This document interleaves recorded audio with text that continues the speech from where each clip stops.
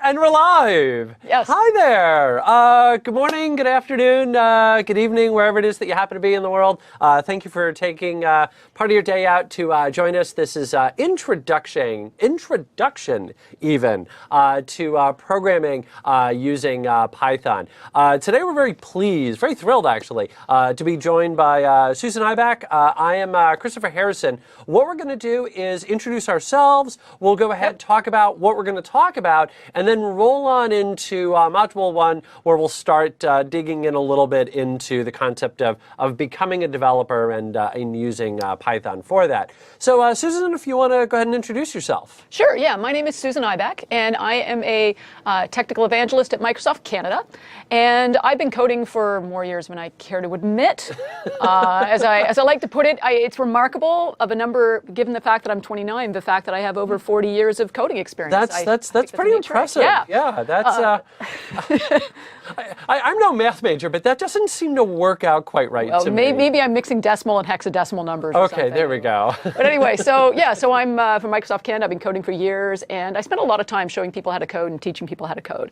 So really, in this course, what we're going to be doing is really taking people through the basics so they can get comfortable with the world of programming. Absolutely, absolutely. And as for me, I am Christopher Harrison. I'm a longtime MCT, and recently took a job here, actually just over 3 months ago. Which wow. It's flown by. It's pretty crazy. It seems like I just went through orientation like about 2 weeks ago. But in any event, they hired me in to do content development. I've done a good handful of MVAs. I've been programming since my father brought home a VIC-20 and Commodore 64. Oh, see, now I had a TRS-80. You had a TRS-80. 64K expanded memory. Whoa! Yeah. Wow. And I ran out of memory on my program that basically said you are entering a hallway where you turn right or left. Yep. You know, you turn right, you see the monster, you turn left, you found the treasure, and I actually ran out of memory with that program. That's great. There was a day, I remember punching in one little basic program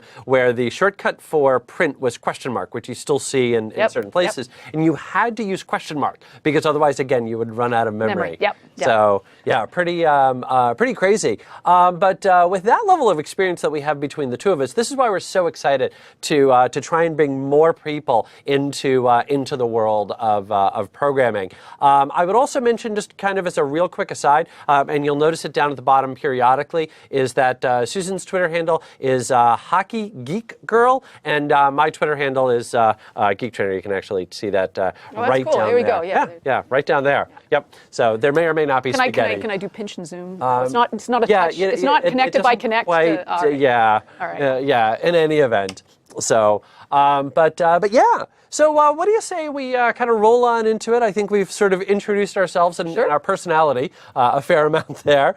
So let's go ahead and talk about what we're going to talk about. So if we, take a look at our course topics here. Module 1, getting started. So one of the big things, and we'll talk about this in Module 1, is the experience level that we're going for is none, no experience. Yep. And so we want to talk about kind of why you should get into programming, why Python, etc. And then we're going to start off with the basics in Module 2 of displaying and manipulating text, which is probably the biggest thing you're going to be doing on a day-to-day basis. It comes up all the time. And the other thing I really want to show is as we do each one of these modules, you'll be able to do something you couldn't do before. Mm-hmm. And we want you to have fun as we're going. I mentioned that first program I wrote was a sort of choose your own adventure, where you're going down a hallway, do you turn right or left? I enjoyed coding because I was having fun with it. So we really do want to have some fun along the way, but have you literally feel that at the end of every module you go, okay, wait, I can do something more with my code than I could do before. So even if you're starting from complete scratch, at the end of each module you're going to go, wow, okay, I couldn't do that before, and you'll see yourself progressing as we go along. Exactly. Yeah, take that next step, take that next step, take that next step. Yeah. And so speaking of taking that next step, step. The next step after displaying text is starting to work and manipulate string values and variables. So we'll introduce how you can actually store a string and also how you can manipulate it, work it, tweak it, and make it do kind of what you want it to do. Right, and then we'll jump into numbers because a lot of the things we need to do with code when we're trying to solve problems and things do require some number crunching. So we'll get into numbers after that. Yep. And then from there, since we've done numbers, dates is sort of the next logical one. So we'll take a look at how to get in and play around with and deal with dates and deal with how to enter dates. Oh, yeah. Well, let's worry about that when we get there, okay? All right. We'll worry about that later. You'll learn why all programmers have a love-hate relationship with dates. Decisions with code. That little choose-your-own-adventure program I wrote all those years ago. You are in a hallway. Do you turn right or left? If they choose right, then have them go battle a monster. If they choose left, then show them the incredible treasure they found. That's decision making with your code. So we're going to cover a module giving you an understanding of how you can branch off and follow different paths in your code based on decisions you need to make. You realize at some point here today I'm going to wind up downloading Zork. And, we may need to do that. Go north, go north. In any event, the last module that we're going to cover today, and this is a very big point here, is that this is going to be a 2-day event. So we've got 14 modules, 7 a day across 2 days. So you've got us for 2 days of Python goodness here. The last module that we're going to finish out with is what we're calling complex decisions with code, which is really just taking your if statements kind of to the next level, adding in, well, if they did this, okay, well, maybe I want to do something, but if they did something else, then maybe I want to do something different. So we can go in and see how to do that with our complex decisions in code. Yeah. And that will close off day 1. Yeah, exactly. And then day 2, we'll keep digging in. So in day 2, we'll take a look at repeating events, aka loops. Yep. And we'll take a look at the different types of loops that are available. And again, just like with our if statements, our conditional code, we broke that across 2 modules. We're going to break our loops across 2 different modules and how to go through a list, which will actually lead us perfectly. Yeah, because Module 10. Absolutely, because Module 10 is where we're going to talk about sometimes we need to deal with a lot of information, and you don't just need to keep track of one thing. You need to keep track of think of it like a shopping list. You know, exactly. You go to the grocery store. You don't carry 10 pieces of paper each which has written on it one thing you need to buy at the grocery store. You make a list. We do the same thing when we're writing code. So we're going to talk about that, and then we're going to talk about and again coming back to the shopping list analogy. Shopping list is only useful if you can write it down and bring it with you to the grocery store. So we're going to talk about how do you save information so you can look it up later in Module 11. Yep. And in Module 12, we'll talk about once you've saved that information, how do I look it up again when I need it? Yeah, which is sort of perfect. And again, kind of going back to the point that Susan made earlier, that we really do want to build this in a way that you can feel like you're making the next step, making the next step, making the next step. You'll notice that we're going to start with, hey, this is how you write to a file. Yep. So that way you've learned how to do that. And then we'll come back with reading from that exact same file. So that way you can see both sides of that and build into that. The next module after working with files is going to be Module 13, which is functions, which is basically how you're going to take blocks of code and give it a name and be able to call it over and over and over again, which is going to help simplify your code and really simplify your life so that way you're not just constantly copy, paste, copy, paste, copy, paste. Though having said that, let's be honest. As a programmer, I promise you will do a lot of copy, paste, and copy, paste, because if you are going to be a true coder, you need to be lazy. And we'll teach you how to be lazy. We will. We are going to show you all our favorite lazy coder programmer Absolutely. traits. You're dealing with 2 lazy people here. Yes. We're going to teach you how to be lazy. Yeah. And then last but not least, now granted, Susan, maybe you're a little bit different than I am. I know I never make mistakes. Oh, no. I type everything perfectly every time. Perfectly. Oh, yeah. Yep. Never make mistakes. Exactly. But on that rare time. I'm just moving while lightning strikes. Yeah, exactly. But on that rare moment, when something does happen, we'll talk about how you can deal with that and how you can handle those errors. Yeah. And then we'll actually have, we won't get into the detail of it here, but we're going to have sort of one of the most important things about coding as you get into it is to practice it, to try it, and to try and solve different problems. So we're going to give you little challenges to do after each of our modules. And then when the whole course is over, we're going to throw you a doozy. and say, here's one for you to go try. Yep. And we're not going to go through the whole thing here and show you step by step that last final challenge, but we did give you a copy of the solution in GitHub later. So if you get stuck, you have somewhere to look at it. So we're going to give you homework as we go through this and when the course is over, so you can keep practicing and trying things out, because that really makes a difference. You cannot do it unless you practice. It's like learning a spoken language. Exactly. You want to learn Italian or German or Chinese. If you don't practice it, you lose that ability. Exactly. Yep. Yeah. I always like to say that I took 4 years of French in high school, and not that I would expect to be fluent after 4 years of high school French, but I'd like to think I could at least carry on a broken conversation, and I can basically, ma grand-mère est flambée et le singe est disparu. Très bien. Yes. Yes. Yeah. My grandmother's on fire and the monkey has disappeared. Very useful. Which, yes, doesn't get you very far. And the reason that all of that went away is because of the fact that I didn't use it. I didn't practice it. So that's going to be one big thing that we're going to talk about throughout all of this, is you have to get in, you have to play with it, you have to practice it, you have to get your hands dirty. Yeah, that's really really the key. Absolutely. Yeah. So with that, let's talk a little bit about you. I mean, we've talked an awful lot about us. We've talked an awful lot about what we're going to be talking about. Let's talk a little bit about you, about expectations, and kind of who this course is geared towards. So if you take a look at the slide, what you're going to notice, and I want to highlight that first little part there, if you're new to programming, you're in the right place.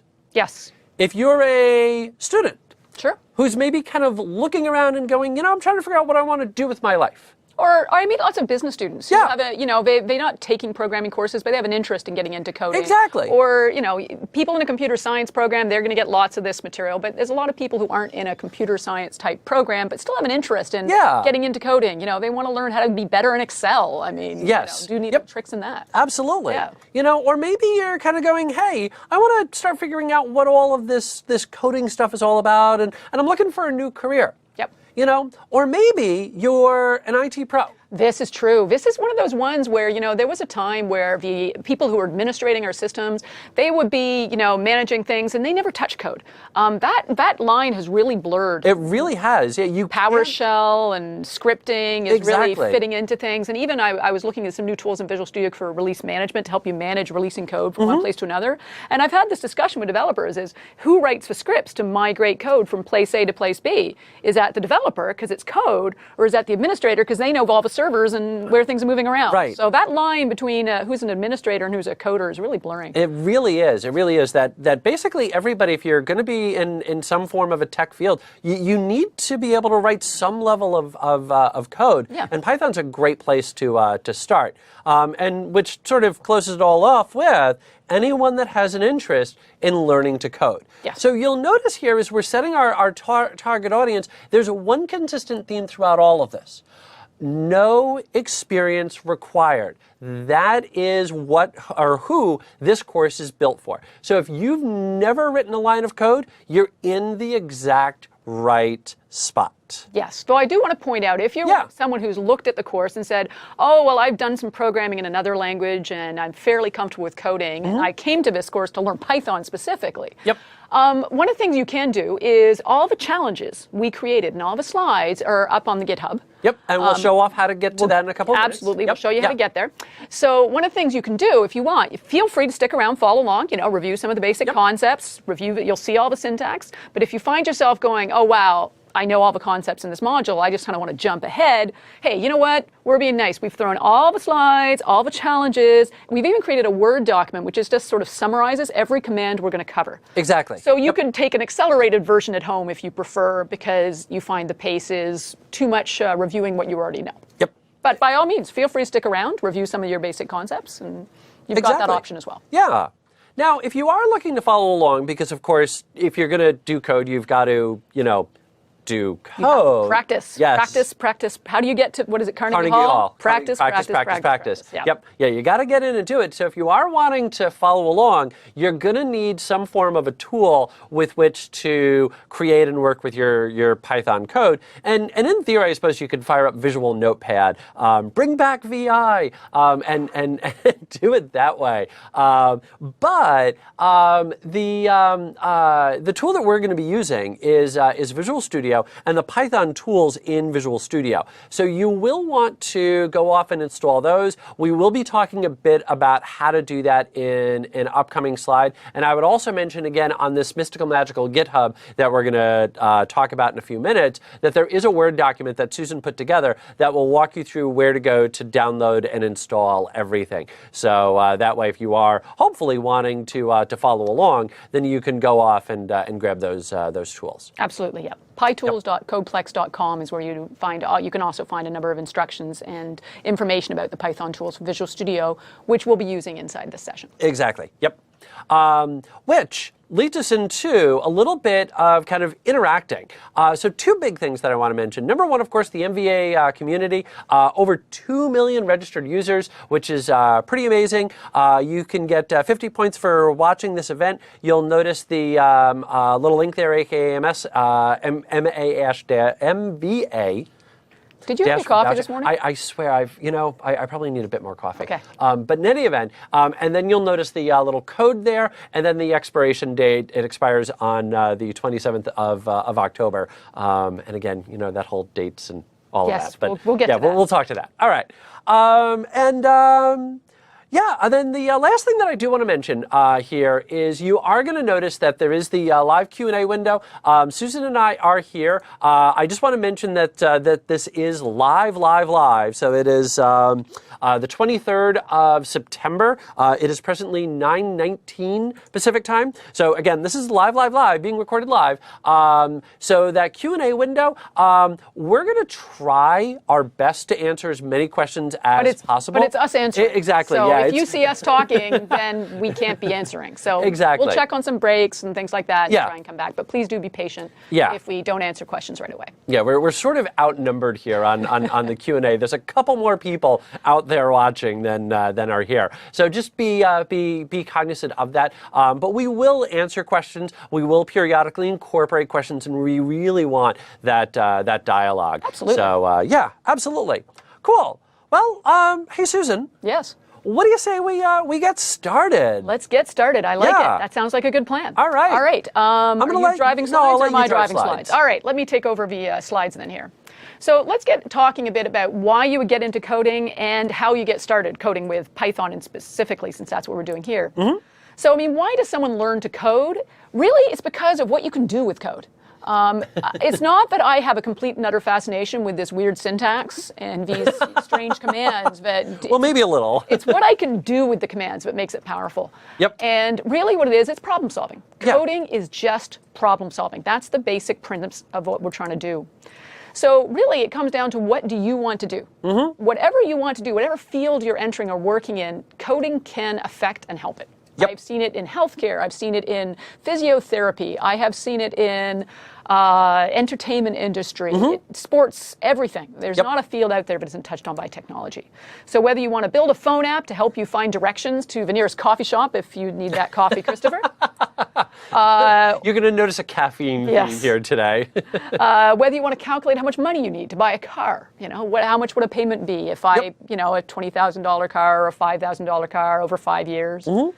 Or maybe you have a small business and you're trying to figure out what people are saying about your business on social media. You could write your own code that would go out there and sort of collect tweets and get summaries and things for you. It's incredible how much you can do with code. Or I've actually seen applications where somebody used these new wearable devices that are out there now, this Internet of Things. So you could program some sort of wearable device so it tweets you when it's time to reapply your sunscreen. Yes. That's all doable. Yeah. I've actually seen premises of, devices that'll tell you when to put your sunscreen on. Exactly. Yeah. Cool. Automatically pick up the fact that you went for a run and automatically upload that to Facebook. All those things. Comes back to problem solving with code. Yeah. Now, why Python in particular? The reason we chose Python for this particular session is because there are a lot of programming languages out there. And it's funny, I'm looking through the Q&A right here, and there's 3 questions about why Python? Why Python? Yeah. See? There we go. There you All right. go. Well, I'm so glad you asked. Yeah. Funny you should mention that. One of the reasons is Python is one of the easier programming languages to learn. It's actually becoming very popular. If you look at introduction to programming courses all over the place, you're seeing Python popping up more and more often. Some programming languages are extremely picky about syntax. And when you're just trying to learn the concepts and the basics of programming, You've got enough to deal with without having to worry about every single space and comma that you put into the code. So Python's a little more forgiving than some of the other languages. The other advantage, lots of free tools out there you can use to code or learn Python. Yep. We're going to use Visual Studio with the Python tools of Visual Studio, specifically Visual Studio Express 2013 will work, so you can absolutely do it for free with the same tools we have here. But the fact that it's free, right? Because you don't have to make an investment. You can start learning coding with Python without any cash investment. Lots of tools out there to do it. And a lot of different ways you can use Python code. It's got a lot of different applications. Yeah. I was really quite amazed. I actually started doing a little bit of research. I mean, I'd poked around with the Python stuff, but I hadn't really appreciated how much you could do with it. And the other thing I want to make clear is even though we're focusing on Python here, once you learn the basics of coding, you'll be able to reapply those concepts in all programming languages. Exactly.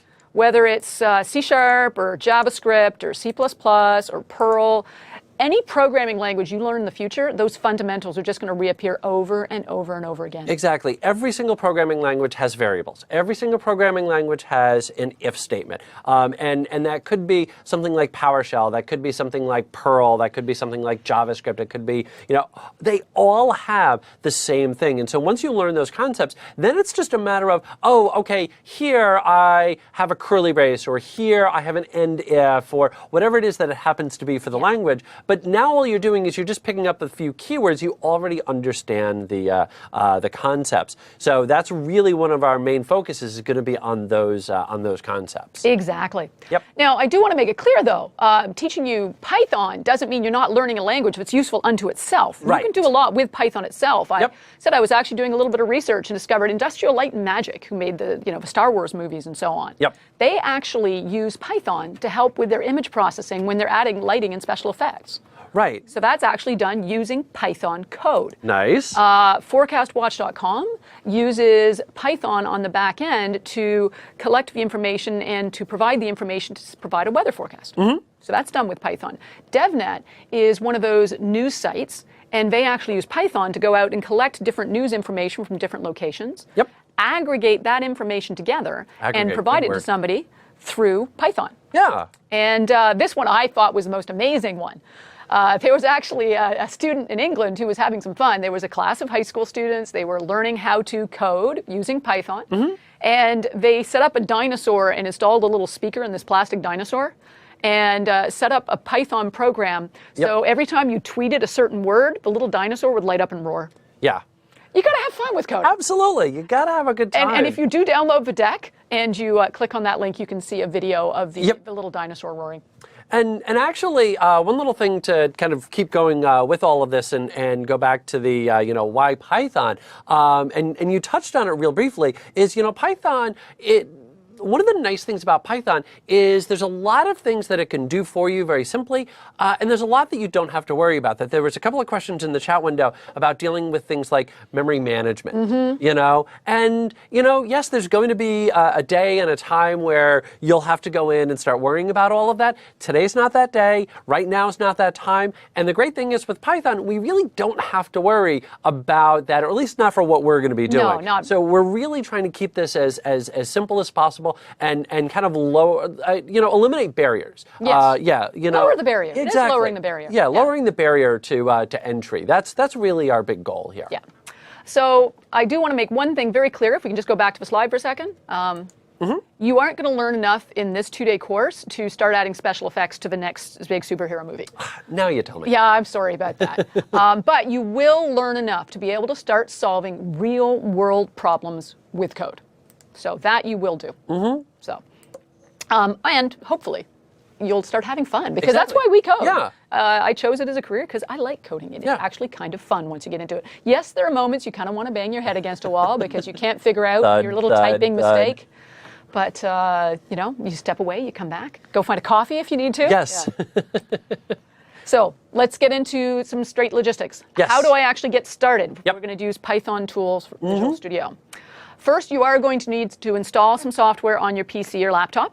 There are a lot of different tools out there you can use to write Python code. I saw a couple of comments in the window of people running on operating systems where they couldn't install Visual Studio 2012, 2013. Yes, you can go find, there's, all kinds of tools out there. We're doing it with Visual Studio. You can by all means download another tool if that's not going to install on the operating system that you have in front of you. Right. It just means your interface is going to be a little different than ours. But what we're going to be doing is the concepts will be the same. The concepts will be the same. The code will be the same. Just difference in terms of what button you press to make it run, what button you press to create a new program. Yep. But what we're going to do is we're going to use Visual Studio and an add-on that was built by Microsoft called the Python tools for Visual Studio, which is a really sweet set of tools. And the nice thing about using Visual Studio for this is if you do decide to learn other programming languages, you're not going to have to necessarily learn another tool. If you decide to learn C# or C++, or you want to start building websites with HTML, you can do all of that inside Visual Studio. So that way you don't have to install 6 different tools on your desktop.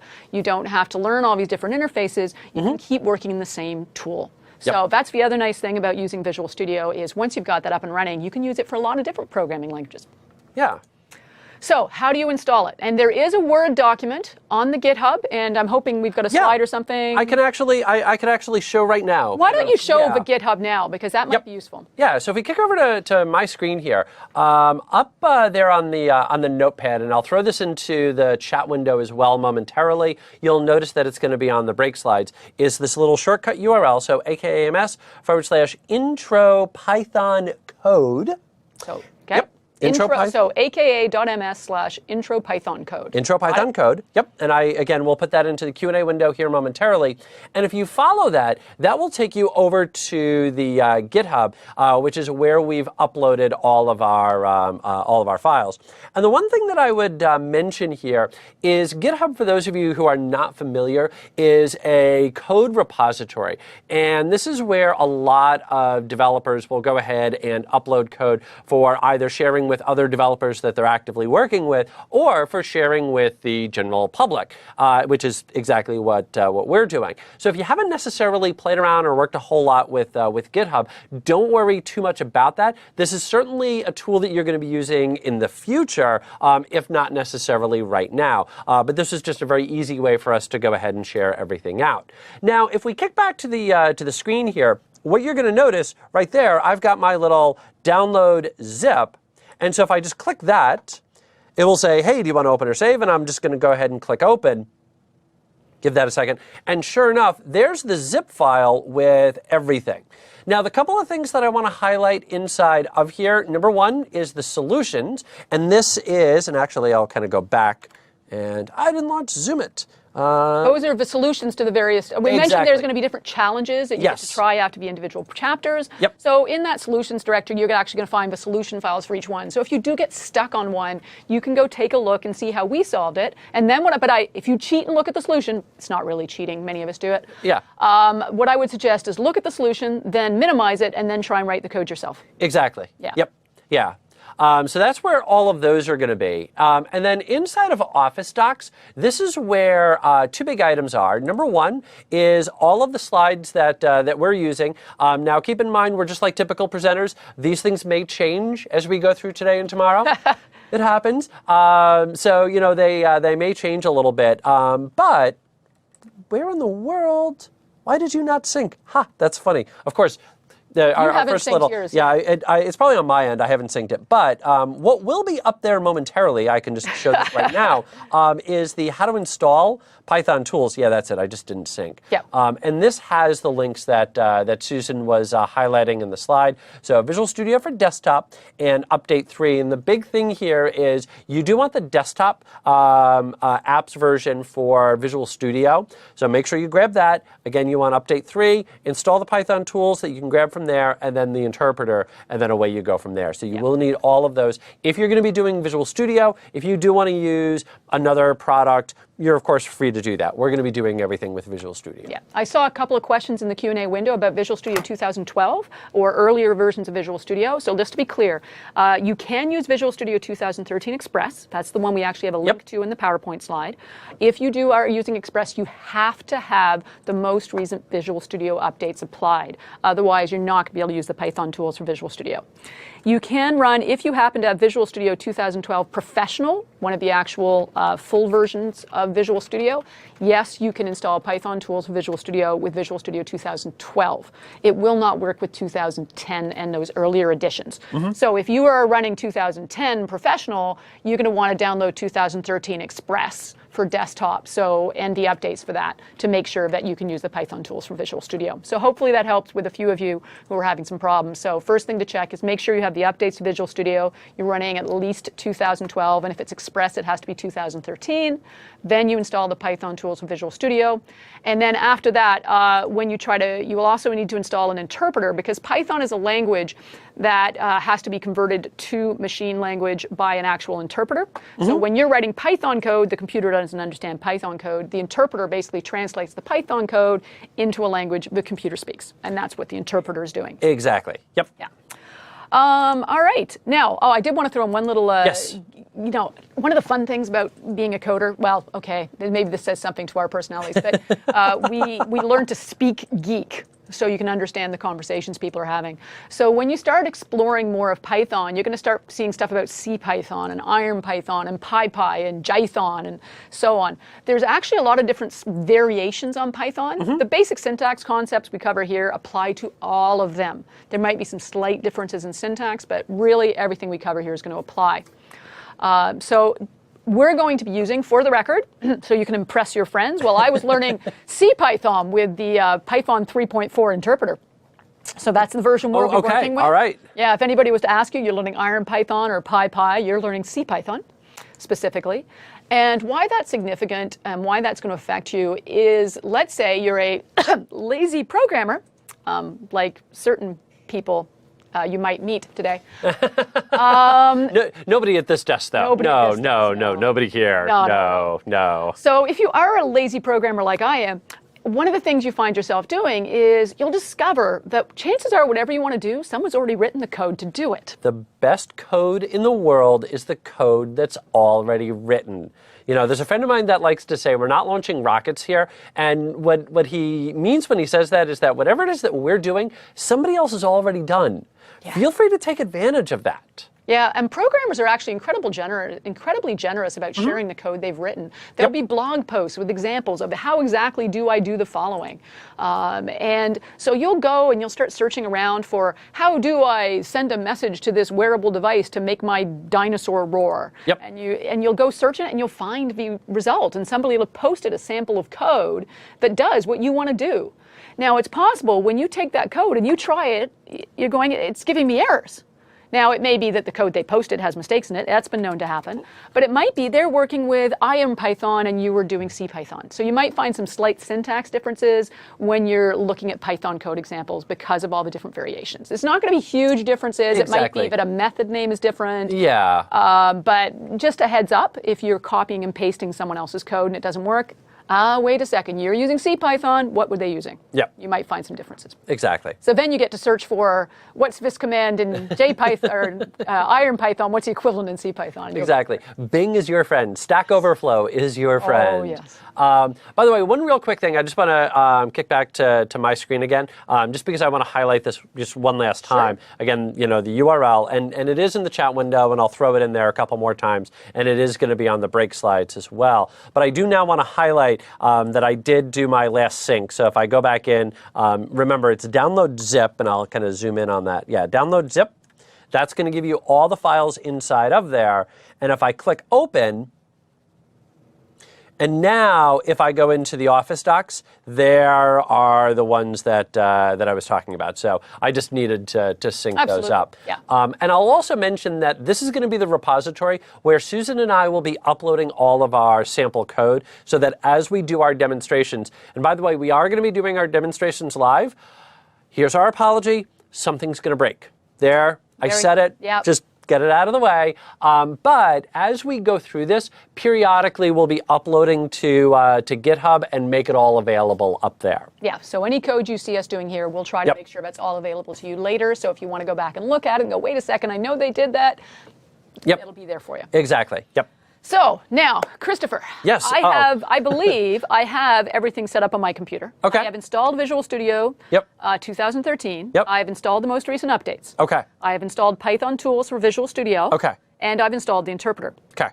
Now, Yep. You've learned the occasional programming language in the past. Yep. How do I make sure I've installed everything right and it's going to work? You write hello world. You make your computer display hello world. Now, while Susan's getting Visual Studio up here, I'll just kind of mention for those of you who are new to developers, this is sort of the initiation that the first program that you ever write in any language or in any environment is, by tradition, hello world. And actually, if you head on out to Bing, you'll notice that there are websites that will show you how to do hello world in basically any programming language. This is just sort of, this is the way we get people in. It is like an initiation, but it's also actually really, and it's sort of silly, and it's almost a running joke among programmers. Yep. Oh, we're going to write hello world. But it really serves an important purpose, because it's a way of just making sure that, yeah, you have got the tools installed correctly, and you can write a line of code and it will run. Because if hello world doesn't work, and you start trying to write a really big complicated program and it doesn't work, you won't know, is the error coming up because your code was wrong or because things aren't installed correctly. So once you see that hello world up and running, you get to give a little, yes, victory moment. Absolutely. And say, okay, now I get to start having fun, because now I can start writing cool code. Yep. So how do we do hello world? So if we can just go to my machine over here, I have Visual Studio up and running on my computer. And when you're doing this at home, you are going to go to File, New Project. And when this pops up, you're going to see a number of different project types you can create. Visual Basic projects, C# projects. As I mentioned, Visual Studio, one of the cool things about it is you can actually do a lot of different programming languages. But we're focusing in on Python today. So if I select Python, then on the right-hand side, you see a number of different types of projects. As I also mentioned earlier, Python can be used for a lot of different things. So you can actually do IronPython instead of CPython if you want to in Visual Studio. You can use it for web applications. You can use it for Windows Forms applications. So there's a lot of different ways you can use it. The project type we're going to use on this particular MVA is Python application. So that's the project type you're going to want to select. And then what becomes important is you're going to want to go in and type in a name for your application. Got a suggestion for a name, Christopher?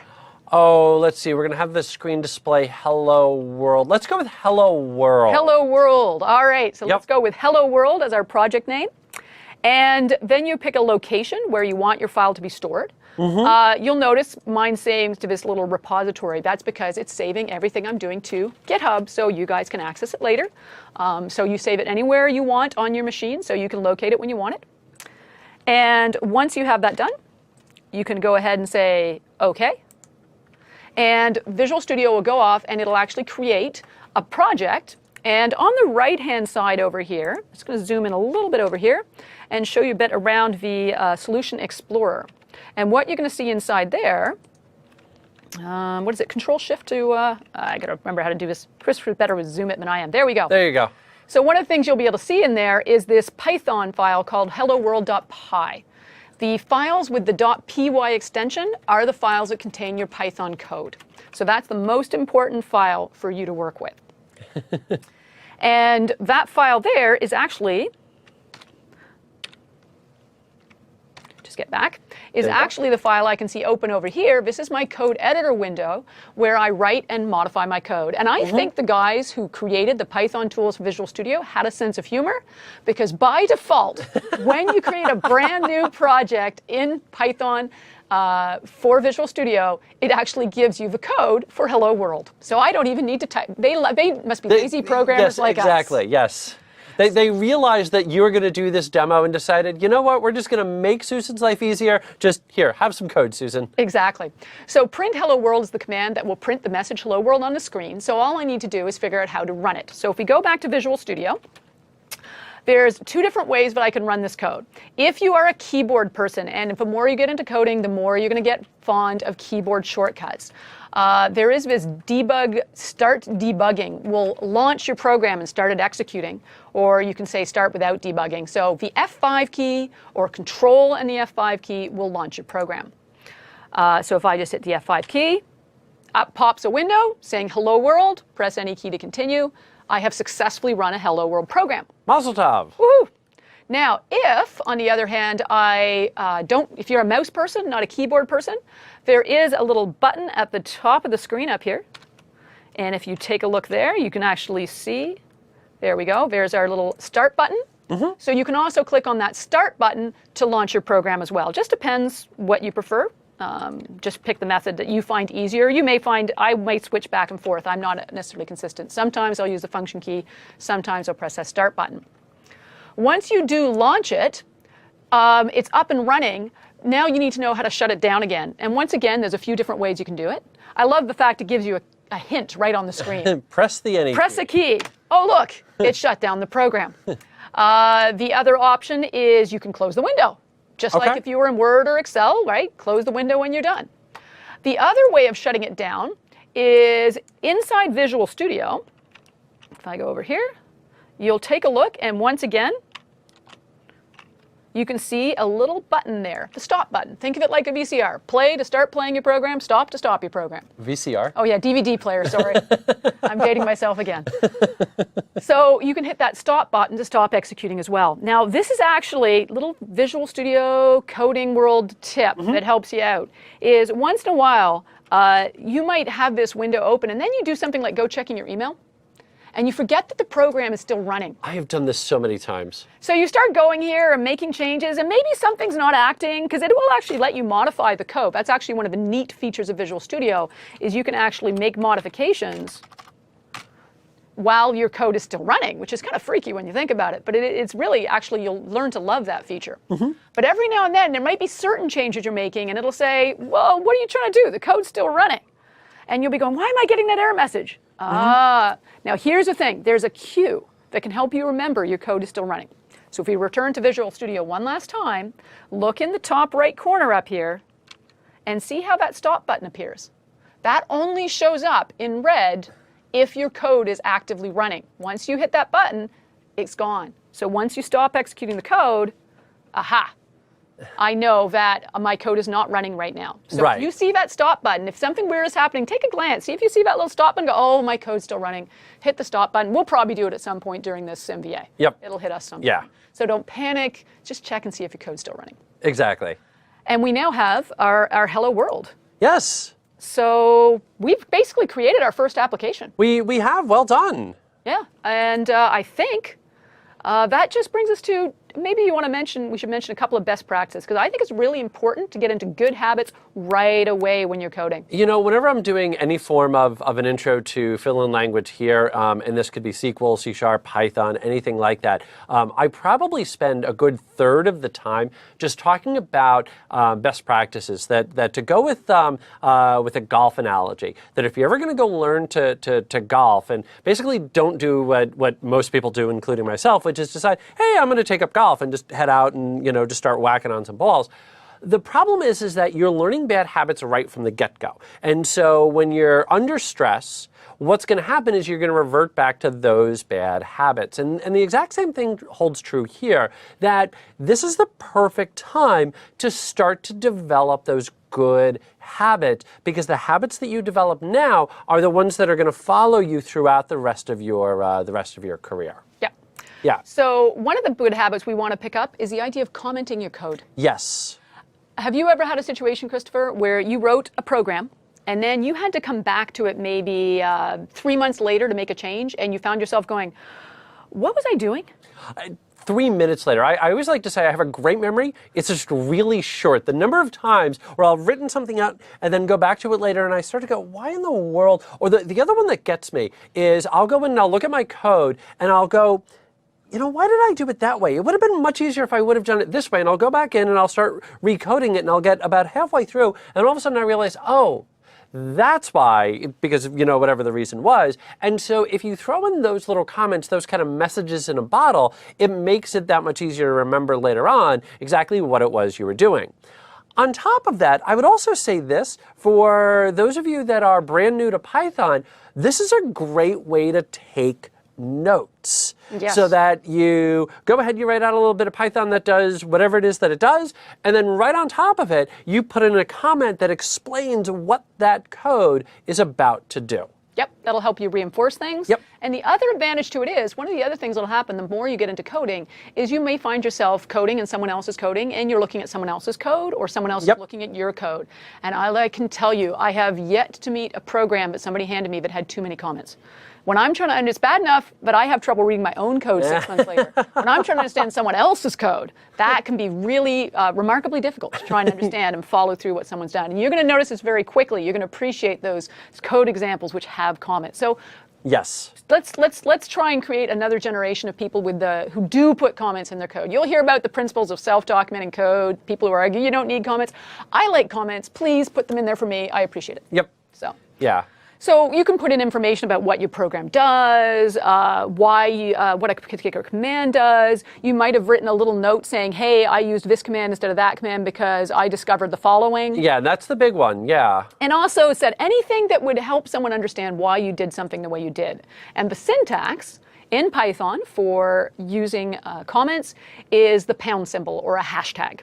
So anything in Python where the line starts with that pound or hashtag is going to be completely ignored when the code is executed. It's basically going to say, oh, those are just notes for you? Okay, fine, I'll ignore those. Yep. So if I go back to, let me go to Visual Studio again, and let's just do a little example. So we go here, and I can add a nice little comment here saying this is a comment. Ooh, pretty color. And, whoops, and I can add lots of comments. Yep. And you brought up the point of the color. That's a really good point there, Christopher. One of the other nice things about Visual Studio is it actually uses color coding to help us keep track of what we've typed in. So when you look at this code here inside Visual Studio, you'll notice that the comments are all in green. And some of the other sort of neat things that you've got going here is you've got, if we take a look here, I'm going to try this sort of, nope, touch isn't working for me. Let's do it this way. So you can actually see that the string, so the string of text that's going to be displayed shows up in red.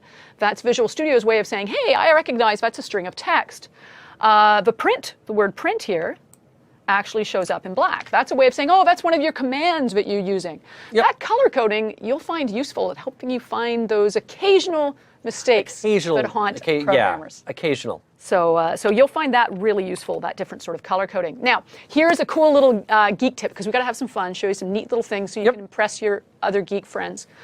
If you don't like the colors, I actually find that green sometimes a little bit hard to read for the comments. Yeah, that's a little light. In the very top right corner of Visual Studio, there is a little box, and it's called the Quick Launch. And if you go there and you type the word font, it'll actually bring up a pop-up menu. And what this does is it actually searches the tool itself and tells you where in the tool you can change a setting. So I can go here to find out how do I change information about the fonts and the colors of my code editor. Yep. So I go, oh, look at this. Under Options, I can change environment, fonts, and colors. If we click on that, I'm going to zoom back out again here. You'll see that I can change things like my font size. So if you want the text to be bigger, I've got it set to 16, a little bit large, but that's because we're doing a presentation. You probably have it something smaller at home. And I can do things like I can go down and I can say, you know what, for my comments, I would like the default color to maybe be purple instead of green, because maybe that's a darker color and easier for me to see and distinguish. And you can make it bold if you want to, and you can give it a lovely yellow background, and that would be quite hideous. By the way, let's not do that. Yeah, let's not do that. But really, and it gives you a sample of how it would appear here, but it's wonderful that you do have that ability to customize it, and I'm going to set it back to the default for now, which is green, just because I don't want to mess you up. I want to match what's on the slides. But you can change it to anything that you like. So you really can customize that look and feel inside Visual Studio. It's one of the nice features of the product. And I think, as we do that, so we've talked about the colors. Yep. You know what? I think if you have got that working, you are now a coder. Once you see that hello world appearing on the screen, add a comment, you are now a coder. And I do want to just real quickly here, first of all, let's not downplay this. Number one, congratulations. If you get something to print out on the screen, you're a coder. Yes. You know, it's like Susan and I both run, you know, sometimes people will say, oh, I'm not really a runner because I haven't done fill-in distance here. If you run, you're a runner. Yes. If you write code, you're a coder. It's very simple. There is no, nobody's like, asking you to bring in a portfolio to, confirm that you are or are not a coder. I mean, if you're going for a job, but that's something completely different, But as far as whether or not you're a coder, hey, you're a coder. Yes. So. The other thing I do want to mention real quickly here, just because there's still been a fair amount of questions in the chat window, I just want to throw it up one more time. There's again the URL. And again, the big button here that I want to highlight is this button right here. Download zip. That's the easy way to get everything. That's the easy way to get everything. Yeah. So, like I said, periodically, this is going to be, we're going to go in and update all of this. All that you have to do when you want to go get the latest files that we've played with, just click download zip, and that will go get everything for you.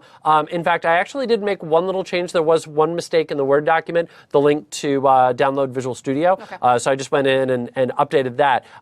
So again, that's the easiest thing to do.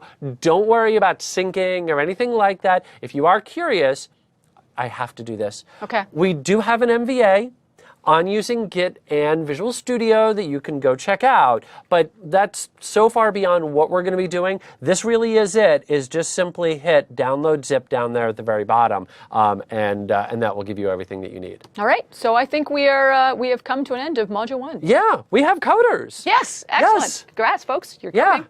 All right, so what do you say we take 10 minutes, we'll come on back, and then we'll start to take that first step beyond Hello World. Now we'll start solving problems with our code. Yes, excellent. We'll see you guys in 10 minutes.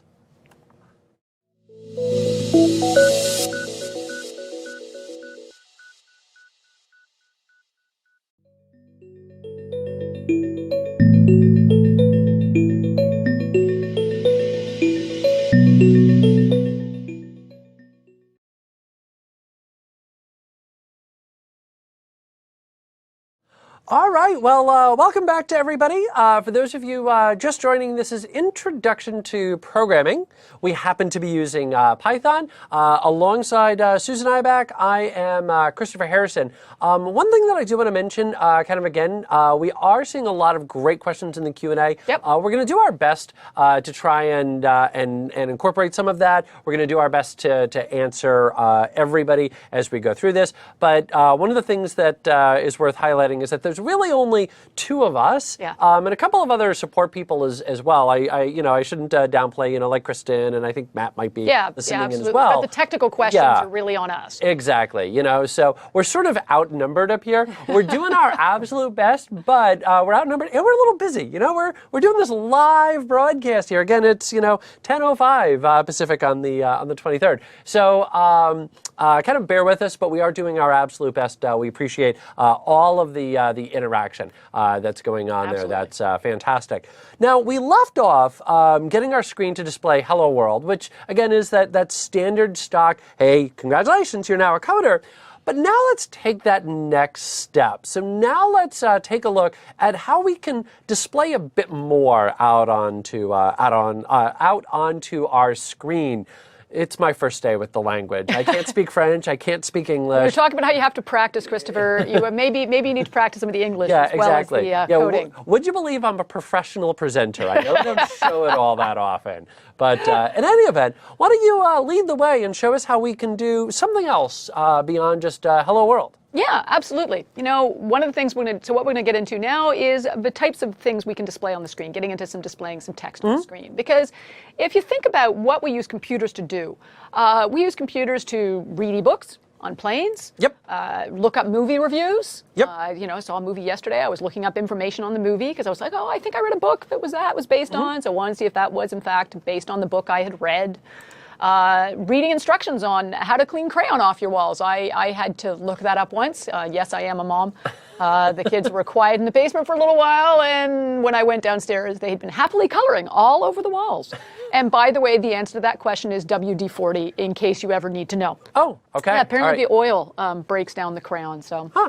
Very useful fact for the day. Interesting. In my case, because we just have a dog, and he's yet to actually pick up crayons and draw on the wall. And honestly, if he picked up a crayon and drew on the wall, that really wouldn't be a problem. I would be rich. I have a crayon-using dog. You would be taking a YouTube video and, yes, and posting it most exactly. likely. Yes, I'd be celebrating. You'd be posting videos, I'm sure. Or maybe you want to learn all about the capybara. The capybara?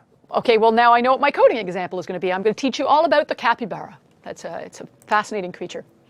But really what I want to get back to is the idea that a lot of computer programs, what they do in terms of the problem they solve is they provide information to the user. And so what we're going to look at is one of the simple things we have to be able to do if we're going to write a program that's going to provide information to a user, and that's the ability to display text. Yep. So in Python, we do that with the print command. Very simple, basic command. So if you go take a look, you've got the you've got a print statement there that allows you, and the print statement is a command, and then you have parentheses surrounding. So these parentheses are essential. You have to have parentheses surrounding the statement or that you want to print on the screen. The other thing you're going to notice here is if you take a look, you're going to see quotes around the string.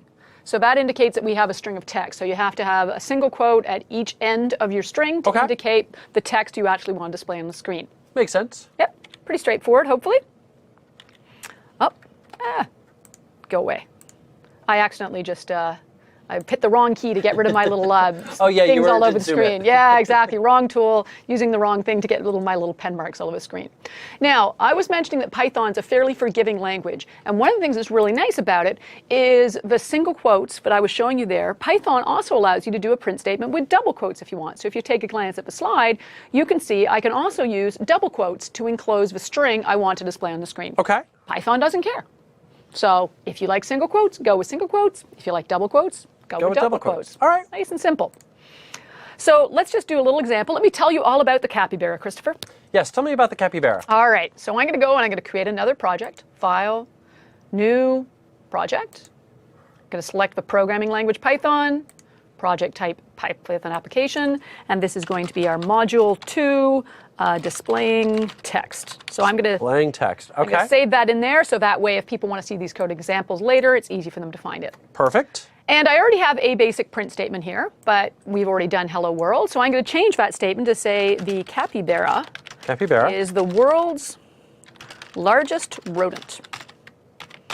I don't know if you're aware of that fact. I did. It is. So it's an ROUS. A rodent of unusual size. Excellent Princess Bride reference there, Christopher. And thank you. Score one, I actually recognized one of Christopher's movie references.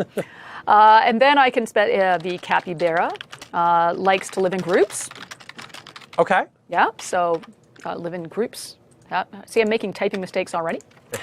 Now, I did mention you could use double quotes if you prefer. So I could also specify that the capybara can swim. So it actually goes on water and land. Right. So once I have my print statements, like I said, I can use single quotes or the double quotes. Then I go ahead and I launch my program, and we can see the output displayed on the screen to the user. So, okay. Nice and hopefully nice and straightforward. Okay, so that's how we print basic text. Now, one of the things you'll notice is I did print out multiple lines of text. You can see that, first of all, oops, I think I went ahead one. That's strange, I seem to be missing a slide. But you can see I can use multiple print statements to print text across multiple lines. Now, the other question that comes up is because I can choose between single quotes and double quotes, does it matter which I use? What do you think, Christopher? Does it actually matter if I use single or double quotes? Well, you're asking me the question, so I'm going to go with a yes there. well played, my friend. Thank you. Let's take a look at this example on the slide here. What if you want to print a string that says, it's a beautiful day in the neighborhood? Well, here's the interesting aspect of that particular string. If you were to enclose that string inside single quotes, then the problem is it has a single quote in the string.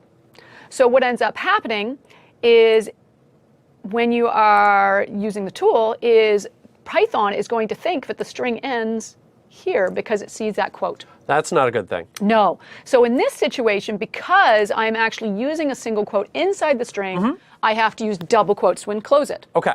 If I had a double quote somewhere inside the string, then I would use, go for it, Christopher. Single quotes. Correct. Yes. If there's a double quote inside my string, I'm going to use single quotes to enclose the full string. So that's so I can choose that one either way. It's going to erase my ink. There we go. All right. So if there's a string you're displaying and it contains a single or double quote, that is going to force you to choose one or the other. But otherwise, I would say, and we were talking about good habits to develop, pick one and stick with it. Don't write half your program with single quotes, the rest of your program with double quotes, because somebody's going to come and look at your code later and go, well, is it significant that here you use single quotes versus double quotes? And it can be confusing for yourself when you're trying to remember later, or for someone else who's trying to understand your code. Exactly. So do generally pick one and stick with it. All right. Now, here's my slide. I was looking at what if I want the text to actually appear on multiple lines. You can use multiple print statements. Actually, it's funny. We just had a question about that. So it's perfect. Oh, did we? Awesome. Yeah. So I can use multiple statements, do one print, another print. Or another way of doing it is I can actually insert a /n. This is a backslash. And this backslash symbol is a special character that Python recognizes. And it basically says, hey, I've got a command I want to sneak in here. Right. And /n means I want to insert a new line.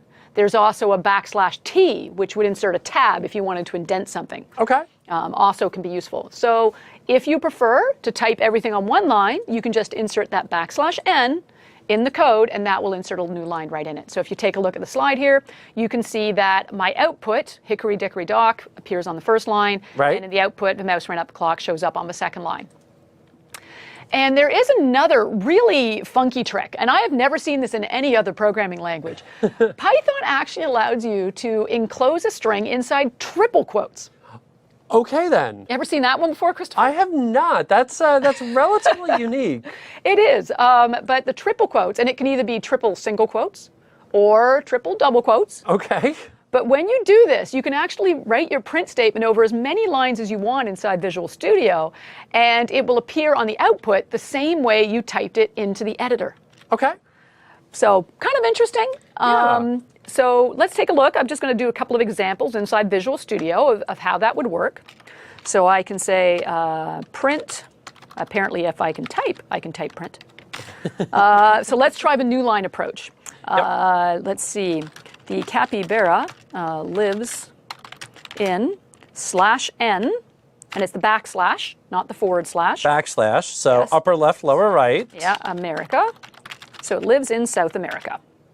Oops, I can't mix up single quotes and double quotes in one line of code. That would be a bad idea.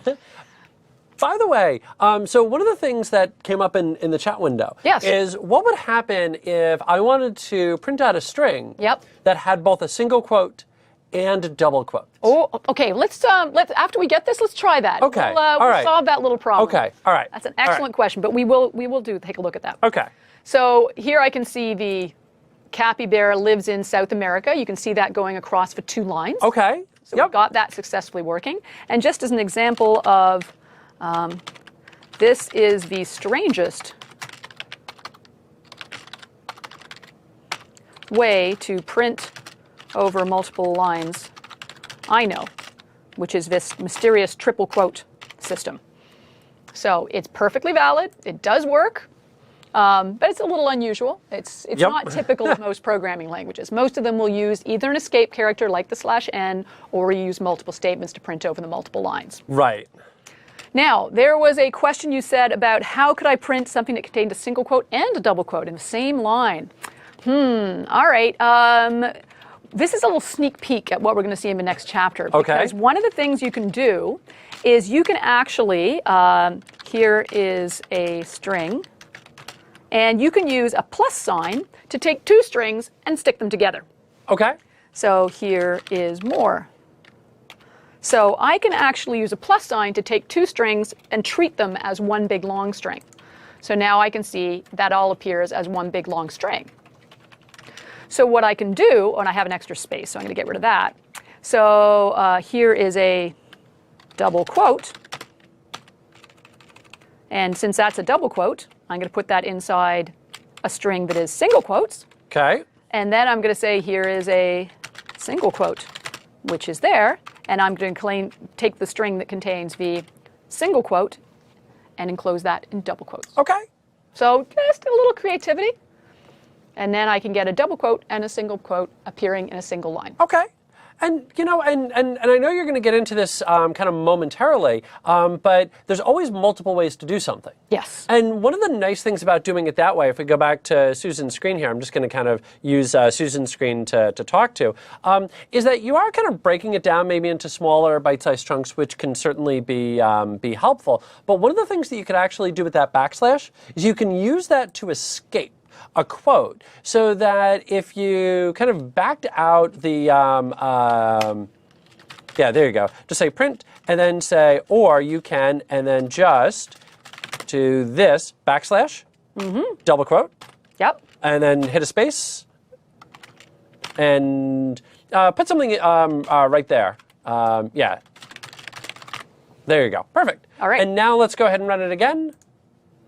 And then now you'll notice that you've got the double quote in there as well. So multiple ways that you can do something, which we should talk about that. We should. Yeah, we will. should. Okay. So the backslash character, so it's a special character. It has special meaning to Python. Yep. And it's a way of saying, hey, don't treat this quote the same way. So it's a way of saying, just display this quote. It's not actually ending the string.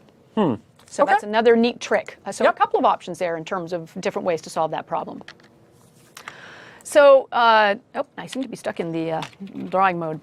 So same problem, multiple solutions. So Christopher, I'm going to ask your opinion on this one. Okay. We have 3 different ways of printing text over multiple lines. Which do you like best? So kind of going back to, that whole, so we've got multiple ways that we could do something. What's the best way? You know, for me, I really like that first one there, just that print, and I know that gets maybe a little bit more verbose. Yep. But, you know, that just seems to make more sense to me. Yeah, it's easier to read when you come back to it later, isn't it? Exactly. Yep. Yeah. Yeah. I have met people who they seem to make almost a game out of seeing how much code they can fit into a single line. I have met coders who just live for cramming as much as they can into a single line. They're going to absolutely go for the option of using the \n to save on having to hit the return key. I mean, I guess maybe that's their way of being a lazy programmer. I respect everyone's right to be a lazy programmer their own way, but still include your comments. Yep. I would stay away from the triple quotes one just because it's not common. And that way, if somebody's coming from another programming language or you're going to another programming language later, you're not going to be able to keep that pattern. Right. Yeah. And this is, you know, sort of going back to the very beginning that, you know, when we first kind of pitched all of this, the whole goal here is to help you get into programming. So not necessarily get into programming Python, but get into programming. And a lot of the concepts that we're going to be learning, you know, loops and if statements and all of that are consistent across every programming language. Will allow you to store a variable. There will be different ways that that you can do that, but you are going to notice that every language has its idiosyncrasies, has its own little quirks, and as a result, you'll want to kind of pay attention to those. And I don't want to necessarily always say steer away from those because a lot of times those idiosyncrasies can be quite helpful. Sometimes they allow you to do things that would be very difficult to do in another language. Exactly. But in this case, we have easy alternatives that are more common. So stick with the more conventional way of doing it, I would recommend in this case. Yep. Yeah. A lot of people love the triple quotes, though. It's neat. Yeah, I'm getting a lot funky of trick. comments here. Yeah, I love the, Yeah, it's funny you said, but it's a neat, funky trick. I'd never seen it before I saw Python. Yep. There's another one that said, and that really is it. As a coder, one of the things you want to be aware of, there's often more than one way to solve the same problem. Yep. And a lot of times, it doesn't matter whether you use the /n. In the end, if the code works, you've done it. Awesome. Celebrate. Yeah. And in the end, that's what matters. Did you solve the problem? Does your code work? And Exactly. If you've used an unconventional way of doing it, that's all right. Exactly. You know, a lot of people really get kind of just very, it has to be done this way. And I don't really have time for those types of arguments. If it's clean, if it's easy to read, you know, that's really it. And even to kind of go one step further, maybe make this a little bit more advanced, a lot of times people start asking, well, you know, what about performance? And if I write it this way, will it perform better than if I write it this way? And 99 out of 100 times, and in fact, probably 99.999% of the time, it's not going to make a difference, or it's going to make such a minuscule difference that, quite frankly, it doesn't matter. Yeah. So really, write the code that makes sense. Write the code that's clean, and go from there. So if we go back to the slide, do you still have your slide up, the one prior? The geek tips or the that print one there. options? Yeah. Yeah, choose the one that makes the most sense to you. Choose to me, it's print and print. If you like the backslash, then go with the backslash n. Then go with the. And if you really like the triple quotes, go for it. Exactly. It's your code. Exactly. So, and if I can steal just one last second, only just to kind of answer a couple of questions here. That backslash is an escape character. So for quotes, those have a special meaning. If you don't want it to have that special meaning, put a backslash in front of it. So backslash single, backslash double.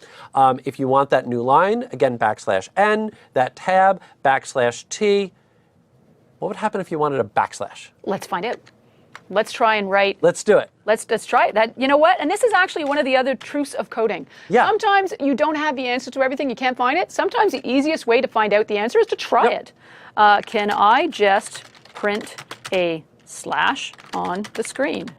Because, yeah, if that's a special character, is that going to do something weird? Is that what you want? Yeah, go for it. All right, let's see what happens. No problem. There you go. So no worries. If you want to print a slash, just put a slash in the string. Put a slash in there. It's actually Python, as we mentioned, is a fairly forgiving language. There's other programming languages where you'd actually have to go backslash, backslash.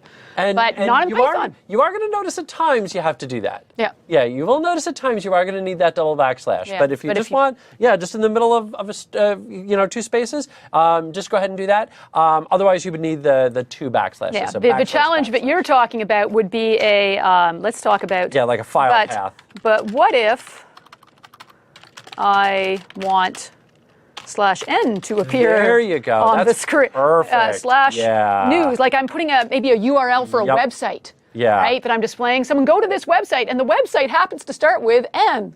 Yep. Oh, wait. Gee, could that possibly cause a problem? I'm predicting an Oh. ooze. See, ew. It's like I planned it, but I didn't. So yeah, there is a situation where the slash was misinterpreted. It took it as a slash n, but I actually wanted to print the slash n. But yeah, how do we tell it, don't treat it as a special character? What do we do with the single quote? You put in a slash in front of backslash. it. So we'll put in another backslash. Which looks a little weird. You're looking at it, and this, you know what? This is a good time for a comment. I am inserting a slash slash, so the slash appears correctly in the string. So that's a perfect time to take a little note to yourself, because you're going to come back later and go, why do I have slash slash? And now when I run, there we go. Now I can get slash news. Backslash, there you go. Cool. So great questions. Keep those things coming, because yes, those are exactly the kind of things that catch you when you're trying to write your code later. That's why practice is so important, so you can encounter these odd little problems and gradually learn how to solve them. Okay, when good code goes bad, there is another really, really important programming concept you will need to learn as well, and that is the fact that it's okay to make mistakes in your code. Right. You will make mistakes in your code. We will make mistakes in our code today and tomorrow. Promise. Yes. So don't panic. Sometimes people, when they're writing code, they're like, oh, it's not working. I'm a terrible coder. No, you've just made a mistake, just like the rest of us do. When I'm trying to learn another language, again, spoken language versus versus a programming language. I was going to say unspoken language, doesn't sound quite right. And I try to say something in German. Ich habe einen Schneeball auf meinem Kopf, which it means I have a snowball on my head. Useful phrase. I'm pronouncing that. Flambe. Yeah, I'm sure anyone out there who speaks German just cringed at my pronunciation. But I can't learn if I don't practice. And when I practice, yes, I'm going to mispronounce some words. Yes, I'm going to misconjugate some verbs. When I'm speaking in French, I'm going to get my masculin, féminin mixed up, those kinds of issues. That was the thing that threw me. No, it's the verbs in French. Okay. Verbs in French are brutal. I am from Canada. I am actually, je suis bilingue. Je peux parler en français si c'est nécessaire. So I can speak French. I've spent a lot of time with my bécherel. Anyone who's learned French knows what a bécherel is. But it's okay to make mistakes. Don't stress out over it. In fact, it's quite funny. Sometimes when I make a mistake in my code, it might be 2 lines of code and I can't figure it out. If you get really stuck, walk away and come back. retype the away. line. Yep. Or if you have a friend nearby, it's amazing how often, if you look at someone else's code, you can see their mistake. And if they look at your code, they can see your mistake. You know, it's the weirdest thing. It's one of those things that, when you're focused in on a problem, you just get, tunnel vision. Yeah. And you keep thinking, well, it's got to be here. And having that fresh set of eyes can be extremely helpful. That one of the things that would happen quite frequently when I was in the classroom, and the same happened to you, is somebody would have a problem. You'd walk over, you take one look at their screen and immediately know, oh, okay, well, that's where your problem was. You would be able to immediately spot it. And it's not necessarily because we knew anything more than the student did, or than the person that we were helping. It really was just simply that fresh set of eyes. And one of the things that I'll frequently do if I'm having a problem that I can't quite figure out is I'll just go for a walk. Yep. I'll just go get a coffee. I'll go to lunch, and then I'll come back with kind of a fresh mind, a fresh set of eyes, and then usually I'm able to spot it just that much faster. So that fresh mentality, that new set of eyes, really helps out quite a bit when you're trying to track down a problem. It's funny, when I used to teach programming courses and I would go around and a student had a mistake somewhere in their code and they couldn't find it, I would come over and, as you said, quite often I would find the mistake very quickly. I used to explain to the students, the reason I'm so good at finding mistakes in your code is because I've made so many. So the more mistakes you find in your code and make, the better you're going to get at finding mistakes in your code. So don't stress it. But we have to start practice, right? We talked about how do you get to Carnegie Hall? You practice. So I'd like us to try practicing finding mistakes. Okay. So well, you're going to have to make some mistakes. Oh, you've got mistakes. I have some code here that would actually, every one of these lines of code has a mistake in it, Christopher. Do you want to take a shot at where the mistakes are? Well, before I do that, I want to point something out there is I'm noticing color differences. Yeah. The colors aren't the way that they're supposed to be. So I'm noticing print hickory dickory dock, but that hickory dickory dock, it's all black. So it's looking to me like Visual Studio, if this was Visual Studio, isn't picking that up as a string. So I'm going to say that you probably forgot the quotes there. Exactly. We should have some quotes around the string, and because we left those quotes out, it's confused, it thinks that's a command. So you're right, the colors can give you a hint. Yep. All right. Okay. How about the next line? You got one. I got one. All right, well done to me. And again, I'm noticing wrong colors. So I'm noticing it is red, but at the very end, then small world is all in black. And then towards the very end, that closing paren is back in red again. So obviously, again, there's something that Visual Studio isn't quite picking up.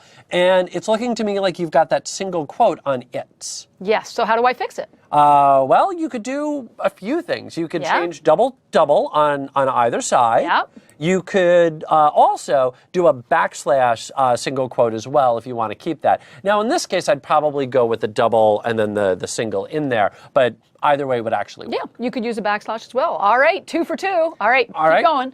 And again, noticing the color is that closing paren is red, and that shouldn't be red. Yep. So now I know that it's not picking up the end of the string, and if we take a look, I've got a double at the beginning and a single at the end. Yes, so I've accidentally mixed up double single quotes in a single string. And this is, again, one of those reasons you want to get in the habit of always using one or the other, because if you mix them up, this is the kind of typing mistake you'd make so easily. Exactly, yeah. That, kind of pick one thing and just go with it. Yeah, it's just going to make your life that much easier. All right, I have one more typing mistake for you to find, Christopher. All right, let's see it. Right at the very beginning there, last I checked, it was INT. Yes, there I've actually, we go. And you know what? It's funny, the color coding still can help because it didn't recognize it as a command. Exactly. So the text showed up in a different color. So let's see how you did. Sure enough, yes, well done. Woo-hoo. All right, high fives. 4 for 4. All right, there we go, good man. All right. So cool. yeah. I get to keep my job. I could get to stay here for the rest of the day. Yes, exactly. All right. You're allowed to stay. It's all good. Excellent. So now, that brings us to the end of the new syntax we're going to introduce inside this module. You now know how to display text on the screen, which we talked about. You can now basically tell someone a story, you can tell someone a poem, you can give information about the capybara. Now everyone knows all about the capybara, the large South American rodent. Yep. So your challenge, should you choose to accept it, is to write a program that will display the following poem on the screen. See, I was feeling creative. There once was a movie star icon who preferred to sleep with the light on. They learned how to code a device that sure glowed and lit up the night using Python. Okay, we have our first limerick of the day. Fantastic. So you want, obviously this is text, it's going to appear over multiple lines. So basically it's just practice. You're looking at this going, hopefully saying, I can do that. Well, that's the goal. Yep. Right? So now you can do this over multiple lines. Experiment if you want to try including some slashes and things just to try it out. Try it. Go ahead. Explore. Absolutely. If you get stuck, the GitHub, when you download that zip file, in there you're going to find a folder called Solutions. You'll actually find a suggested solution. But it is only a suggested solution because you could solve this a lot of different ways. So if you come up with a solution and then you look at our solution afterwards and go, oh, I did it wrong because theirs code isn't the same as mine. No. Nope. That doesn't mean you did it wrong. What that means is you came up with a different way to solve the problem. And that's, again, scores a congrats, you are a coder kind of moment. Exactly. So that's congratulations. You can now write a computer program that will actually share information with the user. Yeah. Yep, absolutely. And along those lines, just kind of real quick, because we're getting kind of a lot of questions about, hey, well, if we wanted to put together a variable. It's like, well, guess what's covered in the very next module? We are absolutely going to get into that. I'm also seeing things, like about this being easier than another language or about the lack of semicolons, definitely there. And the big thing, again, that we want to point out is the goal of this course is really to help you become a developer. So and get comfortable with it. Exactly, It's not that scary. Yeah, exactly. You're going to notice here that we're not going to really get into like databases. We're not going to get into object-oriented because that's not the goal here. The goal here is to help you get your feet wet, to help you get into programming. There's going to be plenty of time to get in and start doing object-oriented programming. There's going to be plenty of time to get in and take a look at how to create web apps with Python.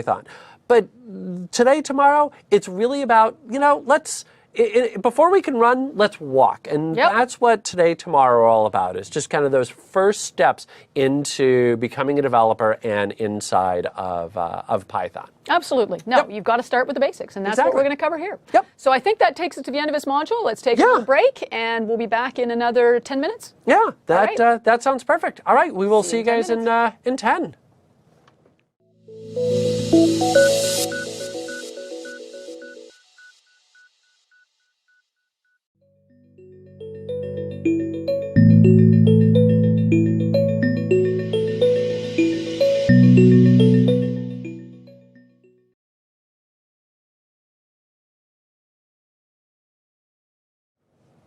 All right. Well, welcome back to Introduction to Programming with Python. Alongside Susan Ibach, I am Christopher Harrison. And where we last left our hero, which was much more difficult for me to say than it should have been, what we did was we displayed out string literals. So what happened was Susan was doing the demos. She typed something out. She put it inside a print, and it printed out on the screen, which is certainly something that you are going to be doing, things like error messages, prompts, and the like. But at some point, we want our program to be interactive. At some point, we need to get something from the user that if I just simply go in and hard code that this is always going to display this, I'm sort of limiting the reusability of that program. So now we want to get into working with input from the user. We want to get into actually making things a bit more dynamic. And that's exactly what we're going to do with Module 3, which is going to be string variables, variables in general, and getting the user to input in a value. Yeah, absolutely. We can be a lot more interactive when we've got a user telling us things as we go. Exactly, yeah. Two-way conversation. We're having a two-way conversation. See how that works? It allows you to do more. So then that way, if you want to be able to handle payment information on a website or put in your address so that way people know where to ship your products, they can go ahead and do that. If you're dealing with information about insurance policies, if you're looking to set up really any form of calculation, or where is it? I should go ahead and grab it here. There we go. Go ahead and grab. I love this thing. Cortana. ask Cortana to tell you a joke. By the way, for those of you who do have Windows Phone 8.1, ask Cortana to do an impersonation or to do an impression. Oh, I haven't. Oh, really? Yeah. I've asked Cortana where Master Chief is, and I've asked Cortana for a few jokes and had a few good ones. My personal favorite Cortana joke, a Roman walks into a bar and holds up 2 fingers and says, 5 beers, please. All right, on that folks, note, yeah, so back to the moving code. right along. All right. So the question is then, how do we get input from the user? So for right now, again, we're kind of keeping things relatively down low. And so you're going to notice that we're not going to be building up web pages. We're not going to be doing voice recognition or anything like that. But the principles still stay the same. So regardless of where the user is actually entering in the information, be it on a touch keyboard, be it via voice, the fact of the matter is that you're still going to be getting textual data in from a user somehow. So a lot of the concepts that we're going to be going over are still going to apply regardless of where you are. That being said, we are going to stick with the command line, and I think that's always a great way to learn a programming language. That honestly, one less thing to worry about in the short term. Exactly. I don't want to set up a button in an event handler in a text box, and you know what? Just let's keep it nice and simple. When we're focused on the language syntax, let's do that. And so that's what we want to do here. So the question then becomes, well, how do we ask the user for information? So let's take a look at my slide here. And right here is a little bit of a basic command. So I'm going to highlight that first part right there, that little input. And input is the command that you're going to use to get information from the user. So you can almost think of this as the opposite to print, that if print is displaying information, input is how you're getting input from the user. Yep. Now, the way that input is going to work, and we'll see this when I get in and do my demo here in a moment, is you're going to notice right here that we've got the opportunity to display a prompt. That if all of a sudden we just simply said input, and I'm just looking at a blank screen with a cursor, not going to exactly know what it is that I'm supposed to type. So fortunately, input allows us to add in a prompt. So we can go in and say, what is your name? What is your quest? What is your favorite color? Whatever it is that we want to put into there, we can now prompt the user for that. So I'm going to break this down again into kind of 2 parts. Part 1, input, that's the command. Accept information from the user. And then part 2 is going to be that little prompt, and that's what's now going to display out to get something back from the user. Now, there's also this little thing right here, name. Now, let's kind of go with English here. Name in English, of course, means, well, name. A person's name? Yeah, a person's name. Or a thing's name? A thing's name. It's how you're going to identify something. So you're going to notice, if we go back to the code here, what is your name? Well, we'd obviously expect somebody to type in their name. So we've got this little thing over here called name. Now, we're going to talk about what this thing is in a minute here. For right now, though, let's treat that tantamount to magic. Let's not worry too much about that. Trust me, this is one of those things where you just have to kind of go with us here. Promise. We will, absolutely will explain what all of that means. Promise you. We're just not going to do it quite yet. So for right now, we're just going to focus in on that part right there. That's all that we're going to focus in on. So again, that input function allows us to get information in, and it's going to give us back whatever it is that the user typed in. So whatever the user typed in, that's now what we're going to get back.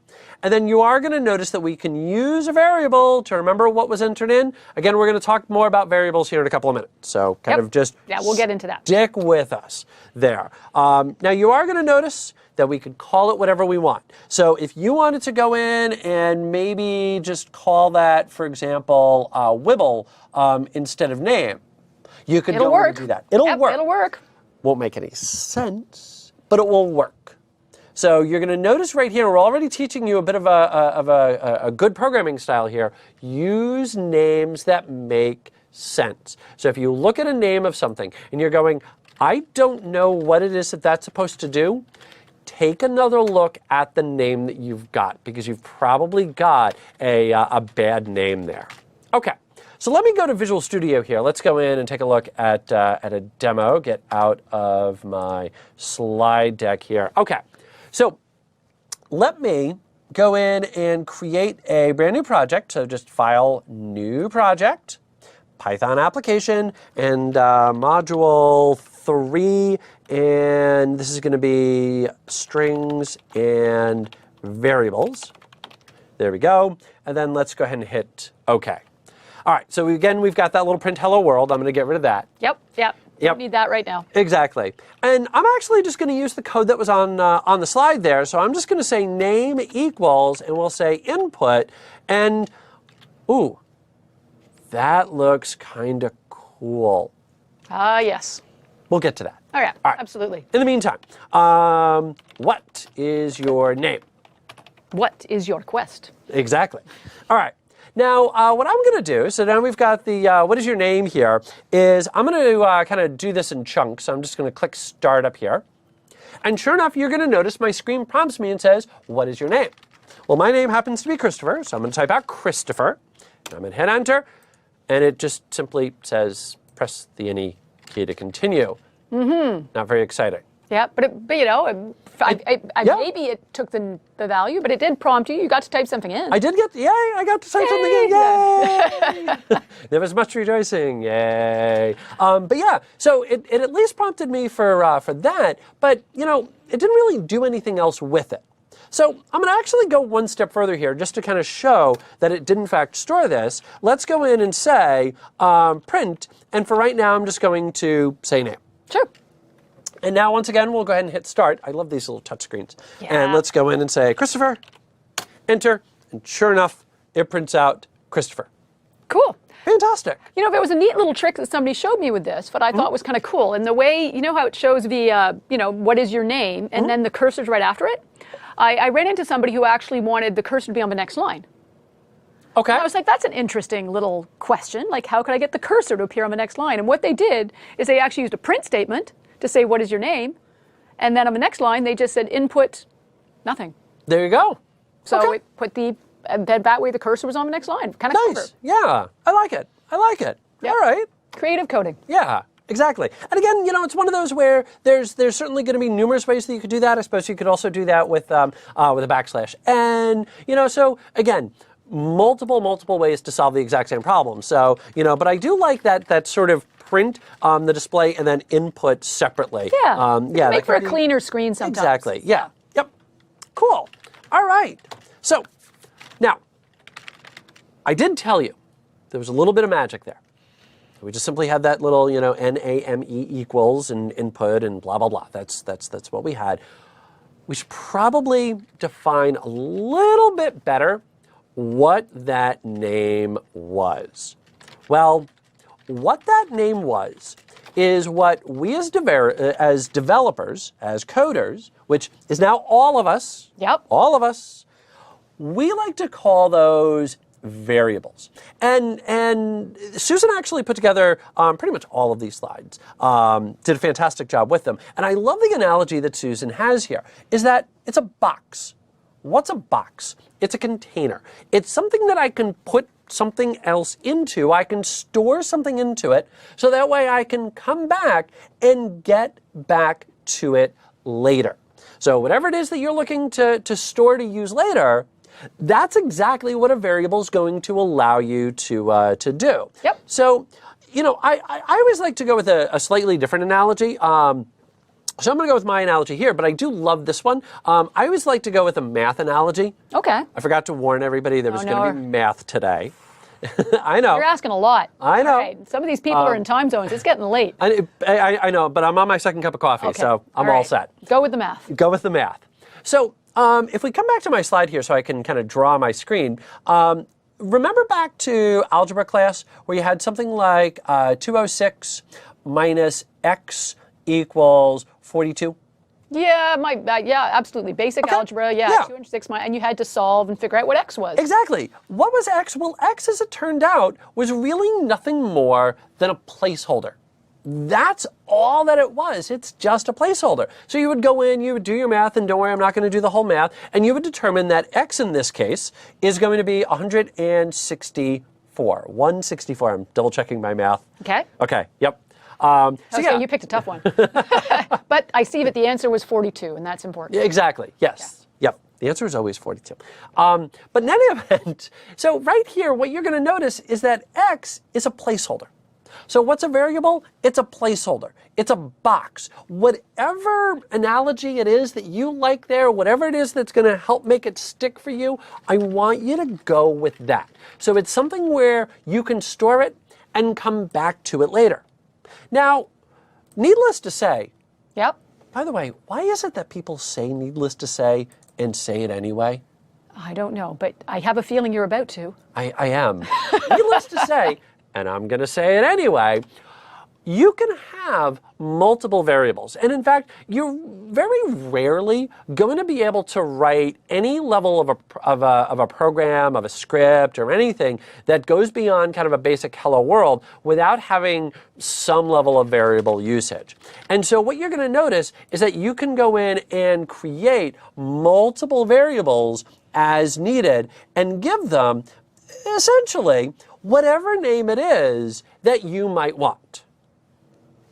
Now, how can you then go in and access it? Well, just use the name. Yep. Now, let's kind of break this down a little bit.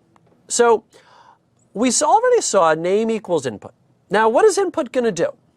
Input is going to prompt the user for a value, and whatever it is that it gets back, it's going to put into that little placeholder.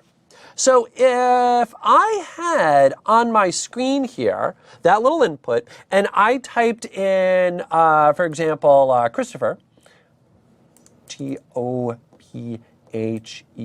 it looks like one of your kids grabbed a crayon there.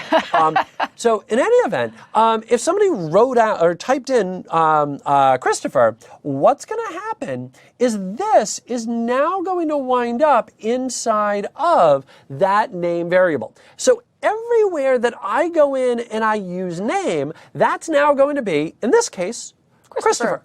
Okay, makes sense. So this line of code right here would be equivalent, and I'm going to do it with Zoom It because it'll be a little bit easier for me to do. This would be equivalent to me typing out print Christopher.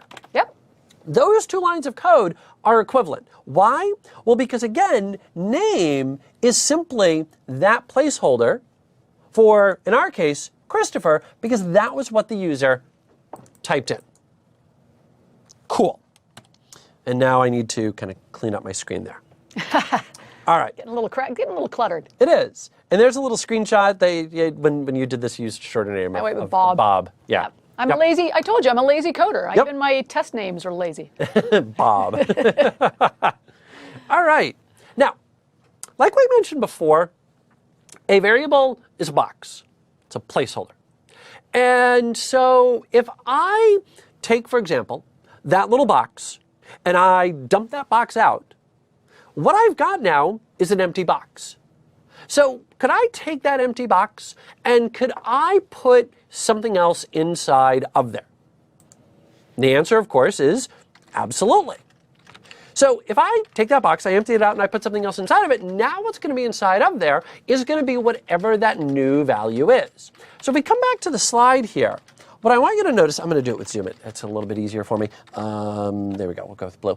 So what you're going to notice here is that we said name equals input, and then they typed in the name. By the way, one real quick side note here. You are going to notice that we don't need a declaration in front of that variable. Yeah, and that's one of those ones, and you can open up a whole can of worms of, oh, but you have to be able to declare your variables. Let's not get into the great debate, or is it better to use a programming language that requires you to declare variables or not declare variables? Remember, we said Python is a very forgiving language that is trying to make it easy for you to get going with code. So no, you do not have to declare your variables before you use them. If you use a variable name in a line of code, it goes, I've never heard of name, I'll just make it now. Yep, exactly. Yeah. There's pros and cons, but yeah. And yeah. It is what it is.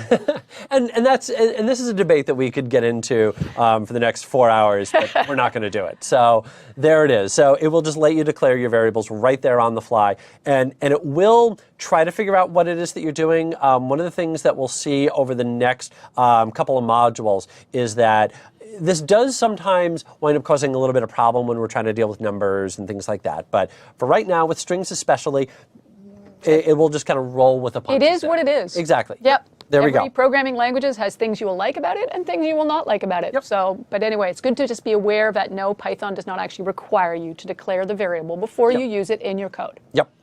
Okay, cool. So what you're going to notice here is sort of the same demo that we had before. So what is your name? And then print, and then whatever the name is.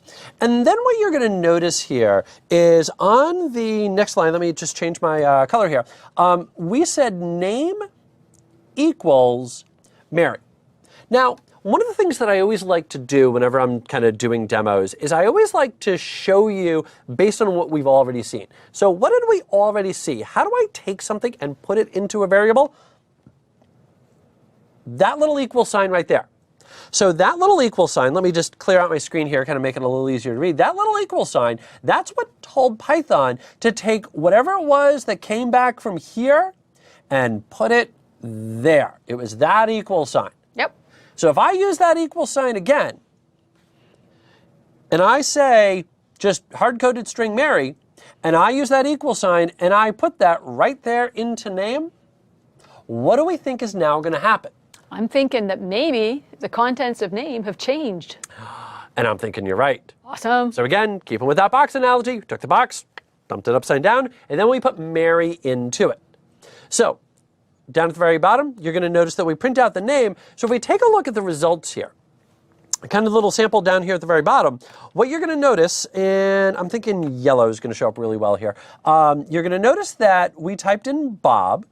That was the initial name. Yep. And so kind of going back to before, what we did was we took that input, we printed that out, so that's why we got Bob. Yep. Then on the next line, we updated that to Mary, and then we printed that out. So when we go to print that out the second time, now what you're going to notice is that there is Mary the second time. Awesome. Yeah. All right. So with that, let's go in and demo this here. So let me kick out of my slides. Discard. And I want to be there. There we go. Okay. So we're going to keep on keeping on here. So what I'm going to do, I'm going to throw in a real quick comment here. Collect a name from the user. Yep. And let's just go ahead and display the name. Excellent habits, commenting your code. Absolutely. Yep. And then now let's go ahead and update the value. And let's go ahead and say name equals, and let's say Christopher Harrison, for example. Picking a name at random. At random. Yes. Exactly. And now let's go in and say, well, say print name. Beautiful. So now one more time, I'm going to click start. There we go. So what is your name? I'm going to put in Susan there. All right. And then I'm going to hit enter. And now what you're going to notice is that it prints out Susan the first time. So again, let's go with a better color. There we go. Yeah, you know, one of those things, the tool that we're using to draw on our screens when we're not in PowerPoint is a little tool called Zoom It. You can fire up Bing, do a search for Zoom It, all one word, and it'll be like the first link there, download it. It's available from Microsoft. It was a tool that somebody named Mark Rasinovich put together. It's a fantastic presentation tool. If you're doing presentations, can't suggest it highly enough. But every now and then it just wants to go, well, you probably meant a straight line. I was slightly off, so it said, well, you probably want a straight line, and that's why I'm slightly off down there. But in any event, so you're going to notice print name. There we go. And then what you're going to notice right there is, once again, print name and then Christopher. So we took what was in name, got rid of it, and then put something else inside of there. Cool. All right. Now, something tells me that there is some form of rules around naming variables. I mean, I can't just come up with any name I want for my variable? I mean, are you going to be picky about this? I think so. All right. I think so. So let's break it down here. So let's talk about some variable names here. And let's highlight the rules first. So first of all, number one, the rules are cannot contain spaces. Makes sense. So got to have, all one word. Okay. Because really, if you put in a space, now Python is trying to figure out, okay, well, did you mean a space because you were going on to the next thing, or did you mean a space that's going to be part of this? Yeah, or is it two variables, or Exactly. Yeah, it is confusing. Yeah. Space is meaningful in Python. Yeah. There are some programming languages where having spaces in one place or another doesn't affect your code at all. Python is actually, there are situations we'll see later today where adding spaces or removing spaces can actually change the way your code runs. Yeah. So you do need to be cognizant of spaces in Python, and in variable names, it's just flat out not allowed. Exactly. Yep. Can't have spaces. Number two is it is case sensitive. And if I That's a big deal. It is. If I was to say the number one question that I get whenever I'm teaching any language to a group of people that are learning this for the first time, the most common question, probably the first question that I always get is this case sensitive? Now, my answer to this is actually not to answer the question. Now, my answer to this is treat everything like it's case sensitive. Because if you treat something like it's case sensitive and it's not, you're fine. That's true. But if you treat something like it's not case sensitive and it is, you wind up running into problems. And, one of the questions that kind of come through on the chat window have been things like, databases and so forth. So obviously we can start working with other external systems. Well, one of the things that you find from time to time is that you might be programming in a language, let's say like PowerShell. And PowerShell is not case sensitive, but PowerShell is going to be accessing other things, maybe like SharePoint. And SharePoint is case sensitive all over the place. So if I'm treating PowerShell like it's not case sensitive, now all of a sudden I'm going to run into a problem because I typed something in that's going to be passed into SharePoint where it is case sensitive, and now all of a sudden something breaks. So treat everything like it's case sensitive because it's going to help you avoid those kind of what I like to call mixed case scenarios where it's case sensitive here and not case sensitive here. And really just in the long run, it's going to make your life just that much easier. So this is just one of those best practices we were talking about earlier, right? Yeah. So every now and then, you just want to make sure that, said as a best practice, just assume that an uppercase N and a lowercase n does not mean the same thing. Exactly. And you're talking about it here in variables, but it's also important to be aware that that's true of commands as well. There was actually a comment earlier inside the questions that said, hey, I typed input with an uppercase I, and it didn't recognize the command. It gave me an error. Well, those commands are case sensitive as well. And I also just want to quickly mention with the Q&A, something's going on with the Q&A display right now, so I can't see the questions you're posting at the moment. So if we're not answering, we're not ignoring you, we just aren't seeing the questions. So we'll try and get that sorted during the next break. But so the commands are case sensitive as well as the variables. Yep, exactly. The other last rule is it cannot start with a number. And that's one that people don't expect. Yeah, exactly. Yeah, and this is something that's kind of common. But if you're brand new, yeah, exactly. You're like, why can't I call this, 3 names? And I would be storing 3 names inside of there and just use the number 3. It's just it is one of those things where the programming language, if it sees a number, it's expecting number. Now that's not to say that you couldn't do name and then the number 3. That would be fine. Yep. But you can't start with a name. Yeah, that's just one of the rules. Exactly. Now let's keep on keeping on here with our variables, and let's talk about some guidelines here. So this is a big one for me. Should be descriptive. Oh, the number of times I have seen code where the variable name is A or X. And I'm like, well, the thing is, when you start writing code that has 26 different variables, you start going, what was an X again? Where did I store that? Did I store that in X or A? Exactly. Yeah. And if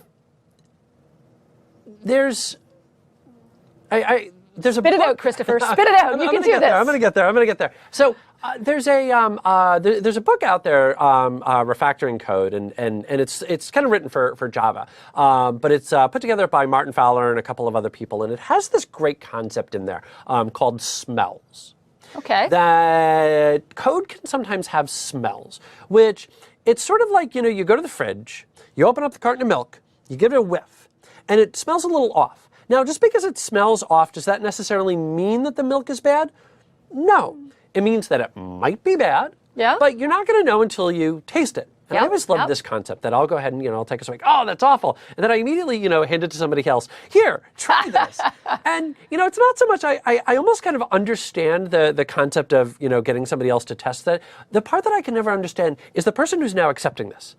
You were just given information. This milk is bad. Here, try this. And of course, what do you do? Okay. Duly noted, Christopher. The next time you hand me a glass of milk, I'm not drinking it. Exactly. There you go. But you're right. But you're right. Sometimes you look at code, and when there's a sense to it. This, you look at the code, and instinctively your reaction is, I can read this, I can follow it, it's clean and easy to understand, or, okay, this may work, but I'm having real trouble understanding it. Exactly, yeah, and it's not necessarily that it's bad, it just doesn't look quite right. There might be something off there. And so there's that little concept called a smell. And one of the smells is, and I know this is going to contradict us a little bit here, is having comments in your code. Now, that's not to say don't put in comments. Comments are wonderful. But if you have a comment and it's having to explain a line of code, you really should stop and take another look at the line of code that you've written and make sure that the line of code is as readable as possible. And sometimes there's nothing you can do. Sometimes it's just, some little library, or that unfortunately the way that something is built is just a little clunky, and that's just the way it is, and that's fine.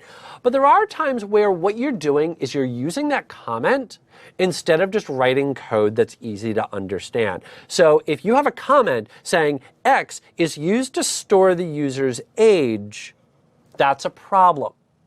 That instead of using X, you should be using user age. Yeah, it's very good to have descriptive names. It makes a difference. And I strongly recommend, if storing a date, or if you're storing a date in particular is a great one. Don't just call it date. First of all, that might be a reserved word that you're not allowed to use in certain programming languages. Call it birth date.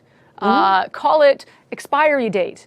Be specific about what it is. But you don't need variable names that are 82 characters long, because that's going to take you a long time to type, and we're all lazy coders. But even though I'm a lazy coder, I do use meaningful names for my variables. Exactly. The other thing is about casing. So let's kind of take a step back here. And remember, again, case sensitive. So you do want to choose a scheme, if you will, which is basically just make this decision and just always do this over and over again. And so I've given you the two common ones, which is Pascal casing and camel casing, which are written exactly the way that they're set up. So Pascal casing starts with a capital letter, and then every word thereafter, no underscores or anything like that. It's just simply appended right in. And then there's camel casing, which starts with a lowercase letter. Which is, if you look at the slide there where it says the word favorite sign and your favorite sign, the horoscope, those are actually examples of camel casing. Yeah. And in Python, camel casing generally is the way to go. Guess what day it is? Sorry. There's a handful of people that will have gotten that reference. I didn't get that reference at all, Christopher, just for the record. That was a US-centric reference. If there was someone else out there who didn't get it, I'm right there with you. All right, moving on. That was a US-centric one. I apologize. Just keep going. I'm just going to keep going. All right. So back over here, then let's go ahead and take a look at some of the different variables that are there, and let's go ahead and highlight the ones that are good. Well, starting up at the very top, we've got variable 1. So variable 1, that should be valid. It's valid. It's got a number inside the name, which is okay. But it's at the end. But it is kind of a weird name for a variable. It's not very descriptive. Yeah, exactly. Like if I look at that, I don't know what's inside of it. So I'm going to highlight that one in red. That one's not really good. Now, first name, there's a definite problem with the first name, because I've got a space in the variable name, and Python's going to get confused by that. All right, so we can't use that one. Date, that's one Python would probably work if I use that as a variable name, but the problem with that is it's not descriptive. It said, what date are you storing in there? We often work with a lot of different dates: start date, end date, birth date. Be specific. Okay. 3 name, that one's, Python won't even let me do that. It's going to give me an error because I'm using a number at the beginning of the variable name. Okay. DOB, that's an interesting one. It's a valid name. I said Python's not going to give me an error because I've done that. But at the same time, it's a little confusing. I think it might depend who I was writing the code for. Like, you know what? 3-letter acronyms exist everywhere. They do. TLAs, three-letter acronym. Yeah. And if it's an acronym, but everybody in that organization knows and uses every day, then it's okay to use an acronym for your variable name. But, exactly. So if I'm working at a hospital and I'm storing date of birth and everybody refers to it as DOB, then I think that's fine. Exactly. Yeah. But if it's not a commonly used acronym, I would stay away from it. Okay, so we'll put that one in yellow. How about date of birth? I'm good with that. I like that. Date of birth, it doesn't have any spaces of a name, no numbers at the beginning, and it's descriptive. I think that one's good. Okay, and then how about your favorite sign in the horoscope? Again, descriptive, doesn't contain any spaces, doesn't have a number, but I'm lazy, so I would just find that really long to type. So that would be the only reason I would avoid that one. And going back to something that you mentioned before, context is key. Context is king. So if I'm writing a sign where a program where I need to know somebody's favorite sign, I know what we're going to be talking about there. So if I was doing something that involved horoscopes, I'm going to know that's what I'm writing. So if I say sign, I know that I'm not talking about a street sign. Yeah. I know that I'm not talking about a neon sign. I know that I'm already talking about horoscope. So I could handle this without writing out in the horoscope in that type of an application. So context is key. And again, kind of going back to DOB, is that are abbreviations bad? Abbreviations are a smell. That it can be bad, but not necessarily. Context is king. So if this is something that you would absolutely need to know in order to work in your industry, in order to do your job, then it's perfectly acceptable to use it. If everybody knows exactly what that is, perfect. If it's something where you're having to define it, again, that's a smell, might not necessarily want to go in and do that. Yeah. Okay. Now, prior to that little spot, what we did was we took the box, we dumped it out, and we put in a brand new value. Yep. How about taking the box and adding something to it? All right. Or working with the value that's already there. Okay. Well, this is where manipulating our variables come into play. So why not have the ability to just simply use the plus sign to concatenate things together? So we'll grab somebody's first name, we'll grab somebody's last name, and then we'll go ahead and concatenate all of that together. That's a really useful thing. You want to, because a lot of times when you're displaying output on a screen, it's going to be a combination of information you have in variables and static text that you want to display. So that's very practical. Yep, absolutely. And sure enough, you're going to notice, and pen, and there we go. And there, of course, down below is my little hello, John Doe. I got to say, that's it worked, but it's kind of, well, I don't have any spaces or anything between them. Yeah, that'd be a good variable name, I guess. Space? Well, no, see, hello, John Doe, see, Hello, because John there's no space in there. But All right. Okay. But seriously, folks, so you're going to notice that we do have the ability to add in those spaces as needed. So if you want to put in spaces, feel free to put in spaces. So whatever, string concatenation it is that you want to do, whatever combination of strings that it is that you want to put together, you absolutely have that ability. And so now you're going to notice that's a much better display. I've got my spaces between hello, John, and Doe. And we were talking earlier about coders make mistakes. I can almost guarantee that somewhere along the way you're going to be doing something like this and you can either have too many spaces or not enough spaces. So just get used to whenever you're doing that, take a look at the output and then go back and fix the spaces afterwards. Exactly. We all do it. Yep.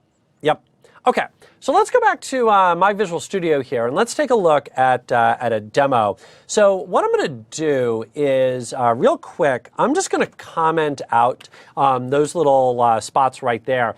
And this is one of my favorite little things to do is a lot of times, especially when you're like debugging or just kind of playing with things, you want to turn off, if you will, a bit of code.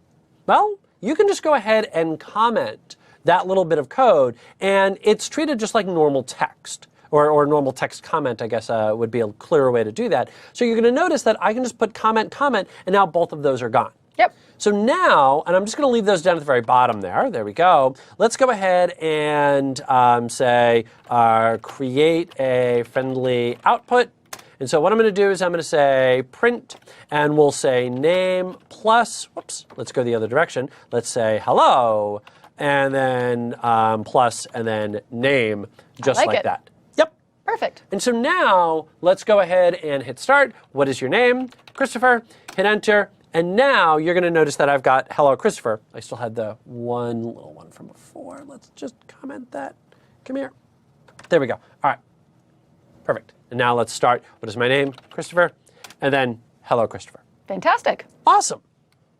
Okay. So now, oops, I want to be here.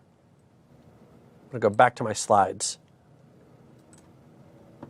Now, you're also going to notice that you could go in and kind of do whatever you want. So, little storyteller, kind of a Mad Libs, if you will, here. Yep. And you know, it's funny. It seems so simple, but I have seen an entire business based off this basic functionality. I recently had a friend who got married. And I was trying to find a suitable wedding gift for them. And I discovered that you can order personalized romance novels. You provide the names of the characters, their hair color, their eye color, and it inserts their names into the story. So, so it says, Christopher spotted his wife Karin across the crowded room. Sure. Her blonde hair flowing in the wind inside the room because the window was open. But the neat thing is, really, if you think about how the code was implemented to do that, in the end, all they did was the print statement was an entire book. And everywhere the name appeared in the book, they just replaced with name typed in by user. Yep. Eye color replaced by eye color entered by user. And they have built an entire business off that functionality. There's your $1 million idea. Yeah. And away you go. Yeah. So I have a friend who was asking, would like crime writer version. So if you're really mad at somebody, you could, have them write them into a mystery of some sort. Perfect. All right, so you'll notice that you can do kind of all sorts of really complex string concatenations as well there. Now, one of the problems with dealing with strings is that the user can input whatever it is they might want. Yep. And sometimes I'm going to take whatever it is they've given me and I need to tweak it. I just need to make sure it's uppercase or lowercase or otherwise. And so wouldn't it be nice if we had some way to go in and manipulate those things? And so sure enough, you're going to notice that we've got that capability. We have a little example right here where we go ahead and we say message equals blah, blah, blah. And then you'll notice that we can do lower, we can do upper, we could do swap case. I wonder what those are going to do. Yeah, those are lower. I think I might be able to guess. I think lower is going to take the phrase and convert it to lowercase, whereas upper is going to convert it to uppercase.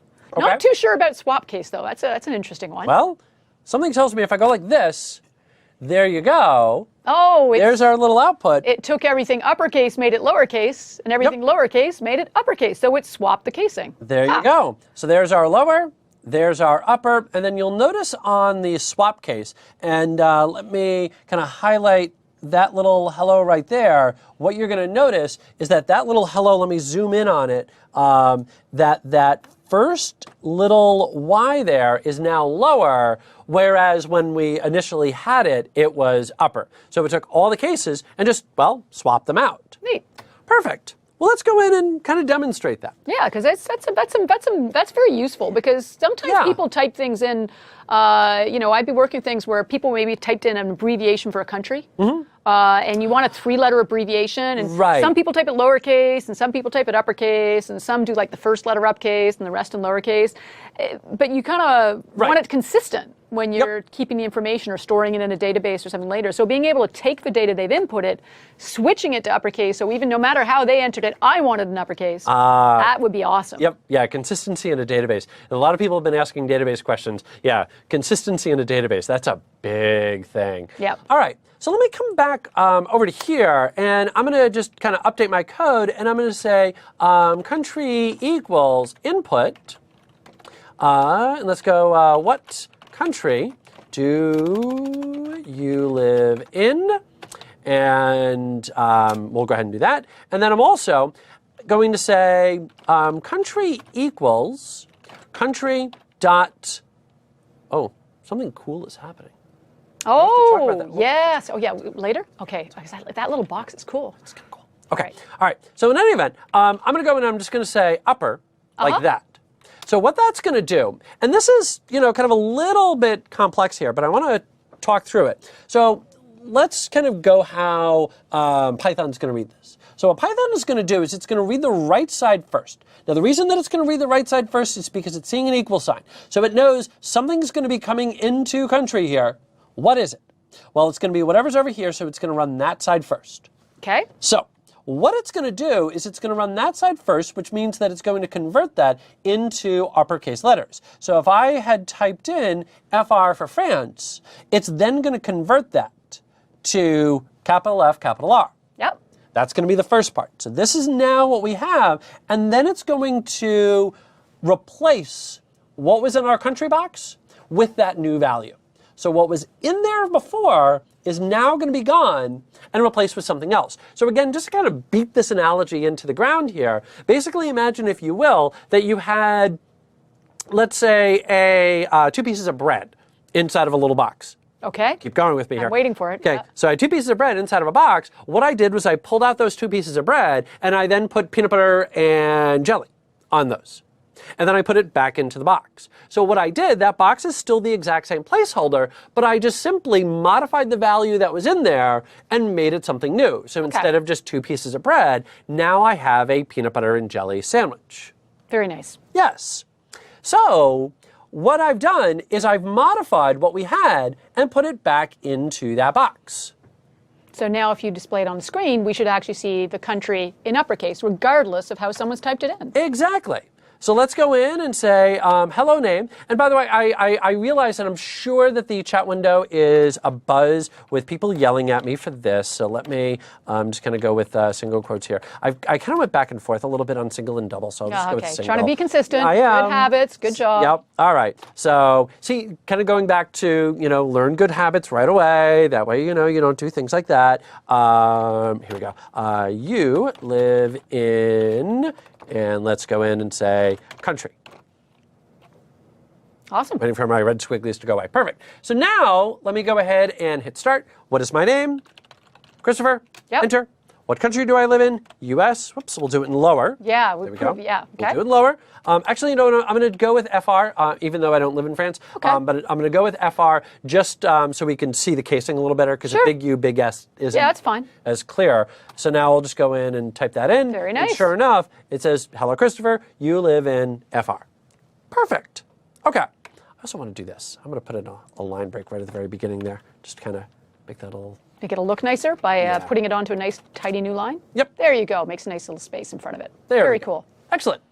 All right. So let me go back to my slides here.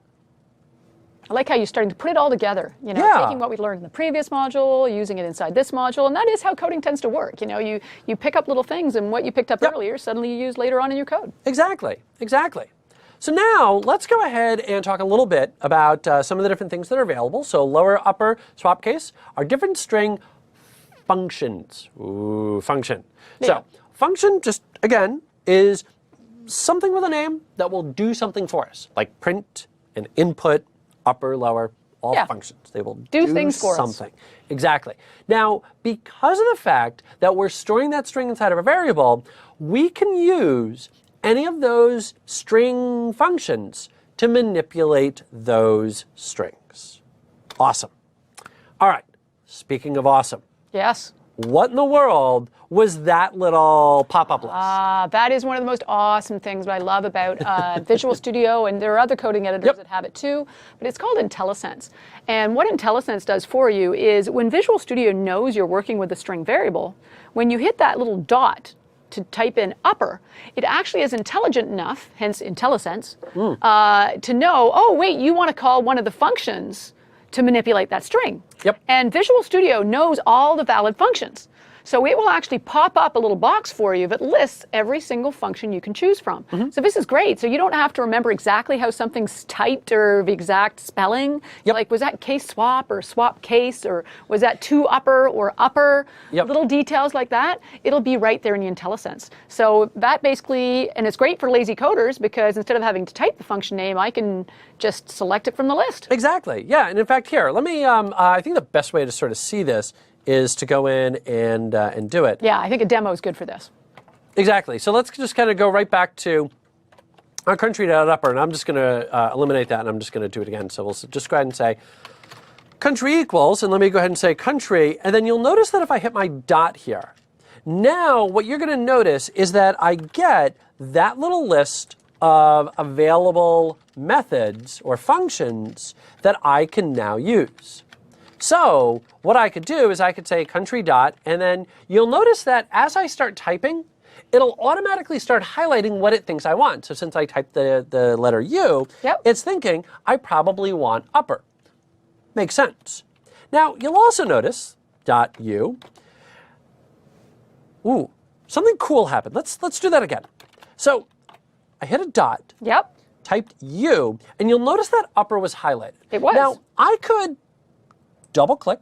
Yeah, if you're a mouse person, that's how you're going to do it. You're going to click the value you want from that list. But if you're a keyboard person, because some people like to do everything with the keyboard. Exactly. So if I say U, and if I type the next special character, like a parenthesis, like a dot, that I want after that, it will automatically complete that. Cool. So you'll notice that I went paren, and it automatically completed that. So you typed, so after the U, you typed an open parentheses. Yeah, exactly. Okay. So I can go in and I can say country equals country dot U, or dot U, open paren, close paren. So right there, I've saved myself from having to type out PPER. I've saved myself 4 whole keystrokes there. And score points for the lazy program. Oh, absolutely. You can use the Enter key as well, though, can't you? You can use the Enter key. So you can say U and then hit that. And that, but it just won't give you that paren. The open parentheses, okay. And you also can say tab as well, and that will also work. Enter key, tab key, but the advantage of the parentheses is that it gives you the opening parentheses. Exactly. So. Okay, that's cool. Yeah. Yep. Yeah. All right. So with that, you're going to notice here that we've got a list of some different functions here. And all right. This is interesting. What it is that they do. And what I'm going to do is I'm just going to kind of leave it there, and I'll skip right to the answer. Oh, you're going to the answer. Okay. So we're going to reverse engineer. Well, sort of. Doing? Yeah. So the first big thing that I want to highlight is we're obviously not going to go through every single function that's available. No, that would take a very long time. We'd be here a lot longer than 2 days. Yes. The second thing is, and this is really the main goal of the slide here, is you're going to notice that a lot of this is intuitive. So you're going to notice, for example, something like replace. What does replace mean in English? It means replace one thing with something else. Yeah, it means swap it out. Yeah, exactly. So you're going to notice that we said replace hello, come here, with hi. And so sure enough, when I go in and I take a look, that's exactly what happened.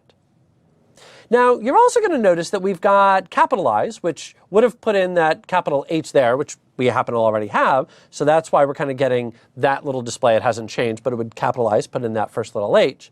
You're also going to notice that we've got count, and let me escape out just to clear out my screen here.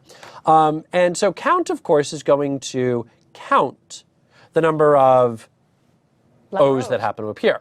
Okay. Now, the one that's maybe a little bit different than what you would expect is find. Now, find, of course, is going to, well, find something.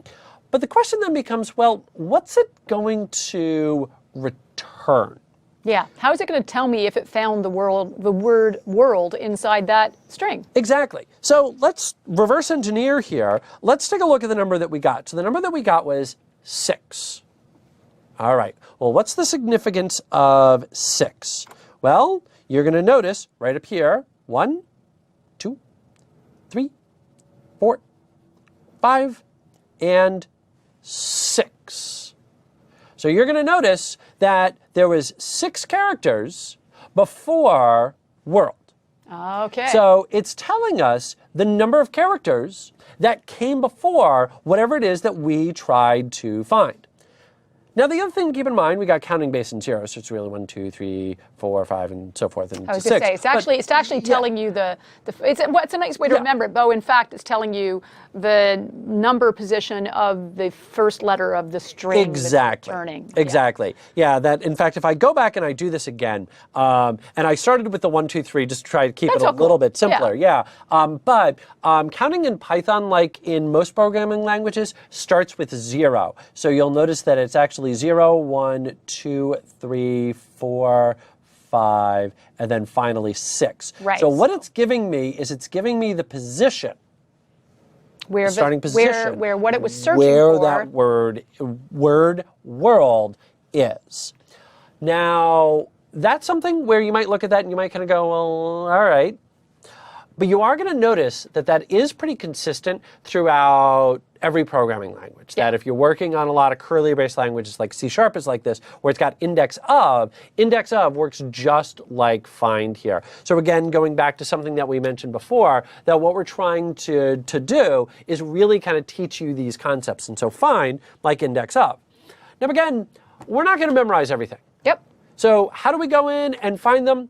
IntelliSense, and honestly, that's IntelliSense is great. probably the best. When in doubt, type the name of the variable, hit dot. Yep, and see what pops up. Exactly. There is documentation. Yep. F1 can help you.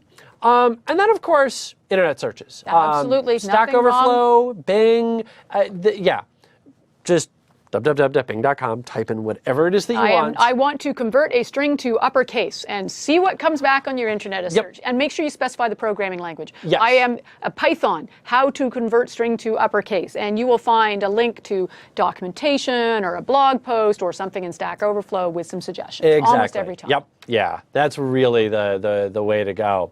So with that, let's talk a little bit about something like, what happens if they entered in a postal code and we want to convert into uppercase letters. Because in Canada, postal codes follow a pattern of letter, number, letter, number, letter, number. Yep. But they are supposed to be all uppercase. Yep. And so sure enough, you're going to notice you can just simply do that to upper, and we've actually already done a demo you've done on that to demo. upper. Yeah. So I think we're good there. And you are going to notice that every now and then IntelliSense doesn't appear. And that's annoying. You start relying on it, so when it doesn't appear, you're like, where's my IntelliSense? Bring it Yeah. back. And there can be a lot of reasons for this. Sometimes it's because you've got a bug earlier on in your code, you mistype something. And sometimes, and we talked about this earlier, that with variables, you can just simply declare them on the fly. And when Python runs, it will figure out what that variable type is, which is fantastic, when it runs. But unfortunately, at that moment, Visual Studio can't always figure out what's about to happen. And you see this with Python, you see this with JavaScript. And so sometimes what you need to do is just sort of seed, if you will, Python. Give it a hint. Yeah, exactly. Kind of tell it what it is that you're doing. And so you'll notice right here that what we did was we just went in and we said postal code equals, and then an empty string. Yep. Or put a space in it. Either way would have worked. Would have worked, yeah. But, just put something in there that's a string, and so then from there on forward, it will know that it's a string. So you kind of told it right up front, hey, this is going to be a string, and then it was able to go in and treat it as such. Yeah, that actually came up earlier in the Q&A. Somebody was like, hey, my IntelliSense isn't popping up, and I'm not sure why. Said, if you have a variable name, and you hit the dot to try and bring up the functions to manipulate the contents of that variable, to work with that variable, how can Python know if you're working with a string or a number or a date? Exactly. You have to give it a hint. Yep. So if it's not popping up and you want that IntelliSense, you might, one of those good habits, you may want to declare your variables ahead of time or create the variables ahead of time with the correct data type. So later in your code, when you're accessing the functions, you get that IntelliSense. Exactly. Yep. Cool. So I've got good news and I've got bad news. Uh-huh. Good All news right. is functions are very powerful, can help us out. Yeah? Bad news is gives us new opportunities Oh. to go in and make mistakes. So you are going to notice that each little line there does have a mistake. And if we just kind of kick through them here real quickly with hello world, what is it? I think you're missing quotes around the string hello world. There you go. And with the next one, The variable name 23 message is not a valid. We cannot start a variable name with a number. yep. And then on the next one, A variable name, I think that's intended to be a single variable called new message. there you go. And that, so you can't have a space in your variable name. All right, I'm going to skip the next one, and I'm going to go down to item 5 there. That's a sneaky one, and it's the kind of thing that gets you. I forgot an S in my variable name. And so there is no variable MESAGE. That should have 2 S's. Okay, and next. This is a sneaky one. You know what it is? Because the syntax looks good, but the count function expects me to tell it what character I want to count. So I forgot to pass it the value that I want to look for and count. And you're also going to notice right up here, along those same lines, kind of a sneaky one, you're going to notice no parentheses are there, and that's what that problem is. I make that typing mistake so often in my code. That's probably one of my most common mistakes, is I forget to put the open, close parentheses, and you get these weird error messages, and you're going, why is it complaining about line 6 of my code? And on line 5 of your code, you forgot the open and close parentheses. Exactly. Yep. So let's kind of come back right over here to my system. So kind of a couple of rules here. Number one, if you're using a function, you must have parentheses. Yep. That's number one. But number two is I'm going to go in and I'm just going to type out count. And what you're going to notice is that when I go in and I open up that parenthesis, you're going to notice that I get a little bit of inline documentation as well. Now, unfortunately, it's not always as clear as you might want. You're going to notice that it says return the number of non-overlapping occurrences of substring in string s start end. That's clear as mud. Okay, meaning not clear at all. Yeah. But it does at least give you a hint that I have to enter a value. It does. This is the point where if I wasn't sure what to do, I'd go and I'd do an internet search and I'd find some code examples where someone had written me a nice blog post explaining what it did. And that's really it. Yep. That's what we do. Exactly. Okay. So, what do you say we close this off and give everyone a challenge here? Yes, we need a challenge. So your challenge is create that program that allows somebody to personalize a story. So take a page from a book or just make up a story. You know, blank ran up a blank with a blank. Yep. There you go. And then prompt people, kind of, you know, old little school where you filled in the little blanks there. Go ahead and prompt people to punch in a name, a noun, an adjective, a verb, whatever it is that you want, and then display that story out. And then again, for extra credit, you could go in and try to correct things like casing and so forth. But I really say kind of focus in on that top one, those top two bullet items right there. That's the set. It is extra credit. If you once you get that working, then go back and see if you can add the extra functionality. Exactly. So, and again, if you get a little stuck, you know, feel free to go ahead and grab the solutions that we have inside But remember, our suggested solution. You may come up with a solution that is even better than ours, and that's all good. And that's it. So congratulations. You can all now write a program that's going to interact with a user. Yes. Congrats. Excellent. So what do you say we take 10? Yeah. And then let's come on back and let's talk about something other than strings. Yes, because I think when we want to get to the next level of power, we need to work with numbers, and we need to figure out what we can do with those. So we're going to take ourselves to the next level and start messing with some math. All right. We'll see you guys back here in 10 minutes.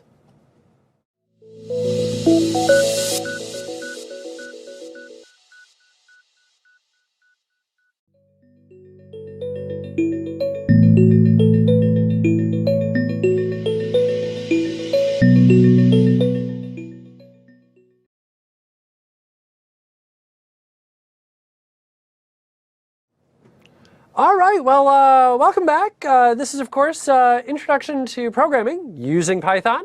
I'm still joined by Susan Iback. I'm still Christopher Harrison. And we last left off playing around with variables, playing around with strings, but not everything. No, is a string. No, we talked about how the purpose of programming is really to allow us to solve problems. And a lot of the problems that we face day to day involve numbers. Yep. So one of the things we need to get into is how do we start dealing with numbers inside of our code? That's a great question. How do we start dealing with numbers inside of our code? I'm so glad you asked. Well, All thank right. you. So let's. It's like I knew the module that was coming. It's like you read the agenda. Hey, you know? So a lot of the problems we do encounter when we're working with code do involve working with math. You might need to calculate how much you're going to pay on a mortgage. You know the total cost of a house or total cost of a car you want to purchase. You want to pay it off in 5 years or 30 years, and you need to calculate, well, what would the monthly payment be? So you can figure out if you can afford that car or that mortgage. Or maybe you're trying to figure out how much something is going to cost when you add taxes. Because that's one of those fun things, in Canada, oh my gosh, it's great fun. Different provinces have different tax levels. There's a federal tax, there's a provincial tax. Some items are taxed, some aren't. How much should I leave someone as a tip at a restaurant? How much milk do I need to use in this recipe if I double the recipe? There's so many different scenarios where math is required to solve the problem.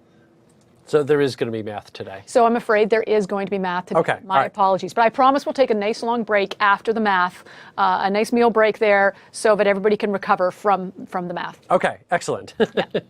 So it's very important that when we're working with our variables, that we can store numbers in the variables as well as strings. And if you actually take a look at the slide here, you'll notice it just says, I've got a variable called age, trying to stick with those meaningful variable names like we were talking about last module. And I've just set it to 42. Now, one of the things about this is how do you think, and I'm going to, maybe Christopher, I could hit you up for this one. How do you think Python knows that that value age is a number and not a string? So if you look at the slide, what's different about that code? No quotes. Bingo. That is key. If you put quotes around 42, it is now a string that contains a 4 and a 2. Yep. But when you store a value but has no quotes around it, then if it's a numeric value, you're now basically creating a numeric variable. And you can print it out. You can store a width. You can store a height. You can do math with it. So you can multiply a width times a height. Now, a lot of the symbols you work with when you're doing math are very similar to what you normally work with. If you notice here, I could do addition and subtraction, but you might notice here that I've got, that wasn't quite what I meant to do. Sorry about that. Fix that. I meant to use the highlighter. That was my mistake. There we go. I do that constantly. Yeah, so you've got this asterisk symbol here between the words width and height. In programming languages, Python is no exception, most programming languages use an asterisk for multiplication, even though I know when we were learning math in school, they used the little X symbol for it. But the problem is X is a letter and it causes confusion. So we use the asterisk to indicate multiplication inside Python. You can combine addition and subtraction. Addition is just a plus symbol. Subtraction is just your standard minus symbol. You can use parentheses to indicate the order of operations in your math. So I can calculate a perimeter by taking double the width and adding that to double the height. Or I could say double the width and the height added together. I mean, it's the same end result. So I can do basic math using these different numeric values. The most common math operations you're likely to work with, you're definitely going to end up doing some addition and subtraction. Nice thing is the symbols on those haven't changed, so you already know this. Plus, minus. Plus, minus. Fantastic. Division is the same slash you're used to. Multiplication is the one that's going to confuse you. Instead, it's an asterisk, not an X. If you want something to calculate a value, you want it squared, or you want it cubed, or to the power of something. The exponent is actually asterisk, asterisk. So that's one of the more confusing ones there, is the double asterisk. So if I take 5 and I want the number value of 5 squared, then it's going to be 5 asterisk, asterisk 2 gives me the squared value of 25. So that's 5 times 5. And here is the strangest one, modulo. You're going, what on earth is modulo, and what does that percent symbol mean? That does not return, and it's important to realize that it is a percent symbol, but it's not a percentage.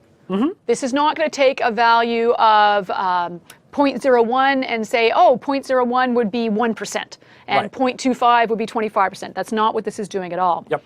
If actually, what I'm going to do for this one is I'm going to sort of flip up a little whiteboard here. I think that's the easiest way to do this. Whoops, not that slide, thank you. And if I go here and I give myself a little pen, except I don't want a red pen. I think we need a better color so we can see a little better. Nice red pen. I want you to think back to when you learned long division. And for a lot of us, this was a long time ago, and we rarely do long division anymore. Do we have to admit how long ago it was? No. Okay. I already explained I'm 29. Okay, so right, yes. It can't be that long ago when I learned long division. Because you're 29. That's right. Yes. So let's say I've got a number, I've got the number 5. And I want to... and apparently my fingers aren't as good at drawing as Christopher's, so I'm going to have to use a mouse here. So I've got the number 5, and I want to divide the number 43. I want to divide it by 5. Okay. And you think back to how we were taught to do this, you would say, well, 5 goes into 43 8 times. Okay. So we'd write the number 8 up here. Yep. And we go 8 times 5 equals 40, which leaves me a remainder of 3. Okay. Now, that remainder, if I can just get my little highlighter going, this remainder, that's what's returned by modulo. Okay. So modulo actually returns the remainder of a division. I could see that being very helpful if I'm looking for like striping, or if I need to do something every like 5th time. I could see that being very helpful for things like that. Well, if you've ever been looked at a really big report, and when you look at a big report, or sometimes even on an Excel spreadsheet, and you've got a lot of data displayed on the screen, have you ever noticed that sometimes some of the options for formatting your table allow you to highlight every second line? Well, the coder had to have some way of saying, how do I know I'm on the second line, the fourth line, the sixth line? Modulo is a programmer's trick for detecting, do this every second time, or do this every third time, or do this every fourth time. Because if you do let's say you want to do something every second time. Basically you say, if the modulo is 0, if modulus 2 returns a 0, so if the remainder is 0 when I divide by 2, I'm on the second time, or the fourth time, or the sixth time, or the eighth time. Yep. I know some of you are out there going, whatever you say, Susan, I'm totally lost.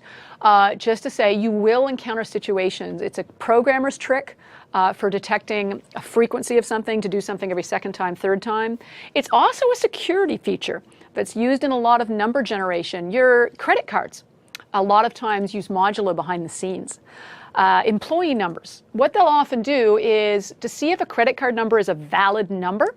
So you can't just type in 1, 2, 3, 4, 5, 6, 7, 8, 9, 10, 11, I guess that'd be 9, 10, 1, 2, 3 as a credit card number and hope that somebody out there has that credit card number, so hey, I can buy this book with that random stranger's credit card number. What they actually do is they use a modulo and inside a formula to generate credit card numbers. So your American Express or Visa or MasterCard number, the way it's generated is they take a number, they multiply it usually by 11, and then they add 50 to it or 100 to it.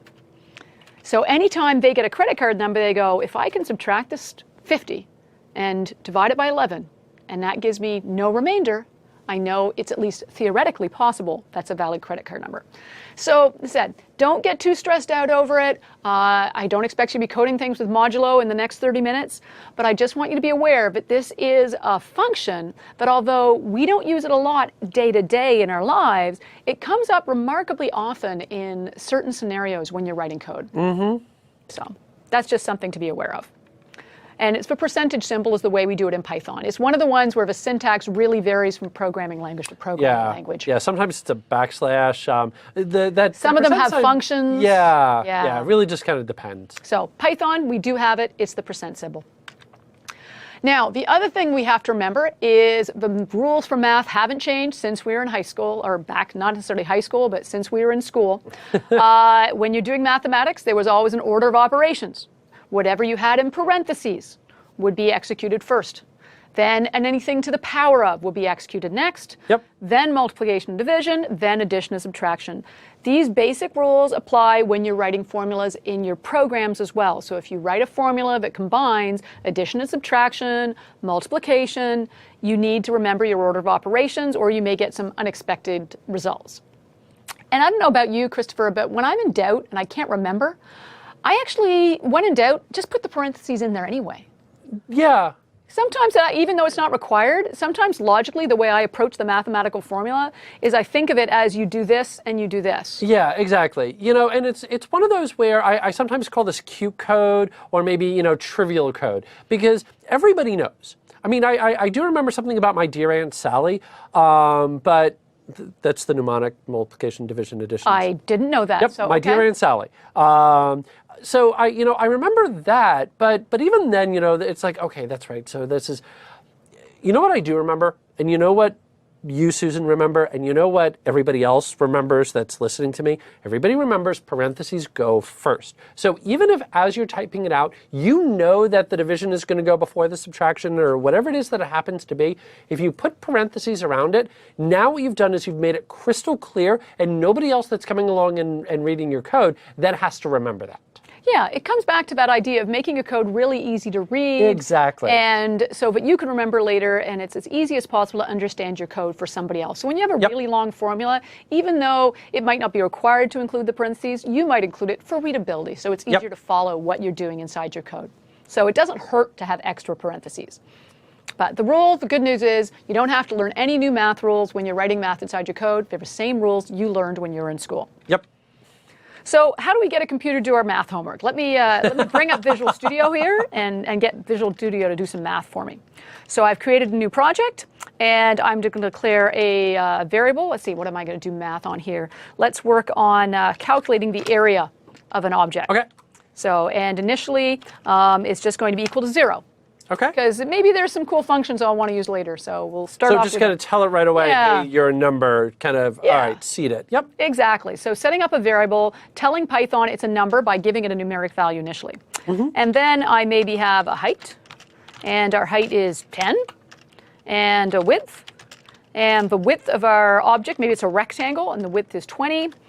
And then I can say that area is therefore equal to width times height. If it's a rectangle, that'll be true. Of course, if it was a triangle, I'd have to then take that result and divide it by 2. Isn't that, I think, was half base height? I'm having a real hard time. Now I'm having to remember geometry as well. This is hurting my brain. So this is the, I better put in a comment here. Calculate the area of a triangle, because otherwise everyone else is going to go, why on earth is she dividing it by 2? And then I can just print that output onto the screen. Okay.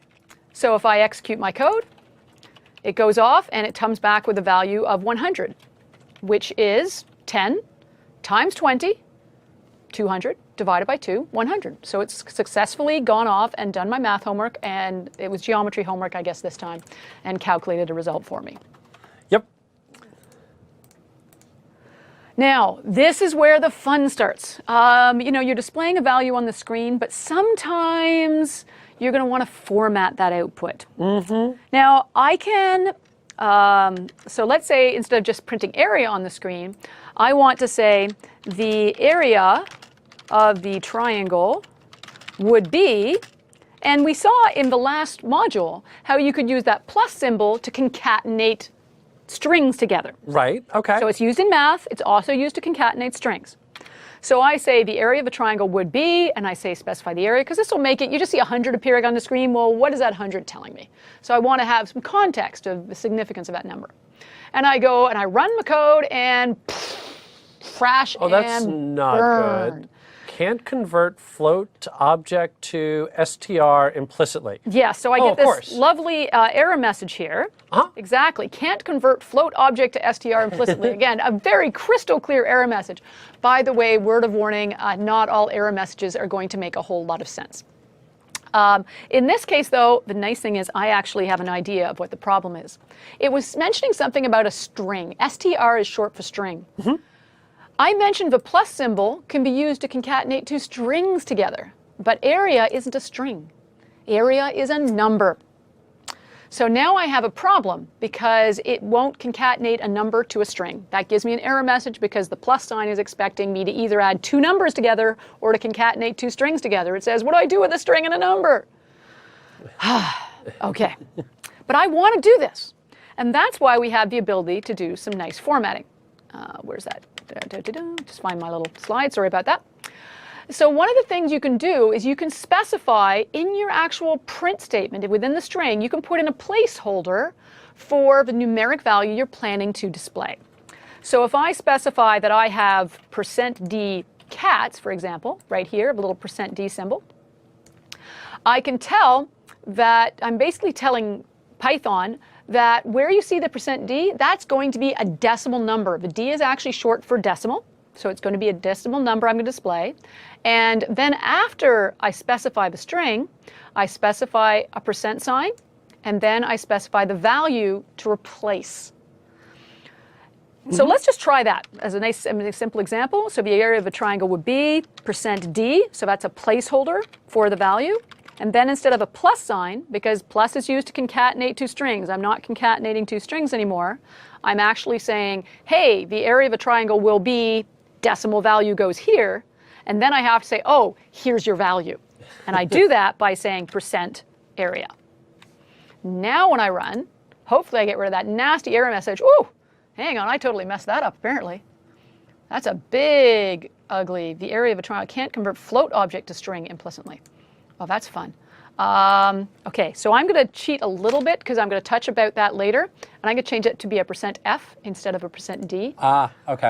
And %F just means it's a float number, not a decimal number. I'll talk about floats and decimals in a few slides, actually, but just for the sake of showing you that this logic of put in a placeholder and then say here's the value for the placeholder works, I'm just going to change it to an F. And now you can see it says the area of a triangle be 100.000000. So 0, 0, 0. 0, 0, 0, yeah. So F just stands for float, D stands for decimal. A float is usually what we will use to hold a value which has decimal places. Typically the D is what we'll use for whole integers and just straight numeric values that don't have decimal places. And as you can see, it's very particular about what I'm passing in. So I said, and I will show you another way to get rid of that error message a little bit later, some useful tricks when you start working with numbers and start getting those kinds of big nasty things that say float should be string, string should be deck. That's part of what I want to help you solve in here, is because these error messages do pop up. So I can specify that the area of a triangle will be %F, but it was really ugly seeing those 100.00000 kind of looks ugly. 0, 0? Yeah, so one of the things you can do, if we go back to the slide, is you can see that it's possible to specify, if we sneak down to the bottom, where I have some examples using floats, you can specify the number of decimal places you want. So I can go ahead and say, all right, the triangle will be %F, 0.2. So Okay. I'm specifying put 2 decimal places, or 2 positions after the decimal place. So now when I display it, oh, really? I'm telling you, I'm having a great time here. It is, I've got my 0.2 in the wrong place. I did promise we would get through this entire module, this entire course without making any errors, did I not? All right, so it's 0.2F, not F.2. And now I get the output I'm actually after. So now I've got the area of a triangle would be 100.00. You know, I have to say the format strings, and you know, you're going to keep talking about it, and I'll of course come back to this when we get into dates after we eat. But those format strings, they get me every time, because it's one of those things where, you know, it's not always clear as to what it is that you're supposed to do, and it really is. It's not something that comes up every single day. It's something that comes up frequently, but it's not something that comes up often, I guess would be sort of the best way that I could describe it. And so honestly, whenever I need a format string, I'm typically just, okay, real quick, you know, fire up Bing, let me go look up, okay, this is what I want, then copy and paste and away I go. So yeah, it happens that format strings in particular, all the time I have to go look them up. Yeah, and in fact, one of the nice things we've done is in that GitHub, where we put copies of all the, we're keeping the copies of the code and the slides, there's also a Word document created, which is every single code example from the course. So that'll be an easy place for you to go search for some sample format strings and syntax, a whole bunch of different commands. So created sort of a little reference guide for you to use when the course is over, because yeah, why am I struggling with this? Because I don't write these every day, and it's a really odd syntax. Of course it's going to be %.2F. Yep. That's very intuitive. No, it's not. It's just, unfortunately, though, the way it works. Yep. So And there's a lot of different examples you can play with and try it out. But yeah, don't ever hesitate to go look it up if you can't find it. Exactly. And right along those lines, and somebody just asked this in the chat window here, you know, how do I get a little bit of help on some of those error messages? Here's what I do. Are you ready? Copy, www.bing.com, paste. And I would say probably about 80% of the time, in that first 2 or 3 links, it will be right there of what the actual problem is. Sometimes you have to seed it just a little bit, maybe so Python space, and then, you know, whatever your error message is. But that's really the best way to figure it out. So if you see an error message, you don't know what it is, fire up search engine, type it into there, hit enter, and away you go from there. Yeah, I guarantee you aren't the first person to hit that error message. And whoever hit that error message before you probably already went to a discussion forum and said, help, I got this error message, how do I get rid of it? And so when you do a search with the exact same error message, you'll find the conversation where somebody posted, hey, I'm getting this weird int to dec message here, how do I fix it? And underneath you may find the exact solution to the error message that you encountered. So that is something that all of us do when we see an error message, we have no idea what it is. It's a great place to start. So I just want to show some other basic examples. You can specify for the float, you can see that the default value, if you specified a float placeholder, was you would get 6 decimal places.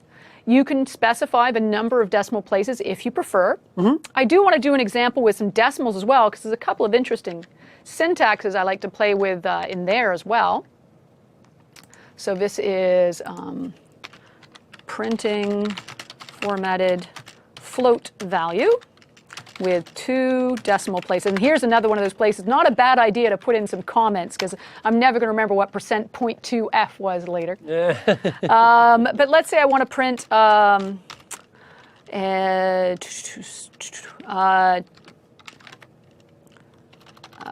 my favorite number is 42, my Hitchhiker's Guide to the Galaxy reference. Again, if I try and run this code as is, I'm going to get an error message because it sees a plus symbol. It either thinks I should be adding 2 numbers or concatenating 2 strings. You give it a number and a string, and it goes, I don't know what to do. What is 42 plus the letter A? So what I do is I put in a placeholder. Don't ask me to do hexadecimal. Yeah, %d, what is, and I specify a placeholder, and then I say the value for that placeholder is 42. So now when I run, it goes off and runs, says my favorite number is 42 successfully. In this case, it's a decimal value this time, not a float. And the reason for that is this time around, you didn't do math with it. You just simply said 42, here's the number, Yes. and away it went. You didn't do math with it. Yes, because I had done math with the numbers, it converted and it had created a float value. Exactly. Good catch. Good point there, Christopher. Now, the other thing I can do is there is some syntax I can use to format that decimal number. I can specify that I would like the number to be 6 digits long, and hopefully I put it in the right place on the first try.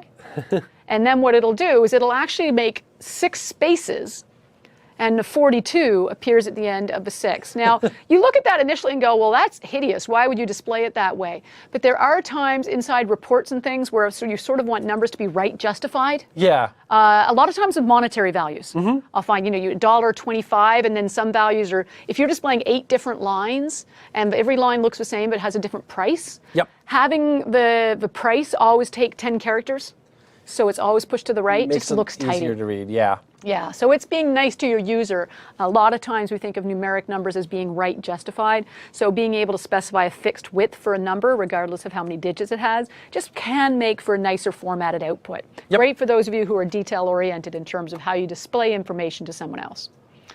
Another one that comes up occasionally with numbers is the ability to insert a 0. So some people prefer to show leading zeros rather than spaces when they have a fixed width. So if you just insert a 0 there,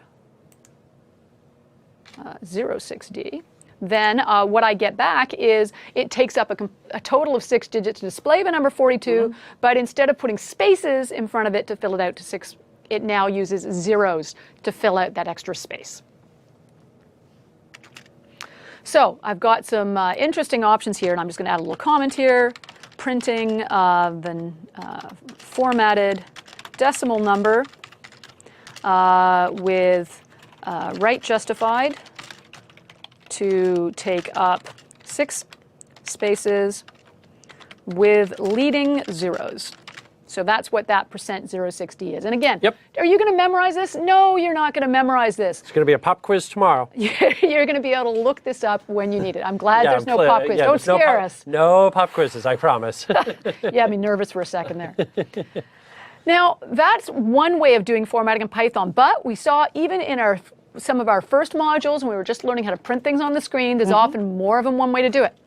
And it turns out, this was how you did in the earlier versions of Python, this was how you would format values, but in the more recent editions of Python, they've given us another way to print and format numeric values. And I just want to expose you to both the methods for a couple of reasons. One, you can use the one that you like and makes more sense to you. And the other reason is because when you're going off and doing searches and you're going, oh, how do I display a decimal number again? Some of the answers you see are going to use this format. and some of them are going to use the other format. Yep. So at least this way you've been exposed to both methods, so when you see a code example that uses one method or the other, you'll go, oh, that's right, I remember seeing this. Because you might get in the habit of doing it one way, and then one day you find a code example that does it the other way. So at least you'll have some idea of what's going on, even if you don't remember the exact syntax and have to look it up. Yep. So the other way of doing it, you still use a print statement to print a value on the screen, and you still have a concept of including a placeholder. So I specify, but my placeholder, the syntax is a little bit different. I have this placeholder 0:D. Okay, now what's nice about this is if you look at the D, 3D, 03D, F, 2F, that looks the same as it did on the previous slide. Okay. So I can specify it's a placeholder for a decimal. Yep. It's a placeholder for decimal, and I want a minimum width of 3 characters. And it'll fill with white space if I don't have at least 3 characters. I can specify 03D, which means I want a minimum width of 3 and lead it with zeros if it's not at least 3 digits long. I can specify it's a placeholder for a float. I can specify it's a placeholder for a float and not use the default number of decimal places, which is 6, and say I want 2 decimal places, not 6. What's different is this curly brace syntax. So instead of a %, I have curly braces. And the other thing that is also different here, if we just pick a slightly different color, is this 0 and colon, which I have everywhere. Very similar to .NET. There's a couple of people that have mentioned, very similar to .NET there. Yes, definitely some similarities. This is more consistent with other programming languages, which is nice because it means when you go to another programming language, you don't have to relearn it. Exactly. Yep. So what the 0 is indicating is if you have, when you're going to pass it the value to display. So in this case, the number 6 is actually the number I want to display on the screen. I want you to give a flashback now to the last module when Christopher was talking. And he was doing things like, let's say I had a list of values, number 6, number 8, number 9. We were counting strings earlier. Mm-hmm. And you had the word world, or you had a word. And we were searching, and you said, oh, the letter W is in position 0. Yep. The letter 0 is in position 1. The letter R is in position 2, and the letter D is in position 3. So counting starts with 0. Counting starts with 0. Well, when you're specifying a string to display on the screen, you might have more than one number to show in that string. You might be showing the whole formula. Right. The result of the calculation, width 6 times height 8, equals an area of 48. So now you have 3 different numbers you want to show in that string. So when you're using this syntax, you might have 3 numeric values you have to pass in. So if we flip back to our slide for a second here, so maybe I pass it a 6, an 8, and a 9 of the 3 numbers I want to display. 6 is in position 0, 8 is in position 1, and 9 is in position 2. Okay. That's where this 0 thing comes in. I'm specifying when you get the results over here, this 6, this is the first number I'm passing in. The first thing in a list is in position 0. So I'm saying take the first argument, position 0, plunk it in as this placeholder. Okay.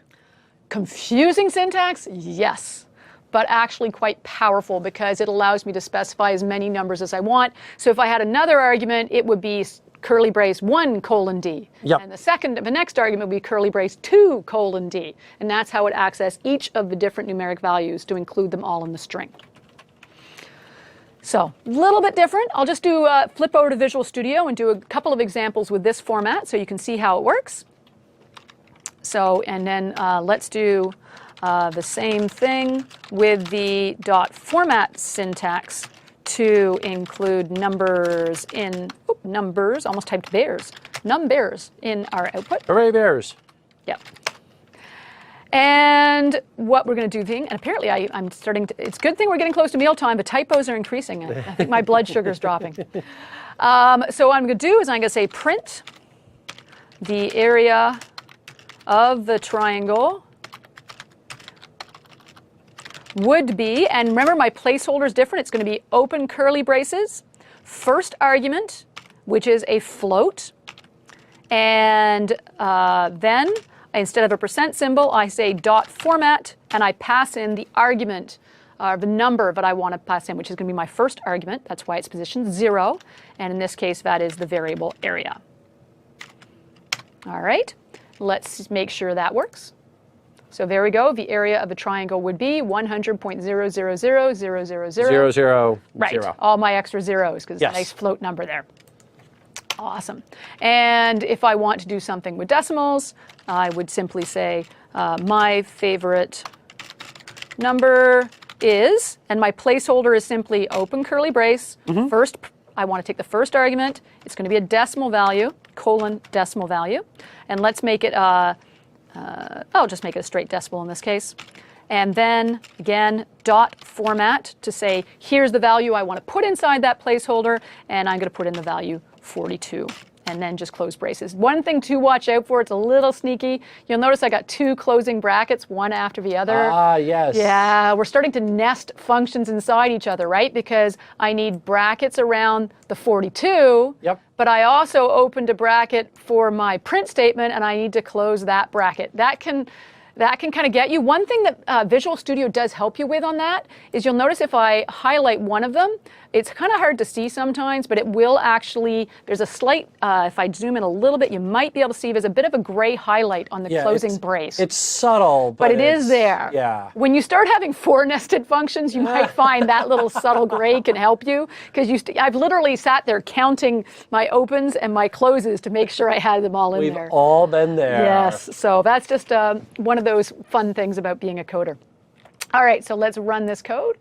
And now we have the same output, just chose some different formatting options, different syntax, same end result. So which one do you want to use?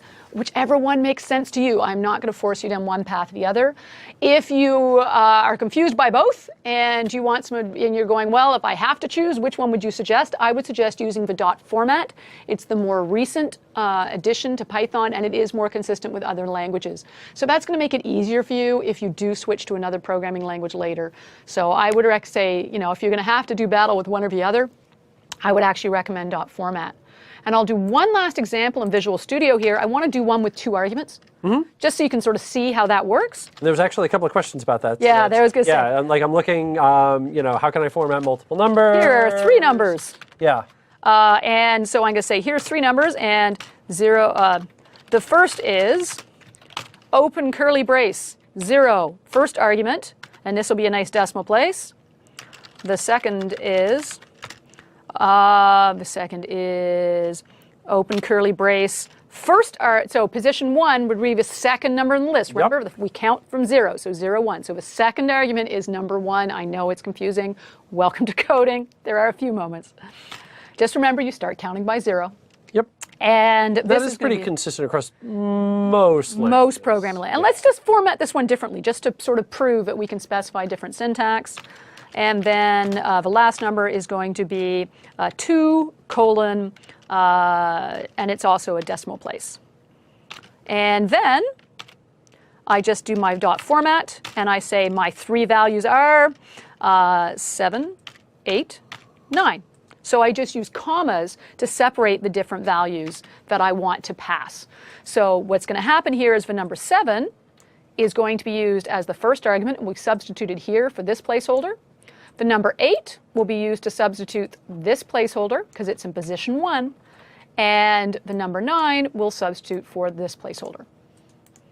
So if we run that, you can see the first number is 7, the second is 8, and 9. And you can see how 8 is being displayed with that padded white space because I asked it to, just to show that you don't have to specify the same formatting for each of the arguments. You can play around with it, whatever looks good. I like it. Cool. All right. Here I'm just going to add a little comment. This is an example with multiple numbers. And that is easier to do with dot format than it is with that % syntax. So that's the other advantage to it as well. So said, all things being equal, if you have to learn one, I would recommend dot format, but I want to expose you to both of them. So if you encounter it somewhere, you don't go, what the heck is that? I've never seen that before. You go, oh, that was that other way of formatting it. And you may decide to write it the other way. Said, it's all about choices. One way versus the other isn't necessarily wrong or right. It's mostly programming, personal preference. Yeah. Yeah, a lot of the time. Okay. So let's clean up. I've got rather a mess of stuff on that slide here, don't I? Let me clean up all that.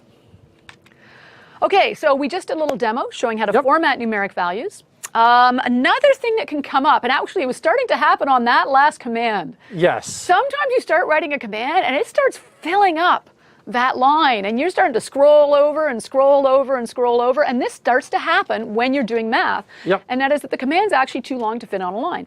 One of the things you can do is you can use a, hang on, forward, is this forward slash, isn't it? Or is this backslash? I get my slashes mixed up. That's a backslash. Thank you. You're welcome. It's the one that goes this way. So you can use a backslash at the end of a line, which will basically tell Python, hey, this line continues on the next line. So for that really long command that I had in Visual Studio, which was getting really long here, you can't even fit it on the screen. What I can do is I can, now if I just put a slash here, what's going to happen, Christopher? If I put a backslash there? It's going to think that it's a string literal? Yeah, it's going to think that slash is actually part of the string. Right. So you can't, if you're just displaying a really long string and you want to do it over 2 lines, that's actually not going to work particularly well for you because you have this little problem of it thinks the slash is part of your string. Right. It doesn't know if the slash is, no, I want to continue on the next line. But what we can do is we could go here and we could say, you know what? I actually have 2 strings. Okay. Here are 3 numbers. The first is 0:D, second is, and so that'll work, right? I mean, I'm just concatenating 2 strings together. Let's see if that works. Okay, so that works fine. And then what I can do is I can put the backslash here. And now it actually recognizes that, oh, wait, there's no little squigglies or anything strange happening here. So now it actually recognizes that that backslash is indicating this command is continued on the next line. So when I run, it executes as if it was 1 line of code. One very important thing I want to point out here in this code, though, and that is right here, is you have some space here. That is an indentation. That matters. If you get rid of that white space, then Python is going to get confused. That indentation of the second line is how Python points out that, oh, this is part of the previous line of code. So indenting is very significant in Python, and in this case, it's that indentation that's part of the syntax to show this is part of the previous command and not a command unto itself. So that's really important, and you need to watch out for that. Don't delete those spaces.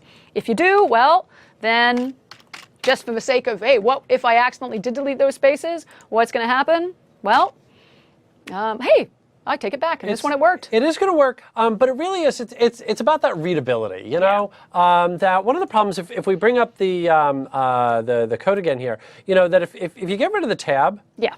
If you do that. Yeah, I mean, if I go in and I look at that, there isn't anything that indicates to me that it's on the same line or that it's part of the previous line. But if you have that tab, that tab is sort of an indication that it's associated with the previous line. with the prior line. Exactly. Yeah, it's about readability there. Yeah, there are a lot of commands in Python where the indenting, if you take it out, will actually change the behavior of your code. In this case, it's being forgiving. It's saying, I'll forgive you if you get rid of it here. Yeah.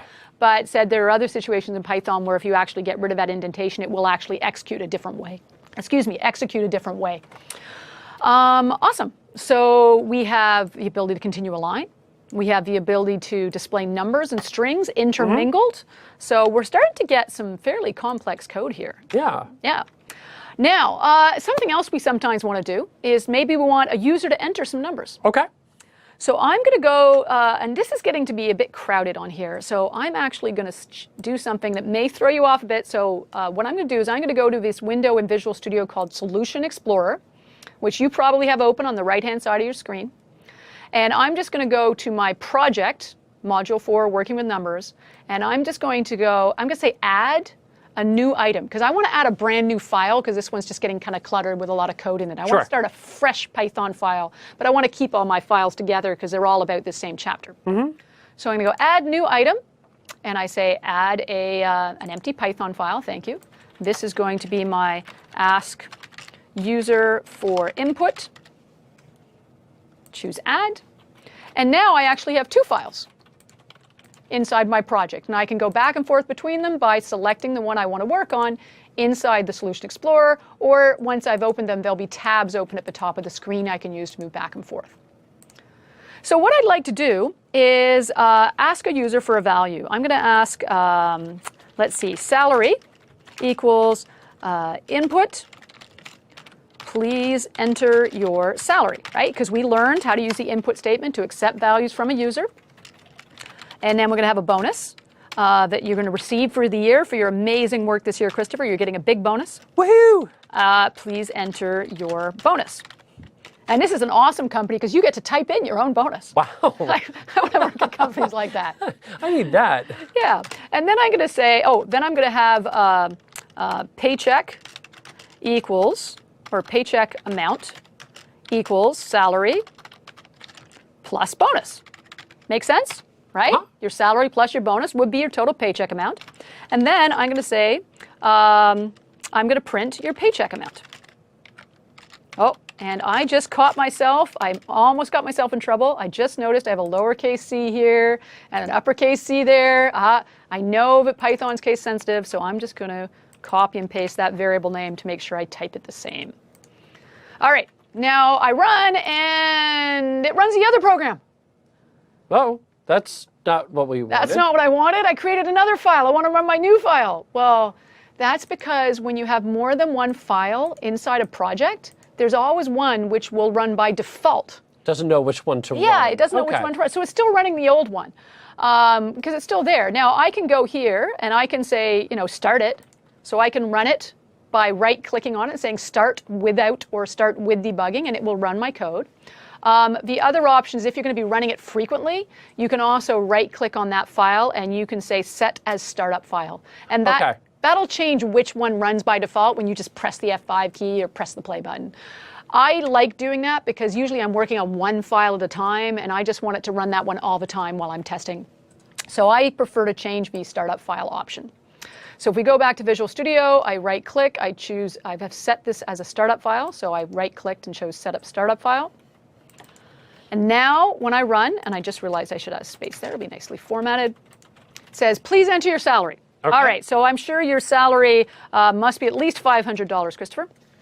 I think so. And your bonus this year is going to be a whopping $75. All right. All right. That's not bad. And then it comes back and says my total paycheck amount will be $50,075. Not for nothing. I kind of like that.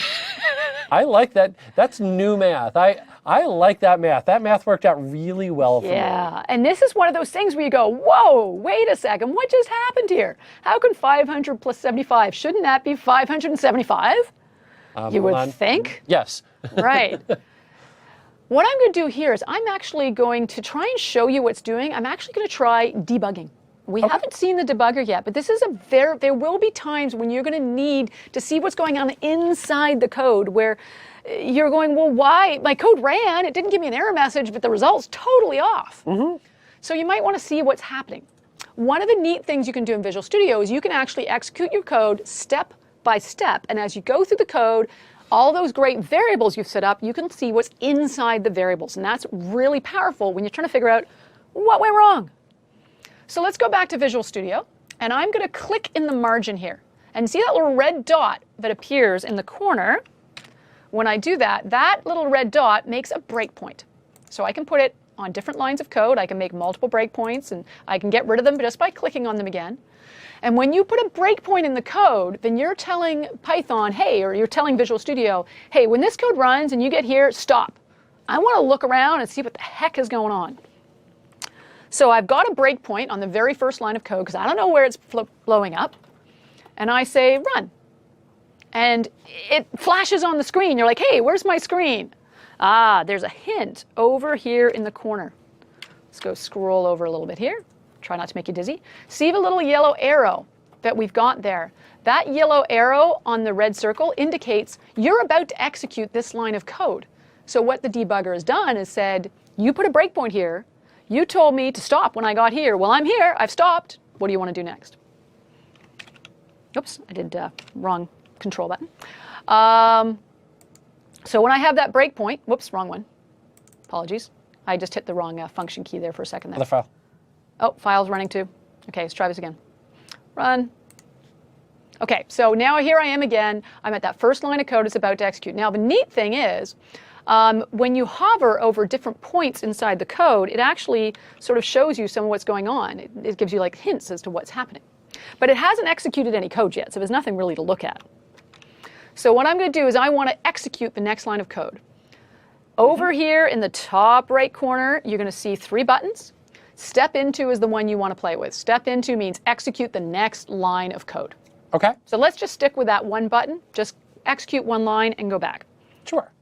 So I'm going to hit that step button, and now it executes. Oh, and of course, it's asking me for a value because, Okay. of course, that command was ask the user for a salary. I make $500. $500. I hit enter, and I'm back in the code again. Okay. And the little yellow arrow here has moved to the next line because it's saying, I'm about to execute this line of code. Anything you want to look at? So what's neat is I can actually hover over salary.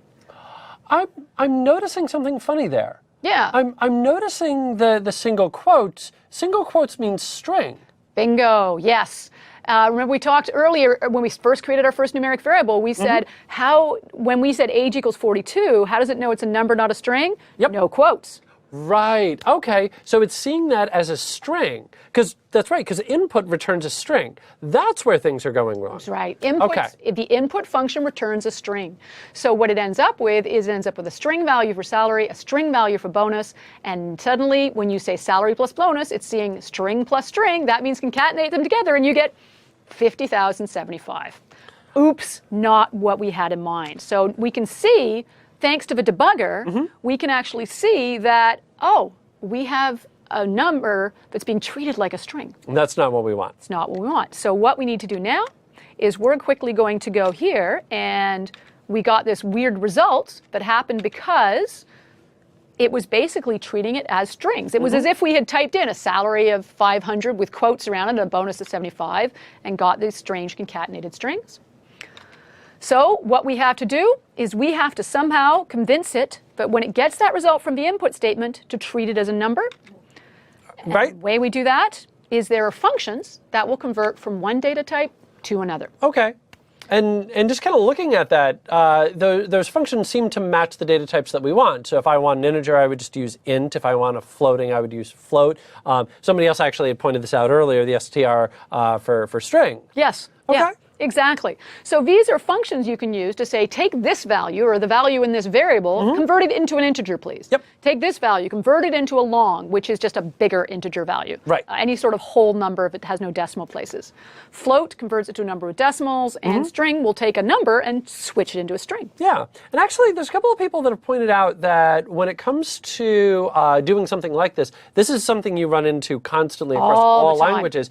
Because anytime that I put together a text box, or we're doing a command line, that by default, it's going to treat it as a string. Yes. So that's what you've got back. Now you're going to try and do math with it. Well, now you've got that problem. Now the way that you're going to do the conversions will vary, but the fact that you have to do them, the fact that it's coming in as a string, that's consistent across all languages. And and you bring up the point of, like, if you decide to start building websites or forms where users enter data, you made an awesome point. That's right. Typically, when a user enters a value in a text box and you ask for the value the user typed in, it's going to give you a string. So you're going to have to convert it to a number to do your math. So this is such a common scenario. It's annoying. And you know how we usually find out we have to do it? We run it, we get the error message and go, oh yeah, I got to convert that, don't I? Yep. So all I have to do in my code, in this case, is I need to say, take the value inside, let's do a float here. Let's take the salary, convert it to a float. Let's take the bonus, convert it to a float. And now it should be taking a numeric value. It takes a string, converts it to a number, takes the other string, converts it to a number. So now I'm adding 2 numbers instead of 2 strings. So fingers crossed. Oh, hang on, I was still in the middle. I just did the editing while the code was running. Let's get rid of that breakpoint. I don't want that anymore. I just want to run my code. Please enter my salary, 500. Bonus, 75. 575. Success. So, But I liked the old math. you liked the other math, did you? The old math worked out better. Christopher would prefer it if we left that bug in the system. But just imagine the disaster it would be at a company. And it's a kind of thing, you might have had it in your code, it was off printing paychecks, and everybody's going, wow, this is great. Everybody at the company is really, really happy. Just because you forgot to convert a data type. Yeah, you know? So it's important to test your code is what I'm saying. Make sure the output is what you think it should be. Just because it runs doesn't necessarily mean it's doing what it's supposed to. Yep. Always take the time to say, well, if I type in this, does it give me what I think it should give me back? Always test it. Always test your code. It's not just knowing it runs doesn't mean it's doing what it's supposed to. It's really important to test. Yep. So in our case, to fix our code, we have used converted to a float instead of just adding salary and bonus, and now we're adding 2 numbers instead of 2 strings. Perfect. Now, I do want to bring up a little situation of, Christopher, what would you think would happen if somebody typed in a salary of Bob?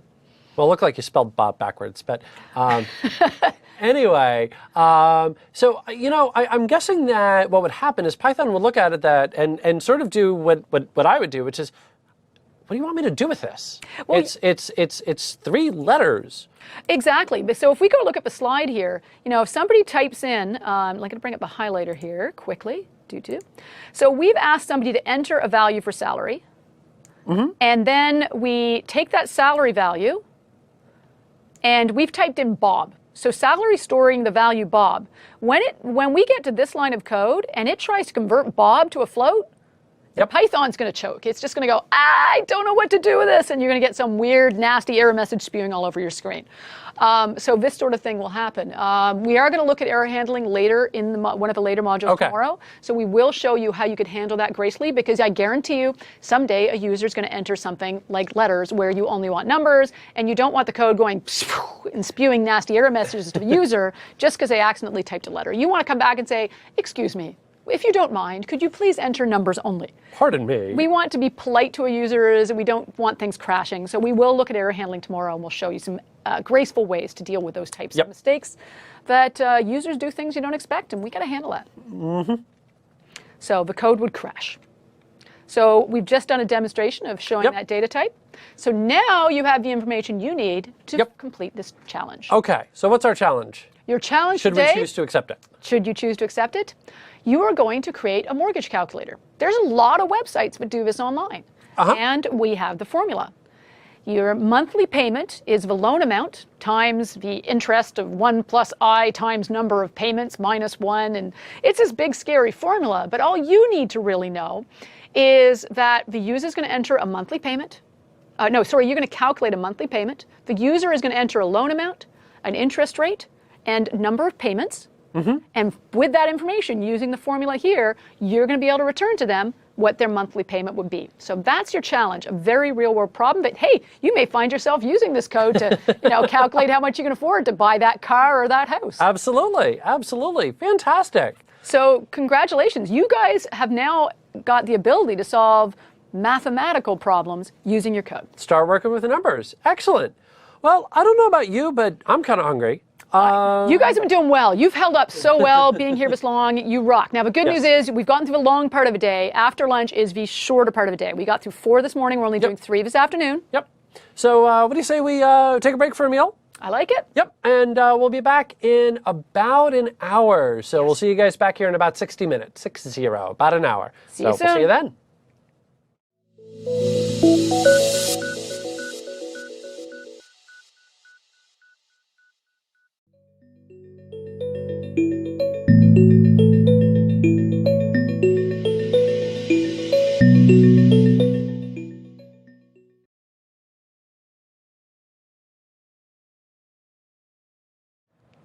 All right, welcome back. I don't know about you guys, but I'm kind of full.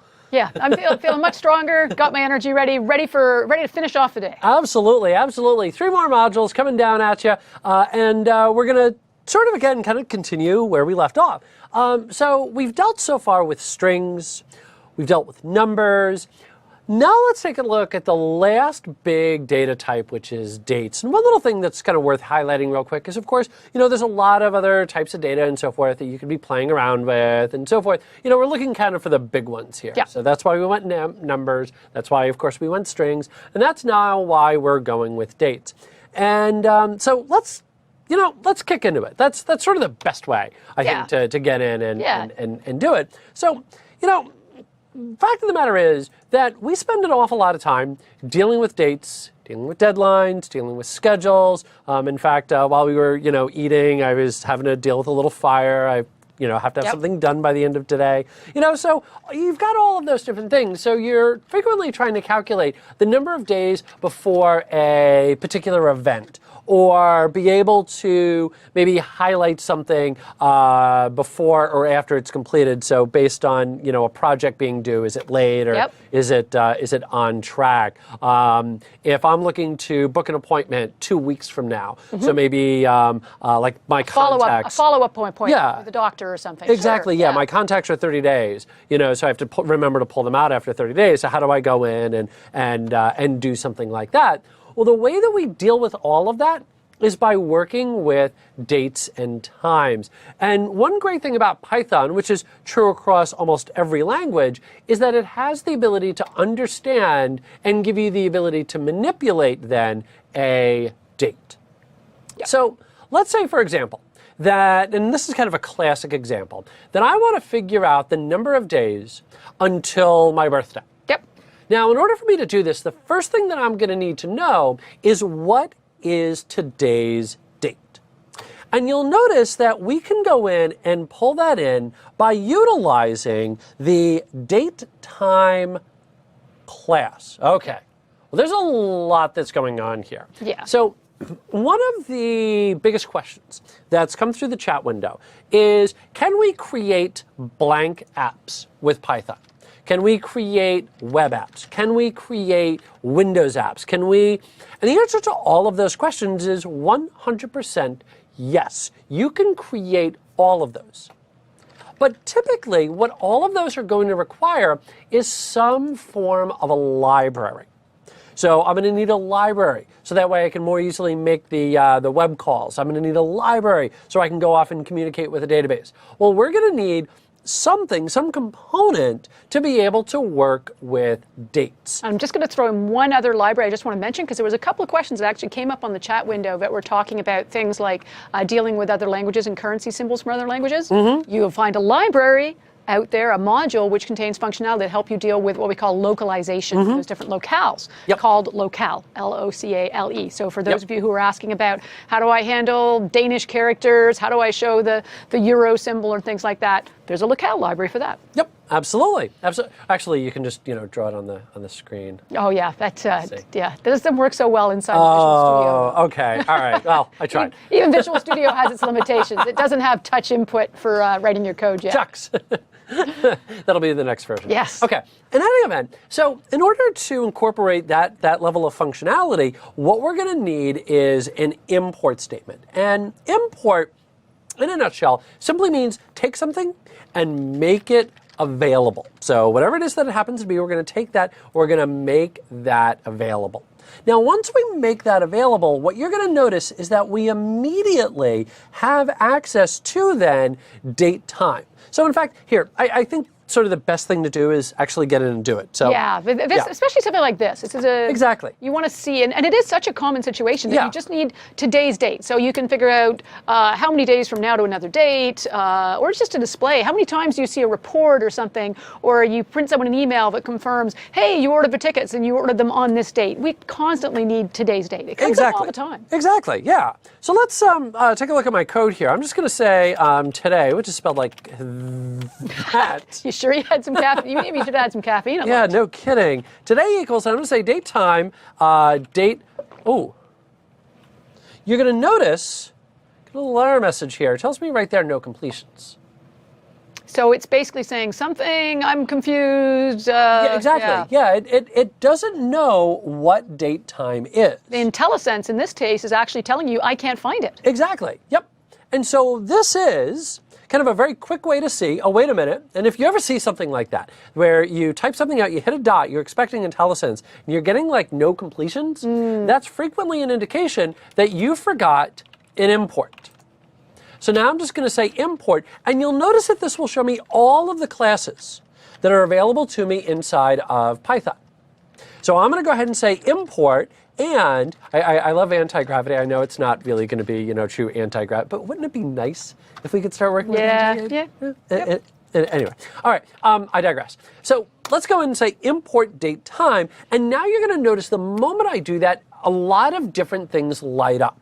And one big thing to keep in mind as you're typing something out inside of Visual Studio, if you see the color change, there's a reason for that. That what Visual Studio is trying to do is tell you that this is a keyword. So you're going to notice that today is, in that case, the little bit of teal.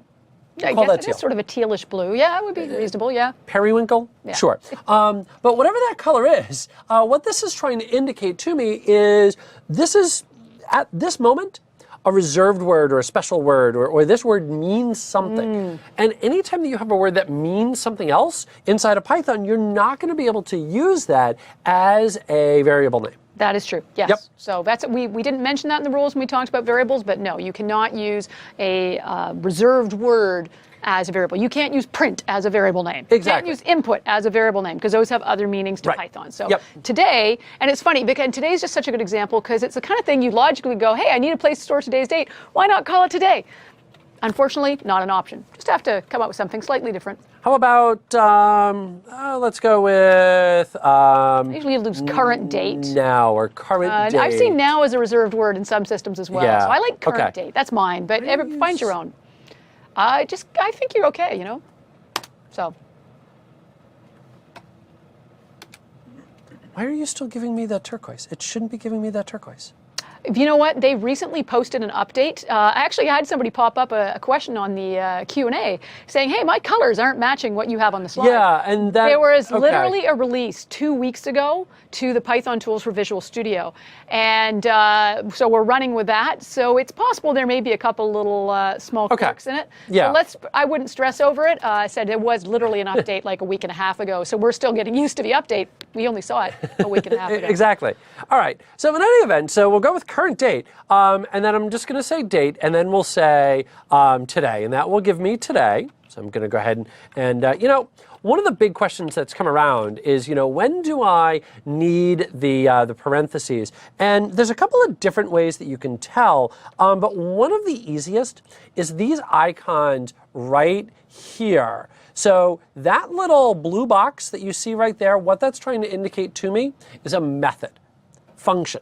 A function. We talked about functions like print and input, these things that go do something for you. Exactly. So that's going to need parentheses. So when you see a box, method, function, parentheses, and then on the blue ones, that's going to be some form of a property. So those don't require the parentheses. Those won't need it. Exactly. Oh, by the way, when you zoom out, the color fixed itself now, by the way. So it must have been just somehow a screen refresh with that update. So yeah, that's sort of weird. Okay. I think we just say new version of the tool. Yeah. Obviously, the colors don't refresh as quickly as they should. Exactly. Yeah. Okay, cool. So I'm not losing my mind. You're not losing your mind. All mind. right. It's all good. So yeah, so we'll go with current date today, and then we'll just go ahead and print that out. So I'm just going to say print current date, just like that. And now let's go ahead and hit start. And sure enough, it prints out today's date as 2014-9-23. Perfect. Okay. So now what you're seeing here is how we can go off and grab today's date and how we can start working with dates and times. All right, let me get back to my slides here. Give this a second. All right. Now, we've already got it, the ability to store that into a variable, and you can kind of see that right there. There we go. And again, we see the output. We can see when the slide was created. So that was created on July 20th. Yeah, you can see when I was creating my deck, yeah. Absolutely. And then we've got our little demo slide. Right. Now, one of the biggest things that we're going to be looking to do when we look for a display or when we look to do calculations is to go grab the different components, the different parts of the day. And so you're going to notice that there's a whole set of different properties that are available on a date. Now, I've thrown around this word properties a couple of times. Let me go ahead and define this real quick.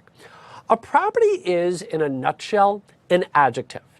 So whenever we're talking about whenever we're talking about an object, the way that I always like to try and describe things is picture a real world object. So here, let me hold up my little water bottle here. So you'll notice that I've got my little water bottle here, and my water bottle has a color, something that I could use to describe my water bottle. And so the color here happens to be blue. So property or adjective, color, the value would be blue.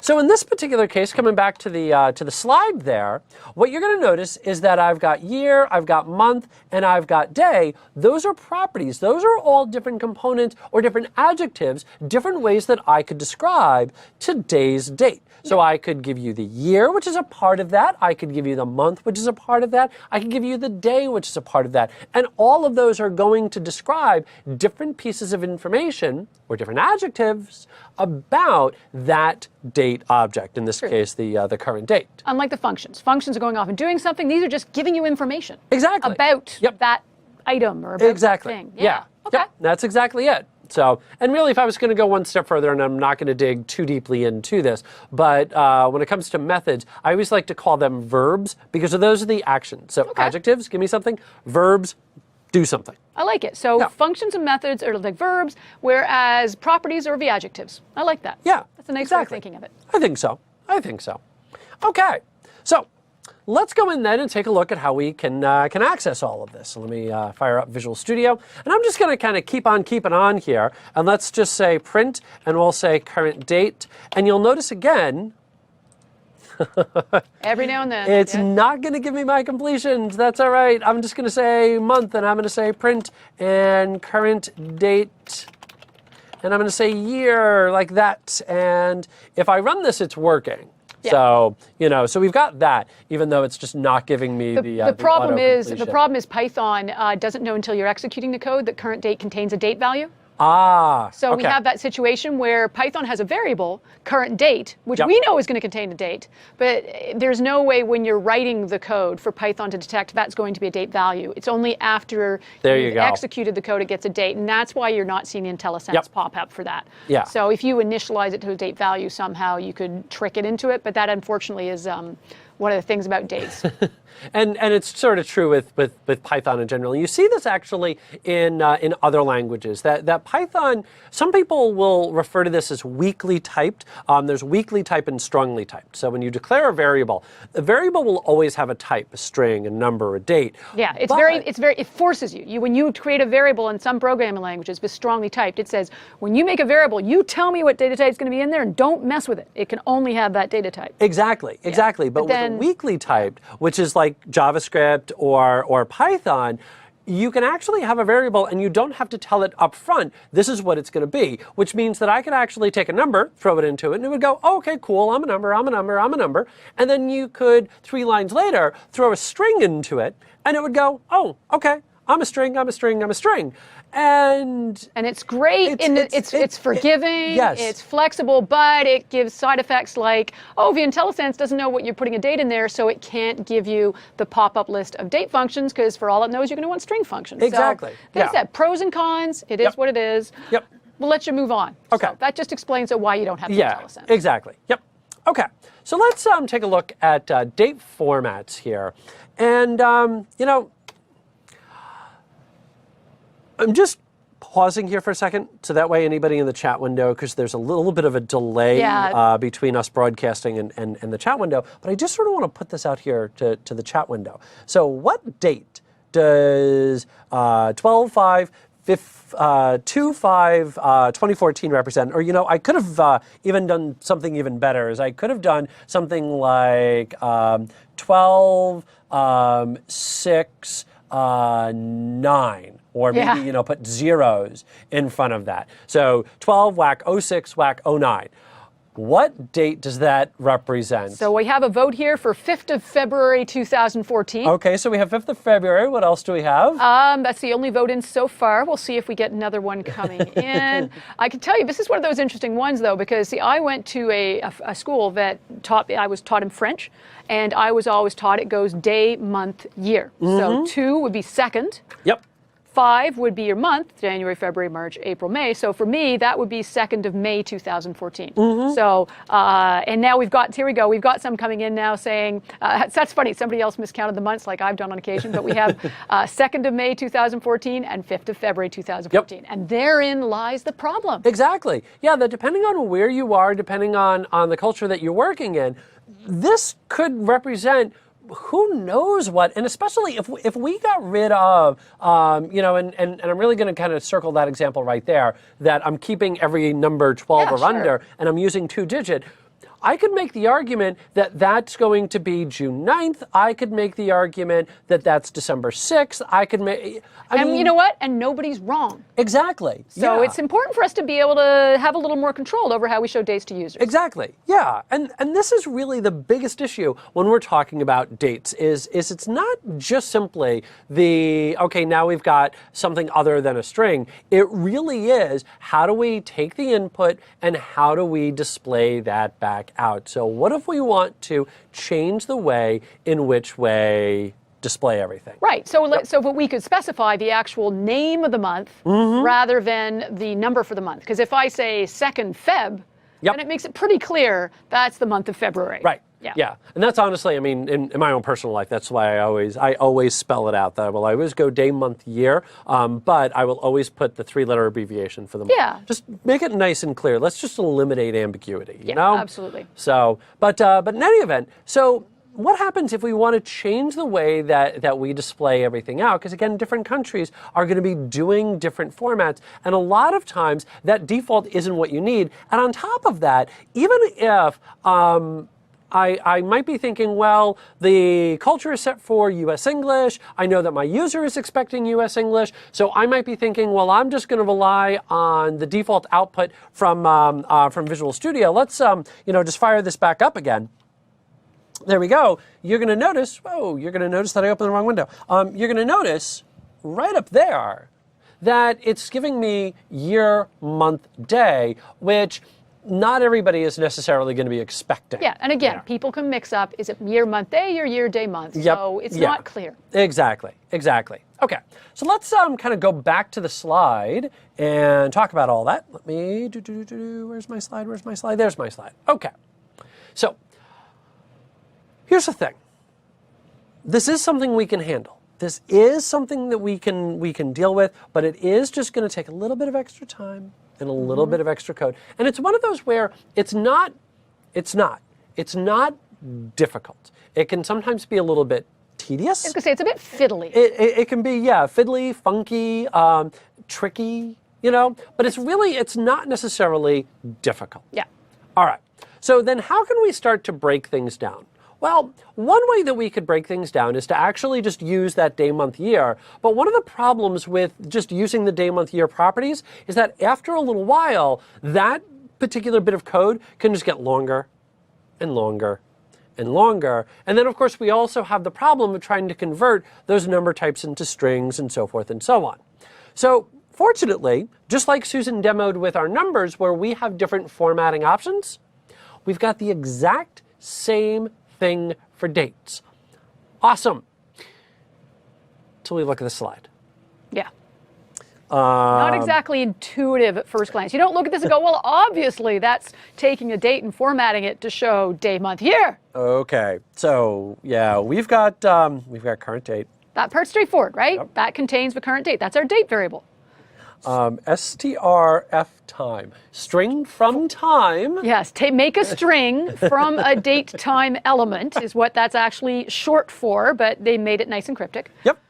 And then you'll notice that we've got %d and %y. And so those two are pretty straightforward. Those make sense. Yeah, the %d is my day, the %y is my year, the %b is my month. And the reason, just so you know, they aren't just making it %b to make your lives difficult. The reason they had to use %b is because they use m for minutes when you start getting into times. So they always have this problem, but there's minutes and there's months, and they can't use m for both of them.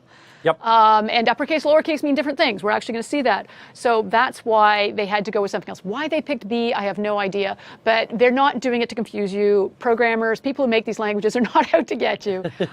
So yes, it's a little confusing to getting used to %B. When you forget it, look it up. Just search for help on string format time or how do I format a date output in Python. You will find on the first page of results in Bing something that's going to have a nice example. And actually in the reference document that is in the GitHub, we have a link to the documentation for string f time, which gives you a link to all the different options. In fact, if we take a look at my slide here, you'll notice there's the little link. I'm just going to tap on that. Whoops, I'm on a highlighter. All right, give me 1 second here. Got to convince it to get you out of highlighter mode. Yeah, get me out of, there we go. There we go. Okay, so right here, there is all of the different options that are available. Again, don't memorize these. No, we don't memorize it. Look them up when you need them. There's an old story. Albert Einstein was being interviewed by the New York Times, and the interviewer asked him about some constant, whatever the constant value was, and Einstein said he didn't know what it was. And the reporter was, a little incredulous. How could you not know what this is? And Einstein said, why would I memorize something that I could look up in a book in under 2 minutes? Same concept here. Don't memorize these things. Somebody asked earlier how it is that, we know all of this. Well, the reason that Susan and I know this is because we've done it. Because after a while, you just keep doing it, you're just going to remember it. But sitting down and trying to memorize this, that's not going to be helpful. Because the other thing is, you don't necessarily know how much of this you're going to wind up using on a day-to-day basis. So you decide one day, well, I'm going to sit down and I'm going to start memorizing this because this is what's going to make me a real developer, which it's not. Nope. And then you're going to wind up memorizing a whole bunch of things that you're not going to actually wind up using. At least not every single day. Yeah, exactly. You'll do it once, and then you'll figure it out, and then you probably won't have to write code like that again for another month. Exactly. So. Go look it up. Go look it up. But in the meantime, you are going to notice, coming back to my slide here, D for a day, B for a month, and then Y for that 4-digit year. And then again, if you want to break things down a bit further, you're going to notice the full, the abbreviation, the 2-digit, the 4-digit, and again, strftime.org to go get all of them. So that is what that breakdown is all about. Okay, so with that, let's take a look at that in action. All right, discard. Let's go back to Visual Studio. Woohoo! Okay, so now let's go in and let's say print, and what I'm going to do is say current date.strftime. Yep. There we go. And I'm going to go with %D. I'm going to go with %B, comma, and %Y, just like that. Yep, that makes sense. Day, month, year. Yep. And sure enough, if we do it, there it is. All right, high five. I like that. Way better as an output. And actually, if I was going to, do it my typical way of doing my formatting here, I'll just do it like that.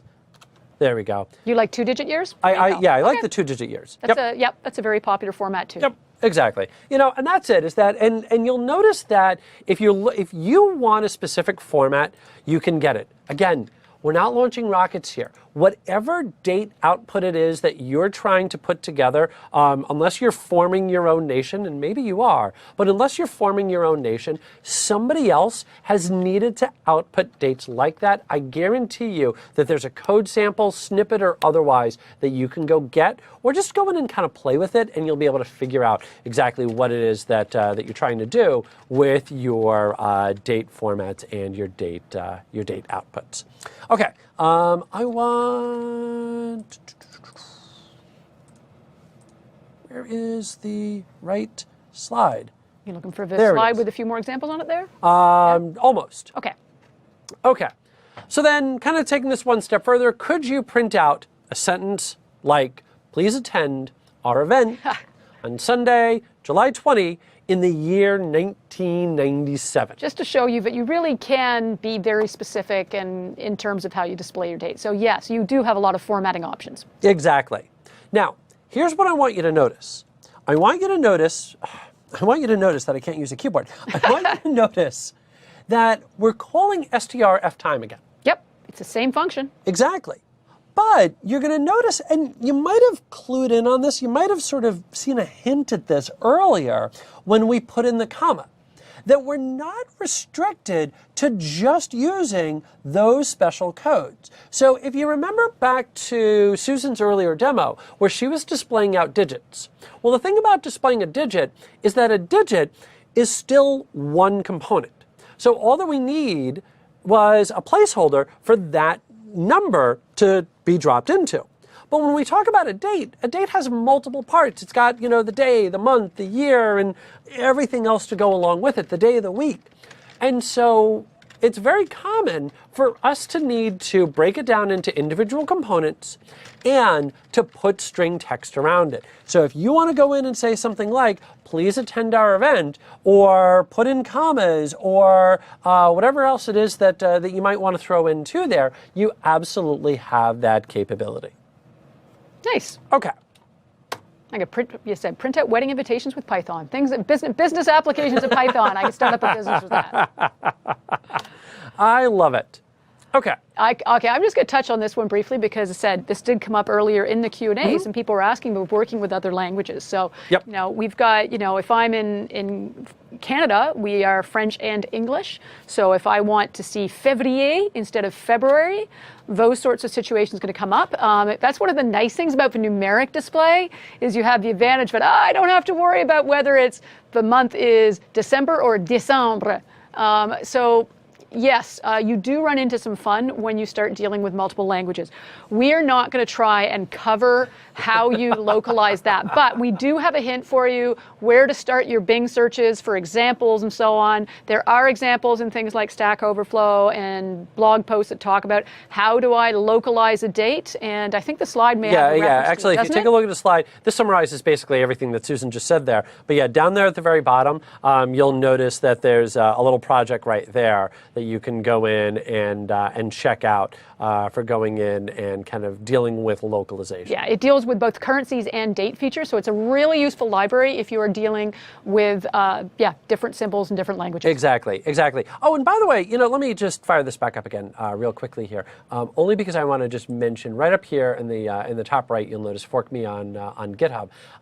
There's a reason that we chose GitHub to share out our code, and it wasn't just simply because, oh, look, we've got someplace to drop our code. Yeah, we can put it on OneDrive. Exactly. The reason that we chose GitHub is because you're going to notice when you start getting in and start digging deeper into Python, you start using different libraries like this, or you start using different libraries like strftime, you're going to notice that quite frequently they're open source. Meaning that if you wanted to go in and see exactly how they work behind the scenes, if you decided that maybe you want to get in and contribute, you have that ability. And most open source projects these days are maintained on GitHub. Actually, I shouldn't necessarily say most because I don't actually have the numbers. I don't know if it's most or not. We'll say many, just to be technically accurate there. So many projects, open source projects, are hosted on GitHub, and there's many a Python project that's hosted there as well. So a big part of the reason that we did that was also just to kind of get you a little introduced to GitHub and get you kind of poking around in there. If I can again kind of throw in a real quick shameless plug, I know I did this earlier this morning, but it's worth mentioning one more time that we do have an MVA on Git and Visual Studio. So if you decide that you do want to get a bit more into Git, maybe use this for your own projects, even if you're not necessarily contributing to others, then you can go in and do that. So we're just trying to do best practices ourselves by sharing code the way most people share code. So you start getting familiar with the ways people tend to share code. So when you want to look at someone else's examples, you'll know how to access it. Exactly. Yep. All right. Yeah. Okay. Back to the world of dates. Back to the world of dates. So now, at the very beginning of all of this, we started out with a basic question. I've got my birthday, I've got today. How do I figure out the number of days until my birthday? Well, fortunately, you're going to notice that there's a lot of different ways that we can start doing calculations based around dates. Now, in order to do this, the first thing that we're going to need is we're going to need to know what your birthday is. Yeah, we already know how to ask people for a value. We just use our input function. Now, pop quiz, what's the problem with input? when it comes to data types? Input always returns a string. We ran into this when we were talking about number variables earlier. Yes. So we need to convert that into a date. Right, because we want to be able to use those cool date functions to do some logic and some calculations. Exactly. And this is where strp time comes in to allow you to do that conversion. Not to be mixed up with string f time for Exactly. formatting dates for display. Exactly. Now, what I want you to notice here, and let me fire up my highlighter, it's going to be the easiest way to show it, is you'll notice that it's off of date time, date time. Now, first of all, why is it twice? Because that datetime class is inside of the datetime module that we're using. So it's a little clunky, but that's why that's there.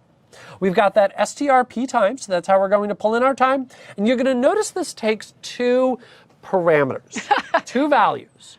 Number one is the input from the user.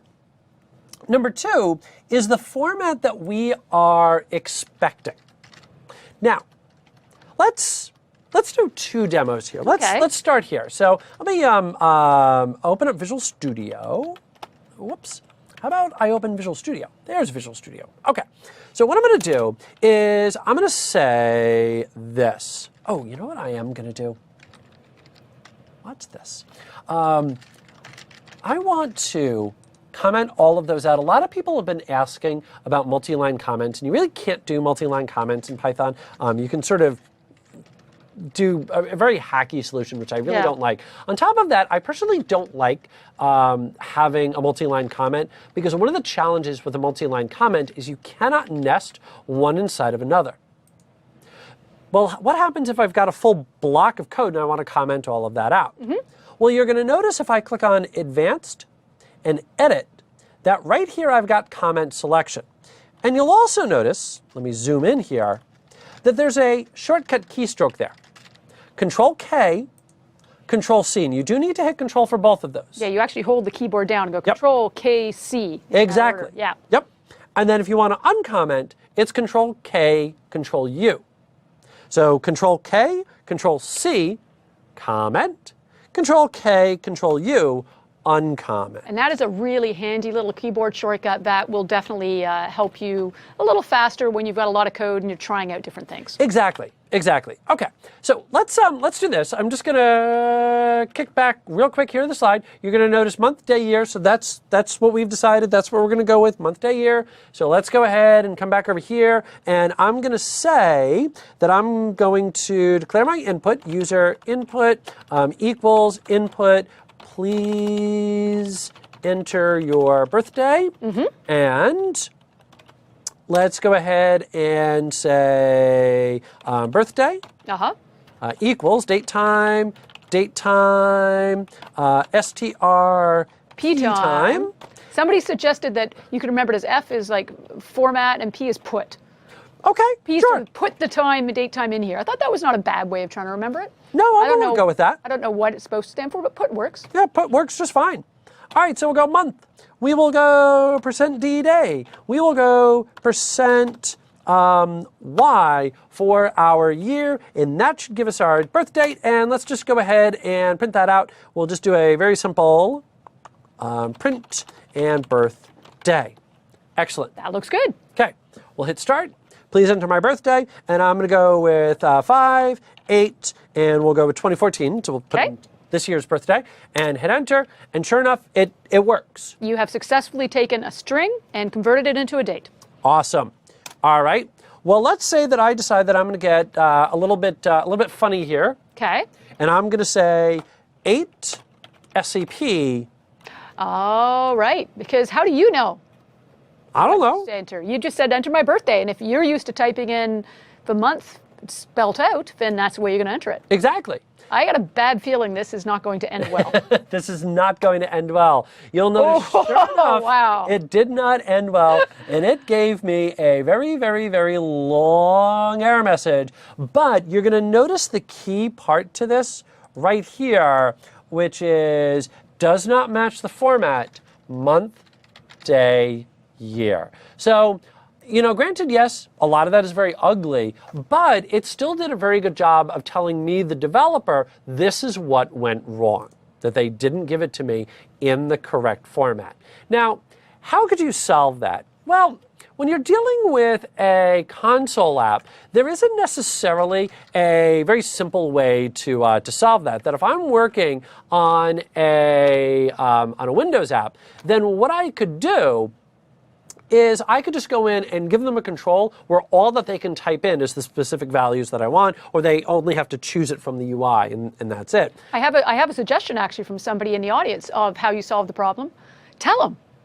Hey, that why seems not simple in your enough. Why not in that statement when you're asking them to a date? Tell them the format you expect. So Yep, absolutely, you guys have already figured this out. And it's sort of stealing my thunder here. I know. Well, it was actually look, see, I had a slide. Our coders have already solved it. I had a slide. Yeah.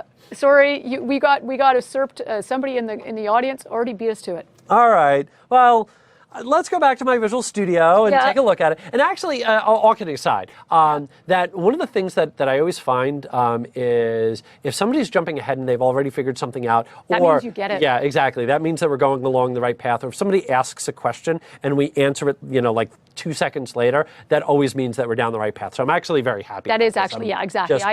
I'm seeing lots of great questions where it's like, we're about to cover that. So I can tell that some of this, you guys are immediately not only understanding, you're thinking, but then when I want to, and we're trying to address those, we're trying to get to them. So you're thinking the right way. Yep, exactly.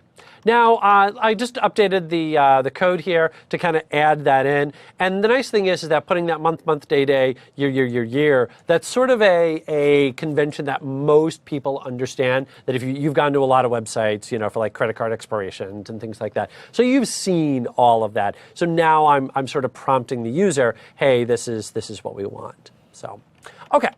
Now, back to our slides. There we go. All right. Now, you could also add error handling. Yeah, that's not going to, you still want to tell them to enter the right format, but in addition to that, you should probably include some error handling, which we'll cover tomorrow.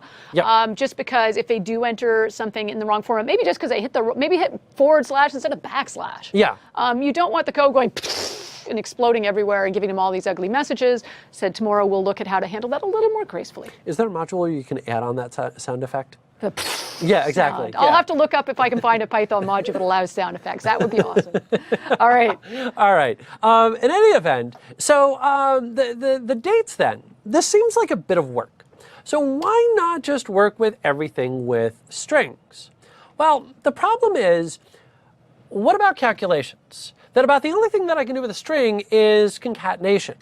Well, now you're going to notice that I've got things like the ability to do addition and subtraction because it knows what a day is. And can I point out how awesome this is? One of my first real-world programming assignments, I was my first programming job. Graduated school, got a job. I was a member of like 20 programmers on a team writing code. And one of the things we had to do, we had to determine things like the number of days between two dates. And we didn't have this function or this ability in our code. We had, I kid you not, it was a 700-line program. That had about 9 different functions in it to do things like, say, tell me the number of days between two dates, but would convert Gregorian dates to Julian dates and back to Gregorian dates. It was a beast of a program. So the fact that we can do things like say, well, just tell me the number of days between these two dates by subtracting date A from date B, still brings me back to the days when I had to write that code from scratch. And let me tell you, that took a little while. So it's fantastic that all we have to do is say, subtract date A from date B and tell me how many days. It always seems so simple, but yeah, it really, and it wasn't. We take it for granted long now. Ago. Yeah, it wasn't. No, because I'm only 29. Yeah, exactly. Yes, only 29. Right. So back over here to 29. That's right. 29. Continue. Okay. All right. Okay, so coming back over to here, seems like a bit of a hassle, so why go in and do it? Well, you're going to notice here that we could go in and just do the subtraction. You'll notice that we'll get a difference there, and then we can see the number of days. So let's actually just go in and do this real quickly here. Where's my Visual Studio? Beautiful. So I've got my my birthday, and let's go in and just simply say print, and I'm just going to kind of keep it real simple here. I'm just going to say days equals, and let's say birthday minus current date. And we'll just do a print and days. Sure. There we go. Just kind of keep it nice and easy. And I could have made it, a little bit fancier there. That I could have gone in and maybe.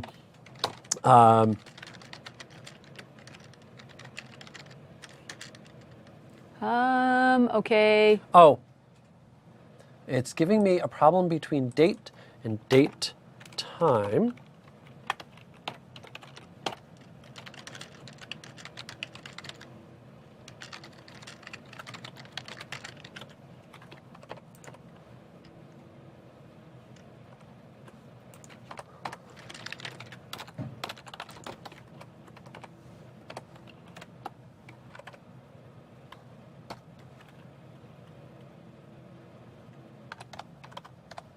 You just doing some data type conversions there?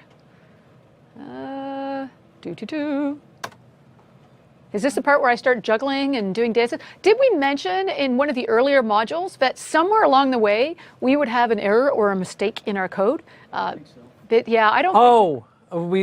Oh, that's why. It happened, guaranteed. You think you got it there, Christopher? Yeah, this is one of those, sometimes you just start moving too fast and you just forget a little bit of code. Here's what I want to highlight, because this is actually very important. And I always love when something goes sideways, because it does give us the opportunity to kind of use this as a teaching moment. I want you to notice something, and actually it's sort of funny because this will be our next slide. I want you to everybody read aloud the word that I have just highlighted there, the word that I'm Date time? Circling. Date time. Date time, is that a single word or is that two words? Date time appears to be showing up there as a single word. Okay, but in English it's how many words? Date and time could be treated as two words. Two words, yes. Okay, so date and time. Yes. So this is a different object. This is both date and time. The only thing that I'm interested in is the date.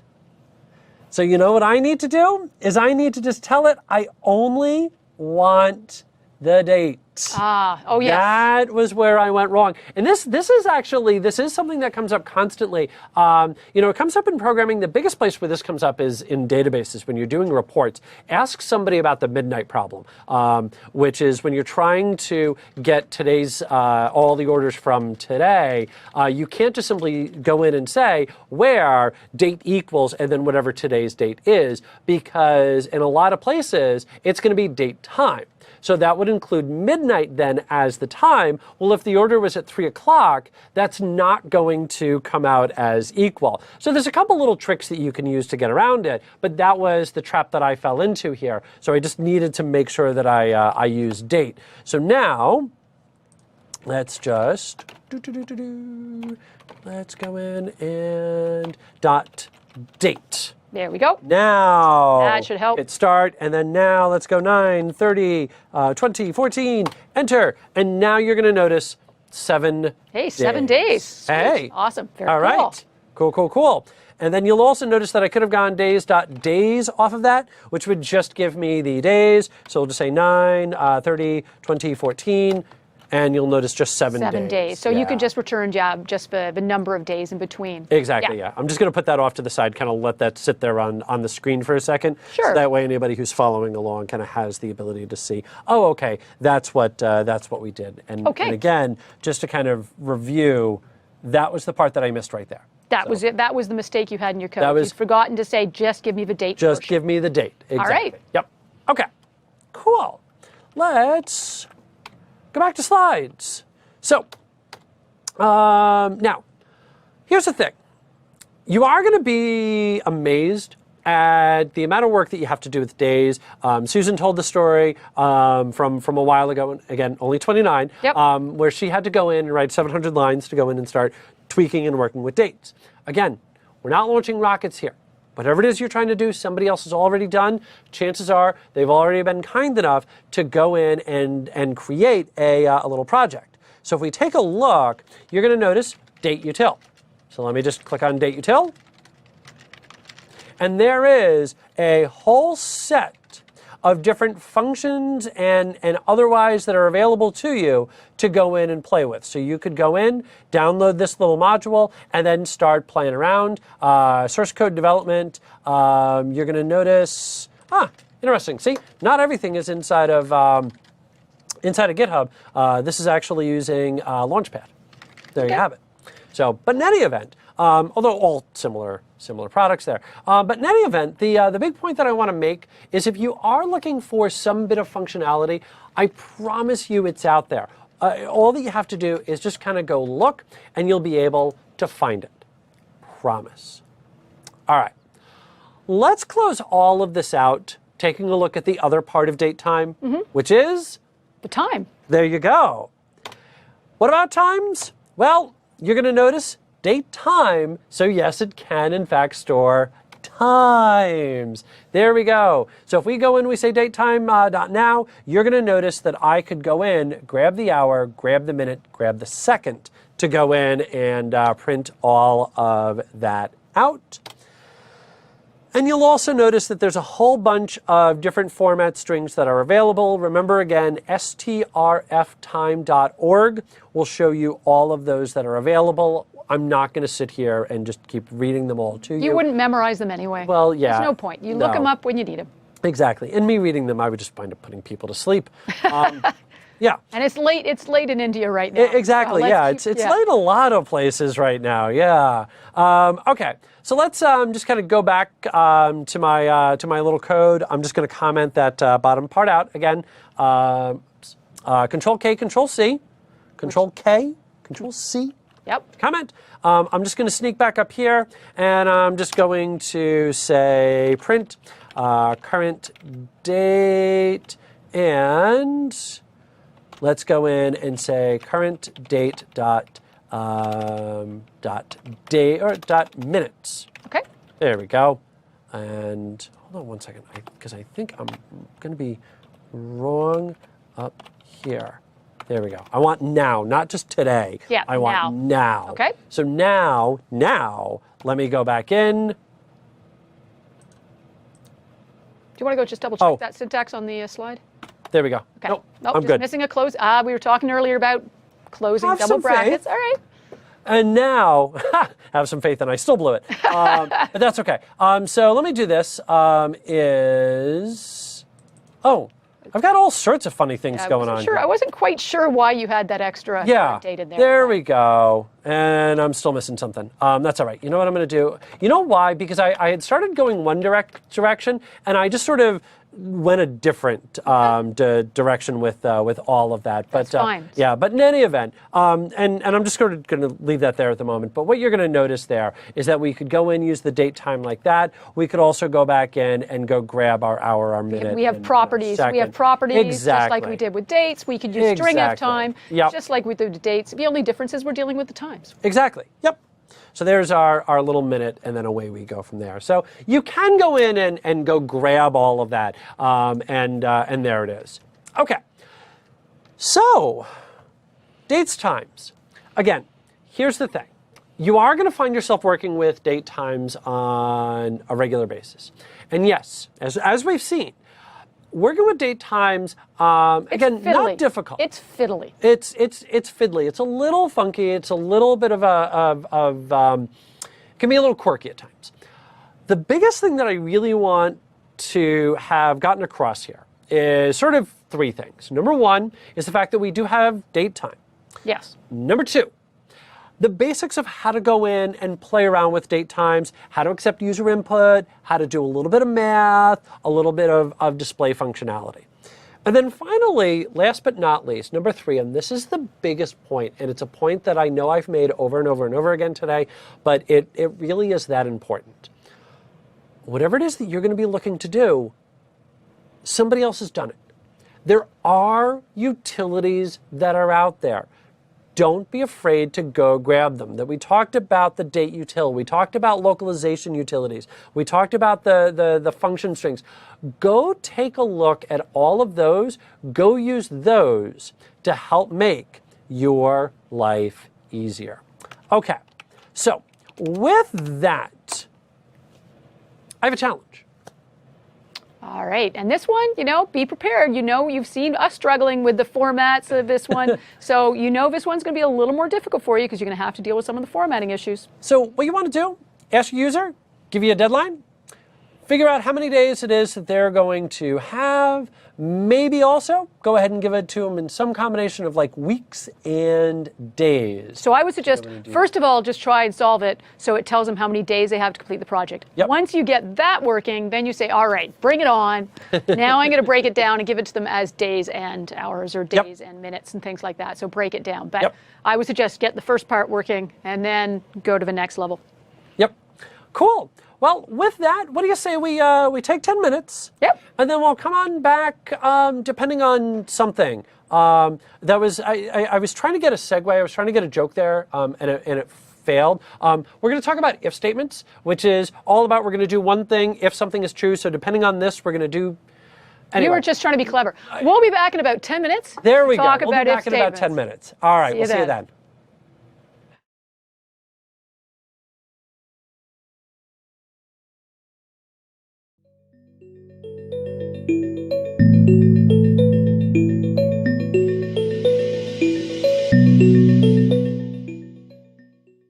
So I says to the guy with the monk, oh, we're on. Oh, we're live. Yeah, sorry. Yeah, sorry. Back. All right. Hi.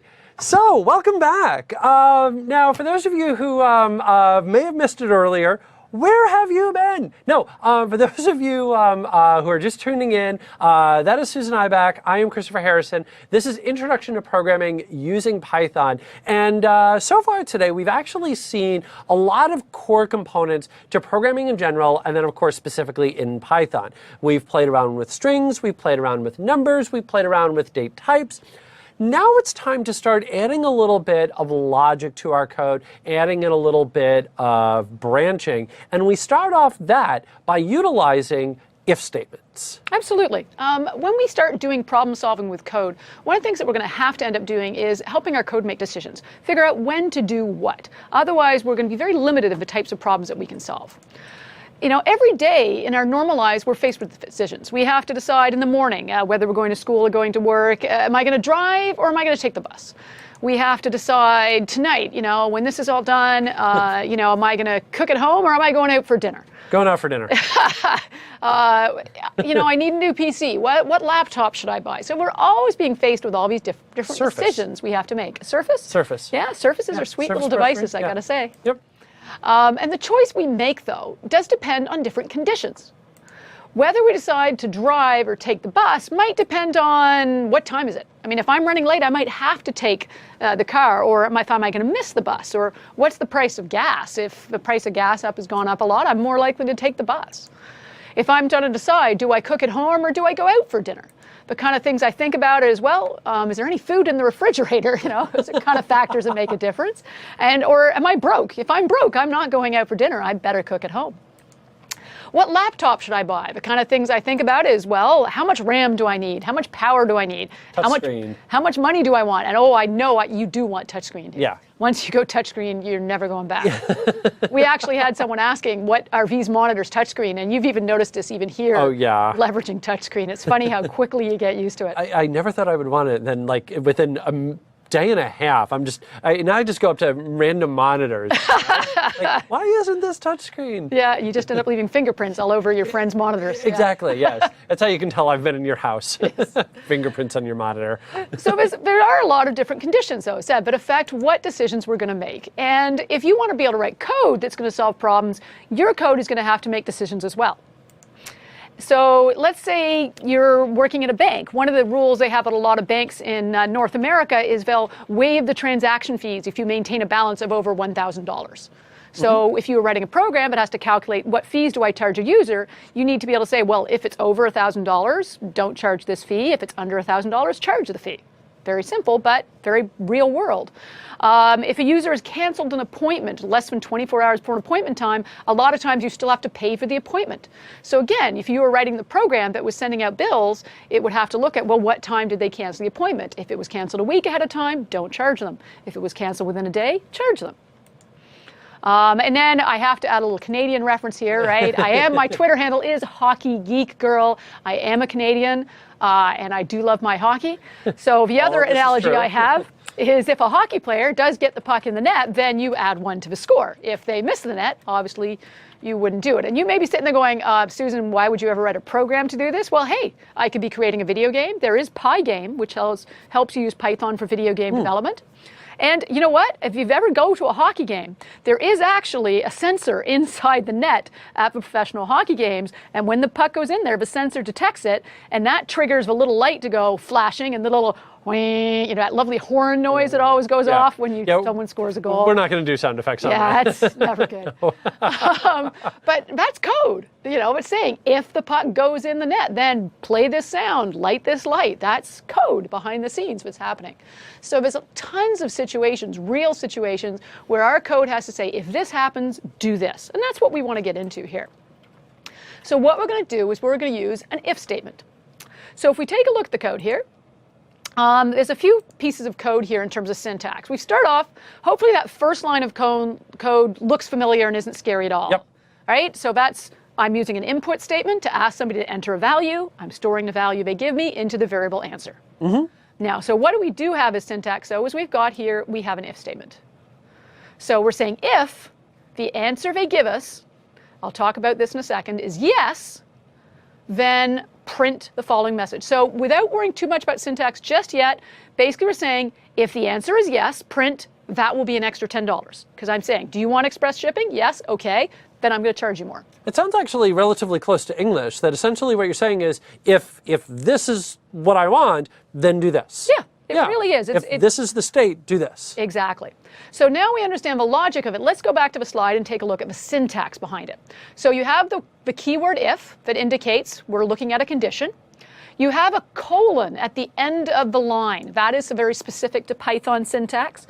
If you forget that colon, you're going to get weird little error messages appearing in your screen, and eventually you'll go, I forgot the colon. That's one of the ones I forget all the time. And then the other thing, and this is very significant, is the print statement is indented. That's how Python knows what's the command that I only execute if the answer is yes. If I say answer is no, and you have indented code, that code's not executed. So the indenting is crucial here because that's how Python knows what is the code you want me to run when the answer is yes. Now, if we go back again to the code, there's one last little piece I want to show you, and that is this double equal sign here. You'll see this in some other programming languages as well. In earlier code, we even have it on our previous line here, we use the equal sign to mean take this value, put it in here. So we say take the result of our input command, our input function, put it into the variable answer. So we're assigning answer the value returned by the input function. So the equal sign means take this value, put it here. So we can't use that in an if statement. It would be confusing. Exactly, yeah. And that's really, it's sort of both for us, but it's also for the runtime as well to understand the difference between an assignment where you're taking a value, putting it into a variable, and when you are trying to do a comparison. Right. Yeah. So as a result, we end up with a special syntax. When we want to say if something is equal to something else, the double equals is the syntax for saying is equal to. Yep. So now if you look at this slide, we're saying if answer is equal to the string yes, then we have our colon, that's just part of a syntax, then print on the screen, that's going to be an extra $50. Perfect. So that's the syntax. Let's just look at a few examples so you can get a handle on it. We'll do a demo as well so you can start to get comfortable with it. It's sort of funny watching the Q&A right now because there's now a little bit of hockey banter going back and forth. Go Ducks. Somebody said, we should make a dyno to set off the horn every time the Rangers score. Somebody else said that'd be a very quiet dyno. Oh, man. Yeah, And I'm sorry, speaking as a hockey geek girl, it's go Sens go. So I am a diehard Ottawa Senators fan. So, but I have any great hopes of winning the cup this year. But I am, for the record, go Sens go. So I showed you the double equal sign for is equal to. It's probably a good idea to talk about some of the other symbols you might need to use. Yep. Because sometimes you might want to say, is it not equal to? And that's another one where you just have to, this is one of those ones you will actually end up eventually memorizing it because you'll use these fairly frequently. Not is not equal to, the symbol for that is a exclamation mark followed by an equal. The exclamation mark is frequently used in programming languages to mean not. And that's why exclamation mark equals means is not equal to. So it's a convention that's been used in other programming languages. So the nice thing is, yeah, once you learn that syntax, you'll be able to use it elsewhere. Then if we go back to the slide, we can see a less than symbol. That's nice. It's the same as when we learned it in school. Yep. Greater than. One we didn't see necessarily when we're doing math in school is that less than or equal to. Because there certainly are times like, hey, wait a second, I said you don't pay service charges if you maintain a balance over $1,000. Right. But what if it's exactly $1,000? Do I have to pay the fees? It's a good question. It is. And is that a question the programmer answers? No. Yeah, this is one of the things you will run into in some situations. If it's your bank, you're defining the rule, and you're saying, well, no, it has to be over $1,000. So you have to have $1,000.01 to not pay transaction fees. Right. So this is actually something you will frequently need to double check on. And if you're writing code for someone else, you'll probably need to go ask them. Because they'll often say, oh, if it's over $100, if they make a purchase over $50, shipping is free. What if it's exactly $50? How do you want to handle that? Because you may discover if it's greater than or equal to $50, the user should not be charged for shipping or doesn't pay transaction fees. And the syntax for that, as you can see here, is greater than equal to or less than equal to. And there's some examples on the right-hand side of sort of what the code might look like. Yep. But I will say, we talk about making mistakes as coders. One of the most common mistakes we make as coders in if statements is less than should have been less than equal to, or greater than should have been greater than equal to. That is one of those, and it's one of those ones that the code works, but it doesn't do what it's supposed to do. Yeah. Yep. Yeah. We getting more hockey comments in the background No, there? well, we are, but yeah. I was actually laughing. I was paying attention. I was listening to it, and I was laughing at that because that really is one of the hitches in my delivery, that I frequently inverse the Boolean statements. Yeah. So, yeah. Easily done. Yep. So here's another example of an if statement. And this is an example on the slide here. And what's significant about this is I want to point out the indenting here. So Christopher, do you want to take a guess here at if I ask somebody, would you like express shipping? And if they answer yes, I charge them an extra $10. Now, if they answer yes, do you think they're going to see that message, have a nice day? I'm going to say yes, based on what you told me about tabs. And because of the fact that print is back on that first line, I'm going to say that yes, have a nice day is going to print. And what if the person says, no, I don't want express shipping? I'm going to go with the same thing because of the tab. So all in all, so if somebody says, yes, I want express shipping, what do you think is going to appear on that screen? Right. I think if somebody says yes, I think it's going to print out, that will be an extra $10. Have a nice day. Right. And if they answer no? Have a nice day. Exactly. Because, and this is sort of where that indenting is so important to see, and I just wanted to illustrate that a little more clearly, that only if the answer is yes will the statement that's indented, or the statements, you could have multiple commands here, only then will those statements be executed. The code that you have that's not indented, doesn't matter if the if statement is true or not. Basically, it's going to ask the user for if they want express shipping. If they answer yes, it'll print the statement. But regardless of what they answer, it will continue executing the non-indented code, and everybody will see the message, have a nice day. So if I wanted multiple lines to execute on that if, I would just need to keep tabbing them in to make sure that they're all there. Okay. Exactly. Perfect. So you indent however many lines of code you need to execute. If answer is yes, you just make sure they're all indented. When you have a line of code that's not indented, it says, oh, that was all the code you wanted executed in that if statement. We're good. Now I just execute this code all the time. I like it. So the print statement being indented is essential. It's part of the Python syntax. Particularly important for if statements, and later on we'll see it with loops as well. All right, so let's take a look at that in terms of code, because you actually brought up an interesting scenario there, Christopher, of like, what if I do want things like multiple lines of code executed? So let's try that out. Whoops, cancel. Sorry, didn't mean to do that. All right, so let's go write some code. And what I'm going to do is I am going to say, let's see, favorite team, based on the conversations earlier, input, what is your favorite? And you know what? I'm gonna stir it up a little by adding a U to the word favorite, just for the Americans out there. All us British, Canadian spelling folks, Canadians are famous for inserting extra U's and everything. We even pronounce the word about as if it has an extra U, so I got to include that there. What is your favorite hockey team? And then I'm going to say if favorite team equals Senators, then I put my colon. And now one of the nice things is Visual Studio is smart enough that when you hit the Enter key after the colon, it automatically indents the next line. Because it's guessing, you just wrote an if statement, chances are you want to now write the code, but only executes if the if statement is true. Yep. And if favorite team equals Senators. Oh, and I've already got a typo. Yep. Before everybody starts throwing it into the comment window going, Susan, you've got a mistake. That should be equal. So if favorite team is equal to Senators, and that requires the double equal. Somebody else has already written one out for Blackhawks, by the way. Oh, awesome, very nice. Then I'm going to say, yeah, go Sens go. Go. And then I'm just going to say print.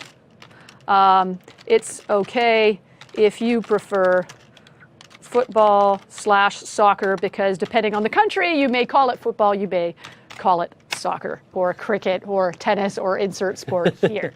Now, real quick, just to answer the question in the chat window, if we bring the code back up. Right there, you've got if favorite team. By the way, you've got okay, you've got a small inconsistency. You said favorite on the display, but favorite on your variable name without the okay, But in any event, just to answer the question, that double quotes, that's checking a quality there. So single equals. You mean the double equals? Sorry, double equals. Equals. The double equals is a quality. The double equals is a quality. Single is assignment. Yes. So single means take this value, put it here. Double equal means is this equal to this? Exactly. Yep. That's it. You've got it. And yes, just to be consistent, I'm going to add an extra U to my variable names too, since you pointed it out. Yep. So if I run this code, and let's just slide it over so you can kind of follow the logic, and I enter Senators as my hockey team. Yep. Then it says, yeah, go Sens go, and it's okay if you prefer football or soccer. Whereas if you run this and you say Leafs, my son is a diehard Toronto Maple Leafs fan. It's a very tough life. They're not known as the top team in the hockey league. And I just say, well, it's okay if you prefer football or soccer, but it doesn't display the go Sens go. Okay. Perfect. And just because we were talking about what if you have multiple commands you want to execute, if a condition is true, I'm just going to add a second line of code here.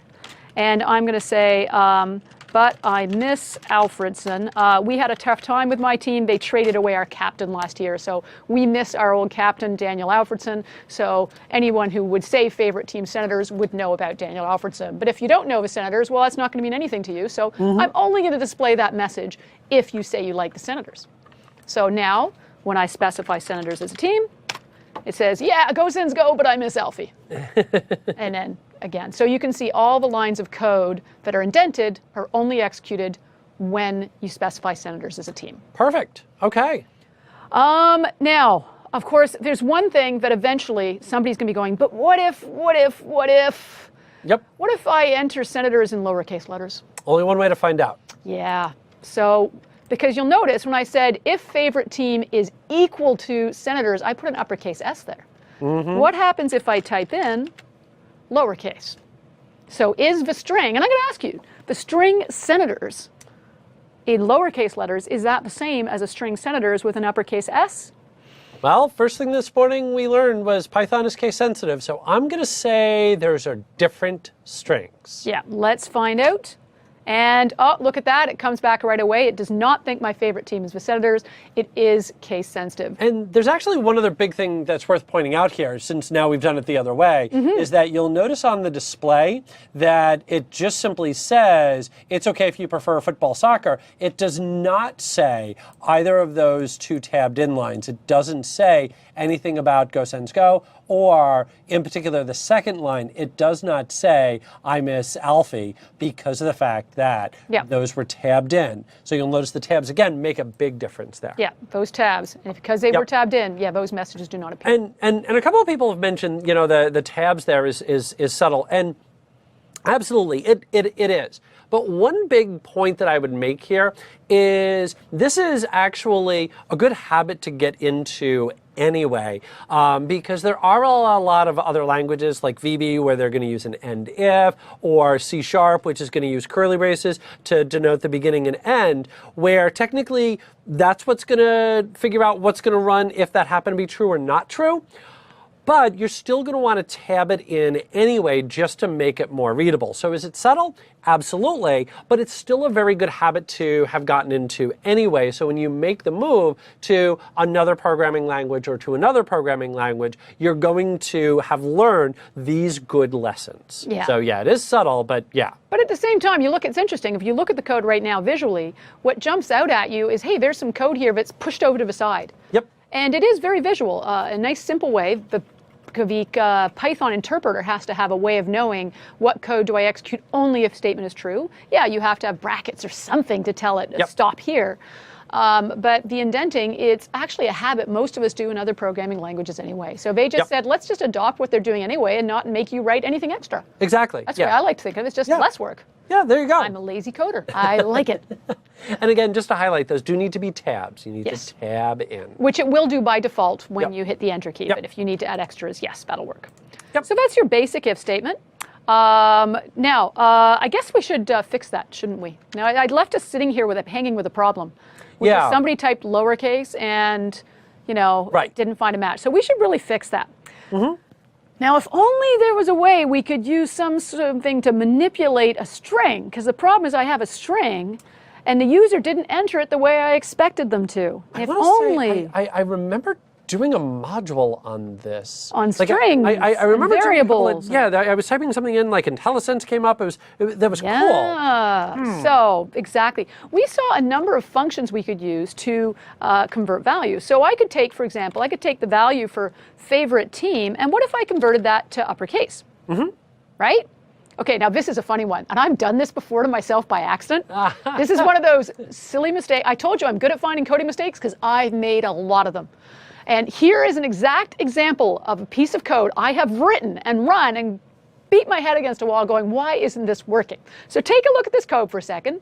I'll give you a second to read it. And see if you can spot Susan's mistake.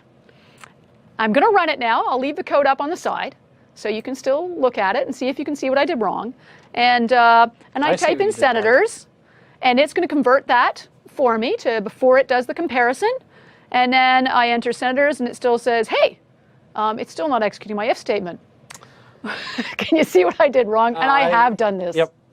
Go ahead, Christopher. The problem is you've got senators with a capital S and lowercase after that. Right. So I'm taking the value they type in for a hockey team, converting it to all uppercase letters, and saying, by the way, is senators all uppercase? Is the value they typed in all uppercase equal to this value that contains lowercase letters? And that's where I sort of sit there and go, oh my God, did I really just do that? Yeah, you've hard-coded in a bug. Yeah, so what I should really do here is this should be senators would be helpful. Yep. And now it should match, no matter how I type it in. Yay, success. Where I usually actually get caught with this isn't necessarily that I had the string senators. What often happened is somewhere earlier in my code, earlier in the day, I had written some other code early. Exactly. I had written a best team equals senators. And what I had was maybe I had something like it was up here somewhere else, and over here I said, oh, if favorite team equals best team, then go ahead and continue. And maybe this was even a value I read from a file somewhere where I couldn't even control the case. So maybe when I read this from a database or read this from a file, I don't know if what I read from the file was uppercase or lowercase. So I'm saying compare what they typed in to a value I read out of a database or out of a file. So now I'm saying, well, I want to convert it to uppercase so it's case insensitive, but now what I need to do is go back to the code And I may need to actually say, convert both sides to uppercase before comparing. And that generally is the best way to approach this, that if you're going to say, I'm going to convert one side to be it uppercase, lowercase, or otherwise, convert the other side as well. So that way you know that it's always going to be that consistent casing, so you won't get stuck there. I would also mention that a couple of people mentioned about, well, you could use capital, you could use lower, and all of that is 100% They will all work. true. They will all work. Yeah, as long as you call the same function on both sides, make sure that they're both cased the same way, it'll work. Yeah. For some reason, upper seems to be the more popular choice. Yeah. But there's absolutely, it would work with lower. It would work with the initial capitalization function as well. Yeah, just make sure they're both the same casing. Yep. It does happen. That is one of my Susan's pet mistakes that I just make all the time. So I just wanted to share that one with you. Yep. One of the other things that's interesting about writing if statements, we learned about how you can write code different ways. If statements can often be expressed in different ways. If you look at this slide, I could say, if the answer equals yes, do the following, or I could say, if the answer is not equal to no. So the syntax for saying if the answer is not equal to no, I could have used the exclamation mark equal symbol, or I could have said if not answer equals no. This is a way of saying if the condition I'm providing is not happening, if this is not true, do this. Right, okay. So saying if the answer is yes, do the following. If the answer is not no, do the following. It's kind of saying the same thing. Yep. I could say if the total is less than 100, or if not, total greater than or equal to 100. Because if a total is not greater than or equal to 100, then it must be less than 100. Yep. So which is the right way to do it? Well, I don't know. It really falls into a certain amount of what do you like. I find it easier to express it in a positive way. I find saying if not total, if not answer kind of confusing. My brain just, especially, hey, when I'm getting tired and it's late in the night, I start looking at that and my brain has to think about it 6 times. Exactly. Yeah, and especially if you've got, the word not, and then you've got not equals there, and now you're dealing with, double negatives and double secret probation, and, I just don't want to have to sit down and try to figure all of that out. So really, when it comes to writing those things out, keep it as simple as possible. Yeah. But what's the easiest way you can state it, and just go with that. Yeah, so generally I will try to put things in the positive perspective rather than the nots if I have a choice. But the other way I think of it is, think of it how you would say it out loud. Right. If a course is completed, then send a certificate to the student. So you'd say, well, an if course completed is yes, send the certificate. If the order is under $50, add a shipping charge. Okay, then if total is under 50, add shipping. If a cat has not been vaccinated, call the owner. Now this one, you go, oh, see, now this one, it's if they have not been vaccinated, call them over. So in that case, I might actually use if not vaccinated, because it's actually the way I think of it. I only do the action if the cat is not vaccinated. So, You could also use the not equal, so you could say if vaccinated, bang equal, or bang, exclamation point, bang, it's a Unix thing. In any event, you could also say the exclamation equals. And again, it does come down to a matter of personal preference. Absolutely. Which do you think is going to be the easiest to read? And by the way, that is a great way that's another great geek tip. You want to learn how to speak geek with your geek friends? They'll say bang for exclamation mark. Yeah. It's just one of those terms that's used. And yes, it's a hangover from... Yep. Hangover, that's a nice term. It's held over from the days of Unix. Maybe it is a hangover from Unix, let me tell you. Completely there was some stuff going, Unix was not a user-friendly place to be coding. Bring back the VI editor, no. It makes sense. And we did talk a little bit, this is just reinforcing that it is case sensitive when you do a comparison. So if you type uppercase and your if statement is looking for lowercase letters, then it's not going to be considered true. Uppercase YES is not equal to lowercase YES. So it becomes very important to use a function like lower or upper and do a conversion before you do the comparison. And you may want to actually convert both sides, especially if you've got a variable on the other side. You might want to do that convert to lowercase on both sides of your expression. Now, what if we want to do an if statement that uses numbers instead of strings? All the examples so far have been looking at strings, but absolutely there'll be times you want to do things like, hey, when you deposit money, if you deposit over $100, you get a free toaster. I remember these days. Yeah, I was just going to say, you can't be 29 and remember the days of depositing something and getting a free toaster. Hey, are you kidding? People still use toasters? What's wrong with that? Well, yeah, but you don't go to a bank and get a free toaster anymore. Where do I go get a free toaster? We give them out here. We give them out here. All right. All right. Okay. Cool. Free toasters. Yeah, so we'll go collect a toaster. Excellent. Awesome. So in this case, if you follow the sort of logic, if a user enters a deposit amount of 150, then that's more than 100, so you get a free toaster, and it'll say "Have a nice day." If they enter $50, well, $50 is not more than 100, so they will not see the message "You get a free toaster." They'll just see "Have a nice day." But here's the big one. What happens if they specify exactly $100? What do you think there? So if they specify exactly 100, so it's got to be greater than, it wasn't greater than, so it's just going to be "Have a nice day." Yeah. You're not going to get a free toaster. That's right. There's no toaster love. No toaster love. That's right. 100 is not greater than 100. It's equal to. Right. And this is one of those scenarios where it's really important when you're working with if statements and numeric values to test all those combinations. Test a greater value, a lesser value, and exactly equal to. And then if you're not sure, because you really have to ask, and sometimes you may have to go ask somebody, hey, if it's exactly $100, not $100.01, $100.01 is greater than 100. But if it's exactly 100, do they get the free toaster? Because those kind of mistakes can actually cause some pretty serious problems. Yep. Because you're actually changing their business rules if you don't do it correctly. So I think we can do a quick example of using some numeric values. So this is if statements with strings. And I'm going to use your wonderful trick you showed us earlier, Christopher. I'm going to use that Control-K-C command. Control-K, Control-C. Well, you just hold down the Control key. You go yeah. Control-K-C. I just hold Control, go and Control-K-C. Yeah, I always just say it with the second control, because a lot of times people will let up off the control. Yeah, you have to hold the Control key down the whole time. Exactly. Very true. Yep. Yeah. But I love that little keyboard shortcut. There's a way of adding that to your toolbar as well, but I can't remember how to do that. Yep.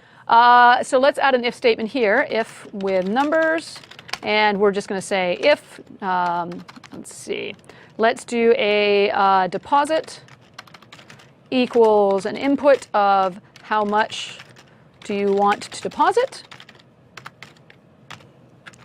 There we go. I'm going to add another space there so it looks a little bit nicer on the screen. And then I'm going to say if deposit is greater than 100, then we are going to print enjoy your toaster. Woohoo! All right. Toast. Yes, exactly. And otherwise, we're always going to say print have a nice day, because regardless of how much money they deposit, we're going to always wish them to have a happy day. All right, now the first thing is when I run this code, I'm going to run into a little bit of a crash. I am expecting this one. Deposit. I want to deposit $150. See, we'll always admit when we had something go sideways that we weren't expecting. Yeah. This one we were expecting. This one we are expecting. And I love, I do love the fact it gives me even a line saying, this line here blew up on you, Susan. It says, okay, you have an error. What is that error? Well, that error is unorderable type string greater int. So we're back to the usual problem again, that we have a string value and it's trying to see if a string is greater than an integer value. So we can't compare a string and an integer. This is like when we're trying to add strings and integers or compare them one equal to another. So it's my data type problem coming back to haunt me again. Because if we go back and look at our code, you can see that we use the input function to ask somebody to enter a value, and input functions return a string. And then we're trying to compare a string to the value 100, so it's giving me an error. So there we are back at data type conversions here. Right, so we have to think back 2 modules now. And it's funny how we were like, man, 5 modules in, I gotta go back 2 modules. This is getting hard on the brain. But there was that float function, and I'm gonna get fancy here. I'm actually going to do it. This was actually suggested by somebody in the Q&A. Yeah, a lot of people saying, why don't you just convert it to a float right away when you get it back? And the answer really is, it just depends on your level of comfort. That I know a lot of people that will look at that, especially people that are new to programming, and seeing the 2 things happen at the same time will kind of cause them to be thrown for a loop. Yeah. So they like that separate breakdown of just take the user input first, convert it second. Okay, now let's go ahead and use it. But can you go ahead, just like Susan had on her code here, and combine them both? Absolutely 100%. Yeah. Yep. So it's just said, you guys have some choices there in terms of how you write your code. Yep. Somebody had asked about in the Q&A, so I just wanted to show you, absolutely, if you want, you can take the value returned by the input and immediately convert it to an integer or a float before you put it in your variable, so right away it's treated like a numeric variable. So if we go back to the code, you can see I have basically said take the results of the input statement and convert it to a float, which meant I did need to remember 2 closing brackets at the end. One to close the input command and one to close the float. Paren. So now when I run, and this time when I type in $150, oh, now it's blown up for a different reason. Unorderable types. It's still giving me a string. Did I get something? You want it to be an integer, I believe. Integer? It's 100. Oh, yes. It's an int, not a float. Thank you. Yep. Data types. Yes, it's all getting the right data types. 150. There we go. There we Enjoy go. my toaster. Yay! Yay, toasters. I get my toaster. This is all good.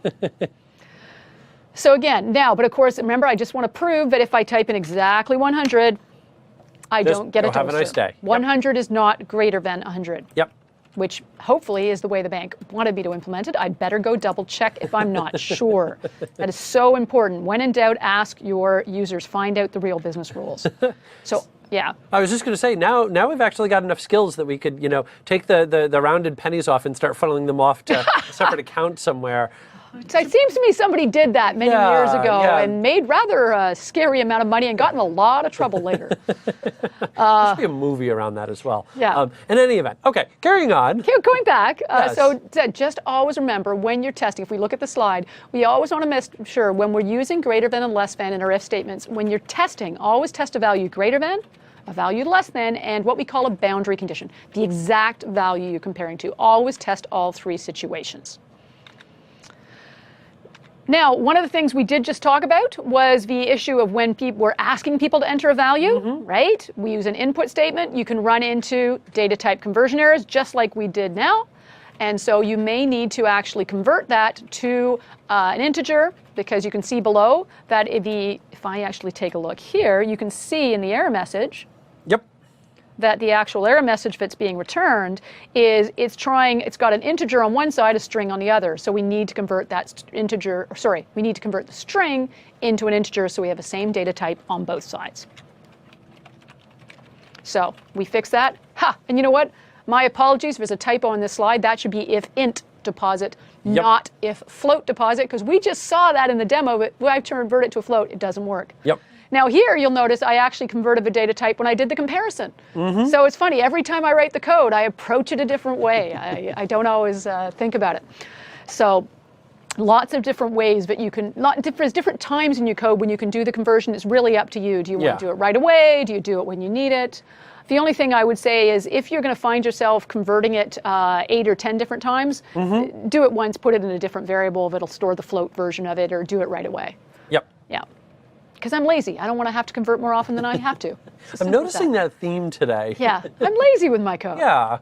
And here's the example actually where I've done the conversion when I actually use the input statement. So I do have that example in the slides as well. Though again, I'd like to make a point. I did make a typing mistake here. That should be int input, not float. So replace float with int, please. I will try and fix that in the slides up on the GitHub when we have a break. All right. So the other thing that you do run into is, what if they don't get a free toaster? You might say, well, you get a free coffee mug no matter what, but if you deposit over $100, you get a free toaster. So we run into these situations where you get one or the other. So if you get this, if you deposit over $100, you get a toaster. Otherwise, you get a coffee mug. And in coding terms, that's else. So there is a special syntax we use. You use the keyword else, and you have to remember that colon after it. And this code will only be executed if the condition is not true. So in this case situation, if they have over $100, it will execute and give them a free toaster. If it is not over $100, if that statement is not true, then it jumps down and runs the code in the else statement. And it's important that the code inside the else statement is also indented so it knows what is the code to execute when the condition is not true. So now I have a one or the other type situation. It will either give me a free toaster or give me a free mug, but I'm getting something either way, no matter what I deposit now. So the else statement is only executed if the condition is not true. if we enter $50 in this scenario, Christopher, what's going to appear on the screen if I put in a deposit of $50? Enjoy your mug. Have a nice day. All right. What if I enter $150? You get a free toaster. Have a nice day. And if I specify exactly $100? Enjoy your mug. Have a nice day. That's right, because $100 is not greater than. We always want to test that boundary condition. Yep. Another neat trick, and I'll do a demo of this one in a second, is the idea of Boolean variables. So there wasn't one variable type we didn't talk about earlier, and that is Booleans. So a Boolean variable allows you to actually remember the result of a condition. So in this case, I've got code that goes off and asks the person how much they want to deposit. And if they deposit more than $100, then I actually create, and we often call these variables flags. It's just a naming convention we often use for Boolean variables that store a true or false, because they're often flags to us. Has something happened or not happened? So we'll often use this term and call these Boolean variables flags. So I'm creating a flag here, but in the end, it's just a variable, and the variable stores a value of true or false. And I'm saying if they deposit over $100, free toaster is true, because yeah, they can get a free toaster. And then later in my code, maybe I have a whole bunch of other complicated logic that actually updates their balances and so on in the actual system. And then later I say, oh, by the way, I got to remember, by the way, if free toaster is true, but you don't have to say if free toaster equal true. Right. You can just say if free toaster, then do the following. And then the advantage here is your code is more readable. So if you put in that $100 value or something like that, the problem is, number one, if you're using that in multiple locations, you have to go in and kind of keep stressing that. But also number two is that you've now given a little bit of meaning. So kind of going back to our comment, and that can oftentimes be used to try and disguise bad code. Now, if we go in and we say free toaster, well, when I go in and I look at this, I know exactly what we're testing. I'm testing, do they get a free toaster? Rather than having to interpret, okay, well, what was the amount supposed to be? You know, and that way I could put that somewhere else, put that, say, in a function. We'll talk about that tomorrow. Put that up earlier in the code. And then in the long run, my code can be more readable and also more maintainable, because that way, if I'm doing that test multiple times, the rules change. I only have to update one spot of code. And that's it. Yep. All about being lazy. You know, it's funny, writing the code, when you start getting further into coding, one of the things you'll discover is one of the constants of life is change. Yep. And whatever the business rules are now will change. Yep. Right now, it's $100 gets you a free toaster. Oh, guess what? Inflation, you now have to deposit over $1,000 to get a free toaster. So if I had 3 or 4 different parts of my code, maybe there was a part of my code that says, if they deposit over $100, send an email to the person to order the free toaster. And if they later on you have, oh, by the way, if they deposit over $100, we need to prompt them for the shipping information so we can send them the free toaster. And we also have to make sure that somewhere in the code we have this logic that says, if they deposit over $1,000, then, you know, enough to get the free toaster, then we have to remember to send them an email saying, hey, congratulations, you're getting a free toaster. Right. So, like 3 different things we have to do, and maybe our code is kind of chunky, so it's all not nicely tidy and put together. And then, yeah, down the road, they change their mind about the amount. And what happens, and this has happened to so many coders, you remember to update it in 2 of the 3 places. And then suddenly somebody's going, how come we ordered this person a free toaster, but we never asked them for their shipping address? And you're like, but that was working before. And then you realize, oh, I set that rule and I was checking it and I forgot to update the threshold amount of what we get from a free toaster in this place, but I updated it the other 2 places. Yep. By using a flag, we check the condition once, set a flag, and then we just use that flag anywhere else we need to check. Did that happen? Do they get the free toaster? If so, ask them for the shipping information. Did they get the free toaster? Order of a toaster. Did they get the free toaster? Send them an email and say congratulations. So yeah, it reduces the chances of you making mistakes later. Yep. And those are nasty mistakes to catch, because your code works, and it might be a month before somebody clues in that one little, that you only fixed 2 of 3 places. Yep. So coding once is not only lazy coding, it can also be safer coding. I will always remember I was talking with somebody who had gone in, and this is a long time ago, but he had set up, I was at a training center, he'd set up all of our different routers for all of our different classrooms, so that it really was that you could just walk in, unplug one of these things, drop it into any other classroom, plug it back in, and make one change, just like go in and update the name of the computer, give it a reboot, and poof, it automatically started working. And I just looked at the amount of work that he had to do to make all of this happen, and I looked at him and said, why in the world did you go through all of this effort? And he said, because I was too lazy to not do it right the first time. So, when we talk about lazy, we're not really just talking about... We're not being disparaging. Exactly. We're not being disparaging. We're not talking about just throwing slop together. That we are talking about, if you make a good code up front, in the long run, that's going to make your life that much easier. It's actually efficiency. Exactly, yeah. Be lazy. Be lazy. Because when you're thinking about, well, if I have to go back and update this later on, which you will, the only constant in software development is change. If you only have to update one spot, that's going to make your life easier. And that's also going to, in turn, feed your laziness. So keep that in mind as you're going through and writing your code. What's going to be the easiest to maintain? That's the lazy code. Yes, as said. So we use the word lazy. We're kind of joking. What we really mean is it's efficiency. Efficiency in our effort, both in creating the code and in maintaining the code later. Because I don't know if you realize that probably when you get into coding jobs, probably 20% of the coding you do is creating new code, and maybe 80% of the code you do is maintaining and updating existing code. And if that's not, maybe the real a world. 90-10. Yeah, exactly. Somebody just mentioned right here, lazy perfectionism. That's a phrase that I really like. So, yeah, Scott, I'm stealing that one. Thank you, Scott. Lazy perfectionism. I love it. I like it. All right. So these things like a Boolean variable are really useful for that sort of situation. Yep. But of course, if you're using a Boolean variable, whenever you're testing if statements, make sure you test what happens if it's true, what happens if it's false. Always test both conditions, because you may find the code works once and not the other way. In fact, I'm actually going to do that exact example. Where I'm going to say, if a deposit's greater than 100, then I'm going to set a flag called free toaster equals to true. So I'm creating, that reference I got, but it was pretty obscure. So I don't know how many people know enough Eddie Izzard to get that reference. So if a deposit's over 100, I'm going to set free toaster as true. And then I'm going to imagine I have a whole bunch of complex code here. And then later in my code, oops, don't need a double, I say if free toaster, then print enjoy your toaster.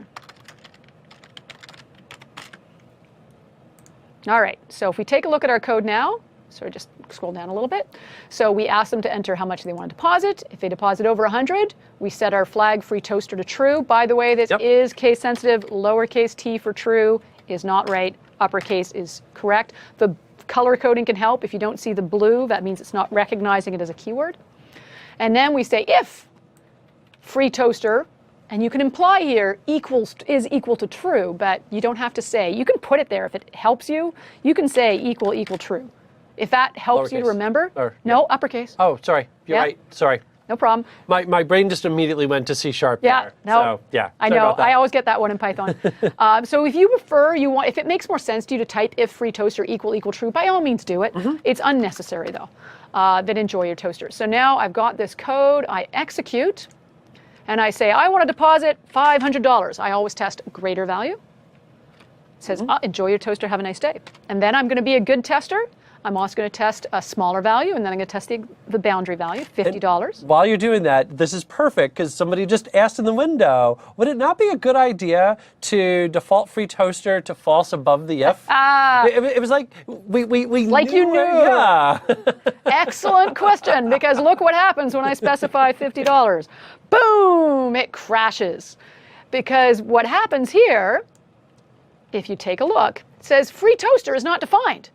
It can't find the variable free toaster. Yep. You go, wait a second, I declared it there, but then when you stop and think about it, you realize I only create the variable free toaster if they deposited over $100. So it doesn't have a value, it doesn't exist. So when you just say, hey, look at the value of free toaster, it goes, what value? What free toaster? I've never seen it. So this is where good habits, it's a good habit to declare your variables and give them an initial value at the top of your code. Yep. So I'm going to say, assume by default that free toaster is false. And then if they happen to deposit over $100, then change that to true. Yep. And that's going to get rid of that nasty error message. Don't forget to hit stop. Oh, yeah, thank you. My code is still running, so I need to stop There we it go. and run again. And now if I specify $50, it says, oh, that's nice. Have a nice day. Just to be thorough, though, I'm going to be a good tester. I'm going to test my boundary condition. $100 should not give me a free toaster. Excellent. I have coded my lines correctly. Well done. So initializing variables, especially Boolean variables, very good habit, because otherwise, and that's why it's also very important to test true and false, greater than, less than, equal to. Test every possible path, because you might have gone and said, hey, it's working. Yep. And then one day somebody deposits less than $100 and the code crashes. Yep. Yeah, so we want to make sure we do lots of good testing. All right, we've just done that. And we just walked through this exact scenario of why did it crash? Because the variable was only declared if the values were greater than 100. So we had to initialize the variable. So this is just the same code. I'm going through it quickly because we just saw it in the demo. Yep. Are we just making the code more complicated by using the Boolean? Again, we just had that whole discussion. You know, there might be more than one place you have to check the conditions, so we're trying to be effective and efficient. If it's very complicated, it can make the code easier to follow if you just write the logic for checking it in one place, and then you just check the result later on when you need to. And we often call that a flag. So we had that whole discussion just a couple of minutes ago. But now we have more ways to make some typing mistakes. So Christopher, I'm going to challenge you. See if you can find 3 typing mistakes here. Deposit equals, if float deposit, it should be int, but. Yes, it should be int deposit. Yeah, okay, bonus. There might be 4 mistakes because we were just seeing that actually, should be int. You know, one of the things, and somebody pointed this out in the chat window, for whatever it's worth, you actually didn't make a mistake. Float does work. Okay. The reason that it failed was because you still had the code running. Oh. See, so you didn't make a mistake after all. There you go. So you can take that off your quota for the day. Well, that's good, because now I don't feel so bad, because I was thinking, did I make the mistake on all the slides? Nope. I was like, okay, I feel better now. So exactly. I had something else wrong with the code. Okay. Yep. So anyway, so to bring the slide back up, so free toaster. So I'm going to remove that because that's okay. Yep. Yep. True should be uppercase T. Correct. Excellent catch. That's a sneaky one. You know, that's a, oops. Oh, I cheated and gave you a hint. Hey, hang on, I got to take those away. I gave you a hint. All right, hang on. Yes, that should be uppercase T. Absolutely. The second problem is you need a colon after 100. I forgot my colon here. That is correct after the if statement. Third problem is free toaster needed to be tabbed in. Yes, this needs to be indented. That is correct, and that's, Yep. You got it. All right, go So me. there we go. So those are the mistakes we have. We forgot the colon in the if statement. We forgot to indent the line about setting the free toaster flag to true, and we forgot true. We accidentally entered uppercase. So your challenge, now that you've seen all this, you're going to try and calculate the shipping charges for somebody making a purchase. You're going to ask the user to enter the amount for their total purchase. If it's under $50, add $10. Otherwise, shipping is free. Tell the user their final total, including shipping costs. And here's an extra little credit challenge, because we haven't covered it. So this is going to require going off and doing a little Bing search to figure it out. Format the number so it looks like a monetary value. Add that dollar symbol to the output. There you go. I'm not going to challenge those of you working in other locales to start including euro symbols and so on. Just doing the dollar value will be a little challenge for you. Let's not get into localization just yet. And don't forget to test your solution when you're done with the value 50, less than 50, and exactly 50. There it is. So congratulations, you can now write code that reacts to different conditions and solve problems that require decision making. Cool.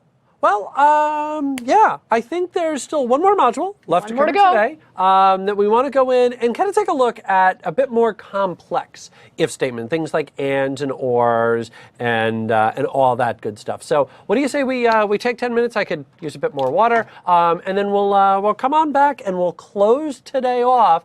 Now remember, we still have tomorrow, so still an entire day tomorrow. We're going to draw stuff tomorrow. Yeah, we've got a lot of cool stuff tomorrow. But for right now, let's go ahead and take 10. We'll see you guys back here to finish off the last module of today. So 10 minutes, we'll be back here.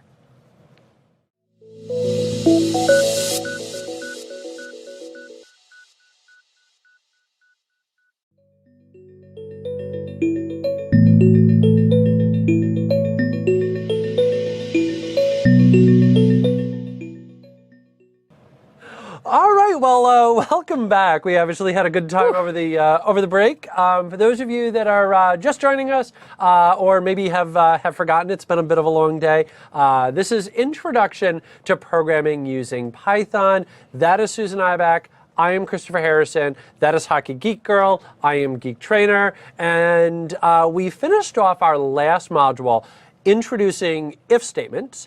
And now what we want to do is take our if statements up to the next level. Because, you know, when you're creating your logic, it's not simply going to be, if this is true, do this. Otherwise, do something else. It's never just that simple. That there's always more things involved. That maybe two things need to be true. Or maybe if this was false, then maybe we want to check something else. And if that was true, then we're going to do something different. Yeah. And basically, life's just more complicated than that. So we're going to need a little more capacity to handle a little more complex situations. Yeah. It's more than just black and white. You know, there's a lot of gray here. You know? And that's what we want to take a look at. So, you know, there's a lot of different conditions that can affect the outcome. So if you're in England and you say hello, you say hello. If you're in Germany, you say guten tag. If you're in France, you say bonjour. To everybody who's a native speaker of that language, I apologize for my complete lack of an accent.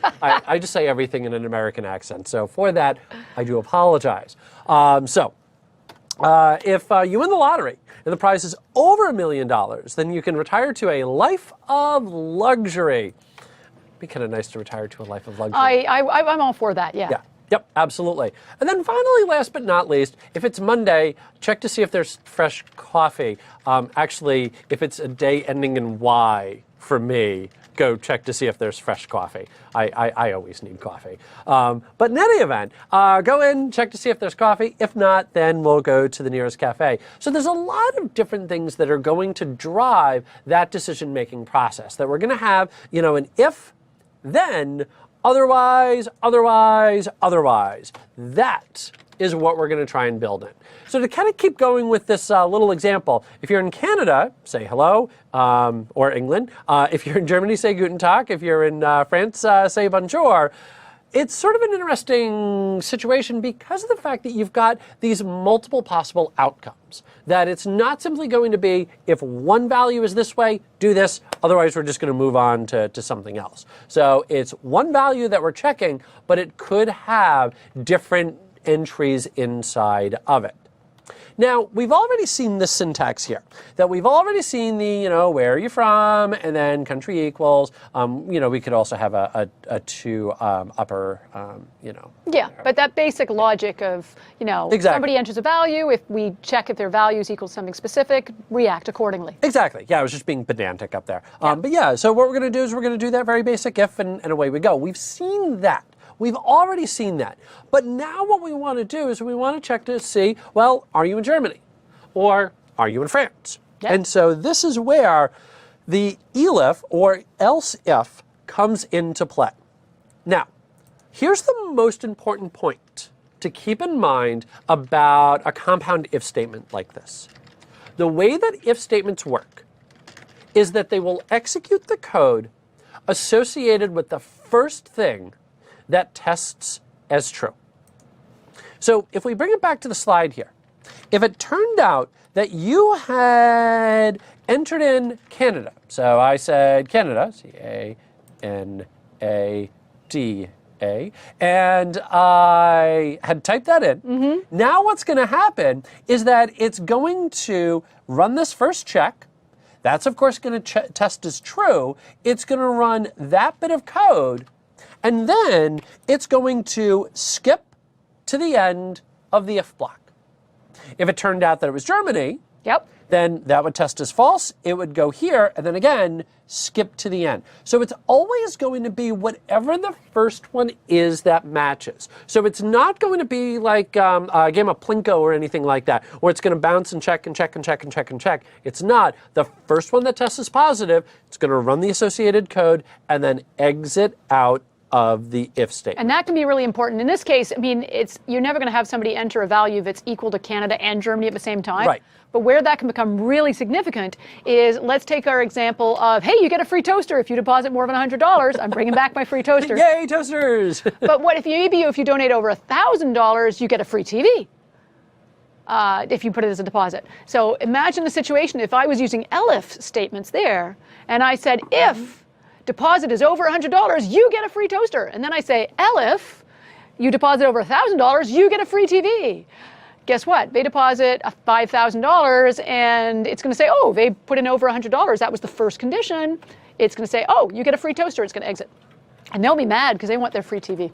Exactly. So, and I'm kind of sketching this out real quick. Free toaster, LF deposit greater than 1,000, and then and I know I'm spacing over. That's a Zoom It thing. Zoom It won't let me do tabs, but in any event, and then free TV. So, of course, here's the catch: is that just like Susan said, if I deposit, let's say, $4,500, last I checked, in my math anyway, $4,500 is greater than 1,000. So the bit of code that I want to run is going to be that bit right there. Well, which code is going to run? Well, the code that is going to run is going to be that part right there. Why? Well, because 4,500 is greater than 100. So that little bit of code is going to execute, it's going to go down here, and you're going to be stuck with a crummy toaster rather than a brand new TV. So ordering does matter. And Susan talked an awful lot in the prior module about free toasters. About free toasters. about going in and testing your code. And this is extremely important, especially in situations like this, because it's so subtle that if you go in and you read it, and you're reading it as a human, you wouldn't catch it. It sort of makes sense, exactly, because we're going to really kind of be a bit more flexible. The problem is that the computer is not. It's doing exactly what you told it to do. And that's always the worst kind of bug. The worst kind of bug is when it did exactly what you told it to do. You hate that. And that's exactly what happened here, is that it did exactly what you told it to do.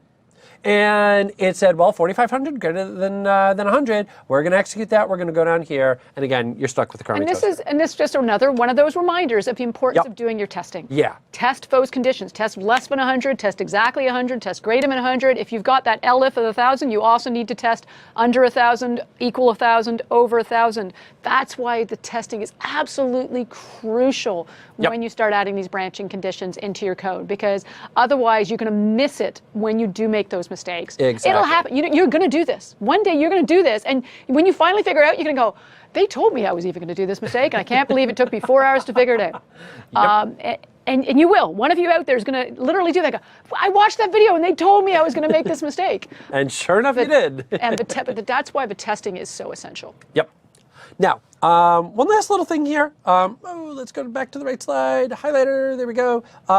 The ELIF statement, you're going to notice, is not indented. And the reason for that is it's just like the else block, is that this is what's going to run if it's Canada, this is what's going to run if it's Guten Tag, this is what's going to run if it happens to be Bonjour. And so that's why the ELIF is right there. Oh, by the way, we have a comment somebody in the comments said, oh, already made that mistake. Oh, so there we go. So we weren't lying. I love your predictive capabilities. Somebody already had, and Susan called it. Would you like me to suggest some lottery numbers later? All right. Now, the last little thing is, what happened if somebody entered in something that's outside of the bound? So what would happen if we used Canada, Germany, France, and you entered in Japan, you entered in Italy, you entered in South Africa, you entered in, some other country here? Well, let's sort of kind of talk this thing through. It's going to check the first one. So let's say we entered in Japan. So we'll just say Japan. So you entered in Japan. Country equals Canada. Well, nope, that's not it. Let's go down. If country is Germany, nope, that's not it. Let's go down. If country is France, nope, that's not it. So it's just simply, in this particular case, going to exit out of that if block, because we didn't tell it what to do in the case of Japan. Right. Now, of course, we saw last module, we saw you could use an else, which meant if this condition isn't true, you can also say that for if none of these conditions are true. That's it. Yeah, you could just add in that else statement to catch everything, well, else. And adding in an else statement, just as a real quick best practice thing, adding in an else statement can be extremely helpful, especially when you are dealing with input from something external, and this could be a file, this could be user input, because it gives you the ability to do two things. That number one, it gives you the ability to display out an error message, hey, this was outside of the range of values, ask the user to try again, but also B, it can be a little bit of a security thing as well, because in this particular case, country, it's not in a range of values that we were expecting, and so that could wind up causing potential issues otherwise. So it's not a bad idea at all when you're dealing with something like that and you've got multiple to add in an if statement so that way you can display the error message or handle that otherwise, or maybe even set it to whatever you want your default value to be. Sure. And then you'll notice down here at the very bottom, you're going to notice I did, let me just erase all my ink. There we go. You'll notice down at the very bottom I've got my else and then print and then aloha, ciao, g'day, ciao. And we'll go from there. I'm having a good time. Awesome. Go for it. All right. So let's go in and take a look at a little demo here on our else if. And what I'm going to do is open up Visual Studio.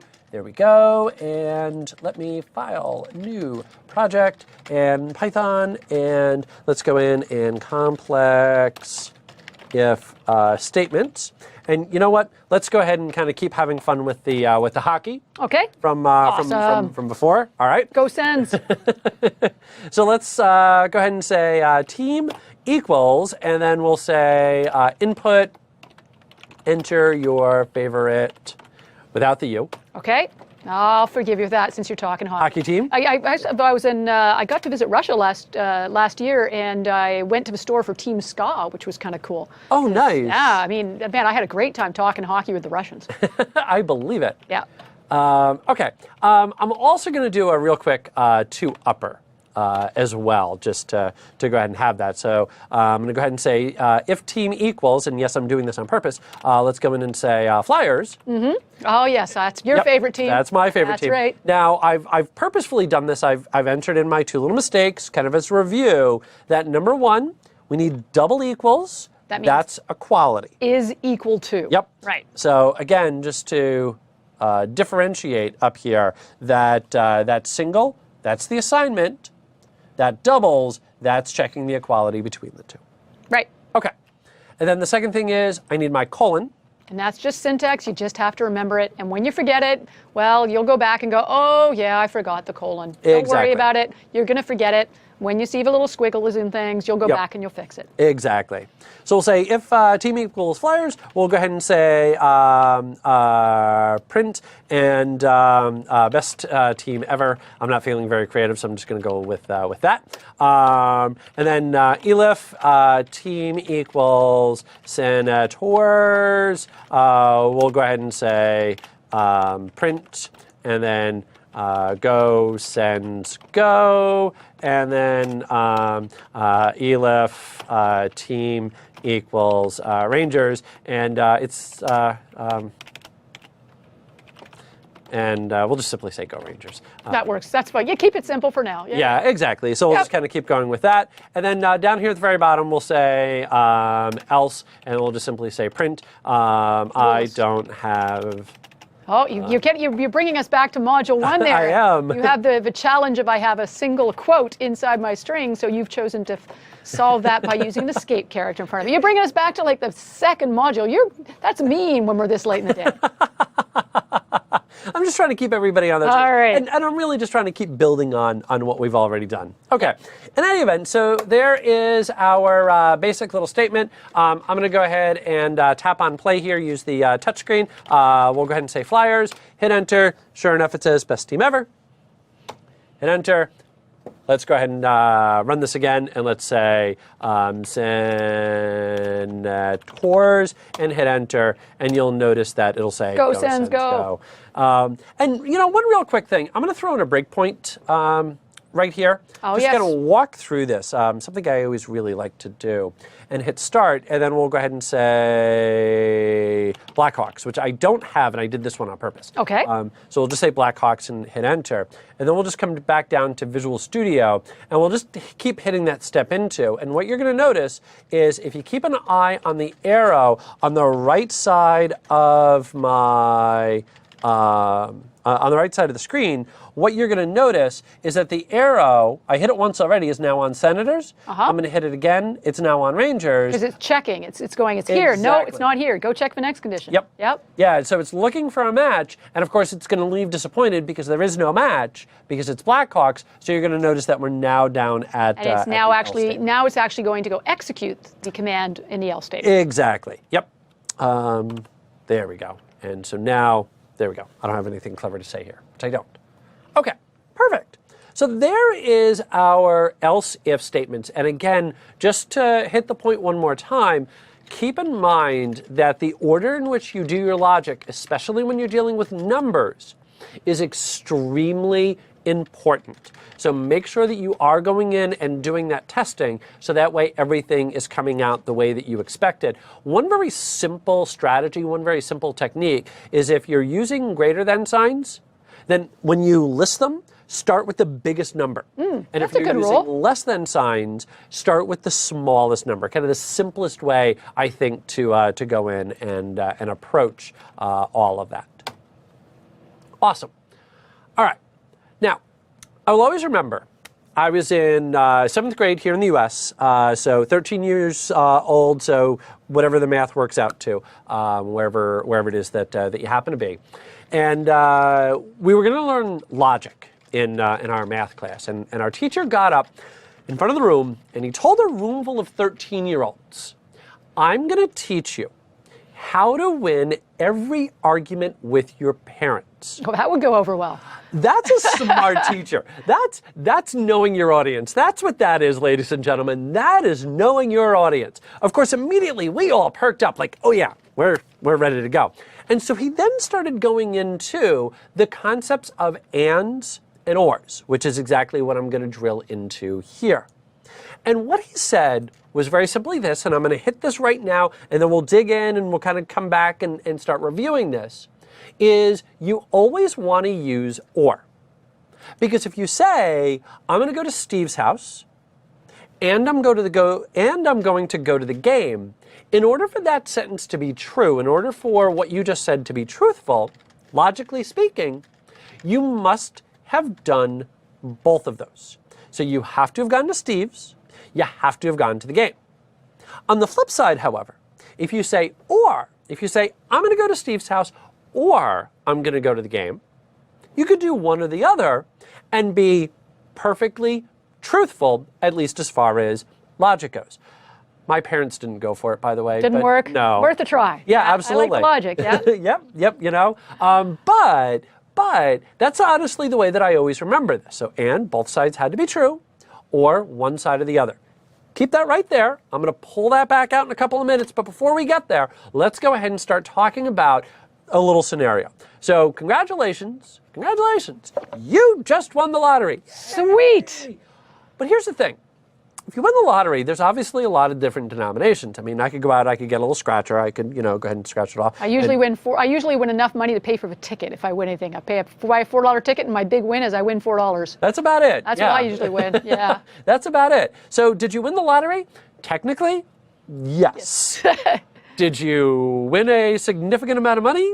Do I get to retire? Yeah, do you get to a life retire? of luxury on my $4 win? Yeah, probably not. Yeah, you're going to need to use some creative spending in order to be able to retire on $4. I mean, if you can do it, go for it. But yeah, so we really need to test two things there. So, for example, kind of going back to, maybe you're writing a banking app. And so what we need to do is maybe test for two things. That maybe we need to test for the type of account, and we need to test for the deposit amount to determine whether or not we're going to give you that little free prize. So that if you're going with maybe a basic checking account, then we're not going to give you a TV. But if you open up a checking account or a checking and savings, and you deposited $5,000, now we're going to give you that toaster, then both of those have to be true. That's going to require a little bit more complex logic. So, a lot of different scenarios. Sure.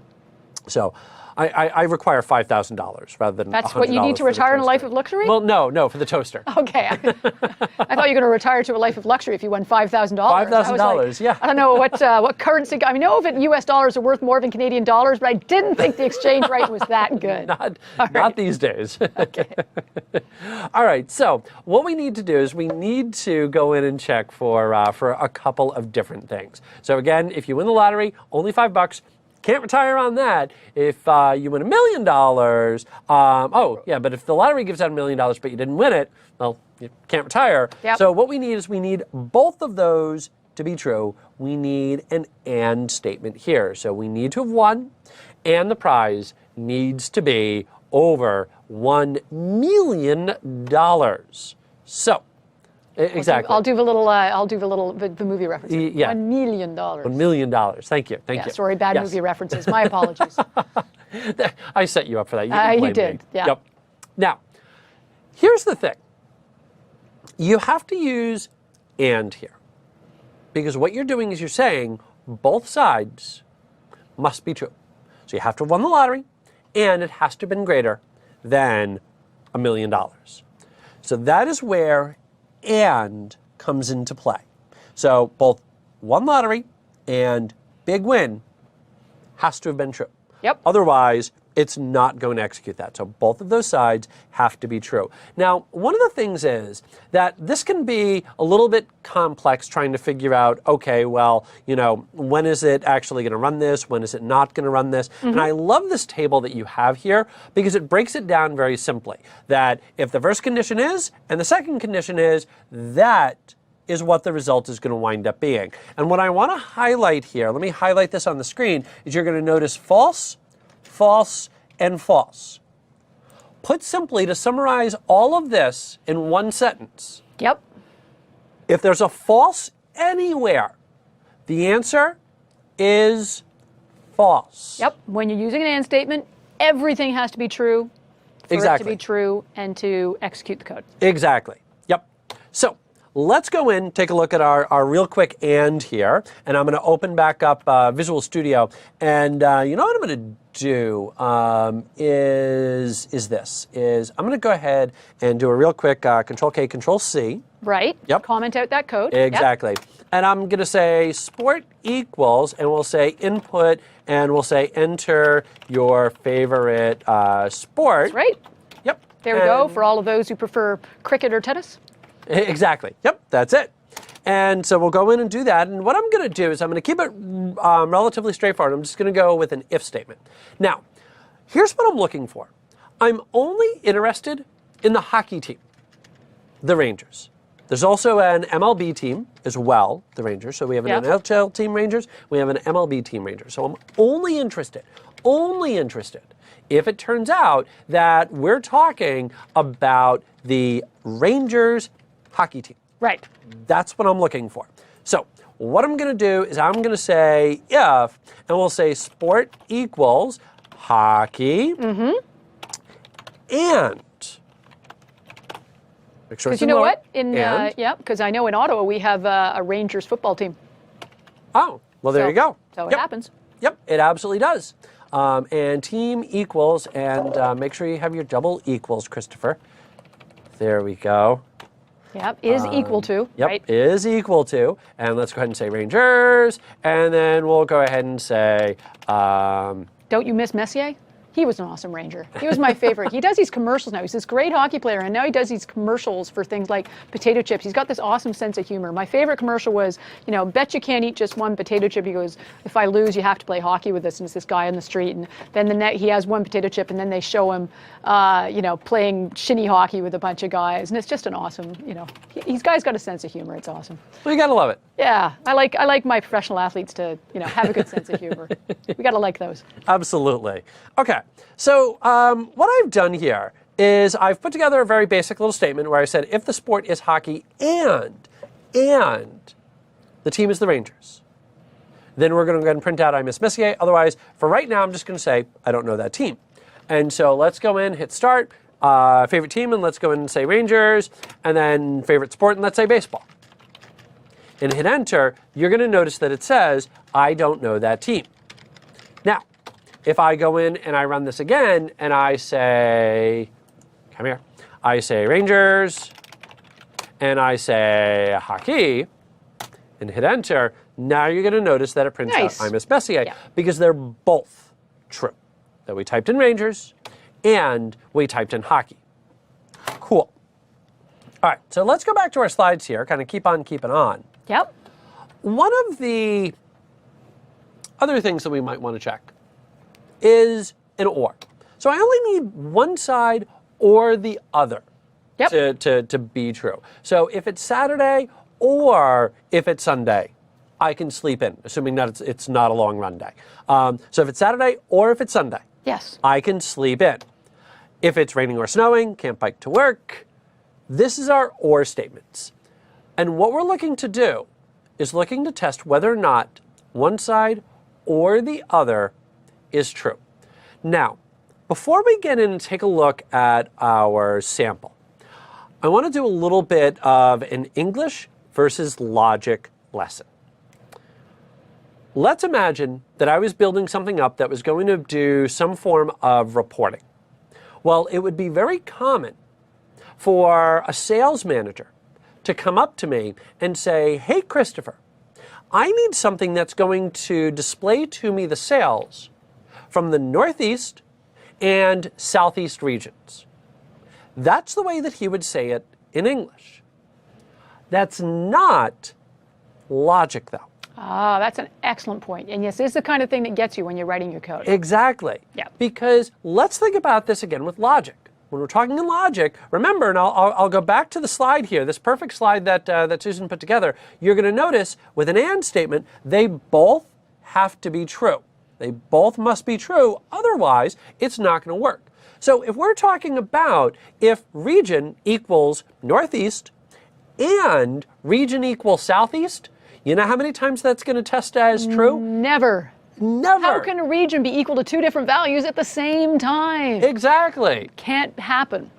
Exactly. So one big thing to keep in mind when you're sitting down to write your code, and again, this is universal, this is not specific to Python. So if you're doing this in SQL, if you're doing this in C#, keep in mind what you're actually looking for. So if you're looking for one side or the other to be true, so Northeast or Southeast, you want an or statement. So even though in English, frequently people will say and, listen to what they're saying, listen to what they're trying to communicate, because quite frequently you're going to need an or statement. You're going to need an or. So one side or the other. Yep. Okay. So with that, let's go back into, oh, by the way, one last thing. You'll notice again, table. And the big thing that I want to highlight, there we go. You'll notice anywhere where we have a true, true, true, true. Yeah, so if any of the conditions is true, we're going ahead and executing the code if any of those conditions is true. Exactly. Yep. All right. So now let's go in, do a demo, give me my or statement. Back to Visual Studio. Okay. So now let's go in and tweak things around just a little bit. And now what I'm going to do is I'm going to say, how about if you're a fan of the Leafs or the Senators, good luck getting the Stanley Cup. I mean, I do love my Sens. I can say that to my Sens because I am a Sens fan, but if we win a Stanley Cup this year, it's going to be a miracle. That's our big trophy, and we've lost a lot of good players. I'm going to be cheering my Sens all season, but I'm not holding my breath for a Stanley Cup this year.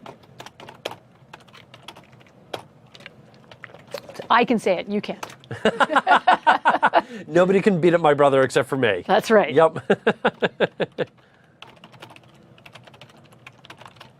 Yeah, you can only make fun of yourself.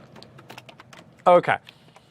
So what you're going to notice here, so if the team is the Leafs or the team is the Senators, then we're going to say, good luck getting the cup this year. And so I'm going to leave this the right way first. And let's go in and hit start. Hockey team, Senators, hit enter, sport, hockey, and hit enter. And what you're going to notice here is it's going to say, good luck on getting the cup this year. Now, if I do this, let's go back in, do a line break here, and let's kind of walk through this logically. We'll say Senators and hockey. Let's kind of talk about what's happening behind the scenes. What you're going to notice, there we go. What you're going to notice is that we're first going to check to see whether or not the sport was hockey and the team was the Rangers. Well, we did type in hockey, but we didn't type in the Rangers. So this is going to test as false. So if I escape out of that and I hit F11, which will actually move us down to the next line, you're going to notice that test is false, so it didn't run it. We're now on the elif statement. So now let's go back in, and now let's do the next check. So the next check is simply looking for the team to be the Leafs or Senators. And if we remember, we typed in Senators, so this part here is going to be true. We've got an or statement, which means that now the entire part is going to be true, which means we're going to run that line. Sure enough, I hit F11, and you'll notice the little arrow. That's the line of code that's now going to get executed. And if I just escape out of that, there we go, I can see the display right there. Perfect. Cool. All right. Now, I do want to go in and introduce the error here. I am going to say and. This happens constantly, and again. Because you'll do it because your brain just thinks of it that way. Yeah. Exactly. Because that's the way that somebody came up to you and asked it. So I'm going to say Senators, and I'm going to say hockey, and I'm going to hit enter. Oh, and I still have the line breaks. That's okay. I'm just going to F5 through that. There we go. And sure enough, it's just going to say, I don't know that team. Because again, the team can't be two separate values. So be very careful about your ands and about your ors. Awesome. All right, back to slides. Perfect. So we've got ands, we've got ors. Yep. Now, how about combining them into a single statement? So, for example, maybe I'm looking to say something about the Rangers, but only if they're hockey, but maybe a team named the Maple Leafs, regardless of the sport that we happen to be talking about. So there could be a cricket team somewhere called the Maple Leafs. All right, sure. We'll go with it. Yep. So maybe I want to say something about all Universal teams being the Maple Leafs, or something about the Rangers and them only being hockey. Well, you can go in and combine multiple statements together. So you could string across multiple or statements. You could string across multiple if statements. And I love the breakdown here. Make things a lot easier. You mean the breaking it over multiple lines? Yeah. Yeah, and of course, remembering if you do that, you have to put that backslash to say I'm continuing this if statement on the next line. Mm-hmm. Yes, I did that there, so it's a little easier to read. Exactly. Now, this is the one, I have done this one on production. This is a mistake, I'll be honest, there is a mistake here, and I have made this mistake on production code, and it's gone live. Not with the beaver and the moose, but the idea of I had a combination of and or statements, and the end results weren't quite what I expected, and I have seen this happen in code that was live, and it took us a couple of months to figure out what we'd done wrong. So I'll let you walk through this little, or I can walk through it if you like, but go for it. Okay, so here's what we got. So you're going to notice we've got an and, we've got an or. Now, just like we saw previously, we can have them both. Absolutely, you can have ands and ors mixed together. It's perfectly legit. Now, I want to kind of go back and point out earlier on that I was telling the story in my math class, logic, and talked about, and or, both sides have to be true or otherwise. Here's the other thing that I want to point out. This was in math class. Now, the reason that I'm pointing out math class here is because, just like in math, there is a set of precedents here that ands and ors do have precedents. Just like math. Yes. Multiplication and division are done first in math, then addition, subtraction. Yep. Well, guess what? Ands and ors, it does the and statements, it'll do all the and statements, and after doing all the and statements, then it'll go and do all the or statements. Exactly, and in fact, here, you're going to notice that one doesn't work the way that you might expect it. Because what you're going to notice is that it's going to say, well, we put in beaver, and we put in Vietnam as the country, so you might be expecting that because of the fact that that's what we typed in, what you might be expecting is, well, or pet equals beaver. So that part right there is true. We have a true. That must mean the entire thing is true, right? Yep. Not quite. Not quite. Because what's happening is that the and there is overriding everything. That it's that and first and then the or. And I'm actually going to skip right over here, again, that order of precedence, because I really want that little slide, because you kind of broke it down perfectly here, that you're going to notice up at the very top, that first part is what's going to run first, and then the second part. So if I'm looking to see if you live in Canada, or if you like a moose or a beaver, then what I'm going to do is then go in and do my check from there. And I think I said that wrong, so I'm going to try that. Yeah, I was going to give that another try. It didn't come out quite right. And this is hard to follow. It actually may make more sense to read than to try and say out loud. But and I'll tell you the actual situation where I had this happen. It was a case where I had to say if it was a super youth, let's say it was a gold card member from the US or Canada, give them their free benefits. Mm-hmm. And the way what happened to me was if somebody wasn't a gold member, so they were only silver, and they were from USA, they were still getting the benefits. I'm like, whoa, wait a second. I said if they're a gold member and they're from the US or Canada, they get the benefits. That was the way I wrote my code. But for some reason, my silver member, who happened to be from the USA, was getting benefits. Because the and statement returned a false, but then I compared that false and said, or from USA, and they were from USA, so boom, they got the benefits. So to bring that back to here, let's kind of break this down. So I'm going to actually go all the way back here to our initial spot, because you'll notice the line break here, and this is really what we're looking for here. So I'm just going to say erase all link, and let's kind of start this whole thing over. So here's what we're looking to do. I'm looking for two things. I want to make sure that you're in Canada. And if you're in Canada, I want to check to see if you like moose or beavers. If you like moose or if you like beaver, cool. We're going to go ahead and say, hey, do you play hockey as well? Because we're kind of assuming that, there's some level of stereotype. We want to know. If you're a Canadian and you have a pet moose or beaver, man, you're a stereotypical Canadian. You must love your hockey team. Absolutely. So you're a Canadian and you either have a pet moose or beaver. So what we're really looking for is this particular breakdown that we're looking, and I'm just going to fire back up my ink, we're really looking to test, first, are you in Canada? And only if you're in Canada do we care about your pet. If you're from some other country, such as Vietnam, we don't care. Because we're not going to assume the stereotype that you play hockey if you're not from Canada. Exactly. That's a Canadian stereotype. Exactly.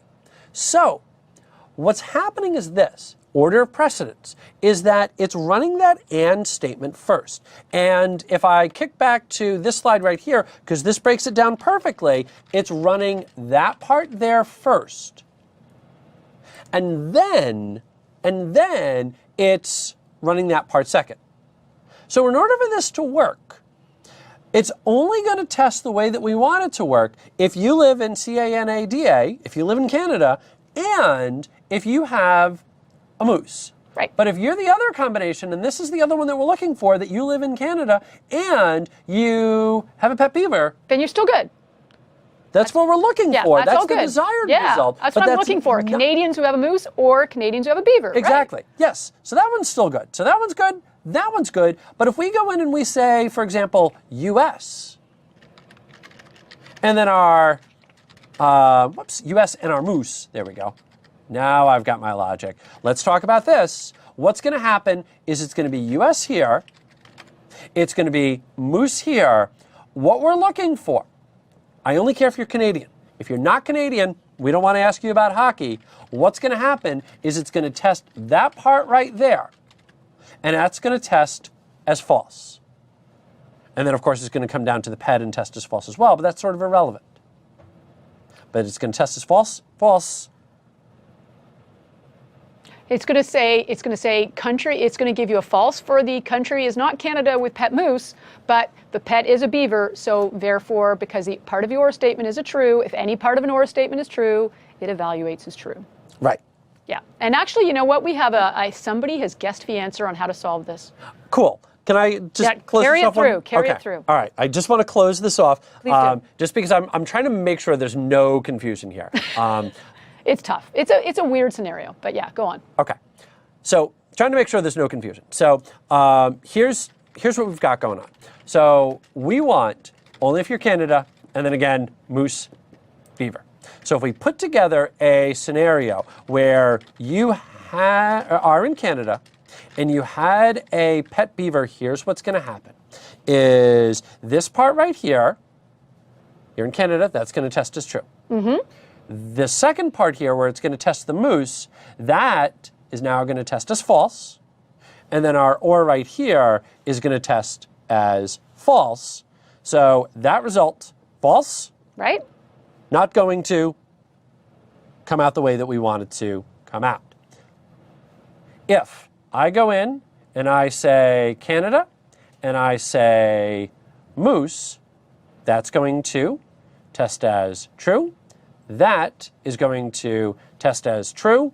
This sort of becomes irrelevant. It's going to test as false, but we've got a true. So that is going to come out as True. true over here. Okay. So what we want to make sure of is that if it turned out that you were in the US, Okay. but you had a beaver. So let's clear out my screen here. Let's go back in. US beaver. We don't want this to test as true. That is correct. So we're going to go US here. This part up here is going to test as false because that's not right. Yep. Then we're going to compare our beaver. That's going to test as true. Let's remember the or statement is executing second. So what's going to happen? This is going to return as True. true. What did we want it to return as? We wanted it to return false. There we go. Yeah. There's the whole kind of come together of all of Yeah, I said, and it's tricky because we've got 4 different scenarios, and 3 of the 4 scenarios are working, and the 4th scenario is not working. So yes, it's confusing to follow. Our apologies. Now the good news is fixing it. Wait till you see how easy it is. Exactly. So this sort of goes back to when we were talking about math a while ago, that when in doubt, put parentheses around it. So what I'm going to do is I'm just going to clean up the prior code that I had here. And I'm going to put in one statement. And I'm going to say this in English. If the sport is hockey and the team is the Senators or Leafs, display the cup message. So we're looking for 2 parts. Again, that first part is, want the sport to be hockey. The second part is, we want it to be the Senators or the Leafs. That's what we're looking for. So what I'm going to do is I'm going to say if. And then I'm going to say, if our sport is hockey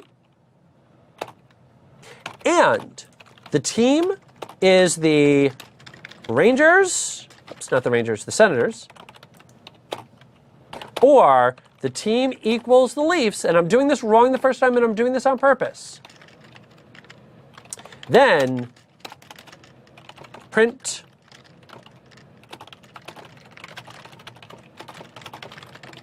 there we go. Good luck getting to the cup this year. Okay. All right. That sounds good. So again, what we're looking for is we want to make sure it's both hockey and it's the Leafs. So if I fire this back up, The problem and is I go in say- and I'm going to go straight to the wrong case. So I'm going to say Leafs and I'm going to say cricket. And I'm going to hit enter. You're going to notice it displayed the message. And that's not what we want. And the right. reason for that is that this and statement right here is overriding everything. That's our problem. So what we want to do is we want to surround it in parentheses. So now what we're doing is we're breaking this down into 2 separate statements. And now that part is going to be evaluated as 1. That part is going to be evaluated as a second. And then our and is what's going to do the final test there. So now, let me go in, hit start, enter my favorite hockey team. We'll go Leafs. I'm going to enter my favorite sport. I'm going to say cricket. Yep. Hit enter, doesn't display anything. That's what we were looking for. Woohoo! High five. Yes. It doesn't display anything. Yes. That's actually the output we wanted. And then we'll go ahead and we'll do it again. And we'll go ahead and say hockey team is the Leafs. Our sport is hockey. We'll hit enter, and now it displays what we want. So the real takeaway that I want you to get from all of this, a couple of things. Number one, when in doubt, surround things with parentheses. Yep. Number two, when it comes to complex statements, break them down into smaller, bite-sized chunks to make your life that much easier. Because otherwise, this can get away from you very quickly, and dealing with logic errors can cause you to really develop a fair amount of gray hair. So be very careful about going through and doing all of this. Test everything, and again, make your code as simple as possible. You know, one of the things Susan was talking about earlier was the concept of just putting in flags. One great thing about flags, especially in a situation like this, is it can allow you to better break things down. So what I could do is maybe something like this, kind of just go in and rewrite it, and maybe something like this, is I say if the sport is hockey, and I'm going to say sport is hockey equals false. So if it turns out that it's hockey, then we'll go ahead and say sport is hockey equals true. And then we'll go in and say team is correct equals false. And then we'll say if team equals the Senators, or the team equals the Leafs, then we'll go ahead and say team is correct equals true. And then now what I can do in my final if statement is now I can say if sport is hockey and team is correct, then we'll go ahead and display out our little error message. Yeah. So there's some good tricks to try and avoid hitting these scenarios. But again, it comes down to test for different scenarios. Try every single possible combination. You've got to make sure that it operates as expected. Absolutely. So we've got parentheses we can use to solve the problem. We've got Boolean variables we can use to reduce the chance of hitting those situations. Exactly. So two great tools at our disposal. Yep. So you'll notice that both of these blocks are the same. One of them is much longer than the other. Yep. The top one is 1, 2, 3, 4, 5, 6, 7, 8 lines of code as opposed to 2. Just because you have less lines of code doesn't necessarily mean that it's better code.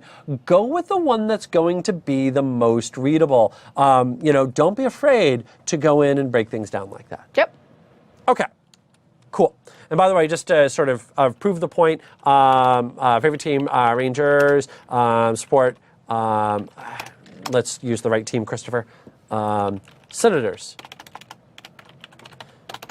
Getting the end of the day, typing skills diminishing. Exactly. We'll have to wrap up soon. Hockey, enter. And so you'll notice that it's displaying out. Good luck getting a cup this year twice. Because you have both your if statements are in there. Exactly, both the if statements, and that proves that they are both doing the exact same thing. Let me go back in, hit start again, and let's go in and say Senators and cricket, and now we should notice it doesn't do anything. Perfect. So there's our little fringe case. So yeah, so again, whatever's going to make the most sense to you, and to go back to this one more time, Do we have to?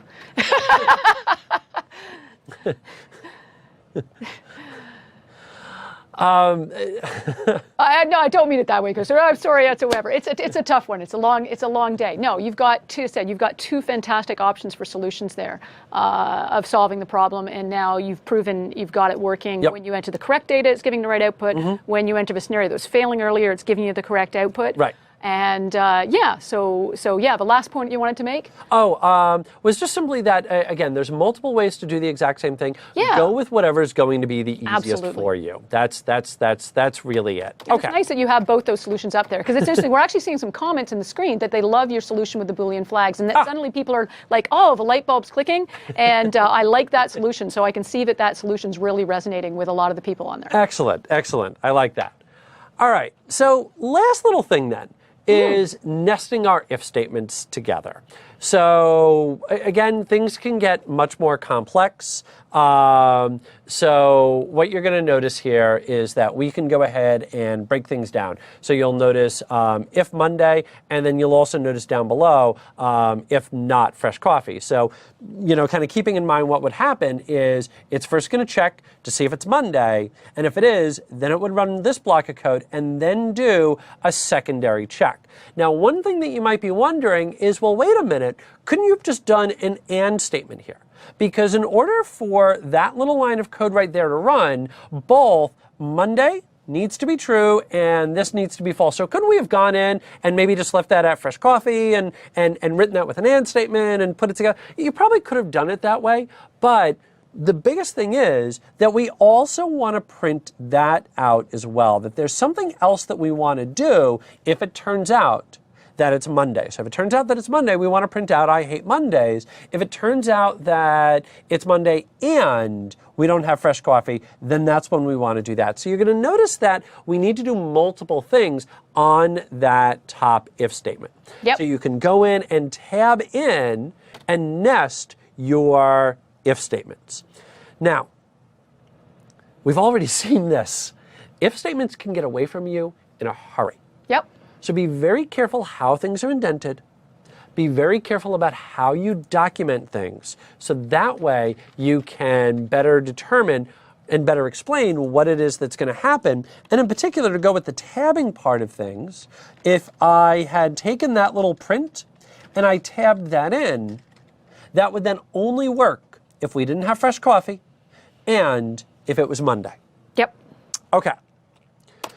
So let's close all of this out with a demo here, and let me go in and do this. And you can see why practicing becomes so important. We talked about that in a couple of the modules, but it's essential to practice, and we've talked about how essential it is to test. And all of these, you know, different scenarios and combinations, it starts to get a bit confusing after a while, but it just reinforces that basic principle. You've got to try things, you've got to test things. So practice, practice, practice. Write different if statements, different combinations. So get used to, whoops, I forgot to indent, and finding that mistake when you forget to do the indenting. Those sorts of things are going to happen. So the more you practice, you will make mistakes, but the more you practice, the faster you're going to get at finding those mistakes. Exactly. Yep, yeah. That's exactly it. So what I'm doing here is I'm just kind of going back and creating one last little scenario here where, and let's just go in and do one last print statement. There we go. So what you're going to notice is if it's hockey, then we're going to print out go hockey. If it's Senators, good luck getting the cup. And then down at the very end, I'm going to say we do love hockey. So I'm going to go in and I'm going to play this, and I'm going to type in Senators, and I'm going to type in hockey, and I'm going to hit enter. And you'll notice that it gives us all three because it's hockey and it's the Senators. Right. Okay. Now, the next little part there is I want to tab this in real quick just so we can see what happens with that tab in. And let's go in and let's say Rangers for our favorite team. Yep. Hockey for our favorite sport. And you'll notice it only says go hockey. Yes. Let's do this one more time. Let's go back here and let's just get rid of a tab. Mm-hmm. Let's go ahead and run this again. Let's go in and say Rangers again. What a difference the tab makes. Hockey again. Exactly. And you'll notice that this time it actually printed out both go hockey and we do love hockey. It was all about that tab. So if I tab that in, now I hit start again, Rangers, I say hockey, and you'll notice that it's only displaying out go hockey. So you're going to notice there that that tab makes all the difference. And, you know, a couple people mentioned earlier when we were talking about if statements that those tabs are very subtle, and I'm with you, but trust me, while yes, it doesn't necessarily impact the syntax in other languages, it impacts the readability. And that's almost just as important, if not more so in a lot of cases, because if I can't look at code and figure out what it's doing, that's going to lead to even more problems. Awesome. All right, so. Fantastic, Christopher. Holy smokes, man. You've had a tough module for the end of a day. I had to give you you had to have the most complex logic situation to deal with at the end of a long day. Well done. Thank you. I'm glad we finally got to break that down there. Took a little work, but we got there. The challenge then. And I'm going to kind of let you guys read through this on your own. But the big thing that I want to point out, and this is very much a real world thing, is you're going to notice that what we're trying to do is give you a scenario that's real world. And if you're dealing with a lot of countries, and Canada is a great example, where you've got different general taxes for the country, you've got different provincial taxes, the way that they combine them together can be different, and so forth. Here's your different scenarios. So if you're from one province, apply this tax. If you're from a different province, apply this. And all of that can be done with if statements. And again, up on the GitHub, we do have solutions for all of that. And breathe. Ladies and gentlemen, you have learned so much today. We've covered a decent amount of how much ground. everybody's had a chance to learn. Yeah. And the cool thing is we do have some more fun stuff for you tomorrow. We're going to get into reading and writing to files. We're also going to get into loops and have a little fun doing that with a program that actually allows you to start drawing funky shapes on the screen. So we'll have some fun with that. So it'll give us a chance to do some fun new things tomorrow. Anything we need to do tonight before we wrap up? Yeah, absolutely. There was one last poll question down there at the very bottom of the screen. If you want to go ahead and hit a choice on there, do want to thank everybody for sticking with us. It's been a lot of fun. We've been loving seeing all the awesome. different comments. Absolutely. And hopefully you guys have had a fair amount of fun. I know I had a blast. I'm going to assume that you had a blast. It's been an absolute blast. Having a lot of fun. Excellent, excellent. So with that, we've got a lot more to cover come tomorrow. So 9 a.m. Pacific Daylight Time. Daylight time for still about another hour, or about another month. So come on back tomorrow morning. We'll pick it up. Day 2, learning to program with Python. Again, Susan Ibach. I'm Christopher Harrison. We will see you tomorrow morning. Thanks again for Can I just briefly ask you, do you remember off the top of your head the aka.ms URL for the GitHub for those people who wanted to go look at the chat? I know this is tough at the end of the day. And intro Python code? So I'll look it up. I tell you what, I'll look it up. I'll put it into the chat window. There we go. So because I had a couple people asking, hey, I remember you mentioned it was GitHub What's List. We'll put that in the chat window before we leave. Actually, wait a minute. Tell you what, I can do that. Yeah, it just dawned on me. I had it in a notepad. If Danny, you want to just take my screen? Awesome. I knew you'd be organized. Yep. There we go. There we go. Intro. Hey, if we rewind the tape, I said that correctly. Well done. There we go. Awesome. Excellent. All right. So there's the shortcut to all the GitHub code. We'll kind of push out all of our last changes here momentarily, so you'll have access to everything that we've done. All the demos, solutions to the challenges, a reminder of what the challenges were, the PowerPoint decks, all that stuff, so you can review. And of course, later these will all be online recorded as well, so you can watch them, review them, watch them at your own pace, and so on. Exactly. Looking forward to seeing you tomorrow. We'll see you guys tomorrow morning, 9 a.m. Pacific time. Can't wait.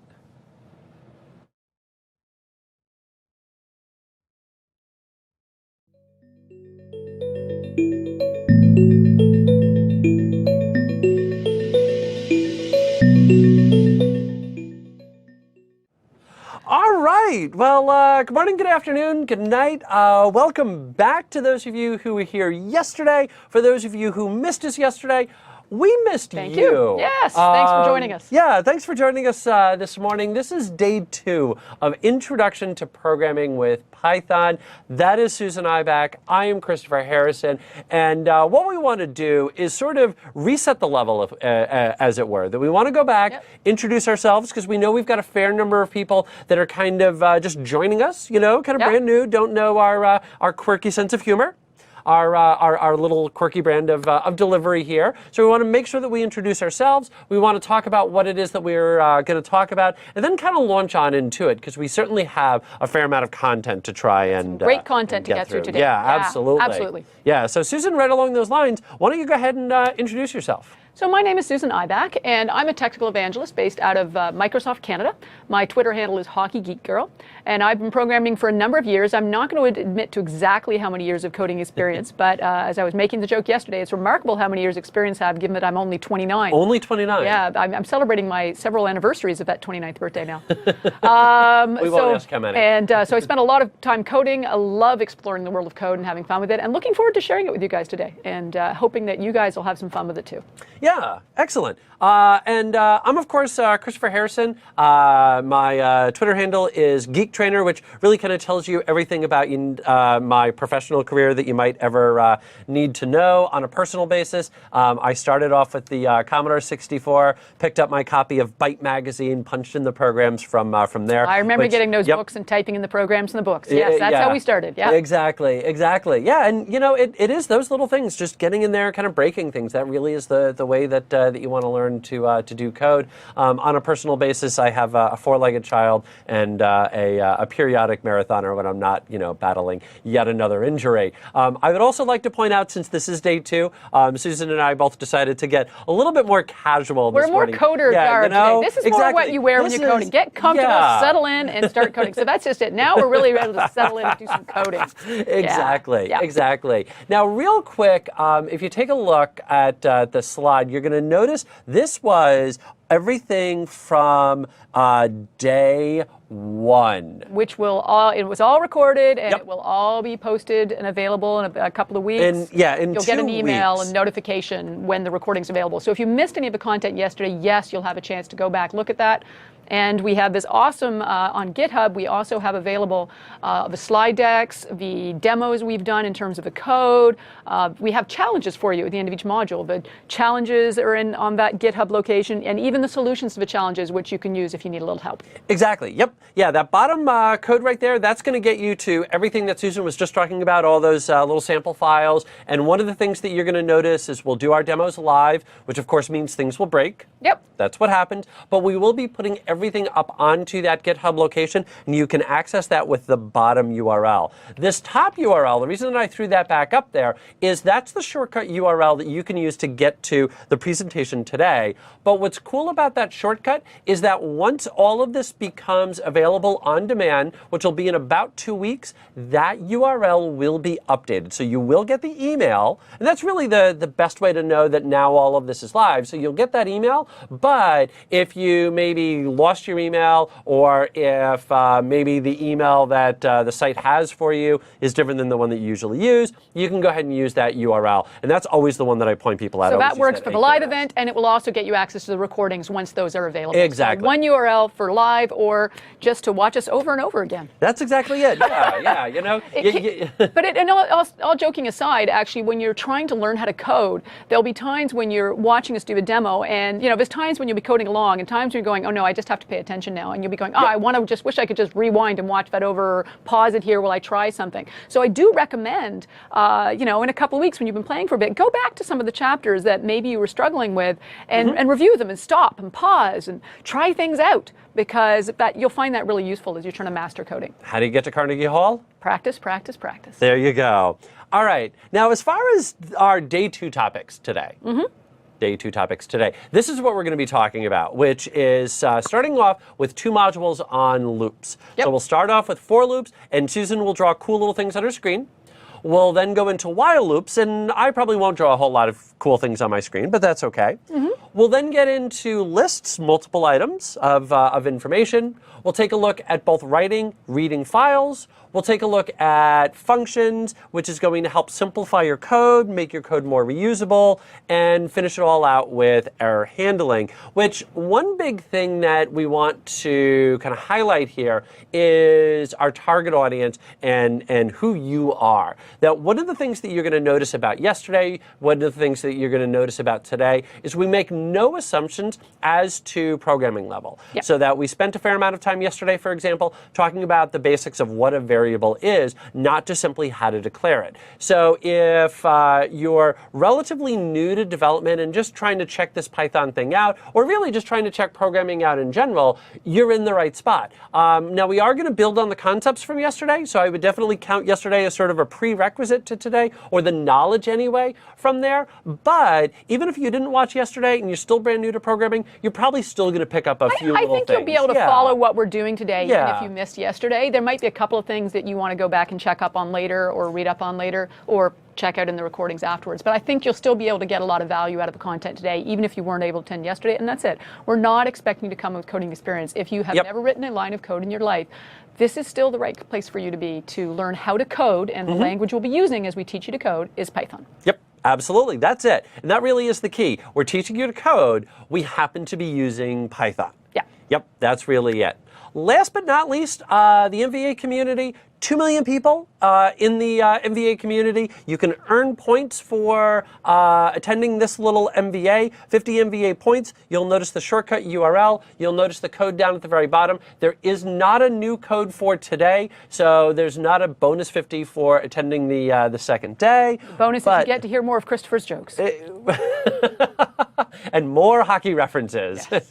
More free toasters. Yes. If you were here yesterday, you'll get the free toasters. Exactly, yeah. And anyway, no spaghetti. That's a different reference. Yes, I know that reference. You do know that reference. Move on. But anyway, yes, moving on. So what you're going to notice is the fact that you can go get the 50 points if today is your first day. There's the URL, and then away you go from there, which actually is away you go. So now we're done with our introduction and ready to start digging into some new code. Exactly. For today. Let's do some code. So let's jump into and talk a bit about repeating events. You know, there are times, yesterday we talked about how the reason we get into coding is because we want to solve problems.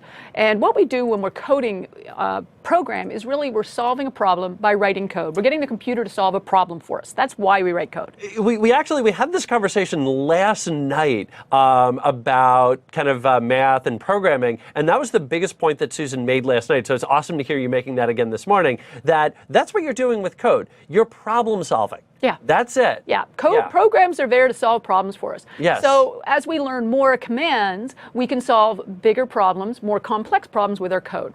And some of the problems that we have to solve involve repetitive actions, things you have to do over and over again. A simple example, you are having a party and you have people coming over, you want to pour a cup of coffee for each guest, right? It's not just pour yourself a cup of coffee. It's like, oh, wait, I've got people at the table. I'm going to pour everyone a cup of coffee. Exactly. Wash the dishes until they're all clean. You don't just wash one dish and say, I'm done the dishes. No, you've got to keep washing the dishes until there's no more dirty dishes.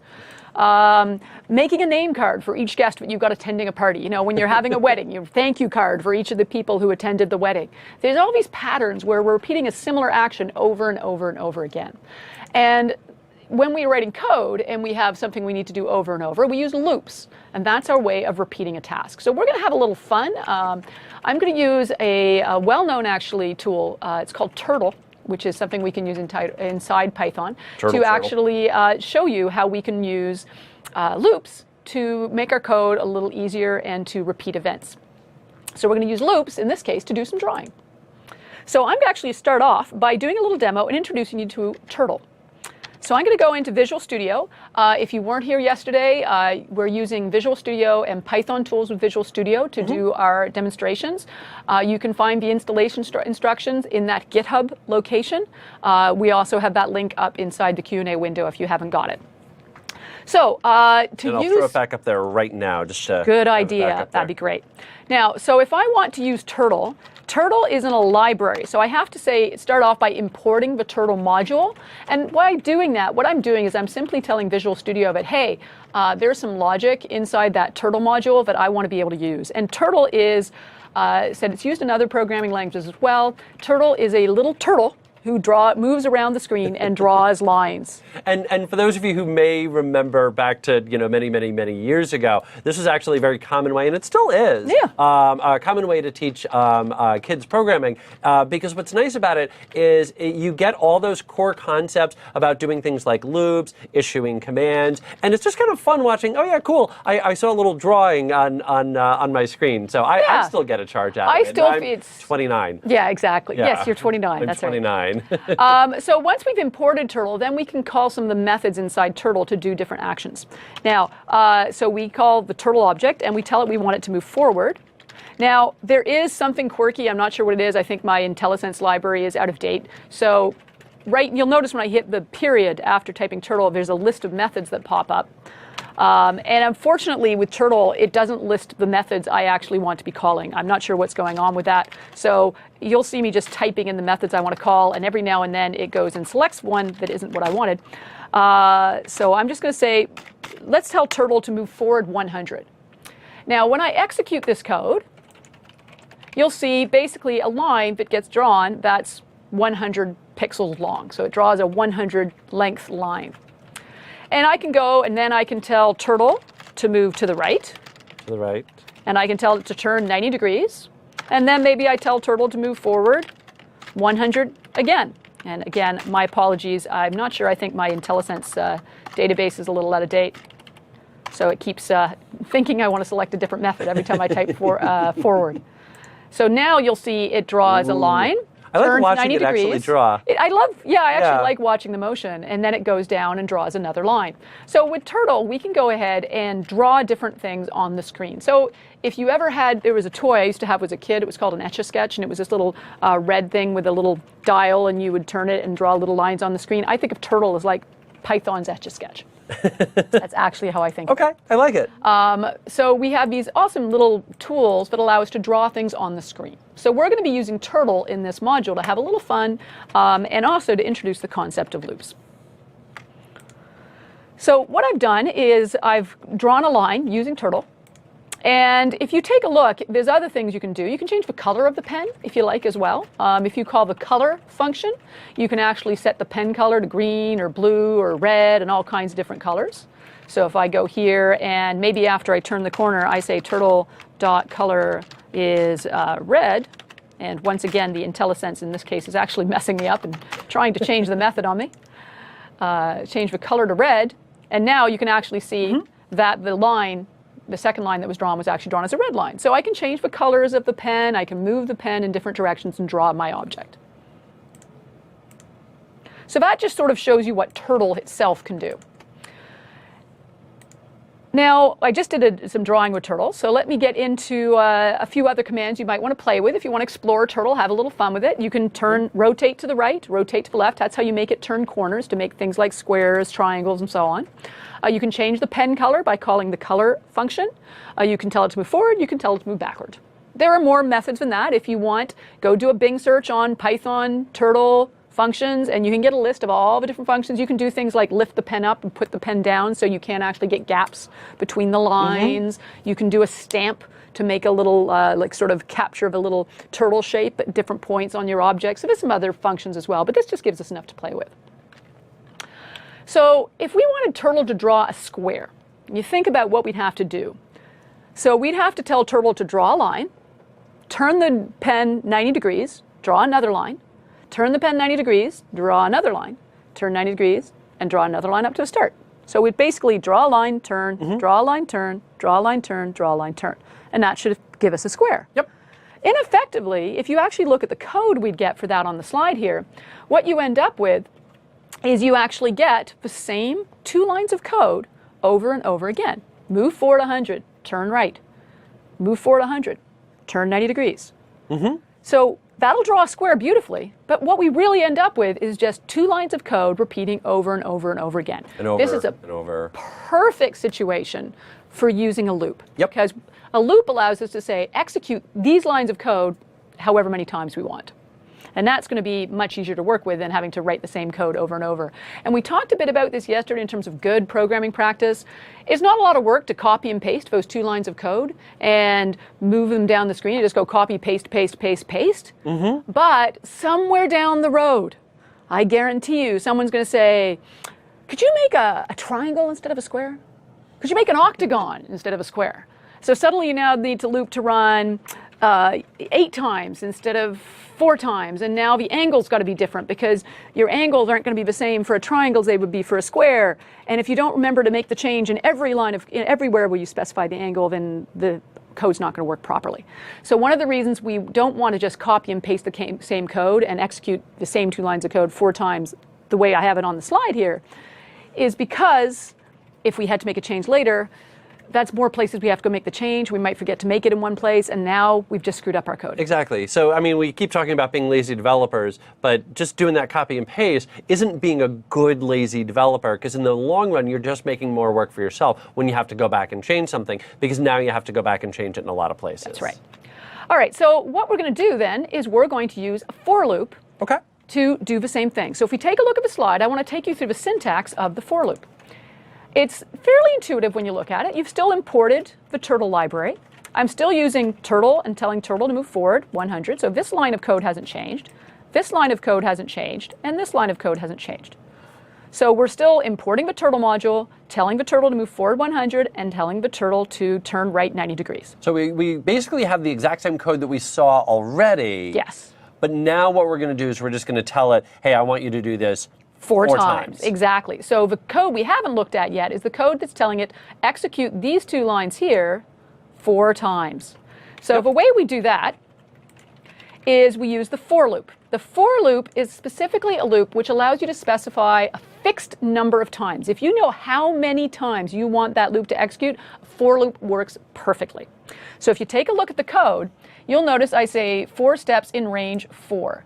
So that number 4 is telling my loop how many times I want it to execute. The rest is really just syntax. You have to say for something in and then specify number. So those are the only thing you're going to change is the number here. You get to choose that number.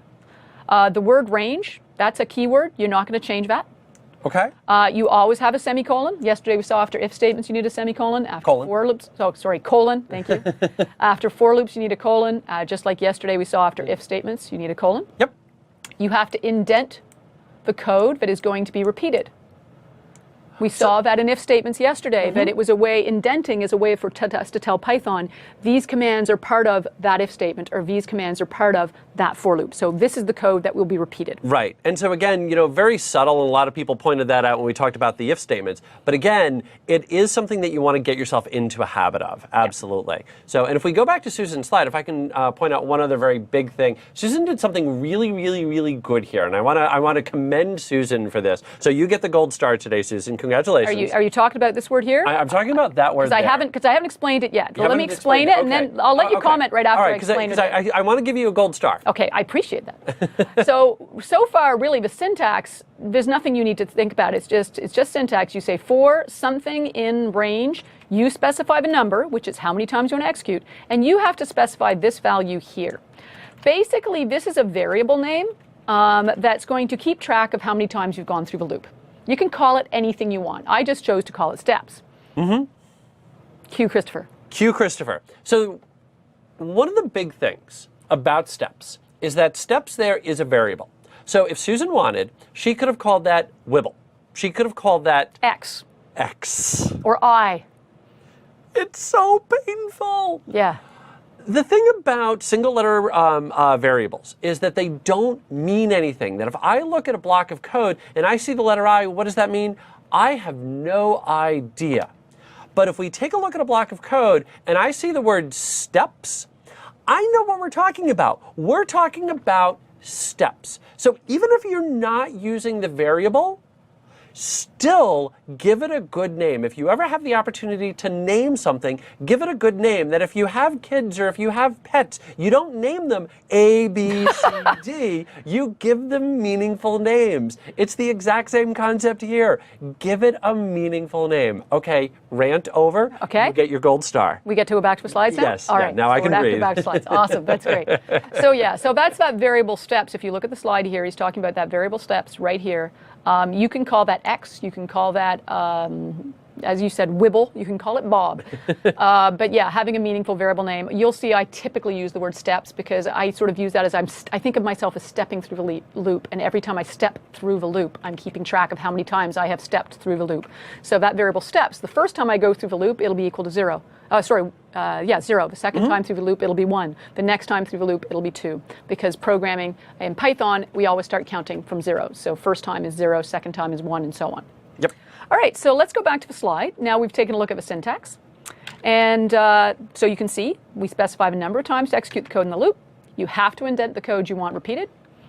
And if you change the range value here, so here I've changed it to 3. So that means my loop is only going to execute 3 times. So if I was to execute this code, I end up with an incomplete square because it only drew 3 lines on the screen. So you can see how changing the range changes the number of times the code is repeated.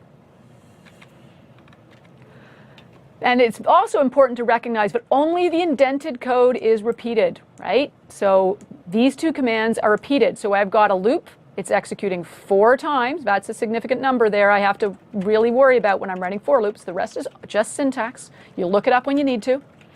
I specify to execute 4 times. So 4 times, it's going to move 100, turn 90 degrees. So it's going to draw a square. And then afterwards, I tell it to change the pen color to red and go forward 200. So what this is going to do, though, this isn't indented code. So it's going to draw a square. And then when the pen gets back to start, it's going to go off and draw a red line. So if I execute this code, what you end up with is a square and then this red line going across the top. So you can see that the red line did not execute 4 times. It didn't draw a square, a red square that was bigger. And it's all about that tabbing. So if you would tab that in, that also would have executed 4 times. Exactly. Yep. It's not indented, so it's not part of the loop. It's not repeated. Perfect. So I'm just going to take the code I had here, and I'm going to just demonstrate that actual for loop here, and I'm just going to say 4 steps, and just to prove it, for weird name in range, just to prove you really can use any name you want here in range 4, because I want to execute this 4 times. And now I'm going to have to indent my code. With tabs. With tabs, yep, using the tab key there.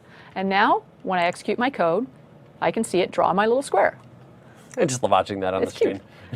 Yep. And then if I specify that after I'm done, I want turtle to move forward. It's so annoying the way it does You it. can hit escape. Escape will work for that? Yeah. Ah, there we go. Thank you. You're welcome. Forward, let's say 200. And again, I'm going to change that pen color as well. I should do that before I move forward. There's no point in changing the pen color afterwards. Turtle.color. To be red or green or whatever color I like. And you will see, just like I showed on the slide, that at the end of my loop, it then goes off and draws that longer line that's colored in red. If I just indented that code, then suddenly these commands will be executed 4 times as well because they're indented. They're now part of that loop. So now, oh, look at that. Woo-wee. Oh, you know what I did? Of course. Within the loop. It as part of it. Yeah, that's really funny. I hadn't even thought about it. Because what I did is I said, move forward, then turn right, then change the color to red and move forward again. And do that 4 times. So it caused a little unexpected result there in terms of how it draw it. But you can see, actually the end result in terms of it does actually just draw a really big it did square exactly for what me. you told it to do. Don't you hate it when that happens? It does exactly what you tell it to do. Computers only do what we tell them to do. Yes. It is frustrating sometimes because sometimes we want them to do what we want them to do, not what we told them to do. Yep. By the way, can we switch back to Susan's code here real quick? Just because I want to highlight one little thing that came up in the chat. And this is one of those things where and this is true universally, so I guess it's kind of good that we all learn it now, which is sometimes the methods, the properties don't always behave the way that you would expect, that somebody was expecting that color would be a property rather than a method, which I can certainly understand. But yeah, you'll notice that color is a method there, meaning that you're going to say color, and then in parentheses, you've got red there. Yeah, you're actually calling turtle, you're calling a function called color, which changes the pen color to red. But absolutely, the person who designed turtle could have designed that as a property instead of a function if they had chose to. It's just a choice the person who wrote the code for turtle made. Yep, exactly. Yeah. And by the way, method and function, those two terms are essentially synonymous. So, they're generally interchangeable. Yeah, yep, exactly. Cool. All right. let's go back to our slides. Okay, so now, Christopher, Yes, one of the Susan. things we've talked about is that as we write code, we are going to make mistakes. Uh-huh. So I have a slide here, and there's 3 mistakes in this code. Oh, gonna you're check. doing Yes. this to me again. I'm Okay. gonna play spot, because one of the things you have to learn how to do is find the Absolutely. mistakes in your code. So can you see 3 mistakes? In Well, this I code? see improt. Improt. Yes, you're right. I have made a type mistake. It's import turtle, not improt turtle. Um, I'm putting Christopher on the spot. He hasn't had a chance to look at this before. you are, and well, I'm seeing the second, but I want to talk about that one at the end. Sure. Because that one's a little bit different. 4 steps in range 4. Oh, you need a colon. Thank you. Yes, that's correct. Good yeah. guess, Christopher. Yes, we're Yes. missing a colon Yeah, we're missing after a colon the range there. 4. Yeah. Now, the reason that I was kind of holding off on that last one, so you've got, improt turtle, so obviously that's a typo. That should be import. And that's going to give you a syntax error. So Yep. that's going to, Visual Studio will typically tell you right away, hey, you've got a problem here. Or when you run the code, it will bomb out on you.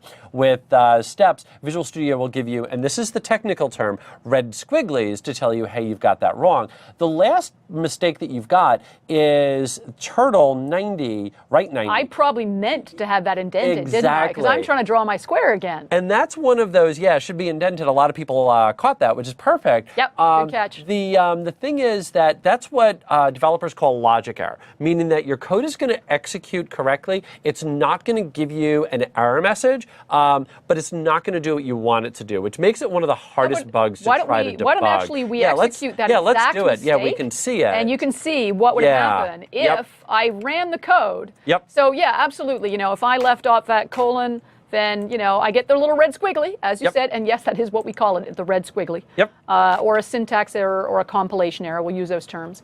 But if I forget to indent the turning right, Yep. Visual Studio goes, this is valid code. You can do this if you want. But then when I run it, I end up with a really big long line. And I'm like, that's not what I was trying to draw. And if we actually did, go, 8 billion steps off the page, or I guess 400. If I made steps this off only the page. 10 wide, you could exactly. see it. Yeah, what you could see at the very end there is you'll notice at the very end that the cursor did in fact turn that 90 degrees to the right. Yes. So it did. Run worked. the code, it did exactly what you told it to do. But not what I wanted it to do. Exactly. Yes. So that Yep. is the challenge, is you have to find both the Yeah. mistakes. Some of the mistakes Visual Studio will help you find. Some of the mistakes Visual Exactly. Studio can't help you, because what you wrote is syntactically valid. It just doesn't do what you want the code to do. Yeah, exactly. Yep. All right. So yes, you have successfully found all of the mistakes. Well done to those of you in the audience as well who A lot of people pointed got them out that. in the Q&A. Yeah. That's awesome. Yep, and there's still actually a lot of conversation around that tab, and that is something that's relatively unique. I'm sure there are other places where you will see that. But again, yes, it's subtle. I'm with you on that, but it's a good practice. It's something you would do anyway, Yeah. even if you did have curly braces or end statements or the like. Yeah, because some other programming languages, instead of using that indenting, there has to be a way. If you think Yeah. about it, if you were designing a programming language, you need a way to say which commands should be repeated. You have to have a way of doing that. Yep. Some programming languages will require to use certain braces, and you do an opening and close brace around the commands that are going to be repeated. Some programming languages have effectively an end loop command that Yep. indicates the loop starts here, loop ends here. Yeah. But the interesting thing is, in all those programming languages, as a convention, most of us always indent the code that's inside the loop anyway, whether we have brackets showing beginning and end or an end loop word indicating the end of a loop in the beginning. It just makes it more readable. It does. We tend to indent the code anyway because it's more readable. So in a way, Python's letting us be lazy by not having to type a word like end loop or having to add curly braces. We were indenting it anyway, so it was easier to see. When I look at it, I instantly go, oh, that's the code in the loop. Exactly. Yeah. And here we go back to being lazy developers Yes. again. You'll notice a theme. Yes, I encourage being a lazy coder in the sense of it's being an efficient coder. That's what I like Yes, to think. lazy perfectionism, to bring out the little phrase that we learned yesterday from one of our attendees. That's so right. I don't know if he's on board yet this morning, but yeah. So. All right, so now let's take a look at nested loops, because it is Okay. also possible to put one loop inside another. So you can actually have a lot of fun, especially in this drawing tool with Turtle. When you start nesting loops, you can have a lot of fun. So if you think about it, so what I've got my for loop, which is repeating 4 times. And then inside the for loop, this is all nicely indented, but look what else I have indented in the for loop. I have another for loop, and it's this for loop has to execute 4 times because it's indented. So this is going to be so this will all be done 4 times. Yep. And then 4 times, I have a loop that will execute 4 times that draws a slightly smaller line and turns. What's going to happen is you have 2 loops, so you've got that outer loop, so that's going to execute 4 times, and then each time that it does that, it's going to execute that inner loop 4 times. Exactly. Okay. So if you look at that inside loop, all right, challenge, think about it, those unit QA, how many times is this code going to execute? There's math again this morning. Yes, it's math this morning. Is it going to execute 4 times, 8 times, 12 times, 44 times? You got any guesses in the QA window yet, Chris? Not yet. Might be a little lag. Sometimes there's a little lag there's a little bit of a lag when we're talking there. and when you get a chance to see what we're saying. But so the answer is I'm seeing a couple people saying 4. The answer is actually going to wind up being 16 There we go. Yeah, we got to and actually, somebody called it out specifically. It'll run 4 times 4. A couple of people actually called it out. 4 and times 4. That's really the best way to think about it. That is a good way. 4 times 4, because you've got the outer loop. Inside of that is that inner loop. So the outer loop is going to run 4. The inner loop contains another loop. So it's going to be, while we're doing this, 1, 2, 3, 4. While we're doing this, 1, 2, 3, 4. So 4 times 4 is 16. Yeah, well done. Again, there's math this morning. Yeah. What's really fun, though, is I love the output you end up with. If you draw it, you end up with little squares inside a big square. It's really kind of funny watching the lag now kick in because, it was a little bit of time and no answers. And now everybody's got it. See the Q&A. Everybody's got it. 16. You guys rocked it. You knew the answer. I knew you had the answer. It's awesome. 16 will be the number of the day. Now, I had a little fun. When I was playing around and I started doing nesting loops inside Turtle, I started going, well, what if I do a different shape instead of nested loops? And I had fun. So then now I've got a loop. And the outside loop executes 5 times. And inside, again, I've got a nested loop, and the inside loop executes 5 times. So 5 times 5, so 25. Right, so this code is going to execute 5 times. So that's going to give me a pentagon. A pentagon, correct. And then this code is going to execute 5 times 5, which is going, 5 times 5 times. Yep. Because you guys figured that out, and so it's going to execute 25 times. Right. Now, what's interesting, of course, it's doing this along the way. And now you'll notice I'm still moving forward 100, but I'm turning right. My angle that I'm changing is 360 divided by 5. If you want to draw an equilateral shape, is that what you call it when everything's the same size of every side? Oh, now we're going with geometry. I know, geometry is Geometry is actually one of my worst subjects. Okay, yeah. Yeah. So, but if you want to draw a triangle, the angle of a triangle that's going to have 3 sides that are equal size is 360 degrees divided by 3. Do you want to draw a perfect square? Then the angle of each corner is 360 divided by 4 because it's got 4 sides. If you want to draw a pentagon and have exactly the right angle and everything the same side, the angle is 360 divided by 5. So if you have a 6-sided object, it would be, and you needed the angle would be 360 divided by, Christopher, fill in the blank. I wanted 6? Yes, 6 is correct. 6. 6 is correct. Now, the fun thing is when I was answering Q&A questions. I know you were. By the way, I do want to mention, because, again, we actually now have 3 people that are helping with the Q&A. It's Susan, myself, and Sonal. Thank you, Sonal. Yes. Appreciated. So we're doing our absolute best to try and respond to as many questions as we can. But if, somebody winds up, kind of falling through, there's only 2 of us. We're doing our best. Yes, exactly. Yeah. So do be patient if we take a little while to answer the question. Exactly. So, but anyway, if you actually go back to the slide here and you look at the shape that's been drawn, it's neat because when the pentagons overlap, you get this funky star shape that ends up appearing on the screen. So you can have a lot of fun when you start playing with the drawing and the nested loops. Exactly. Yep. So if we just demonstrate that, on cue. I'm going to go ahead and add another nested loop here for steps in range 4. So let's do that nested square. And we ask Turtle to move forward 100. Let's make it smaller. So we're going to make little squares inside the big square. And we're just going to take that command, paste it there, indent it nicely. And now I have one loop nested inside the other. And if I execute, you can actually see it. Whoa, that's not quite what I meant to do. Oh, actually it is, right? That's kind of neat. Yeah, that is. So you can see the kind of fun little patterns and things you can end up drawing. Just depends on the length of the square you end up drawing inside, how it looks. Exactly. So I had some fun with that. Because I forgot I'd drawn a little square. Originally it was a 100-size square. Yeah. So you can have some fun playing around with this. Now I am going to take 1 minute just to sort of illustrate. I'm going to put a breakpoint here. and I'm going to execute my code. And the reason I'm going to do this is because I want you to sort of see, here I am going in. Oh, frame not, that's getting, oh, it doesn't, it's a little messed up here. Stack frame was not found loading. That's a neat message. Execute, please. Okay, it's... Maybe stop. Yeah, I think it's, I don't think it likes me debugging when I'm in the middle of drawing things. I think that's throwing it off. But it will literally, it'll execute this code once, enter this loop, execute this loop 1, 2, 3, 4 times. Then go back here, execute this a second time, enter this loop, execute 1, 2, 3, 4 times. Go back up to the top, execute this a third time, execute the inside loop 1, 2, 3, 4 times. Go back up here, it'll be the fourth time, execute it, then execute this loop 1, 2, 3, 4 times. So that's actually the way the code flows when it's actually executing. All right, now, one of the things we did look at yesterday was the power of using variables inside your code. And one of the great things about using a variable, instead of repeating the same value over and over in your code, is it means if you need to change a value later, it'll be faster. So what I've done here is, in my code, I've created a variable called number of sides for my object. Because I was telling you, you can calculate the angle to draw a perfect shape by just saying the angle you need is 360 degrees divided by number of sides you want the shape to have. Yep. So by doing this, I can just say, hey, you know what? If I want a 6-sided object, execute the loop 6 times. But instead of putting the number 6, I'm saying just read the number of sides on the object from my variable.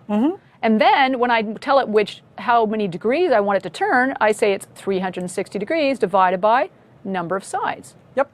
Now what's neat about this is if I go and do this in my code, number sides equals, and I'll start off with 4. So initially it's going to be exactly the same square that I was drawing before, number sides. And I'm changing the angle is going to be 360 divided by number of sides. And if you do the math, 360 divided by 4 is 90. So it should still be a 90-degree turn. Carry the 1. Yes. Got the math? My math's good? Yep. You've had your coffee this morning. Well done, Christopher. And now when I run, we get exactly the same drawing we did before. So, you know, initially you look at it and go, this is just a little more code. Why would you bother doing it this way? And I'm actually going to make this a little bigger because I think the other objects will look nicer. So I'm just going to redraw it with a bigger outside square. So it looks a little more like this. So you can see the little square is being drawn inside the big square. But now, if I want to make it a pentagon, I just change that to a 5. One change, and suddenly I have a whole new object. Oh, did I forget to change something you somewhere? forgot one little update. Oh. Yeah, you'll notice you've got there the we second go. one. Yeah, that also needs I to told be it the inside loop needs to Although, execute. you know, having the string of pentagons was actually kind of cool. Fun. Yeah, it's fun. This is what I was after. There we go. So you can really have a lot of fun playing around with this. And you can see how now this sort of becomes what if I make this 20?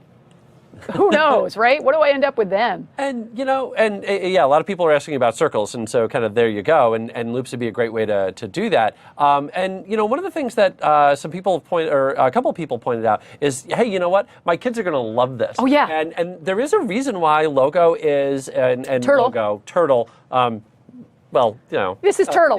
This is turtle. Well, logo, turtle. Yeah. Anyway, but there's a big reason why this is used with kids and also with adults is because of the fact that it's fun, it's cute, it's something to play with. And when you're learning, if you're having fun, you're going to learn it that much better. And you'll practice. Exactly. Because you're going to want to play with it. You're going to want to experiment. I love this. It's like spirograph playing with this thing. Ooh, good reference. Yeah. So anyway, you can see the objects drawing there. So it really is quite fun to play around with it. So that's why I love playing with the nested loops. Yeah. But notice how it said by using a variable, I can now change one line of code and completely change the output. And that's the power of using variables in your code. So we just talked about that. Yep. All right. So we've also demonstrated that as well. Now, one of the things I haven't done yet in my code is I've never actually looked at that variable steps.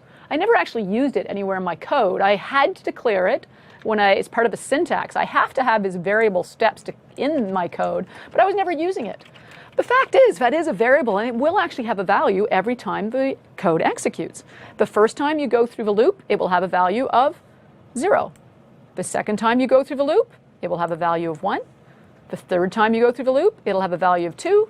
The last time you go through the loop, it'll have a value of 3. The way this works is when steps reaches the value here, it exits the loop. So you can actually reference that variable inside your loop. And there will be times when you want to count. And using a for loop is a great way to count to a particular number. And you can use that to do math and all kinds of neat little things in terms of problem solving. So just remember, in programming, we always count starting from 0. That's really important to remember. It takes a little getting used to. You'll forget it occasionally. Your code won't do what you want. And then you do something. I've actually done this to debug code before when I couldn't figure out what was going on. Sometimes I'd actually print the value of step on the screen, even though I didn't need it. I just printed it on the screen so I could see what was happening. That's an old coder's trick, to just print a value on the screen while your code is executing so you can see what's going on. We do have a debugger, but sometimes I still fall back on that. All right, so if we go back to the slides, what if you want to count from 1? I mean, there are business situations where sometimes you need to count from 1, not from 0. In that case, you are actually allowed in syntax of Python, instead of just specifying a range of 4, you can specify a start and end. So you can say start counting from 1. So the first time it executes the loop, the value will be 1. The second time, it'll be a value of 2. The third time, it's going to be a value of 3. And now it's done. So it's up to. Right, because when the value equals the range, it stops executing. So the thing to remember is if I write a loop that says run from 1 to 4, it only executes 3 times. So that's the thing you got to remember about that, is when it never reaches the higher number. It usually counts from 0. So a range of 4 would execute 4 times. But when you say, start from 1, then it only executes 3 times. As soon as it reaches a value of 4, it says, I've reached 4. That's the maximum. Time to get out. And I'm done. And I'm done, exactly. So that's important to be aware of. Now, there's another neat thing you can do in terms of syntax on for loops, and that is specifying a step or a skip amount to skip by. What this is going to do is the first time it executes the loop, it's going to be a value of 1, because that's our start value we specified here. The second time, it's actually going to have a value of 3, because we specified this skip step of 2. So basically it said jump by 2. The third time it executes, it'll have a value of 5 because we told it to jump by 2. The next time, value of 7 because again, we told it to jump by 2. The next time it'll have a value of 9 because it jumps by 2. When it reaches a value of 11, it's going to say, wait a second, 11, that's up around, that's higher than 10. If it reaches 10 or 11, it would never execute with a value of 10 or 11 because we've said get out when you reach to 10. And so this one actually only ends up executing 5 times. But it's interesting when you start playing with steps, and if you specify minimums and maximums, you have to be very careful. You might accidentally write a loop that executes 1 too few times or 1 too many times. I'm drawing it out on the screen. I'm literally writing out the numbers. I do that on paper when I'm trying to figure out my loops. I have sat there with a piece of paper beside me going, okay, wait a second. The first time it does a loop, it's going to be a 1. And the second time, it's going to be a 3. And I literally write it out on paper so that I can count. And then I go back and count and go, wait, I needed it to execute 6 times. I need to change the value. So that is a perfectly valid practice. Write it out on paper. And then you can see what your code's going to do. If you're lucky, you'll get it right the first time. But quite often, it's a common coding mistake to just get it off by 1. Test, test, test. So you think it's running 4 times, run it, make sure it's running 4 times. Exactly. So if we go back to the slides, and now this is a really cool, I love this trick in Python. This is really interesting. Now, however, I want to point out it's a little different syntax here. There's a word missing in this command. The word range is missing. I've written the for loop, but I didn't say the word range. And the other thing is, my brackets changed. I was using the rounded parentheses before. Now I have square braces or square brackets. So 2 big changes in syntax here to be aware of. And I'm specifying a series of values. What I'm doing now is I'm actually telling my for loop exactly what values to use when it runs through the loop. So I can actually tell the for loop, the first time you go through the loop, use this value. Second time you go through the loop, use this value. Third time you go through the loop, use this value. So it's sort of like what other languages might call a for each loop. Yes. So if similar you to were that. in C# or VB, like a for each, because what you're saying is the first time through it's going to be 1, the second time through it's going to be 2, or you could of course have changed the numbers. Those numbers could be 72, 15, 7, and 8. 16. Don't forget 16, the number of the day. Sure. So if we go back to the slide, the first time it goes for the loop, it takes the first value in the list, and the value of steps is going to be 1. Second time through the loop, it takes the second value in the list. That's going to return, so steps will be 2. Yep. Third time through the list takes the third value. That would return a 3. Yep. Now, and instead, this number here could be 44. That's fine. And if it was 44, it would then, steps would be 44. I happen to enter 4. And the last time through the loop, it is 5. Now, in this case, yes, it will execute for that last value because you're telling execute once for each value I'm providing. But just, I guarantee you, the first time you do this, you're going to accidentally type the word range, or you're going to use the wrong brackets, and you're going to get syntax errors. So just look it up when you need to, but it's a really cool feature and very useful. Yep. So that's the output we get. Now, what I really like about this is the way you can play with things like, I said, so there's that reminder. You don't have to use numbers. No. No, you can say any value at all. You want the loop to execute, and here's the value to put into that variable steps. So if we go back to the slide again, this time, I said my loop is going to have a value of red. So the first time the code executes, the value will be red. The second time the code executes, the value of steps will be blue. The third time the loop executes, it will have a value of green. And the fourth time it executes, the value of the variable steps will be black. So what I'm doing is I'm drawing an object, I'm changing the pen color each time through, so I end up with a multicolor square. Awesome. So a couple of things that I'd love to mention here. Real quick, number one on your slide, and I love the fact that you've been consistent with steps, but it's definitely worth calling out here that you could have used whatever name it is that you wanted. Sure. So you could have maybe used color instead. Oh, I like that. Yeah. Okay, hang on. Maybe we can do the little eraser thing here. I don't want to. Yeah, I won't let you erase the hang on. the We'll have text. to. Yeah, you'd have to bail out of the slide there. Okay, hang on. No, we'll get a pen here, and we're just going to scribble that out. There you go. I love We're it. going to write color. Color. But I'm a Canadian, so I'm spelling it with a U. And then, put that scribble down that there as well. and this is now going to be C-O. That's a really good point. That's a much better name for the variable in this scenario, because in this time when I'm going through the loop, the variable I'm setting is really holding a color. So Exactly. That's a much better name. Yeah. Now, the other thing that I'd like to point out real quickly, because there's been a few questions about this in the chat window, about putting together that list of numbers that you had. And if you were using 1 through 5, could you have done like 1.5, or could you have done 1-5? Oh, no, unfortunately, Python doesn't support that syntax. You do have to, if you want to count from 1 to 5, use the syntax we had earlier.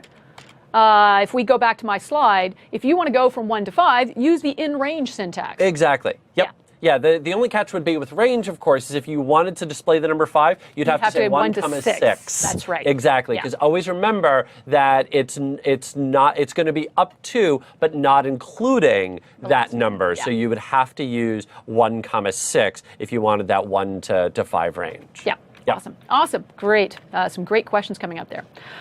So just to sort of show that sort of neat little example, if I'm just going to comment out this code using the great Control-K, Control-C command to turn that into comments, and I'm just going to write a little for color in red, green, blue, and black. And in that loop, oops, I forgot my colon. And then I'm simply going to tell Turtle to change the color to the color value that I read from the loop. And then I'm going to tell Turtle to draw a line, move forward 100. And then I'm going to ask Turtle to turn, oh, what the heck, let's go left, just because we can. Because I can turn left. No Zoolander references? I was waiting for that. Oh, no, I was going to say jump to the left. Okay, yeah, that would work too. All right, so I execute my code, and the first time through, the color should be red, so we should see a red line, then a green line, then a blue line, then a black line, if I did this correctly. Fingers crossed. There we go. There it is, just like that. So, really said you can have a lot of fun with this. Okay. You can actually mix up different data types when you are specifying explicit values. So in this case, I'm saying, red, blue, green, black, and 8. But there is a little problem with this. If I execute this code, the problem I'm going to have is when I say change the color of the pen to 8, Turtle's going to be really confused and go, what color is 8? So 8 is not a valid color, and so this would actually crash my code. So you do need to be very careful if you're trying to mix data types. It's not generally recommended. It's valid code, but it might crash your code because maybe when you use the variable later, it doesn't work. If you actually go back to the code, let me look at the slide here. You can see it is possible. I was doing a print statement, it would work, but not when I'm trying to change a color. So your challenge, now that you've had a chance to play around with this. Should you choose to accept it? I want you to have Turtle draw an octagon. Right? So there's just a reminder here of how to calculate the angle for an octagon. As an extra bonus or extra credit, try to rewrite it so the user can type in how many sides they want the object to have and draw whatever they ask. And one little thing that's worth highlighting there, especially for people who weren't around yesterday, that they could use input to obviously collect that piece of information, but the catch is that input's only going to send in a string, so you need to convert that. So you're going to need to convert that string into a number before you try to count how many sides the object has. So you're going to have to, if you get to the extra credit, you're going to have to deal with data type conversions as well. Yep, exactly. All right. Yeah. And there's even double extra credit, which is add a nested loop inside to make the little one inside the big one. Exactly. Yep. So have some fun with that. And we'll be back in 10 minutes. Yeah, that's basically it. Yeah, we'll be back in 10 minutes, and the next module will be looping when we don't know the number of times that we're going to loop. Yeah, so we're going to look at some different types of loops for different scenarios. Yeah. See you shortly. We'll see you in 10.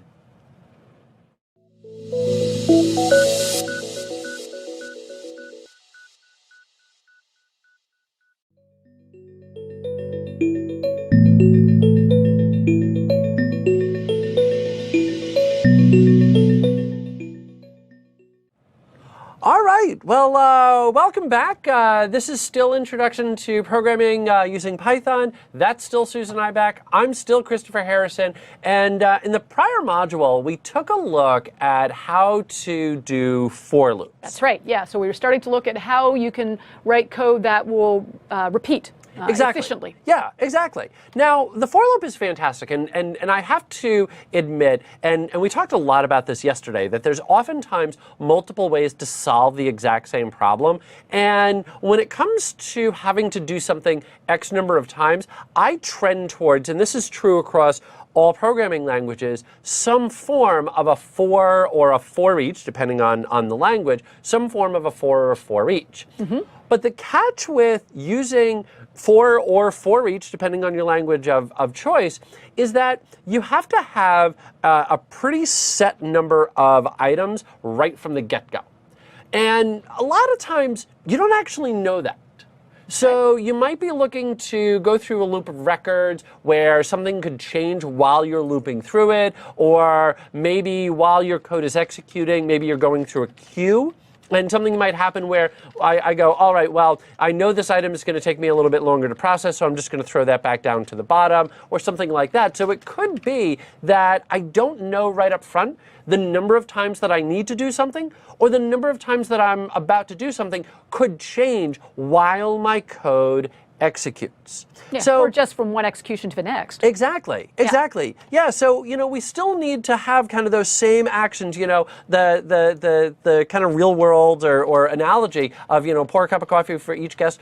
By the way, pour my cup of coffee first, please. Okay. Yes. Sure. Yes. Thank you. Washing all of the dishes, putting together each name card. You have to handle all of those different things, kind of those analogies. But when we get into programming, I might be looping through a file. I might be looping through a number of entries in memory. I'd say a lot of times in coding, we'll have things like somebody gives us a file and we want to read all the values in a file, or we do have a database table and we want to read all the people from a particular country entry from a database, but we don't know how many records we're going to be getting back from a database before we start. Exactly. So, yeah, there's a lot of situations where we know we're going to have to do something over and over, but we just don't know how many times. Exactly. And sometimes, we can calculate it, but again, not always, So if it's a scenario like this where, we know that we've got 20 guests, then we could just go in and explicitly state, okay, fine, it's 20 guests. Or it could be a scenario where maybe we've got this in a list, and a couple of people asked about that earlier. We'll be talking about lists. We will get into module. lists. Yeah.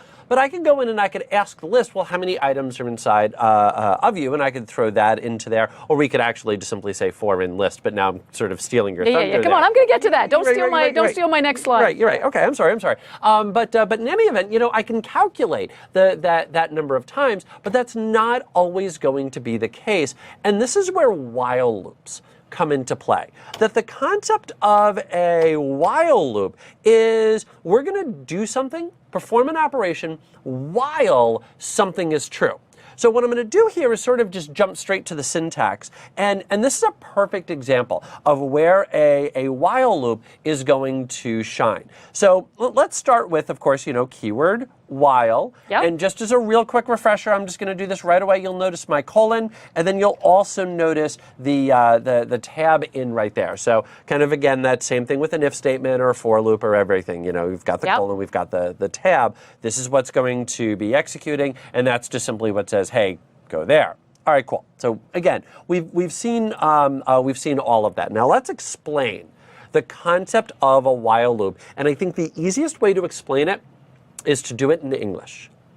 A while loop means do something while a condition is true, while something is true.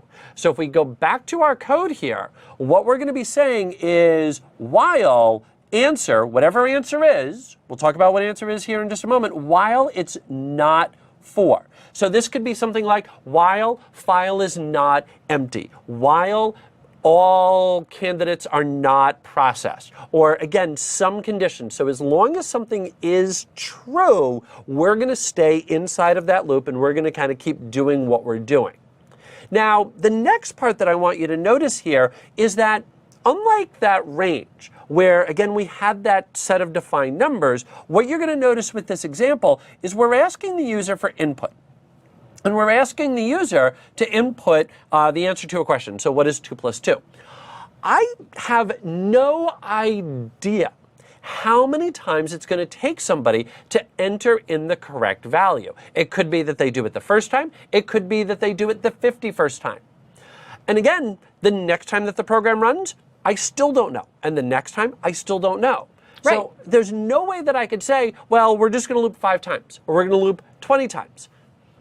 I don't know how long it's going to take them to get it right. So this is where a while loop shines, because now I can say, well, look, as long as they keep getting this answer wrong, we're going to stay here until they get it right. Yes. That's what my while loop is all about. All right. So let's keep going as long as I have to. Exactly. While loops are great that way. Yeah, and that's really it. So give me 1 second here. I'm going to do 2 things behind the scenes. One is going to be to get out of my slide, and the other one is to launch Zoom It, which, by the way, if you haven't already seen or heard, what we're using to draw on our screens and zoom in is a great little tool called Zoom It. I know that we've got a lot of students. What was the percentage? Did you see the poll? 30% of the people here are students. Yeah. Yep. So one of the things that I remember in college and in university was having to do different presentations to kind of show off, hey, this is what I learned. This is a great little tool to play with to do presentations. And again, it's a free tool. It's a great way to draw attention to the spots on the screen that you want. Okay. In any event, let's start doing this here. And I'm just going to go in and say answer equals 0. Now, a couple of things that are worth highlighting. Number one is you're going to notice that I'm going to initialize that variable right away. And the reason for that is because I'm going to use this on my while loop. So if I'm going to use this somewhere, it needs to be initialized in advance. So I'm initializing that up at the top. The second thing that I want you to notice here is that I've initialized it to a string, and I'm going to be using strings. Now, you might be looking at that and you might be thinking, well, gosh, Christopher, that seems a little bit odd because you're asking somebody a math question. That you're asking them, answer equals input, and what is 2 plus 2? And you are right that I am asking them a math question. But if you remember back to yesterday, input gives me back a string. So the fact that I'm asking them a math question is sort of irrelevant. It's sort of secondary here. That the fact that it's a math question is not what's key. What's key here is the fact that we're doing an input, which again is going to give us back a string, and that's what we want to do here. Okay. Okay. So now, rather than converting everything to numbers and comparing, I mean, you could have converted the answer into a number and said the answer is not equal to a number 4, but in this case, it's a bit of overkill. Exactly. So here, you know what we could also do? We could just do this real quick. What is the answer to the ultimate question of life, the universe, and everything? Boy, how about that? I barely had enough space to fit that onto the screen. Yeah, well done. Thank you. All right, so now let's go in and run this. It will then ask me what's the answer to the ultimate question of life, the universe, and everything. And as we all know, that's, of course, 42. Yep. And I'll hit enter, and it says, congratulations, you are right. Let me kind of run that on the bad side. So we'll say 16, which is the number of the day. Hit enter, nope. 54, nope. 67, nope. 42. And now it says, congratulations, there you go. You're right. And so now we exit this loop. Exactly. Yeah, so it was waiting for the answer to be 42. So as long as it wasn't, it was just going to stay inside of that loop. And that's a perfect example of where to use that type of a loop, because I had no idea up front how many times it was going to take for whoever it was to get that answer correct. Okay. Let's see. I want that. That's sort of weird. Going back to your slides? I am, but PowerPoint is beating me up here. There we go. Okay. All right, you're good. I'm having PowerPoint issues. All right. So let's talk this through.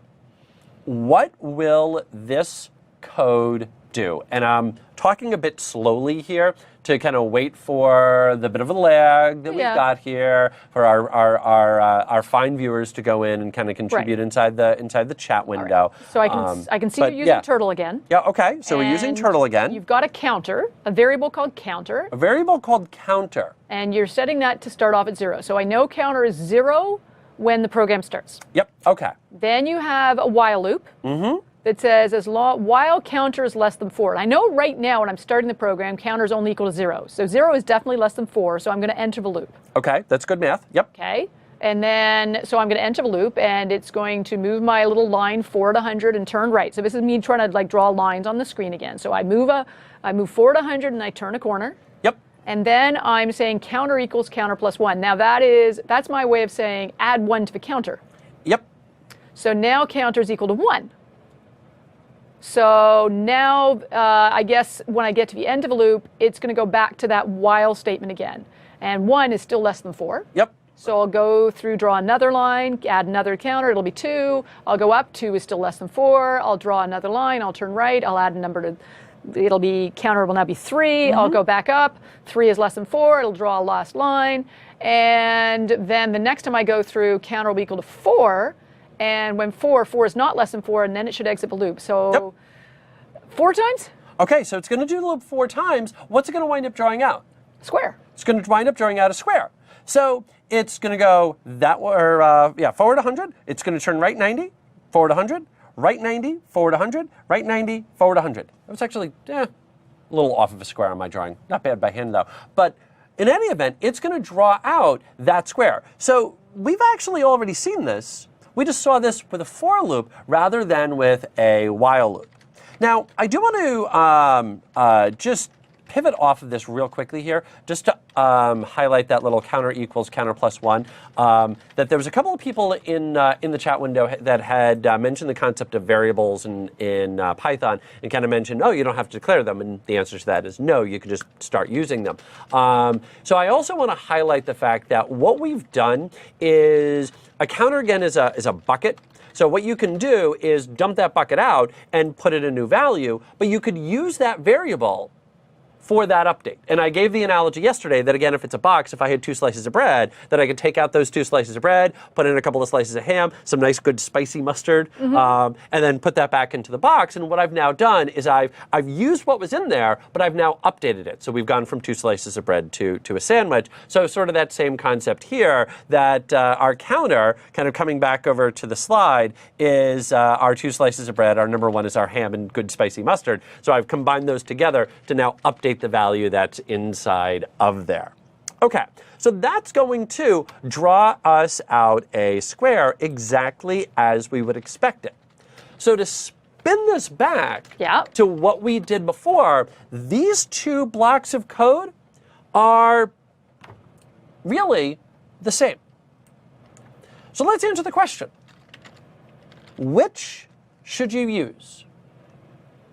Well, the answer is, it really just depends on a matter of personal preference. Yeah, in this case, I like the for loop easier because it's easier for me to keep track of how many times loop is executing. Exactly. When I just say for range is 4. But I just, for me, when I'm running a for loop, if I know I want to execute 4 times, I like just saying the range is 4. I know it executes 4 times. I don't have to think about it. With the while loop, I have to sit there going, counter was 0 the first time, then 1, then 2, so it's less than 3. So that, I got it right, it's 4 times. So in this situation, I prefer the for loop, but it is a personal preference. It is a personal preference, and I'm with you. And the reason that I'm with you, and I'm going to steal a little bit of my thunder here, there's a slide coming up. I'm allowed to steal my own thunder.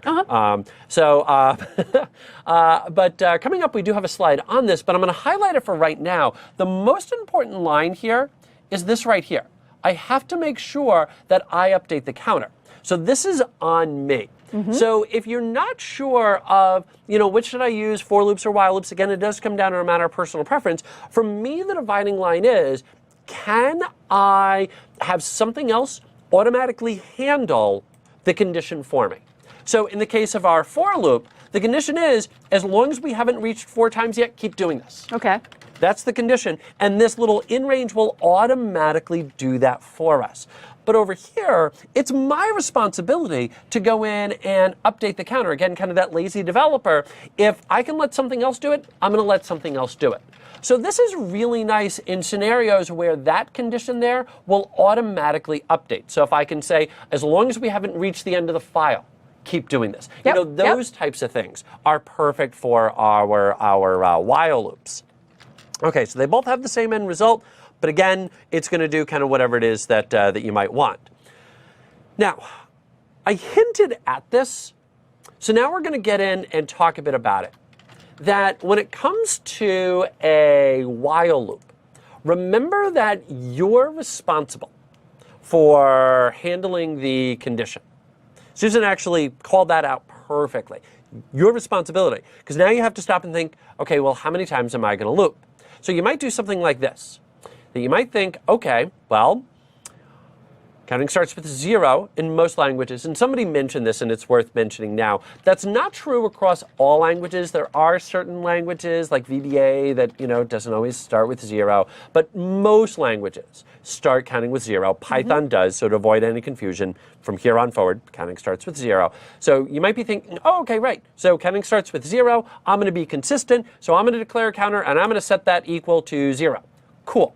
Well, I know that I want to draw 4 times, so I'm going to go in and set a while loop, and I'm going to say something like this. I'm going to say counter less than equal 4. So if we talk this through, and it's basically the same code that we saw a second ago, if we talk this through, what's going to wind up happening is it's going to run our conditions, and it's going to go 0 rather. That's going to be the first one. So 0, and then it's going to go 1, it's going to go 2, it's going to go 3. Now 3 is less than equal to 4. It's going to go 4, and then it's going to execute that 4th time because 4 is equal to 4. Okay, yep. Generally speaking, 4 is equal to 4, So it's going to execute a collective 5 times. Right, just because I said less than or equal to instead of less than, I end up somebody might look at that and think, oh, it'll execute 4 times, and surprise! Exactly. 5 times. All because of that little sideways happy And that's face. why I like for loops, when I know exactly how many times I want to execute. Because that's the kind of stuff I do by accident, and then I'm executing going, huh, what did I do wrong? Yep. Yeah, and this is, one of the things that we talked about yesterday, and both of us have this little hitch in our deliveries, is we both have a propensity to invert our Boolean logic, or make a small little mistake on Boolean logic, like throwing in a less than equals when we just simply meant less than. So, I also have a propensity to say the word propensity, but that's sort of a different conversation. All right, let's kind of bring it back and take another look at another possible scenario that maybe you've decided, you know what, I don't want to count with 0. Or maybe you coded that last one and you said, well, starting with 0 just gave me a mistake, so I'm gonna start with the number 1. So you write code that looks like this, that you say, all right, well, counter equals 1. And you say, well, counter less than equal to 4. Well, again, let's talk this through. 1, 2, 3. 3 is less than 4. Yep. So when this is incremented up to 4, what's going to wind up happening is that that's now going to test as false, meaning that 4 is now going to not be run, so it's only going to run a collective 3 times. So now it's actually running 1 less than I expected instead of 1 more than I expected, because this time, just because I initialized to 1 instead of initializing to 0 with my variable. Exactly. Again, these subtle things, right? Yep, a less absolutely. than an equal instead of a less than, initializing your counter to 0 instead of 1, and suddenly you're not execute. These are such common mistakes with while loops. They happen all the time. They really do. They really do. And if you are going to use this with numbers, the best bit of advice that I could give to you is be consistent. Organization and consistency will set you free. And nowhere is that truer than in code. That if you've going back to that whole lazy developer thing, when it comes to things like formatting my code, I don't think about it. I just do it naturally. The reason that I do it naturally is because I've already made the decisions ahead of time. So I sat down and I said, okay, this is where I'm going to put my tabs. This is where I'm going to, in the case of curly-brace languages, put my curly braces. This is how I'm going to format my variables. I've made all of those decisions in advance. So when I sit down, I don't have to think about those things. I think about my code, and that's it. As a real quick side note, for anybody who's listening who's just getting into developing, I would say that the one book, if I could take any new developer and say, if there's one book that you need to read when you decide you're going to take the next step into development, is a little book called Code Complete, and it's written by Steve McConnell. It's a Microsoft Press book, and it's a fantastic book. It does focus a bit more on languages like C++ and C#, but it does a fantastic job of going over things like, choosing good variable names, dealing with casing, where to put your tabs, and it's all of those little things that, when you're taking a programming course, even like this, we're trying to highlight those things, but we only have so much time. That's all that this book is about. So it spends a lot of time talking about those things that really do have a big impact on the readability of your code. It's a fantastic book. In any event, so I've made all of these decisions in advance. So if I'm going to do a loop like this, I'm always going with 0, and I'm always going with less than. That way, I don't have to think about it. I made this decision already. That's what I'm always going with. So rather than kind of approaching this and going, well, I need to loop 5 number of times. Well, should I go 1 and less than 6, 1 and less than equal to 5? Just stick with what you've always done. And in my case, what I would do is I would set it to 0, and I would go less than, and then the number of times that I would want to increment. So if it's going to be 5, I would say set it to 0, and then go less than 5. And that way it's done.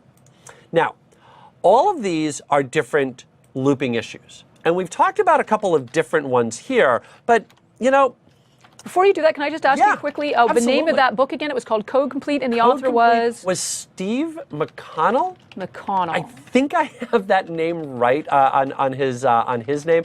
Code Complete is the name of the book. All right, I'm putting that down because there was a couple of comments in the chat window just sort of saying, can you just put that name in there? So it's in the chat window there.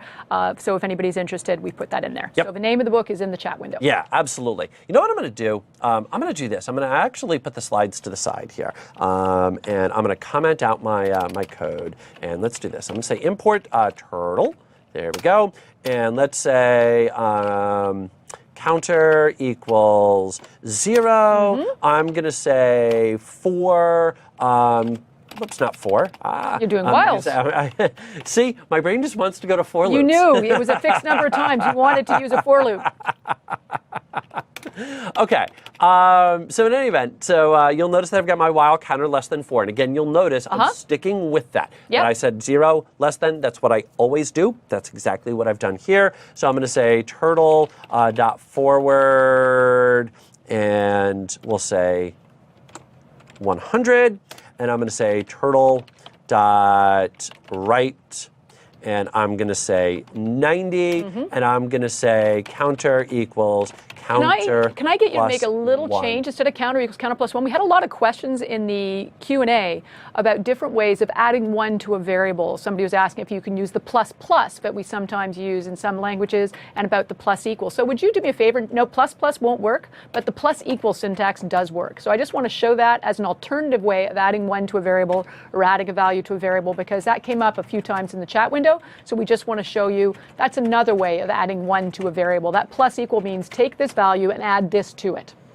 Exactly. Yep. So, and one of the things that I would mention, in particular for my for the junior developers that are watching here, people that are new to development, that a lot of times what I'll find is kind of a little bit of pushback on that bit of syntax, because it's certainly not as clear as doing that. And you know what? I'm sort of with you, but I always kind of look at it like a contraction. Yeah.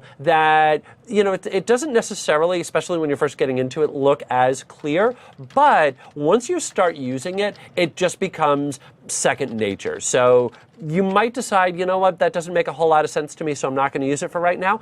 That's totally cool. Again, that's just a matter of personal preference, but you are going to see this quite frequently. And honestly, after a little while, you're just going to, oh, I know what that means. And yeah, so it's just nice to see both options. Absolutely. And it was coming up in the chat window, so I wanted when you got to the demo to show that is an option. You can either say counter equals counter plus 1 or counter plus equals 1. Yep. Your choice. And in fact, here, let's go ahead and just prove it. So I'm just going to hit start. And then, sure enough, yep, it works. It works. There you go. Okay. Now, let me, I'm going to close this out for right now. There we go. And I'm going to go back to my slide. And let's talk about this. How many lines is this loop going to draw? Okay, how many lines? Oh, I got to go think again. All right, let's see. We've got counter starts off as 0. So I go into the loop, counter is 0. I've got my, keep track of my fingers here. Well, counter is less than 3, so we draw it. And, okay. So talk it through. So I see what you're doing here. Okay, so counter is 0. I enter the loop. I draw a line. Yep. I turn right. Yep. I go back to the top of the loop, and my counter is still equal to 0, okay, which is still less than 3. Okay, so keep talking me through I draw it. another line, and I turn right. Yep. And then I go to the top of the loop, and counter is still 0.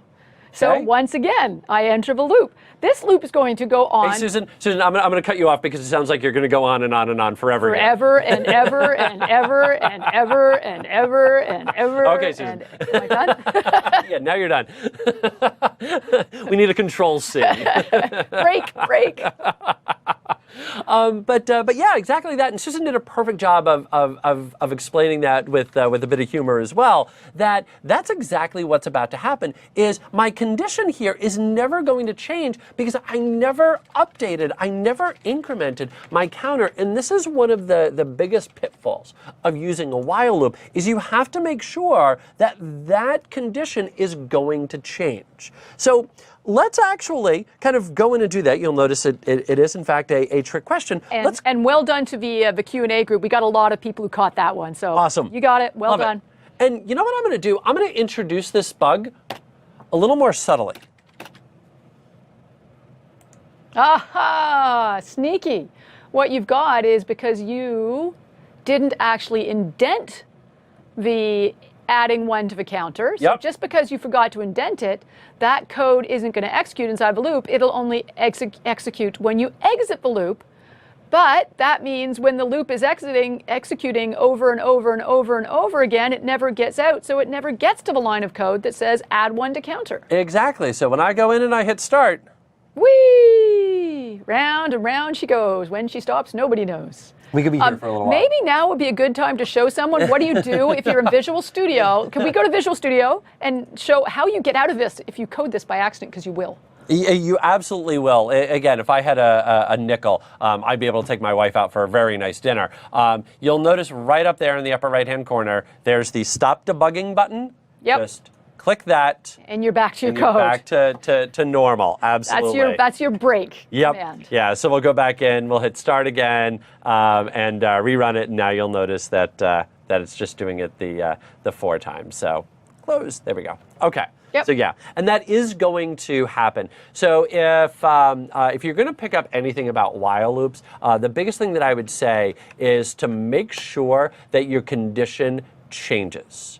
So either you do it manually, or it is easier if whatever it is that you're doing, the scenario is going to update automatically. So I remove an item from a list, or as part of my code, just naturally I'm moving to the next line of the file, or whatever it is that you happen to be doing. So kind of to wrap all that up with our best practices here, use for loops whenever possible. That if you can figure out the number of times that you're going to do it, use that.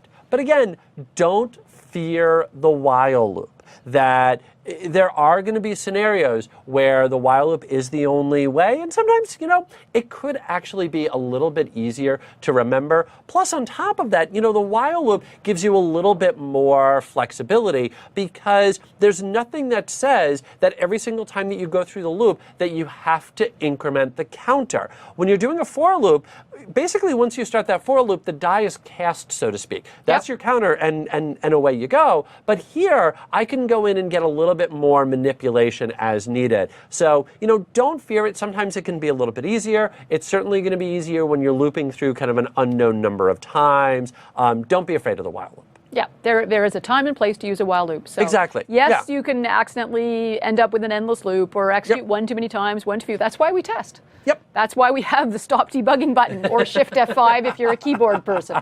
That's it. So, I mean, you can get out of it. We'll all make mistakes in our code, but there is a time and a place to use a while loop. And in the end, when it comes to picking loops, a lot of times you can use one or the other. Yep. One of these you looked at and said, I get that one. Well, use that one whenever you can. It's simple.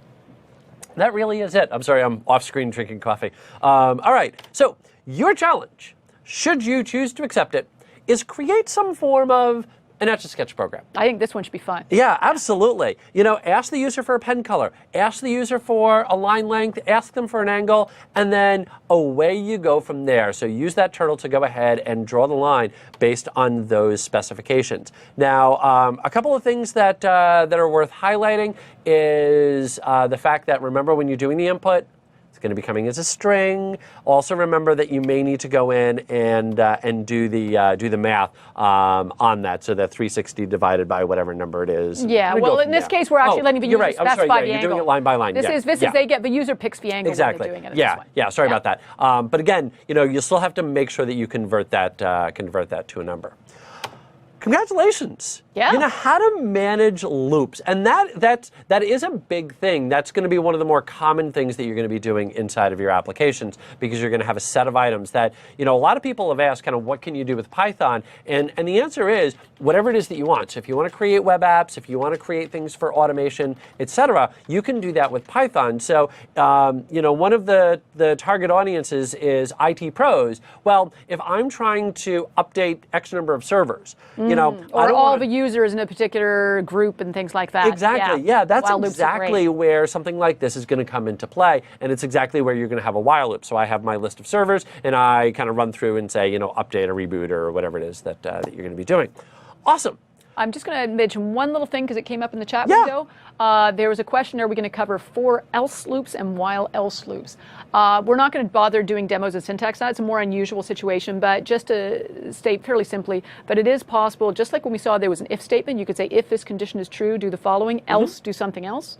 You can do that with loops as well. You can say, while this is true, else go do this. So it would basically be on exiting the loop, or when the condition for the loop doesn't occur, it would go to the else statement. Yeah. That's a fairly unusual syntax. It's something fairly unique to Python, actually. I haven't seen that in a lot of other programming languages. If you are interested, hey, go hit bang, type in for else Python, while else Python, you'll find lots of great example stuff out there. One of the things about coding, we can't show you every single variation of every single command. We want to show you enough that you understand the concepts and you can start solving problems through the code. But you're going to end up discovering little extra options you can do here and there, different features that we haven't shown you just because we can't show it all. Exactly. But so just to answer that question, we're not going to cover it explicitly. Go explore. So we'll add that to the challenge. Yeah, exactly. All right, well, with that, what do you say we take a little bit of a break? Sure. And we'll come back and we'll answer a big question that a couple of people had earlier, is what about looping through a collection of items? What about a list? Yes, lists are very powerful. So yes, we're going to get into lists, and we're going to actually start storing values in lists and then mixing that up with our loop capabilities, and then we can make some real magic. Oh yeah, then we can have some fun. Yeah, so we'll just see gets more fun the further we get into it. See? Yeah, this is the fun stuff. All right, we'll see you guys back here in 10.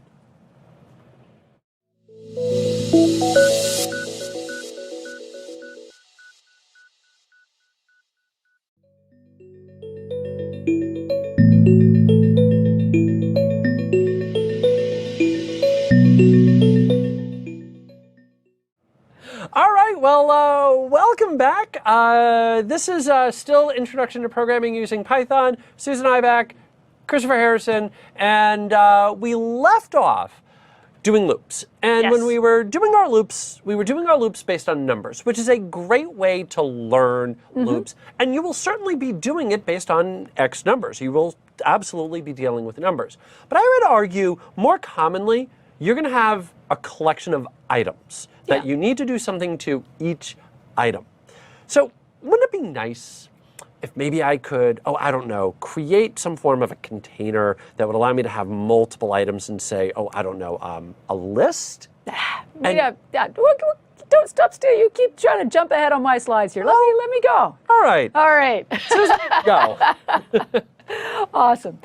So we have been talking about loops, and loops are great for going through doing things multiple times, but they also could be great for looking at multiple values. And so we want to talk a little bit about the idea of lists, because there are times when we talk about our problem solving again, where one of the problems we have to solve is to remember a list of values. And this happens in the real world, day to day.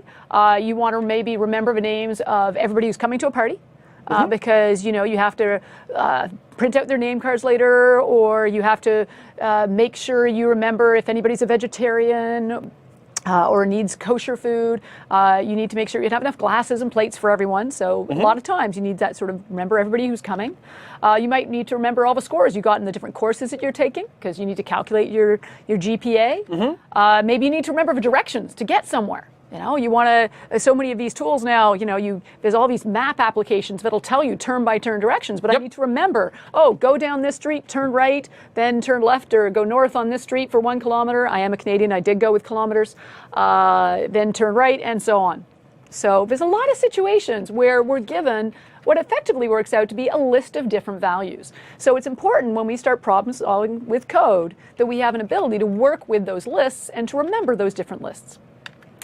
So a list is the object in programming that allows you to store multiple values. The directions, the names of your guests, what you need to buy at the grocery store, whatever it is. So to declare a list, the syntax is fairly straightforward. I love the sample names. Yeah, you like the names? I'm planning for, this is my guest list for the party. Wow. Christopher, good news, you're invited. Thank you. Yeah, you're invited to the party, and I'm hopefully invited to my own party. And I've decided that Bill and Satya can join us as well. Okay, well, that's awful nice of you. I thought that would round out the group of four. Maybe this is our little golfing foursome. There we go. It'll be you, me, Bill, and Satya going out for a little round of golf. And by the way, I'm a terrible golfer, so my sympathy. That's okay. My handicap is my swing. Okay. So I can create a list, and this is literally going to store all those different names inside the variable guess. So the syntax is a little bit different when we declare a list. If you take a look at the code, you can see we have square brackets indicating the start and end of a list, and we have commas separating the different list values. So that's just the syntax you have to use, and you're welcome to store different data types in the list. You can store numbers, or you can store strings, or you can store dates. It's really up to you.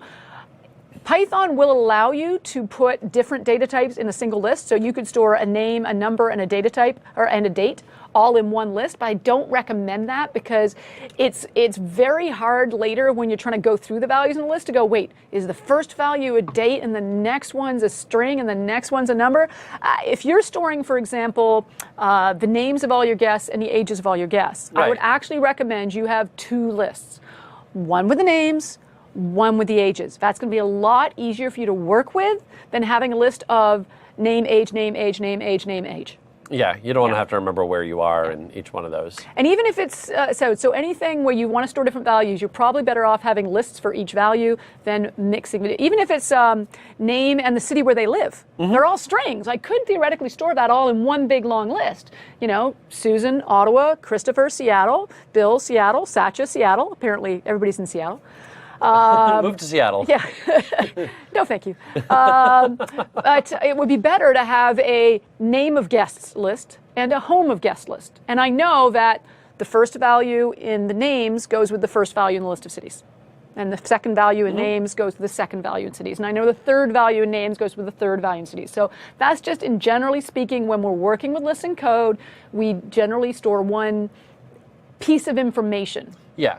Yeah. We store all names in one list, all cities in one list, all favorite sports in another list. Sure. And again, you know, there's always multiple ways to solve that. So you can, you know, kind of get a bit more complex and maybe creating more complex data types and things like that. So there's a lot of ways that you can handle that. But keeping things simple, especially for where we are, you know, try to keep one data type inside of a list. And you said, not even one data type, one piece of information. Yeah. You have multiple names, but they're all names of the people coming. Yeah. Said, if you're storing their cities, you're going to make a separate list for that. So that's just a tip that'll make your life easier when you start working more with lists.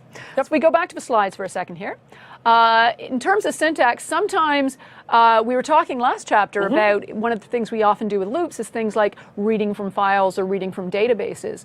So what we might do is initially we create an empty list, and then we end up with a loop that goes and reads values from a file, which, hey, guess what modules we're doing this afternoon? We're going to be reading from a file. So you're actually going to start putting everything together here, and you'll be able to write loops that read from files, put the values in a list. We're going to get to that by the end of the day. So to create an empty list, the syntax is simply give your list a name, and then you just specify the square brackets with nothing in them, and that literally is an empty list. Once you have created a list and you've given it values, it's important to know, how do I ask for a specific value? Because having a list of values is great, but if my program is going to print out a guest list for me, then I'm probably going to need a loop that says, go get the first value, print it, go get the second value, print it, or take the first value, write it to a file, take the second value, write it to a file so I can send it to someone else. So the way we do that is we have to specify where in the list of values located. And remember, how do we count in programming? Counting starts with 0. Counting starts with 0. That's right. So, Christopher, you're guest 0. I'm 0. You are 0. Wow. Hey, guess what? I'm number 1. Bill's number 2 and Satcha's number 3. So this doesn't resemble the org chart in any way, shape, or form, by the way. Not at all. Absolutely not. But in terms of their positions, if you look at the slide, you can see it said the reference, if I reference the value in index position 0 or in position 0, that's going to be Christopher. If I specified guest 1, that would be Susan. Guest 2 would be Bill. Guest 3 would be Satcha. So you can, at any time you need to, it's possible to say, give me that specific value. In this case, if I say, give me score 3, that's going to return what value, Christopher? 0, 1, 2. Yeah, 0, 1, 2. 62. 3. So therefore. 49. Yes. Okay. It will return Sorry. 49. Yep, Yeah. you're right. I was waiting for you to catch up there. Okay. We'll practice counting later. I need to take off my shoes. We didn't get past 5, but so anyway, so because it's score number 3, because we start counting from 0, 0, 1, 2, 3, the value in the list that's in position 3 is in fact the number 49, even though that's the 4th value in the list. Remember, counting from 0. One of those little things we have to keep remembering. So sure enough, yes, this would print out Christopher and 49 on the screen. We call the position in terms of, in geek speak, when we talk about a position of an item in a list, we refer to that as the index. So you'll hear us say, what's the index of that item? What's the position index? So that's just a term we use when we're referring to a location of an item inside a list, or sometimes called an array. One of the neat things I like about Python is it actually allows you to count backwards. This is kind of neat. So if you want the last value in the list, that's position -1. The second to last value in the list is -2. Third to last is -3. And in this case, because there's 4 entries, Christopher would be -4. I just assumed to be the smallest number. Don't take it personally. So you can literally say, print the value in the list that's in position -1. And that is actually something where there are times where you might want the last value. Yep. So it's nice to just be able to say, hey, get me the value in position -1. Rather than, there are other ways to do this. You can ask for what's the size of the array and then say, get me the one that's at the highest row. But it's just really nice not to have to do that. Just say, just give me the last value. Yep. The one in position -1. Yeah. I can't honestly think of a scenario, a business situation, where I would find myself asking for the third from the last. It's a little weird. No, but it is quite frequent. You know, I just need that last item. Sometimes the second to last, but the biggest one is that last item. So having that kind of neat little shortcut of just -1 works really well. And actually, a couple of people asked that in the chat window. So that was like perfect timing. Oh, just saw the awesome. question, and then sure enough, Susan's doing her demo. There so, we go. yeah. Awesome. You know you've put the right information on the slides when someone asks the question. And it also tells me that you guys are already getting it and already thinking about, wait, I want to do this. How do I do that? So that also tells me you're already thinking about real world problems you want to solve. Yep. So yeah, it's really nice to have that ability to count backwards. Yeah, and somebody actually asked, so counting backwards, there's no 0. No, 0 is the starting point for going forwards. -1 is the starting point for going backwards. Yeah. So a little inconsistent maybe, but the thing is, if you specified -0. How do you say -0 exactly? If you specified -0, well, that would still be 0, and then that would be the first value, not the last value. Yeah. So it kind of makes sense if you think about it. Square root of -1. Yeah. So let's go into some code and let's actually create a little list. So I'm going to go here and I'm going to create my guest list. And just to make you feel better, Christopher, look, I'll list myself first. I can be in position 1 or 0, and you can be number 1. I liked, however, though, that you still said, I like 2 things that you did there. I like the fact that you still said 1 for yourself, and I also like the RE on Christopher, very Canadian again. Yeah. Isn't that how you spell your name? Or you always think of Christophe. Would you like me to turn you to Christophe? Yes, there we go. That's changes your name completely. Yes. No, your name is Christopher. I will enter it as Christopher. Thank you. And now I have that list. Obviously, I can print a value. Now, when you're specifying a position, one of the things you want to do is you will specify, you use the square brackets. So if I say guess 0, that will be the first value in the list. Yep. And if I want the second value in the list, don't forget your parentheses on print. 1. Yes. Oh, yes, I do need, that's right. I need by parentheses around the print statement as well. Hey, as I promised, we would make a few mistakes in our code along the way. And then go ahead and maximize your Visual Studio there. Make it yes, absolutely. Dun, dun, dun. Thank you. You're welcome. All right. And now when I run, you can see that we get back Susan and Christopher back from the list because position 0 was Susan, position 1 was Christopher, so they both come back. Perfect. So fairly straightforward, nice and easy to create it and go through and create that list. I like it. All right, now once you have a list, one of the other things you're going to do is maybe you're getting a list of values from a file or a database, and then you have to update that list and send it back. Maybe that's what your program is there to do. Maybe you're getting a list of guests, and then your program is going to vet them and decide, do I really want this person at my party? I'm hosed, aren't I? So, but in all seriousness, there are definitely situations where you'll get a list of values, and the purpose of your program is to work through that list of values. I'll give you an example. I used to do a lot of programs which worked with addresses. So I might get a list, and I don't know if you know this, but the big companies get a discount on mailing things out if they specify the address in a very specific format.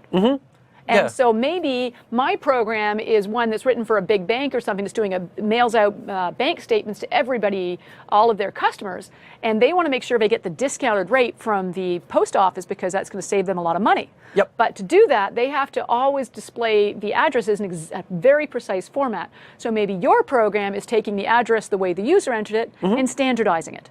So it's making sure that the state or the province name is using the appropriate abbreviation. It's saying, if you enter enter WA dot, we're going to remove the period off the end. We don't put that in a standardized address. Yep. So maybe that's what your program does. And there's also going to be a lot of times when maybe you're actually starting with nothing, and that what you're going to be doing again is kind of reading in from a file, reading in from a database, reading user input. So I have nothing to start. I need to go read the data in, and again, I don't know what's going to be, how many items are going to be there, what's going to be there, but I just know I need to go collect my data, and then let's go back and start processing it. So that ability to manipulate and manage that list is going to be imperative. I've got to have it. I have to be able to add new values when I need to. I need to be able to update the values that are already in there, and there's other business situations where I do want to actually remove people from the list. It said, I'm sorry, Christopher. You know, again, I know. I'm not sure you're getting to come to the party. I'm hosed. Yeah.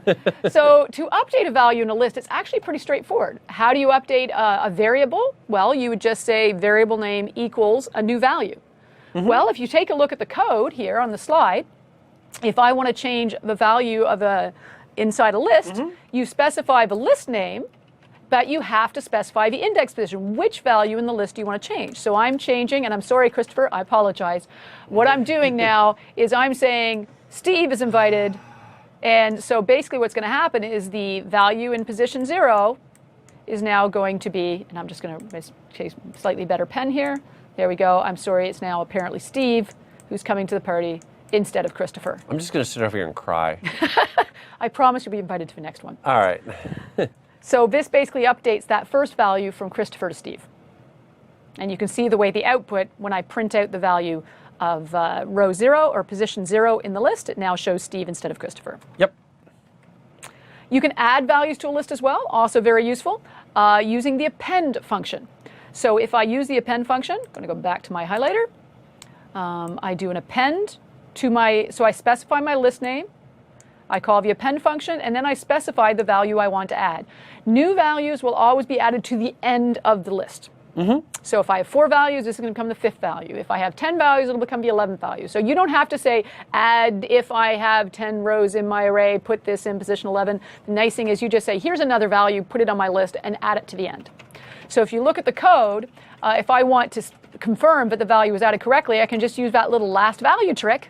Use that little -1 to say, hey, after I append it, let's look at the last value that I just appended. And sure enough, that's going to return Steve because that is now the last value in my list.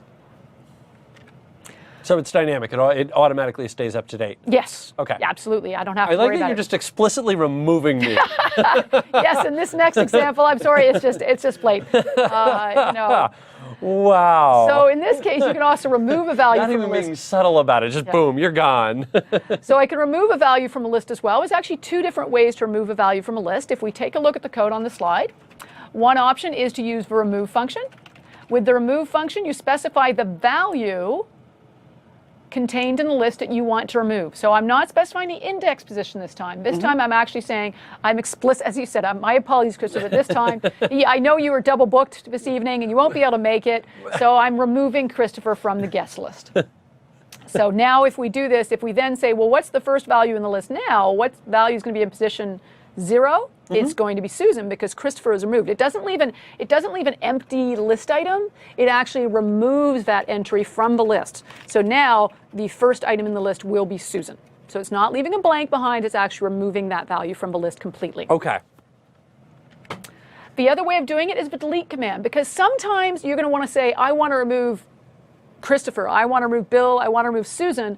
Other times you're going to want to say remove row or value, the first value, remove the 8th value, remove the first value. So the delete command, now it's a little weird because this one is, the syntax is different. It's not guest.delete. It's actually a delete command. So a little confusing. You know what? You'll probably forget which it is and have to go look it up because you won't remember. But the nice thing about the delete command is it allows you to specify the index position of the value you want to remove from the list. Okay. So you can do it either way. If you know the list position, specify that. If you know the name or the value you want to remove, you can specify that with the .remove. So your choice. But both of them do the same thing. They both remove a value completely from the list. They don't leave a blank or a placeholder in there. So if you had 4 values in the list, after you remove a value, you only have 3 values left in that list. So let's actually play around with that. Let's go over to Visual Studio. And we've got our list here. So let's go ahead and let's add, who should we invite to our party? Christopher, got any suggestions? Colin. Let's invite Colin. All right, we're going to invite Colin to our Parentheses. Oh, Oh yes, add. Yes, yeah. let's add. I'm going to add the value Colin. That is one of the things that's probably Gonna drive you nuts. trickiest to get used to is when to use parentheses, square brackets, and so forth. And one thing that I always recommend to people that are getting into development is, be particular about your vocabulary, about how you call things. That you'll notice that I never interchange things like parentheses, so that's your parentheses, your square brackets, so square brackets, and then your curly braces. I always call them those exact same things because regardless of the language that you're talking about, they always mean very different things. And so if you're using the same terms over and over and over again, so if I'm just calling everything parentheses, all that you're going to wind up doing is confusing other people and probably also confusing yourself as well. So kind of keep an eye on that as you're getting into development. Yes, yeah, because there are some situations where you use curly braces, some situations where you use square brackets, like in lists. When I specify an index position or the values for a list, I use square brackets. When I'm calling functions and methods, I put the parameters I'm passing to those functions and methods inside parentheses. Yep. Or braces, some people just call them. Or, there's so many different names for it all. Yep, absolutely. All right, so if we go back to Visual Studio, you can see what I've done. I've invited Sonal to the party as well because he's helping us out with the Q&A today. Hey, Sonal. And he actually created a couple of the slide decks for this course, so definitely deserves to get invited. This will be our post-MVA celebration. And now when I go off and I run this code, you can see I've used the add method to add the values. And if I ask for the last value, was it not add? It was append. Oh. See, I already messed up. And actually, while you're fixing that, I would mention real quick, because I'm looking at it, I didn't catch it either. That's in .NET, when you're working with a list, it's add. I know, yeah. It's just, one language. The more coding you do, the more confused you get between languages. Okay, so let's go back to the code and see if it works now. I've changed the .add to a .append.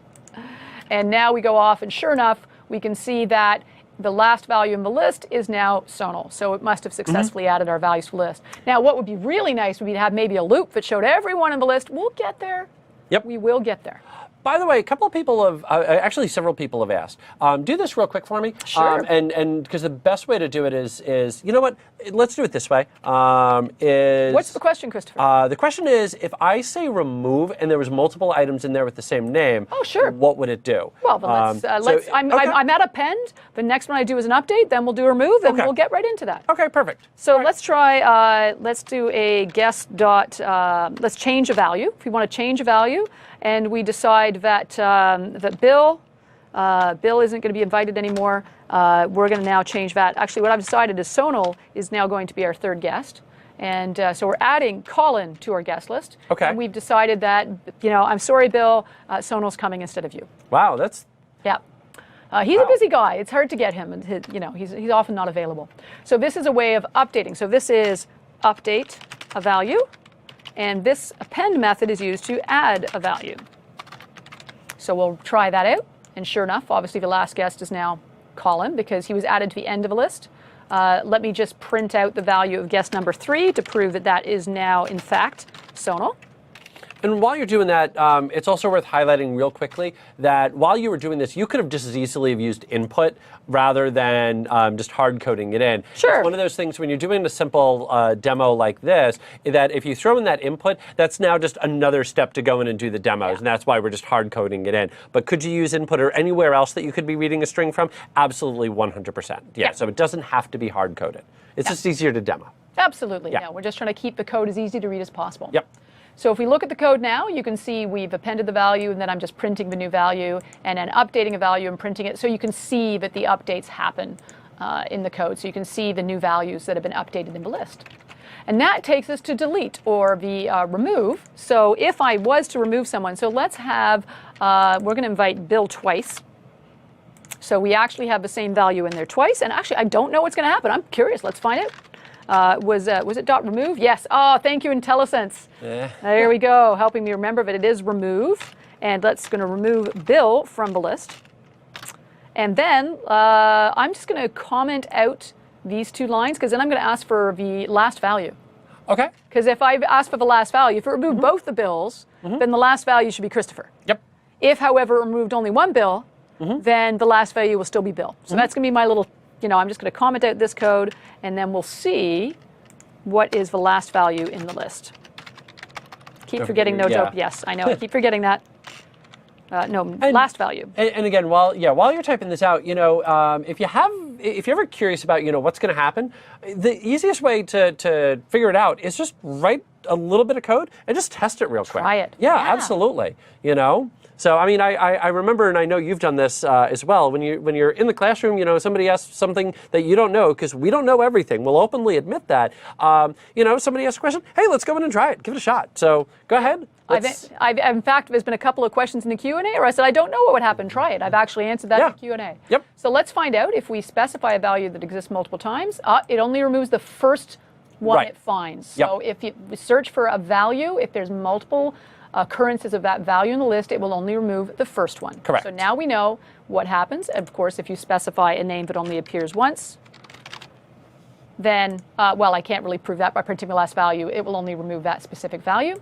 And we can also use delete to remove a specific one. And we can say delete a particular entry from the list. So I could remove my name from the list.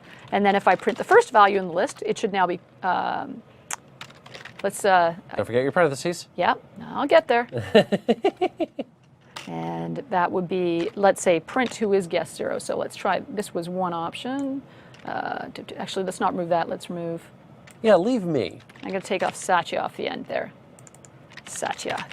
All right, so we remove Satya and we delete the first row. So now the first row should be Susan and the last row should be Bill. Close print. Okay, close parentheses. Thank you. All right, so I'm just going to move this code up a bit so it's a little easier. By the way, this is one of my favorite little keyboard shortcuts. If you highlight some code inside Visual Studio and you hold down the Alt key and the up-down arrow, it just moves the code up and down. So instead of always going copy, paste, copy, paste, copy, paste, sometimes if you're just moving code, it's a handy little trick. Alt up arrow, Alt down arrow. So now I run, and because I removed Satcher from the end of a list, that means the last value in the list is now Bill. And because I said delete the guest in position 0, that's Susan, the first guest in the list is now Christopher. There you have it. Okay, so I can now update a value in a list. I can now remove a value from the list, and I can now add a value from the list. The next thing really is the ability to start moving around through the list. It'd be nice to see, how do I go through all those values? How do we combine what we learned about loops with these lists? So I can say, well, just show me everyone in the list, because that comes up quite frequently. Oh, and actually, I forgot one last thing I want to show you, which is also how to search a list, which can be useful as well. So if you take a look at the slide here, there is also an index function you can use.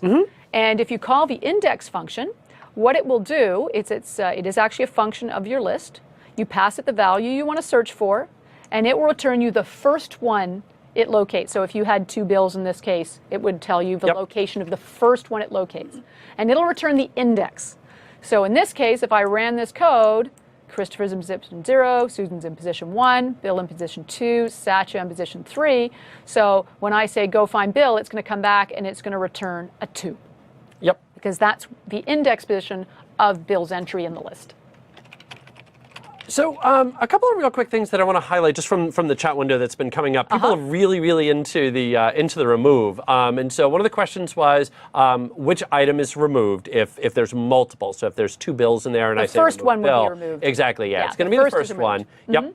And then the second thing that a lot of people have been asking is, how about a wild card remove? So could I just simply say Bill or B asterisk and have it remove everybody? And the short answer to that question is no, that there's no like wild card or anything like that. However, one of the things that you could do is kind of combine different things that we've already done. You can get creative. You could have done that with a loop. So you could just simply say, go in, find all the Bills or find all the Susans. See, I'm going to remove you from the party this time. Go in and find all the ones that you want and remove them one at a time. So you could loop through it if you wanted to get rid of everybody, but at least out of the box there isn't anything. But that's one of those that you can easily do. It's not that challenging. There's a problem for you. There you go. So now you get to ask yourself, okay, if that function won't do it, how could you, once we've learned how to do loops, ask yourself, how could I write a loop that remove everybody that had that name from a list? So there's an extra challenge for you to try at the end of the module, because I'm sure by the time we're in this chapter, you guys are capable of solving that by writing a loop that goes through everything and says, everybody named Bill, remove them. Yep. You could do it. And for the wildcard, you could use some of those string functions we learned. Their string functions allow you to say, take only the first character. So you could use a string function that says, take only the first character of a name. Yep. And if the first character of a name starts with a B, remove them from the list. So you could use string functions in a for loop to get your wildcard functionality. Does this feature do it? No. .index doesn't do it. .remove doesn't do it, but you could write your own logic to solve those types of problems. Exactly. Yep. Awesome. So said we can also search a list. I'll do that in a second when we're playing around. I do want to point out, though, if you do a search for a value that doesn't exist in the list, you will, in fact, it can't really return, a lot of programs would return a 0 or a -1 if it didn't find a value in the list. That's sort of a convention used in a lot of other programming languages. But we have a little problem here. Because if I tell you that I couldn't find it and I say it's in position 0, well, hang on. Position 0 is Christopher. Yep. And if I returned a -1 as a way of trying to say, oh, it's not in the list, so I'll return -1. Well, if I say, get me the value in position -1, well, that's the last value of the list. That's Satcha.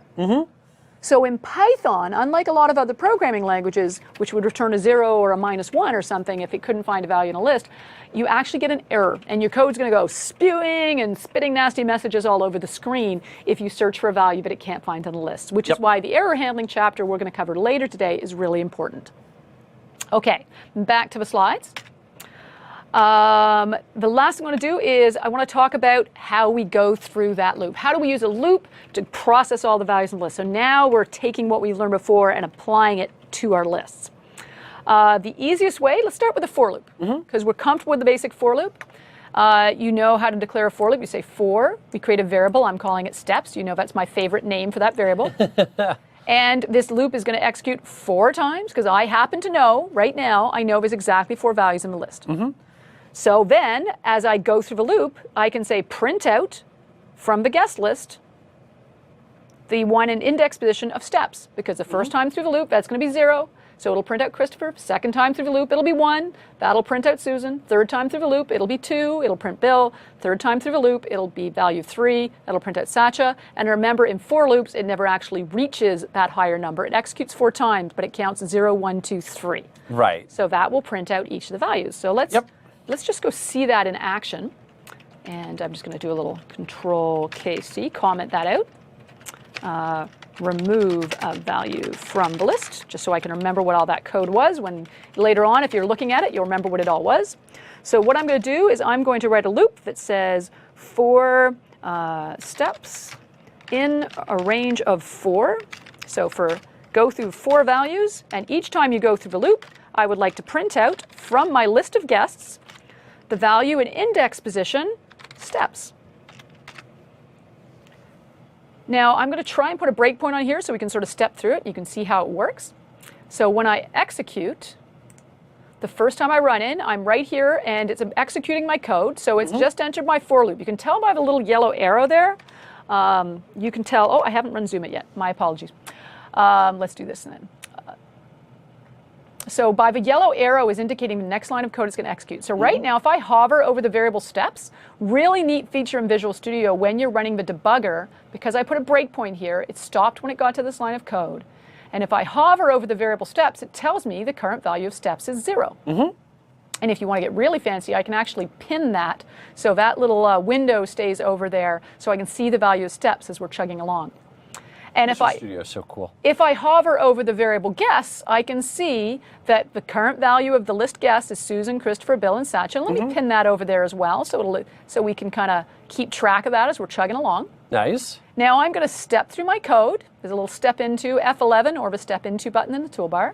And now it prints the first value and says, okay, let's go to the next value. So now you can see it sets steps to 1. And then prints that value and then steps to 2.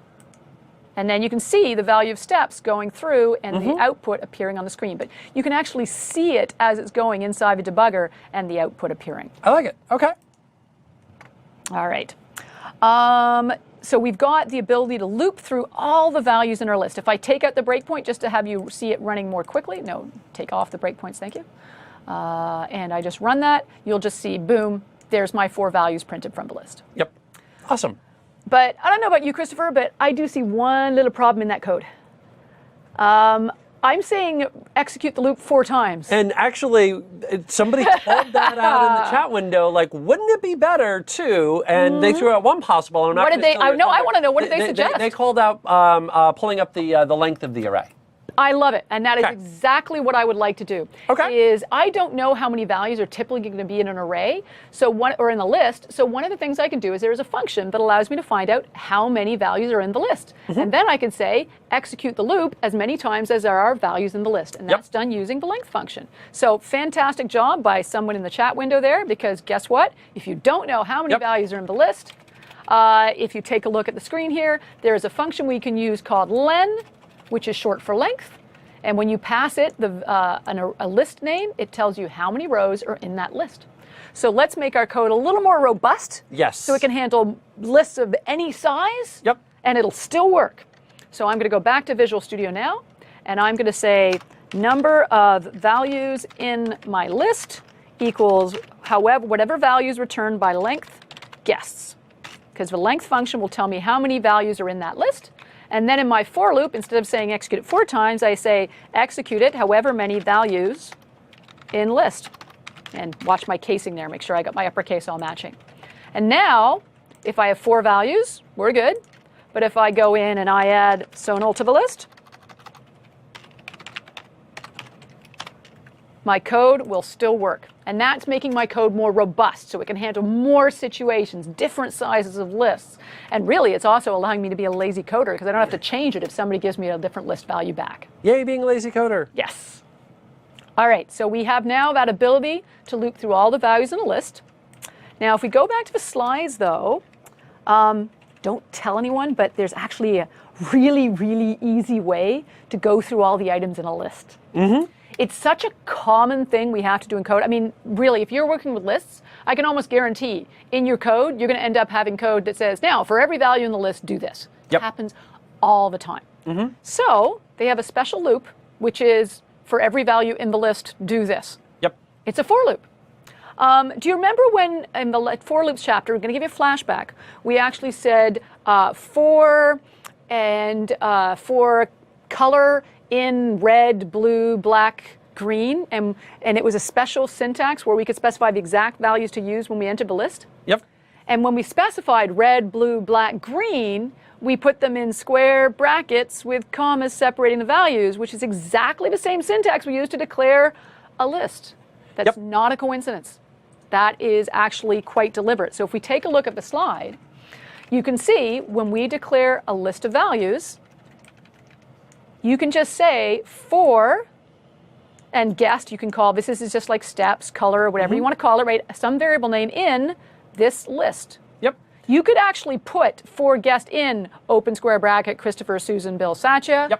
Or if you've got that set of values stored in a list, you can just say for guest in guests. And what's actually been kind of cool is, again, watching the Q&A window, a lot of people were calling exactly that out. And one thing I would like to answer while we're here is that if you do this, so for guest, if we throw the code back up, if you say for guest in guests, and let's say as part of that loop, we added a brand new guest, and back to the end, it will actually pick that up as well. So if somewhere in there I said guest.add Sonal, and we're kind of doing that loop, Sonal would be picked up by that for loop, which is really neat. So if it is dynamic, if it is something where you're going to append on to the end, that for loop will pick that up. So if you have logic where as you're going through the guest list, you're saying, oh, if this person, look them up here and see if they said they're bringing a friend. And if they said they're bringing a friend, add the friend to the guest list. And then, so within your loop, you're actually adding new guests, which are the friends of your original invitees. Then it'll actually look for friends of the friends. Exactly. Which is kind of freaky when you think about it. So let's look at that in the code and sort of see how that would work. So option 1 for looping through a list, that's what we were just looking at. So now I'm going to show you a second option for looping through a list using my Control KC to comment out my code again. Option 2 for looping through a list. And in this case, all I have to say is I like to sometimes do it this way. I sometimes call it current guest. I do quite frequently because, again, it's one of those little things that just makes the code more readable. It's the current guest. And then I just say print current guest. And yeah, that in my brain helps me remember, oh, so as it's going through the loop, the current guest is the one that's being looked at by the loop right now. So I just like that word current guest when I'm going through loops as a way of going through lists, sorry. Yep. So when I'm going through a list in a loop, I like using the phrase current guest or current color because mentally when I'm reading my code, I say, well, print the current guest as I'm working my way through my list. All right, so we've got the code here. So let's try executing that and see what happens. Sure enough, still gives me back every single person in the list, no matter how many different values. But it's a very clean, very easy syntax. Yeah. I said you could specify the actual list value here. That's actually what we did a couple of chapters back. But you could just specify a list if it contains the values as well. All right. And again, it's worth sort of mentioning here that you could absolutely have pulled that in dynamically. So again, if you had read that in from a file, from a database, from input, that how the list is generated is sort of irrelevant. The fact that you have the list is the important part. So you could do the for on that. That's right. And when we get into files and we start reading from files, we're going to read values from files. We might just end up putting them in a list and doing something just like that. So you can see again how it all starts to fit together. Yep. It's like we planned it that way. Yeah. Another thing that's very useful, you know, it's funny, when I first took my first programming courses, one of the #1 assignments they gave you on programming courses was, here's a list, sort the values alphabetically. And then there were like 6 different ways to sort it. You could use a bubble sort, or you could use a something sort, and all of these different things. And if you had 11:28 Pacific time for the first reference to bubble sort, please come forward and collect your prize. Standard programming assignments, exactly. You were always told to sort a list. Well, guess what? If you're a professor, you're ever taking a course, and they give you a list in Python, and they ask you to sort the list, one line, thank you. All you do is call the sort method, and it will sort the names in alphabetical order. And actually, sort the values in alphabetical order. There again in the Q&A. Can you sort? Yes, there you go. So yes, you guys are thinking of exactly the right kind of problems. There is a sort method you can call. So you do not have to learn how to write bubble sorts. You can just call the sort method, and it will sort your records. So I'm not going to bother demoing that just because we're running a little bit long. But your challenge, should you choose to accept it, would be to try this out yourself, because you're going to get to try doing the sort in the challenge. You're going to ask a user to enter the names of everyone attending a party. So I'm going to have to use the input function. Then I have to return a list of the party guests in alphabetical order. This is actually going to require pulling together a little bit of everything we've seen. So if we take a look at the slides, when you get more complex problems, what I recommend is break it into steps. So what do we actually have to do? 1, we're going to have to ask the users to enter the names. 2, we're going to have to put those values in a list. 3, we're going to have to sort the list. And then 4, we're going to have to print out the list after it's sorted. And then you can think, well, I know you guys out there already know how to ask a user to enter values. That's going to be the input function. And what type of variable we need to store the variable? Because we have multiple names to store, we're going to need to create a list to hold the values.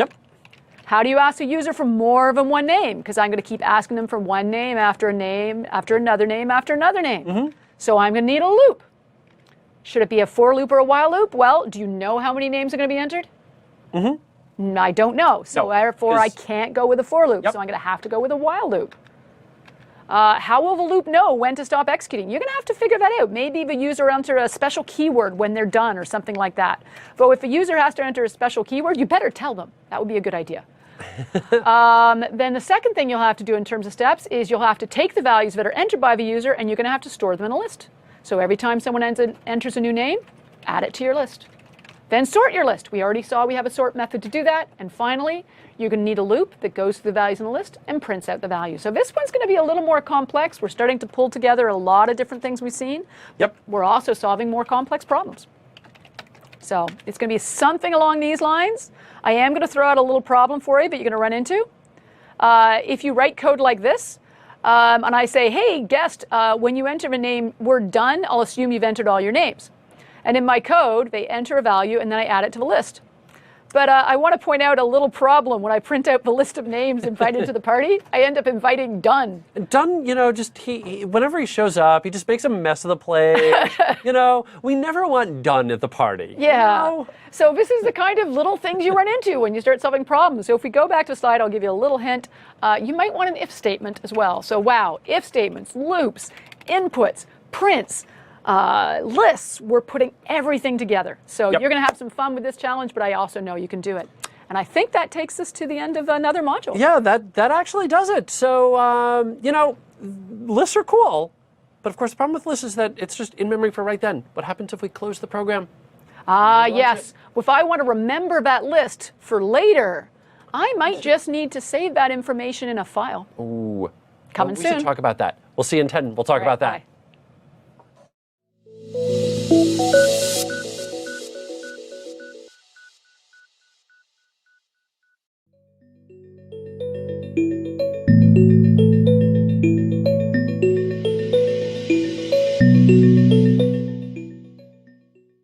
All right. Well, welcome back. That was a we're back again. fantastic little overview on lists that we saw. Just in case you're just joining us, this is Introduction to Programming using Python. That is Susan Ibach, DP out of Ottawa, Canada. I am Christopher Harrison, content developer, now out of Seattle, Washington. That's right. Which seems a little odd to say, but And in any event. I was just looking at the Q&A, some of the questions we had coming out of that last module, and we were talking about how we can process and work with lists. Yep. And one of the questions that actually came out was, gee, I literally had the question, how could I save that list to a file? That's a great question, but you know what? Not going to answer it. Okay. Well, at least not yet. Not until you get a couple more slides into the module. All right. Well, the other thing I want to do before we get into that, because we will do it, is I do want to highlight GitHub real quick. Oh, yeah. We've been getting a lot of questions yeah. about where do I go to we've got all the demos we're doing. We're saving them so you can access them. All the challenges we're giving you. The solutions to the challenges are all available for you to access at any time. Even just a quick list of all the challenges. If you want to go back to it later and you don't have to open every single slide deck, we have those in a nice little document for you. Yep. So, Christopher, if you could show everybody, again, where you access that and how you access those files, that'd be awesome. Absolutely. So what you're going to notice here is I've got up here on Notepad, and Susan will put this into the Q&A right now. as well, is there's the link to our GitHub to download all the sample files that we've been playing around with and all of the different slides and so forth and so on, just as Susan mentioned. Now, one real quick thing that I do want to highlight is the reason that we chose GitHub to share all of this out is because Python has a fantastic open source community around it. And I would say, the vast majority of the time, or at least quite often, vast majority might not be right, people use GitHub to take whatever it is they're building and share that out with people. So if you haven't already played around with GitHub, it's probably not something you're going to start doing today or tomorrow if you're brand new to coding, but it is certainly something that you're going to be coming across in the not too distant future. So we decided, well, let's kind of go with everybody else and let's go ahead and put this out onto GitHub. Now, there's a lot of tools that you can use with GitHub. Visual Studio will actually work with GitHub. I'd be remiss if I didn't mention the fact that we have an MVA on using Git with Visual Studio. The reason that I highlight using Git with Visual Studio is because that's actually the name. So GitHub is the site, the hub for working with Git. Exactly. There you have it. So there's a lot of tools you can use Visual Studio. The big thing that I want to highlight is if you don't want to monkey around with any of those different tools or anything like that, what you can do instead is down here at the very bottom, you're going to notice there's a link that says download zip. And if you just click on that, it will zip everything up, download it, and you can have it all in one shot. So easiest way to go in and do that is just to simply click on download zip file, and away you go from there. Christopher just getting in trouble because you're not supposed to be in the studio with your phone turned on. So Christopher quietly going, I'm sorry, that was me. All right, moving on. Christopher is now turning all sorts of shades of red. That's a pretty good shade of red there. That is a pretty good shade of red. Why don't we go back to the slides, Christopher? Yeah, let's do that. Subject change. Yeah, so slides. Okay, but in any event, yeah, you can go to GitHub and access everything that we've been working on. All right. So keeping with our real-world analogy there, have you ever needed to jot something down and remember it later on? So, things like list of ingredients to buy for a recipe, that guest list, although Susan's going to throw me right off of it, a phone number. You need to be able to jot things down. And just like you do in real life, that holds true in digital form as well, that we do need to be able to store files. So, for example, if you were putting together an ebook reader, where's the user along that? If you are doing a game, figuring out where you are inside of a game. I hate games that don't remember my level, so I have to redo everything all over again after I get somewhere. It drives me nuts. Exactly. The one in particular that I remember when I upgraded to the Lumion 920 at the time was I had gotten into a particular game that involves birds and things blowing up. And what drove me crazy was that I had gotten pretty far into it, and then I upgraded to a brand new phone, and I had to start all over again. So write those things out, and better yet, write it out to the cloud, but write those things out so that way when somebody opens up the application again, they can pick up where they left off, and they're going to be much happier with their experience. So let's then talk about how to work with and write files. Now, question is, how do we then go in and make some note and write that out to the file? I love that little picture you've got there. Well, that's what it is. It's, that's how I think of files. It's writing it down so I can find it later. Exactly. So how do we write out to a file with code? Well, it's relatively straightforward, of course, once you know the syntax. That you'll notice that if I want to write out to a file, the first thing that I need to do is open that up. And in fact, let me kind of kick back to the slide, and I'm going to beat this analogy into the ground, is that look at this like a notebook. So the thing about a notebook is typically it's going to have some form of a cover on it. Mm-hmm. So if I want to write onto it, the first thing that I need to do is flip that cover back. That way now I've actually got paper that I can write onto. Open the notebook. Exactly. I need to open it. And by golly, wouldn't you know, there's an open function. I do, this is much better than yesterday when we were learning how to handle dates, and the function names are things like strp time and strf time. The good news is when you're working files, guess what? They're called things like open, read, and take a wild guess at what the one we use for writing is called. You'll be shocked, I'm sure. But anyway, go on, Christopher. Yeah, we'll have to. But first we have to open the file. Yeah, let's open it. So what you're going to notice right here is, sure enough, it's simply open. Specify the name of the file. Specify the access mode. We'll get to that. Yeah, we'll have to explain what access mode is. Yep, exactly. So you have to give us a file name, you have to specify an access mode, and away you go from there. Now, one of the things that I always like to kind of mention here is a lot of times, and things like access mode is sort of a perfect example of this, a lot of times parameters might have default values. So kind of going back to something we talked about in the last module, sort. Mm-hmm. One of the things that Susan mentioned was that you just simply call sort, paren, and away you go from there. And what it will do is it will sort alphabetically or from, A to Z or A to Z. There you go. I gave you an A to Z. Yeah, thank you. Yep, nice you're nod welcome. to us Canadians. But you would also notice that there is a parameter that you could pass in called reverse that would allow you to go ahead and reverse the sort order, so that way you can go Z to A or Z to A, I suppose, depending on where you're from. Now, if you leave it off, it's going to go with the default. And sometimes the defaults are going to be obvious. So in the case of sort, the most obvious is going to be A to Z. Fantastic. Well, there are also going to be times when the default isn't necessarily obvious.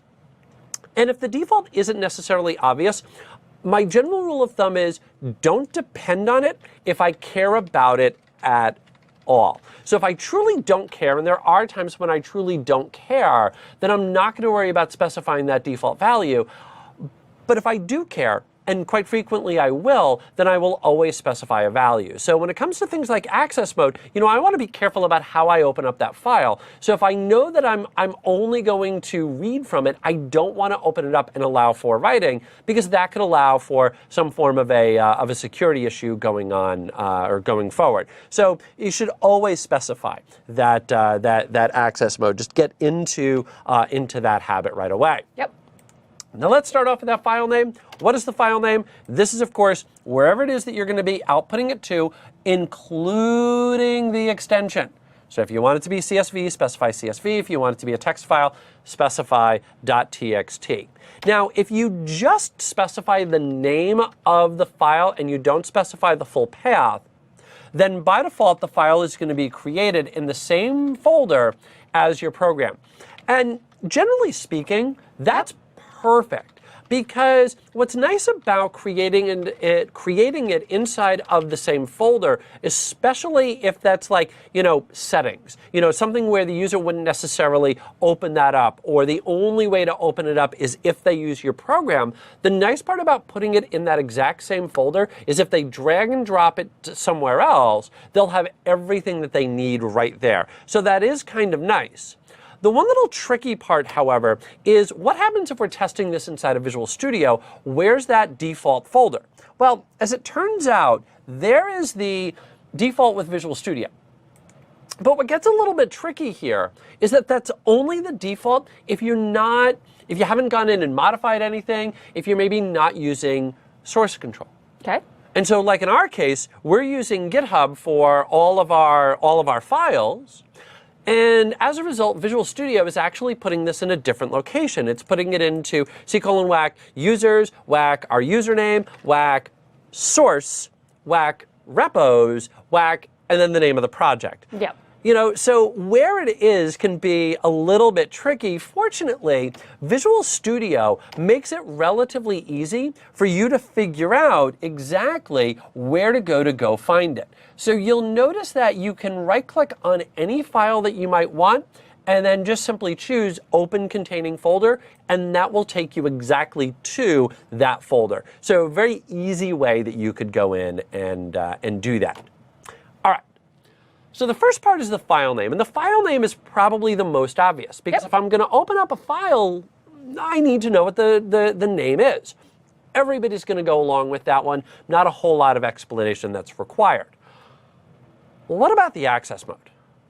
Well, the access mode is going to indicate how it is that you want to open up that file. Do you only want to be able to read? Do you only want to be able to write? Or as it puts it right here, what are you going to do with this thing after you open it? That's what the access mode is all about. And what you're going to notice is that there's 4 basic access modes that are available. You've got read from the file, so that will of course be read. You've got write to the file, which is going to put it into the file from the very top, so overwrite that file. And you also have append. And the main difference between these two, between write and append, is write is going to overwrite that file. So if this is, I'm just going to write out all the information all over again, I'm going to use write. Append will put it at the end. And append is perfect for things like log files. That one of the things, people have frequently asked, well, what can we use Python for? You can really use it for anything that you might want. And if you're using it for, say, an automation script, or if you're using it for a website, or maybe when we get into error handling later today, one of the things that you might want to do is just create a log file that says, well, every time that an error occurs, we'll just write it out to the end of this, and then later on I could open that back up and see what went wrong with it. Append is absolutely perfect for that. As a best practice, only open to the level that you need. So if you don't need to write to the file, just use read. And that's going to avoid any potential security issues or otherwise. So, only open to the mode that you need. So in our case, since we're going to be looking to write, it's going to be W. And how does it all look when we put it together? It looks a little bit like this. So Susan kind of put all of this together, put the slides together. You'll notice file name equals and guest mode or access mode equals. And then you'll notice that we've got open. Let's open up Visual Studio and actually see it. More interesting. Okay, exactly. Where is my Visual Studio? Okay, so file, new project. I knew I could do it. You got it. You got it. I know it's getting close to meal break and getting, a little bit low on sugar. Hungry, yeah. Okay, so this is module 11, and this is going to be writing files. Beautiful. Okay.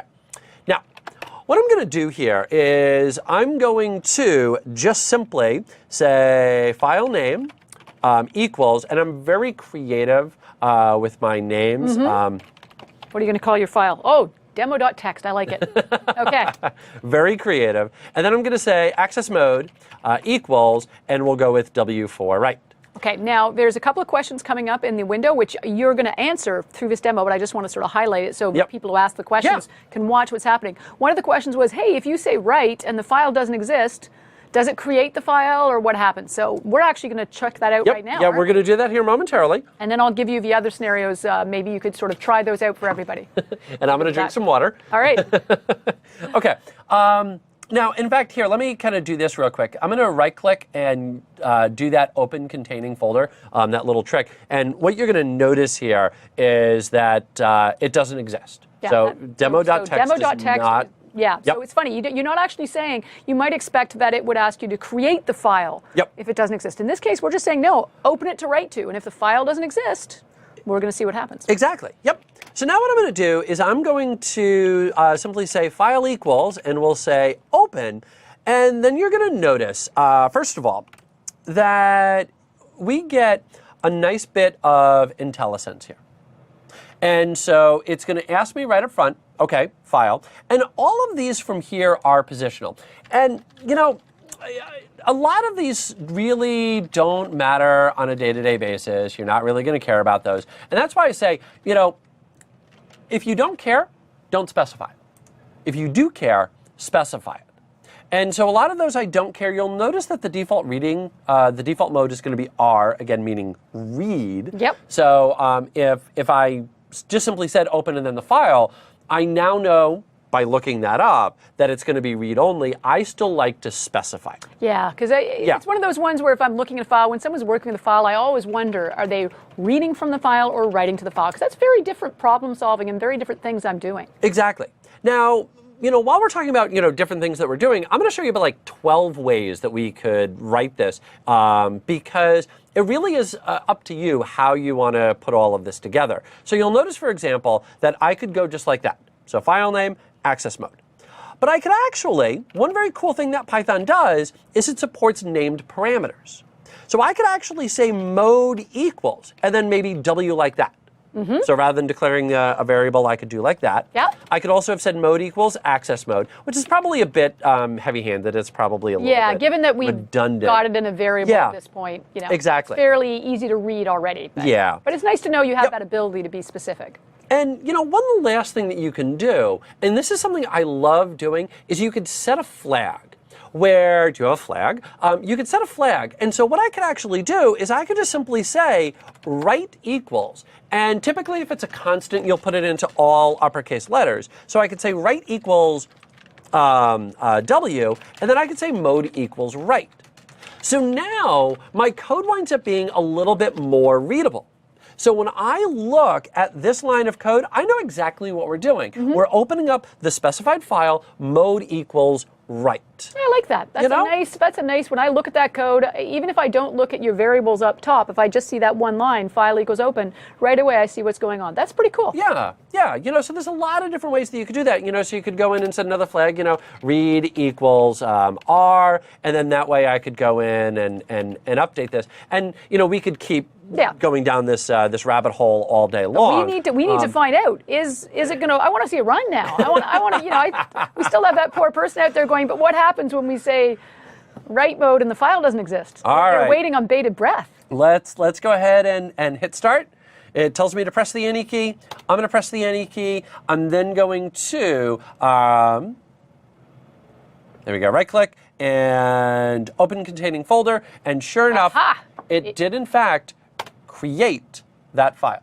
Okay. Yep. So now, if you do it and the file already exists, well, actually, let's say you write something, because the next question was, if the file already exists and you write to it, will it overwrite what's already in the file or add to what's already in the file? So if you could, when you get to writing, if you could try that, that would rock. Actually, well, let's start here. Okay. Take a look. There's some text. That's, that's some text. Again, I'm creative. Yes. So let's go in. Let's just go ahead and save that. So just to kind of prove the point, it is in fact there. Now let's come back over to Visual Studio. Let's again hit start. Tells me to press the NE key. And let me go back to my little folder. And you'll notice that when I open it back up, it's empty. So write is going to overwrite that file. If you wanted to write to the end of it, you could do append. And in fact, here, let's do that. So we'll go in. Once again, this is some text. And again, just proving the point, it is there. Okay. Let's come back over here and let's say append equals A. Right. And then let's go in and update that, say append. Let's again hit start. Tells me to press the NE key. And if I open up my folder again, open the file back up, this is some text, and it will allow me to write to the end of it. So that's where that access mode is so important. Exactly. You control if you're going to overwrite the file or Yep. whether you want to add to the existing file. So that all depends on the access mode that you choose when you open the file. That's exactly it. Yep. Cool.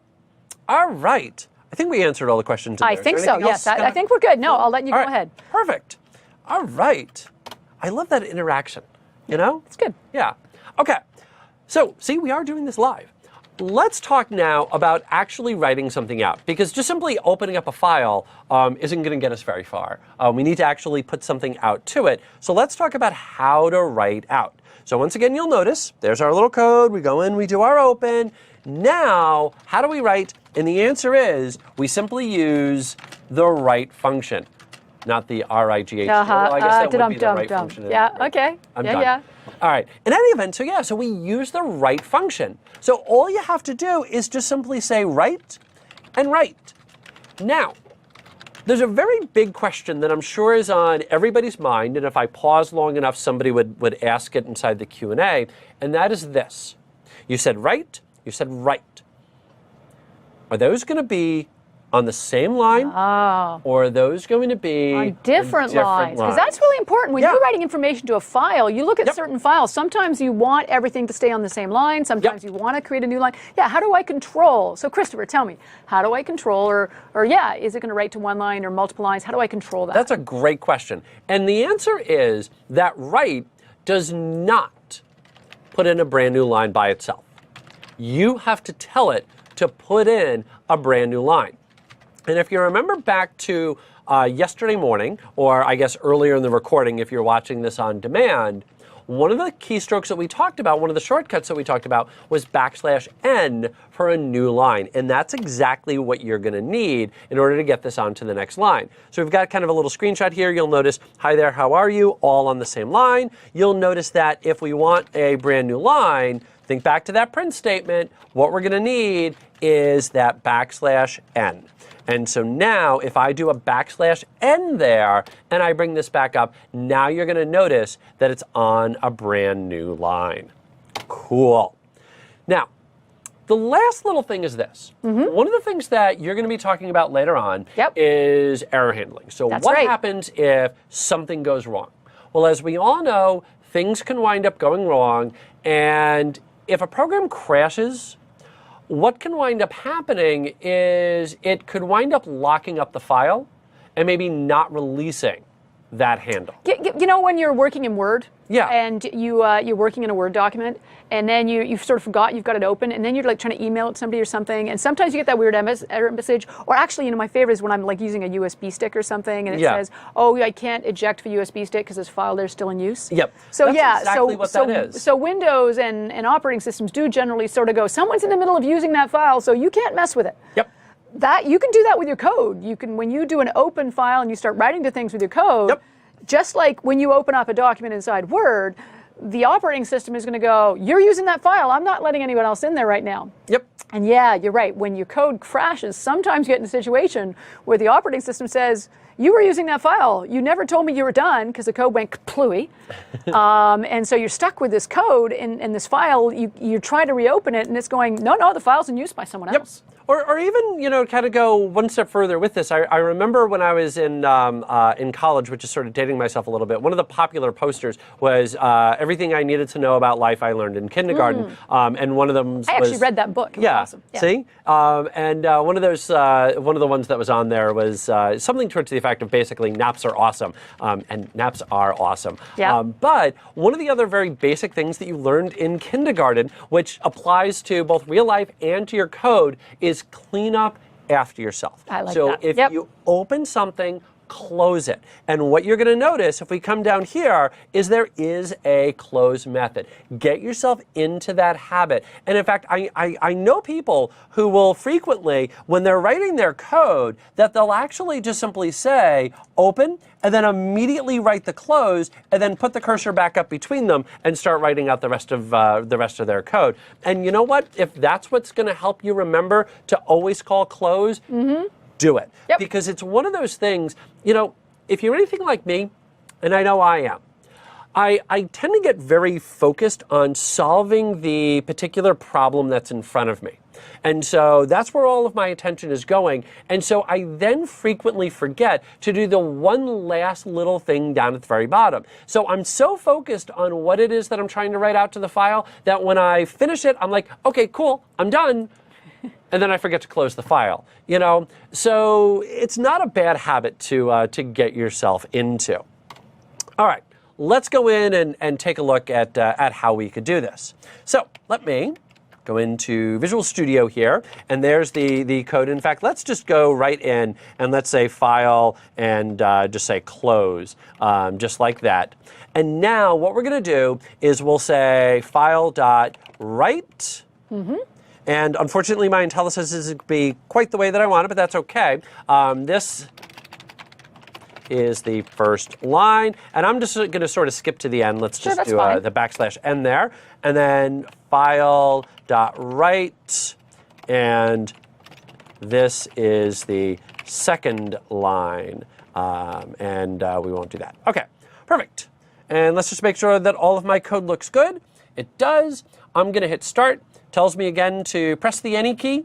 You know, one other good habit to get yourself into is if you're writing something that's going to be automating and it's not naturally going to display anything on the screen, it's a good habit to print something out, just to simply say something like, you know, file written successfully. You know, because otherwise people are just going to look at that and just kind of get that awkward feeling of, well, did it actually work? Or they might rerun it. That I hate doing something and not getting a confirmation back that it worked. It's true. You're always sort of paranoid that it didn't run properly. Feeling uncomfortable. Yeah. So let's just go in and do that one more time. Now it tells me file written successfully. Cool. And then let's go ahead and open up our file again. And sure enough, we've got those two little lines. Awesome. I just want to bring up a question that came up in the chat window. Absolutely. The question was, can you open a file for read and write at the same time? And the answer to the question, in fact, somebody actually already answered the question in the chat window, which is fabulous, but I wanted to highlight it here. Because not everybody's always going to see what's in the chat window. But yes, if you specify access mode of R+ for read plus, or W+ for write plus, that either of those modes will actually allow you to open a file for reading and writing. So you can do it in a single command if you want to. And, you know, kind of going back to what we were talking about a couple of minutes ago about, you know, putting that in there to make it a little bit clear, you know, W+ or R+, when I look at it, that wouldn't necessarily mean a whole lot to me. You'd expect it to be like RW or something. Yeah, exactly. You know, so you could, again, go in and declare some form of a constant for that to help make your code more self-documenting. You know, that one of the things that we talked about, again, all the way back at the beginning of the course was the concept of putting in comments. And comments are wonderful. And I don't in any way, shape, or form want to discourage you from writing comments. But one of the problems with comments is you're sometimes just describing the code when you could just modify your code a little bit and let the code describe itself. So in my case here, my code is describing itself. So rather than me having to say something like, you know, mode equals W+, and then just going in and saying W+ means read write, instead what I could do is I could just simply leave it as read write. I could leave it as read write, and now my code is telling you what it's doing. So much cleaner than just putting in the comment. Okay, and I'm just going to go in and kind of clean things up a little bit. Perfect. All right, now let's go back to slides here, and one of the biggest things that you'll frequently need to write out for a text file is CSV. Oh, comma-separated variable files. We see those a lot. In fact, we literally just had a question in the Q&A, one of those nice lead-up moments where somebody said, what if I wanted to create a comma-separated variable file? Yep. Because you see that a lot in it's a very common file format. Absolutely. Well, the answer is just kind of do it on your own. Write a comma. Exactly. Write in the comma. So you know what? Let's do this because we've got a couple of minutes here, and so you'll notice that just go in and put in the commas, and you'll notice that that is your challenge. Well, tell you what, I'm going to help you out a little bit here that if you want to write out a CSV file, all that you need to do is just write it out. So let's just go in and say, for example, file write, Susan, and we'll say 29. Yeah. And then, right, 29. That's right, 29. Okay. And then we'll say Christopher, and then we'll go in and say, I'm going to, say 31. Okay. Yeah. Okay. Yeah. We'll go with 31. In any event, so I've just simply put in both of those. And then if I go in and hit start, it tells me again that it was written successfully out to the file.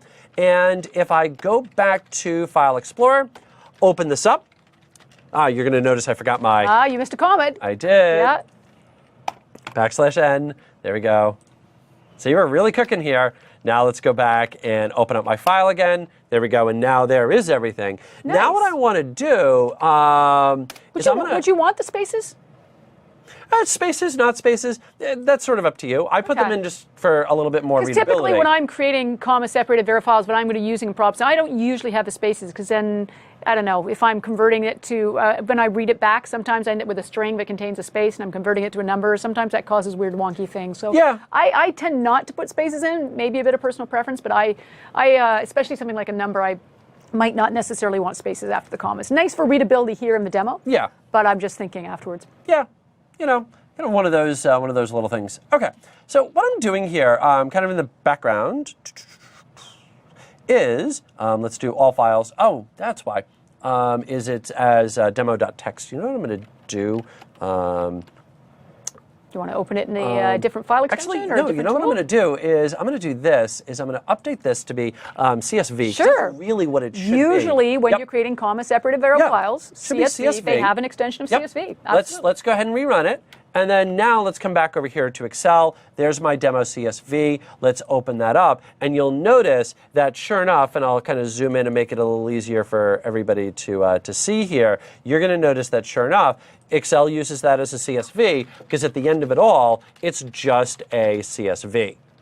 Yep. Now, to close all of this, I'm going to go one last step further.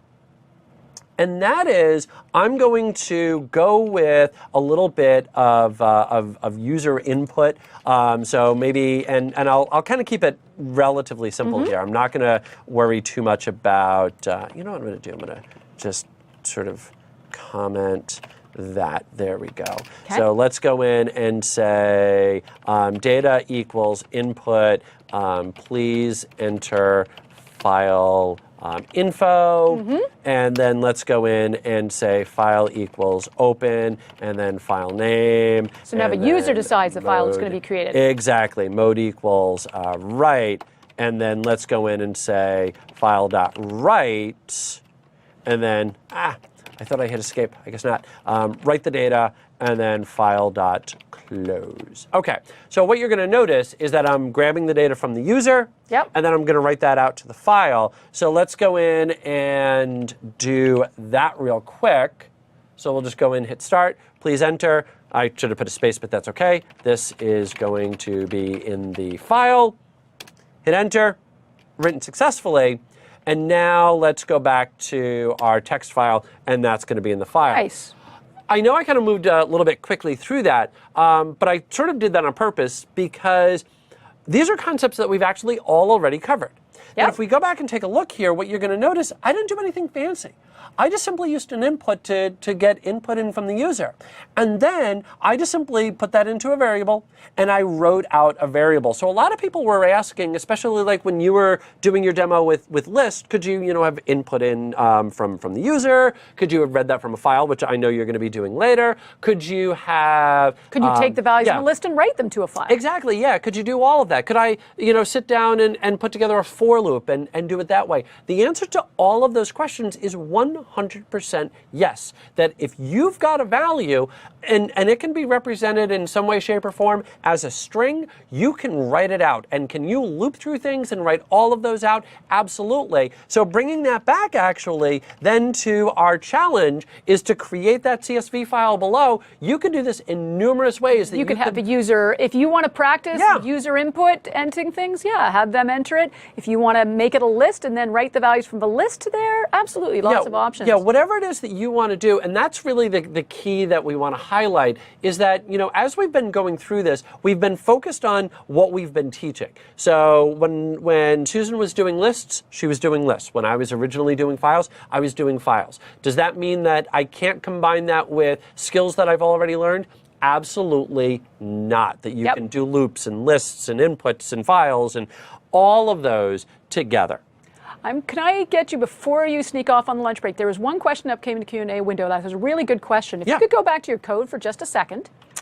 Somebody noticed the fact that for your variables write and append, you put them in all uppercase. Yes. Do you want to explain that? Sure. The reason that I put them into all uppercase is 100% convention. Convention is when you have a constant to put it into all uppercase letters. And really the whole concept of a constant is sort of like it means in English, constant never changes. And that's what we're looking for. So some people would call that a flag. I'm going to call it a constant. But typically those are going to be in all uppercase letters just to sort of differentiate them from a typical variable, where the word variable meaning that I'm going to expect it to change. So that's why I put it in all uppercase letters. But that's a great question. Yep. And again, that kind of goes back to that whole formatting thing. And it's not a rule. It's not something you have to do. It's, again, falling back to good programming practices. Yep. It's one of those conventions that a lot of programmers will use as a way of distinguishing between, sort of quick glance, I instantly know, oh, don't change the value of that. That's a constant. Exactly. That's it. That's it. Cool. Well, now that we've seen how to write from files, let's eat. Yes, let's take a break for a meal, and then you guys can work on the challenge if you want. Exactly. And see if you can create your first file using code. Yep. And then we'll come back and we'll learn how to read from files. Exactly. Yeah. So we are going to show you the other side. So we will show you how to read. We're going to be back in about an hour. So we will see you guys then. See you later.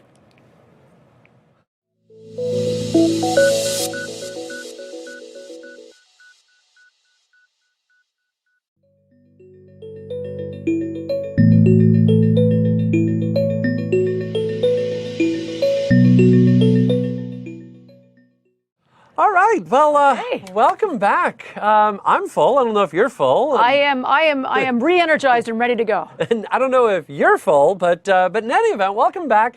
This is still Introduction to Programming using Python. Susan and I are back, of course, over there. I'm merely Christopher Harrison. And, we left off taking a look at how to write files. What do you think we might talk about next, Susan? Seems to me there is a rather logical segue from that, which might be to talk about once you've written to a file, at some point you might want to be able to read it back again. Well, so shall we jump in? Let's do it. Let's start talking about how to read from files. One of the things about working with files, or, again, coming back to our issue of problem solving, writing things down is all well and good, but it doesn't help you if you can't read it again later. It's as simple as that. Sometimes with my handwriting, I can't read it later. Well, that's also important. Yeah. Actually, and strangely enough, it actually has its own parallels to programming. It's nothing like you write it in XML and somebody's expecting it as a CSV. Yeah, exactly. Or, UTF-8 encoding. Or, right. Yeah. So there are equivalents to I can't read your handwriting in the programming world as well. So absolutely, it's essential that we have not only that we can write to a file, but we can read it back again when we need it. If you think about it, right, when you create a shopping list, you need to be able to read that shopping list later so you know what to buy. It's as simple as that. Making the shopping list doesn't help if you don't have it with you at the grocery store and you can't read it when you get there. Checking the number of guests you have on the guest list so you can see if you've got enough food. Looking up a phone number so you can call somebody. I mean, really, what is... Yeah. Okay, there was this device we used to use years ago. It was this thing, it was a big book full of names and numbers. It was called a phone book. I'm sorry, you totally lost me there. A what? Phone book, yeah. Not so common anymore. But, so what is a phone book really? It's just a list of names and phone numbers. So, but it's one thing if they write it down, but if you don't have it to look up again, how do all those websites look up phone numbers for you work? Guess what? They're probably reading that information from a database or from a file. The same one that was used to print the phone book beforehand. So in programs, we're often writing code that will read information that's saved inside a file. If you think about an e-reader, if you like to read books on your tablet, nice little apps you can install on your Surface and so on. when you start up an ebook, you don't have to start over from the beginning of the book every time you go back to read your book. It'll remember what chapter you were on, what page you were on, so that when you go back to start your book again, it just picks up where you left off. How do you think your program remembers that? What it does is it's probably creating a little file on your tablet that says, hey, by the way, in this book, they were on this page. So when they start up again, the program will actually say, quick, go check the file that says what book they were reading and what page they were on. And that way, we'll know where to bring them back to in the code. Yep. When you play a video game, I really find it very annoying when video games don't remember where I finished. It's really annoying when you play a video game and you have to keep restarting from level 1 every single time, especially these video games that are more story mode and things like that. You know, you're playing Halo or something like that. It's really nice when it remembers, oh, I had passed this level and I'd achieved the following and I'd earned these weapons and so on. So that way, when I start up the game again, there's probably a little file that was created. So my program has to be able to read that file and remember what level was I on, what weapons did I collected, you know, how many hit points do I have, and all that kind of good stuff. Yes, I am. What your charisma roll was. Oh, wow. All right, there we go. Yep. And that's gotten way more complicated now. There's all these new modifiers. Yeah, no kidding. It's changed. My kids got into that, and everything's changed. I can't even figure it out When I was anymore. your age. Yeah, but I'm only 29. But you're only 29. Yeah. I think I said I was 32. Version 1.0, I think I was playing. Yeah. Luckily, yeah. the dice are old still the same. Red book. So my kids can at least use the same dice I used when I was There you playing. go. Yeah, family heirlooms. You pass your dice down from one generation to the next. All right. Absolutely. Anyway, but back to the code. The other thing that's really cool, even if you're not creating a file, the other thing that's really interesting and has become a very popular trend in the last about 5 to 6 years has been the concept of open data. And open data is really quite cool because with open data, basically what's happened is with the advent of smartphones and tablets and so on, a lot of people have started creating their own apps. And you see this happening more and more these days. And you may have noticed apps that you get that tell you when the bus is coming, or that tell you where all the road closures are, or maybe it's just, I said, it's amazing the number of apps, or you can get apps that'll tell you what happened on the last health inspection at the restaurant you just went to. I know New York City, there you can actually get a data file that will tell you the results of all the health inspections. It's a matter of public record. So what a lot of governments will do is they will make the files where they stored the results available to the public.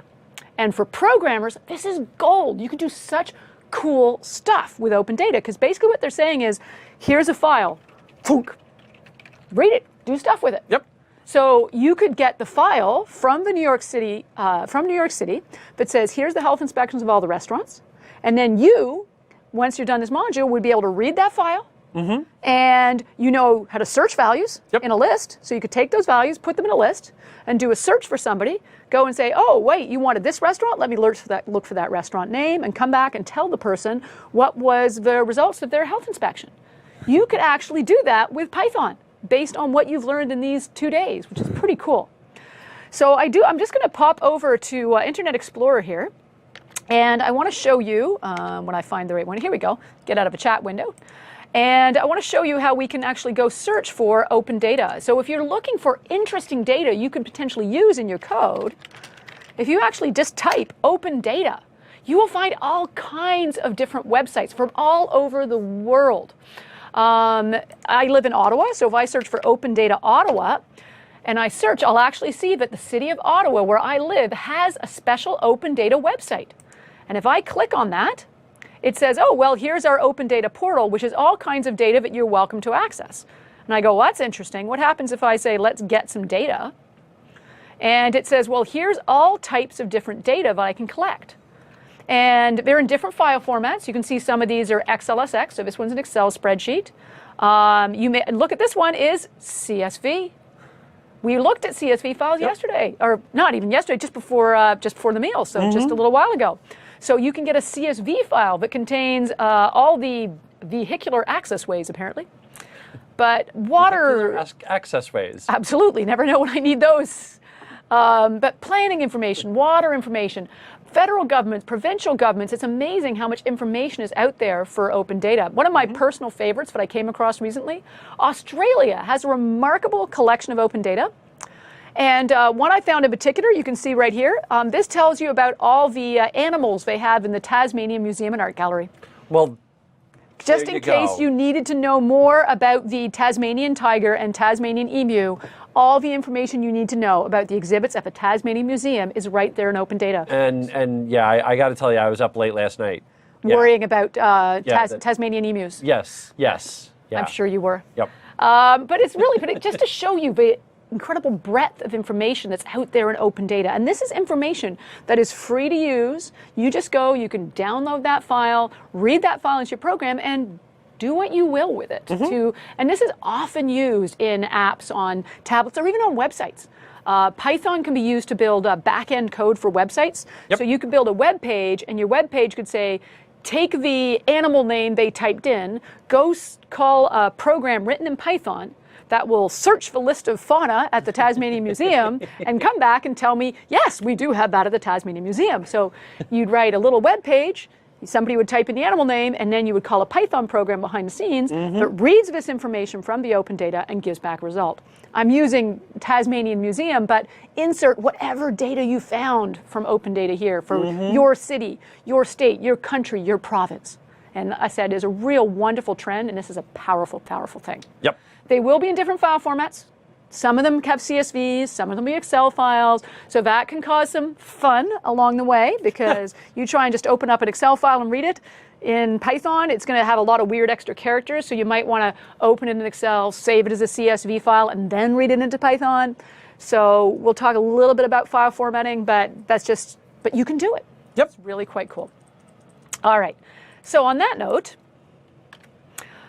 let's take a look at how we can actually read a text file. So let's keep it simple to start. Well, the good news is you already know the function you need to use to open a file. It hopefully should look familiar if you were with us when Christopher was helping us in that last module. We use the open function to open up a file, and we specify the name of the file we want to open, and we specify the access mode. So it's the exact same as we did with write, because we're just opening the file back up, but something tells me you're going to use a different access mode. Exactly, right, because it's the access mode that determines what the program expects us to do once we have opened the file. So if we specify an access mode of read, then it expects us to be reading the files write. Yep. If we are writing to the files. And then there is, it came up in the chat window earlier, there's an R+, which means read and write, or you can also say W+ to say read and write as well. So how does my program know if I'm reading or writing to a file? The access mode. So R for reading a file, W to write to a file, A if I want to append to the existing file content, and B is for binary files. There was a question in the chat window about binary files. Binary data is things like images, audio files, video files, those are stored as binary. It's unusual in Python at the level we're working with here that you would be reading and writing for binary files, but I just wanted to mention it because if you ever do need to read the contents of an image file, you'd have to use the binary file access mode because they're read quite differently than they are from text files. And as I mentioned, our plus sign or W+ sign will open up as a read or write, so you can do both. Yep. All right, so once I've opened the file, how do I actually read the contents? Kind of important. Yeah, you know? Now, here we go. Details. Here's one of those wonderful ones. Okay, anybody out in the Q&A, any of our audience want to guess the name of the method we use to read read the file contents? I think you're trying to give people a hint. By the way, I just want to say that a couple of people love the Tasmanian emus, and somebody from Vancouver says hello. Oh, hi, Vancouver. And nobody in the chat window yet. Yeah, we're just going to wait a little bit of a delay. Yeah. Going to wait up there for a we second. go. Okay, so I see what an R. That's the access for mode. A read? Yep. Yeah. So the method would be, there we go. Yeah, now we're getting all sorts of reads coming Guessing through. yes. Why? What a shocker. Yep. Yes, and I do, I joke about this, but I really do appreciate it when the people who are developing a programming language make the function names really intuitive. Yeah. So you think, well, maybe there's a method called read. Well, guess what? There's a method called read. Yep. So you specify your file and you do a read. What this will actually do is this is actually going to return the entire file contents into one great big string. Yep. So when I call the read method, it returns the entire content of the file, every single line you've got in there, everything inside and puts that file. everything, dumps it all into one big string. Okay. So file content is going to contain all of the file. Somebody said read toasters. Read toasters. Nice. Somebody was with us yesterday, I can tell. All right, so it returns the entire content of the file. Now, of course, there are definitely times when that's a bit clunky. Yep. You know, we were looking at CSV files in the last module, and in that one, you probably want to read it row by row. Give me the first row, give me the second row, and so on. So you can also, if you prefer, use readline.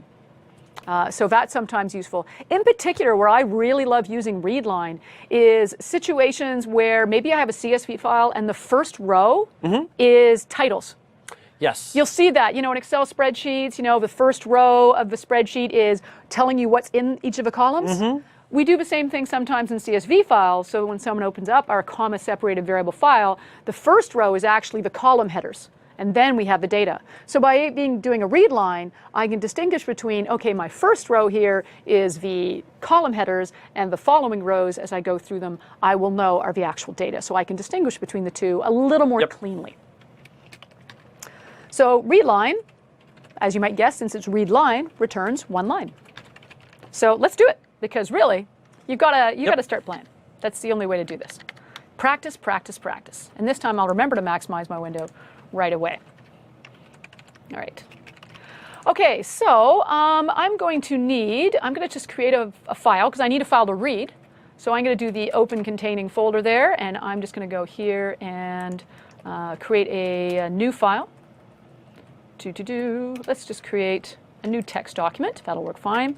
Called Tasmania.txt, perhaps. Yes, I'm going to learn all about my Tasmanian emu now. Come to Tasmania. All right. And then I'm just going to open that file up in Notepad. And in Notepad, I'm going to list that there is the Tasmanian devil, endangered, which is an endangered species. And then we have the Tasmanian emu, which is in fact extinct. And we have the Tasmanian tiger, which sadly is also extinct. And then you have the possum, which I promise you, certainly true in Australia, I'm guessing true in Tasmania as well, is common.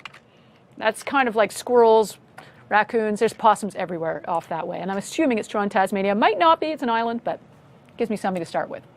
We'll go with it. All right, so I have some data in a file, and now I want to write a program that's going to read that content. Okay. All right, so I'll leave that file over here so we can kind of remember what it was doing. So what I need to do first is I'm going to basically open the file first. So file, I'm just trying to think of a good name for my variable. I'm just going to call it my file. I'm sorry, I'm not feeling particularly original. That's terrible, isn't it? All right, it's bugging you. Just all right. call it file. Animal file. All right, animal file equals. Lowercase a. Thank you. Doesn't have to be. It won't give you an error. Yeah, but you know, we are trying to be consistent in the way we're doing our casing, camel casing versus Pascal casing. We talked about that yesterday when we did variables. And that is equal to open, and we have to specify the file name. And I'm just going to be different from what we did last module, I'm going to hard code the file name this time. Sure. Yep. And I called it, what did I call it? Tasmania.txt. Tasmania.txt. And then I have to specify my access mode, and I am going to be reading this file. So I'm going to specify the R. So first of all, I'm going to open my file. And then I'm going, let's try first of all, just say all file contents equals animal file dot read. Okay. And then if I simply print all file content, and I've done it again, I've gone and made that uppercase, try to be consistent. And if I print all file contents to the screen, we should see the list of all the different animals that were in that file displayed up on the screen. Let's see it. So we run, and oh, it can't find my file tasmania.txt. I wonder if might have saved it to the right spot. Or it might be .txt.txt. You know how it does that on you once in a blue moon? Let me go to my open containing folder here, double check the file name. Open the containing folder. It is there. Yeah, no, it is. It's got exactly. But exactly. That, yeah. I'm going to say what I want to show you what happened to me here is view the file name extensions, and because of the way I created it, and when Notepad automatically puts on a .txt extension, so when I typed in a file name of Tasmania.txt, it made it .txt.txt. Luckily, I've hit that error before, as you can tell. I told you, the more mistakes you make, the better you get at finding them. So that's probably why it failed. Yep. All right, so the file name was off. Take two. take 2. And there we go. Perfect. There is my output window displaying all the contents of the file. So boom, already I have the ability to just get all the contents of my file read in. Yep. Boom. Now let's try reading a single line at a time. So we're just going to modify this. So this is going to be read all file contents. So that would be one option. And I'm going to comment that code out using my Control-K, Control-C. And this time I'm going to do a first animal equals animal file dot read line. So this time I'm just reading the first line, and then I'm just going to print that value, first animal, on the screen. And then what I'm going to do is I'm just going to read the first 2 rows. I think some of you can guess on if I wanted to read all the rows, I might need a loop. So we will get to that, but just to start, keep it simple to start. All right, so now I read the first line, put that into a variable called first animal, and the second line, put that into a variable called second animal. I run, and sure enough, I see the first 2 rows from the file printed out on the screen. Success, already making some good progress. All right, I like it. Okay, let's go back and learn something else. Let's play some more. One of the most common file formats you do end up reading are CSV files. Absolutely.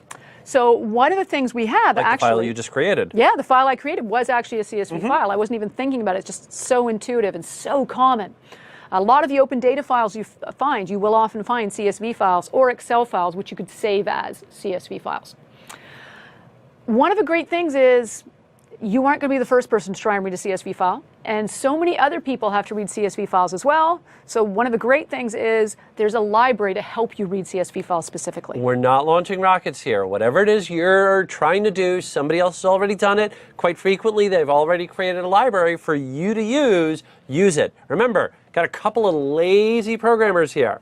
You know, be lazy. Take advantage of what's already there. Best code in the world is the code that's already written. Absolutely, because I could write code that would take that read line output and go through, find the comma, and say get the string starting from the beginning to the first comma, and that's the animal name. And I could do all that. It's quite possible. It's called parsing. Yeah. And it's been done by many a programmer. But you know what? There's a module that will help you read CS files. Yep. Let's use it. Exactly, and I'd even go one step further, that one of the most common mistakes that I see developers make is they look at something and they go, well, I could create code to solve that problem. You know what? You're absolutely right, you could. And you might even be thinking, and I might be able to do it a little bit better than they could. And again, maybe you could, maybe you couldn't, maybe you could. But in the long run, you've got a solution. It's ready, it's all set, ready to go, you could use it. Just go ahead and use it. It's there, and that allows you to then focus on what the real task or the real problem is at hand, rather than having to worry about the nitty-gritty of going in and doing all of this. Yeah, like, so because you're not writing this program, you probably, even though your program has to read a file, the problem you're probably trying to solve just happens to require that data. Yep. So let's not spend more time than we have to just getting the data. Then we can focus more on looking at the data that we've got. Could we go back in and write a bubble sort? Sure. I've got better things to do with my time. I'm just going to use sort and move on. Exactly. So yeah, absolutely. Yeah. So there is a library. If you import CSV, you will have a library you can use in your code to help you read CSV files. And I want to show you a couple of the functions you might want to use when reading CS files from this module. So if we go to the slide, you can see you do have to import the module because this functionality is not included in your Python by default. You have to say, I want to use the functions inside this module. And once you've done that, there is a reader function. And what the reader function will do is it'll actually return all the rows that were inside the file, but it will return them, instead of one just big giant string, it actually returns them as a list. And we just learned a little earlier how we can process and work through lists. So once you've got the values in a list, and it does assume by default that you're using a comma to separate the different values in your file. But it is possible, sometimes the data in our file might contain something like an address. And the address has a comma inside it. So sometimes a comma is not the best separator to use in a CSV file because there might be commas within the data. So sometimes people might use a slash, or they might use a semicolon, it's fairly common. But the idea is you can't be sure that every single CSV file actually uses a comma to separate between different values. Yep. So if you look at the syntax on the slide, you'll see that the reader function, you can call it a couple of ways. You can either call it by passing in the name, just the name of the file. That will assume you're using a comma to distinguish between the different values in a row. Or you can specify, by the way, the delimiter I'm using in this file is, and in this case, I'm specifying a comma, but it could be a semicolon, a colon, a slash. The number of times that I open up a file and it's got a CSV extension and it's using semicolons. Yes, and you read the data and you're going, why is it all messed up? Yeah. Yeah, so it's not that unusual. A lot of times it's because of address information. A lot of times addresses contain commas. Yep. Yeah, so it comes up fairly often. So now what we can do is, so we specify our file name, we specify our access mode, we open the file name with the access mode. That's nothing new there, right? I could talk about the new code in a second. But so we specify our file name, our access mode, we say open our file with the access mode read, and then we're using the CSV function, reader, to read that file and take the contents, and that's going to return a list, which is going to end up in a list variable called data from file. Now, I have kind of cheated a little bit here and snuck in some new syntax that you guys haven't seen before. And that is right here, this word with, and the with as my CSV file. We haven't seen this syntax before. Suddenly this is like, I'm not actually executing a loop here, but No. it looks a little bit like a loop. It does. And again, I noticed the colon and the tab. Yeah, and it's indented here as well. Yep. What this is doing is, last module, Christopher, you were talking about how sometimes you can get an error when you try to open a file and it's already in use. Yep. So we were talking about sometimes it was important to close your file because otherwise, much like, if you open up a Word file and someone else tries to open the same Word file at the same time, it'll go, you can't open it, it's already in use. And sometimes when we're writing code, we write code that opens a file and then an error occurs so it doesn't get closed. So then the next time you try and run the program, it gets confused. When it tries to open the file, you get an error message because it's saying, no, it's still open from last time. I can't open it again. And as a programmer, you get really frustrated trying to figure out, like, how do I release that lock and get it to work again? Right. When you use this method, when you use this syntax, I should say, to open a file, what this does is it's basically designed to help protect you. When you say with open file as and give your file a name this way, instead of saying my CSV file instead of saying my CSV file equals open file name access mode, instead, I'm saying with open file as, so this is the file name here, my CSV file. You can call it anything you like. When you do it this way, this syntax ensures if there is an error during the processing, the file will always be closed. So if an error happens during the open or somewhere in your processing, if an error happens anywhere in the indented code as you're processing through the data, the file will always be closed. And even if there wasn't an error, it would still close it for you. Yes, it does the close for you. So this way, I don't have to remember to close the file. I don't have to add the error handling, say, if there's an error on open, please make sure the file still got closed. Comes back to, I get to be a lazy programmer by adding the words with and as. I save myself having to worry about file close. It's efficient. It's also protecting yourself. Absolutely. And actually, I would even go just kind of one slight step sideways.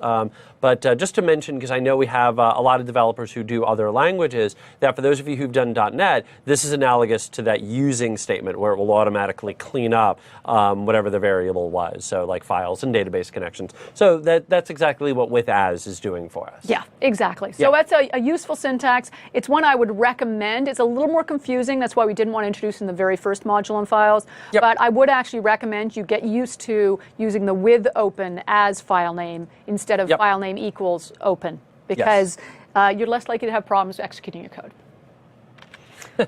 So that's just the syntax there. So I'm just laughing because again we've got that little bit of a delay. So I just said about the with and just as, like you're using? and sure enough, there in the QA is whether or not the with is just like using. Bingo. All right. So well spotted by someone out there in the audience. Exactly. Good job.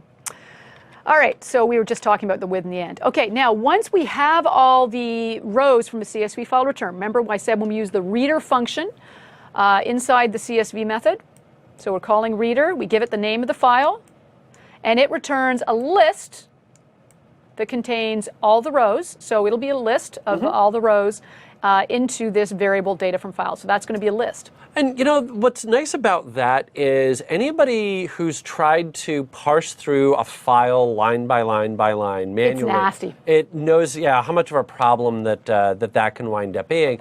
Now, granted, yes, loading everything up into a list isn't necessarily the best use of memory. So, be careful about doing something like that. I'm not going to, try to grab a 30 meg file and just load that into memory.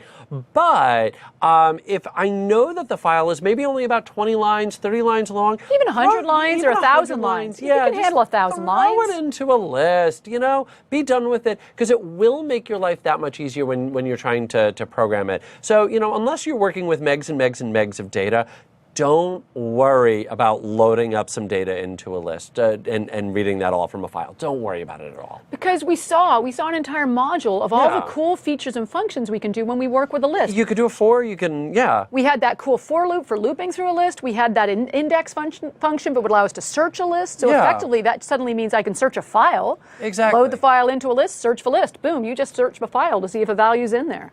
We had the ability to update the list, add to the list, delete from the list.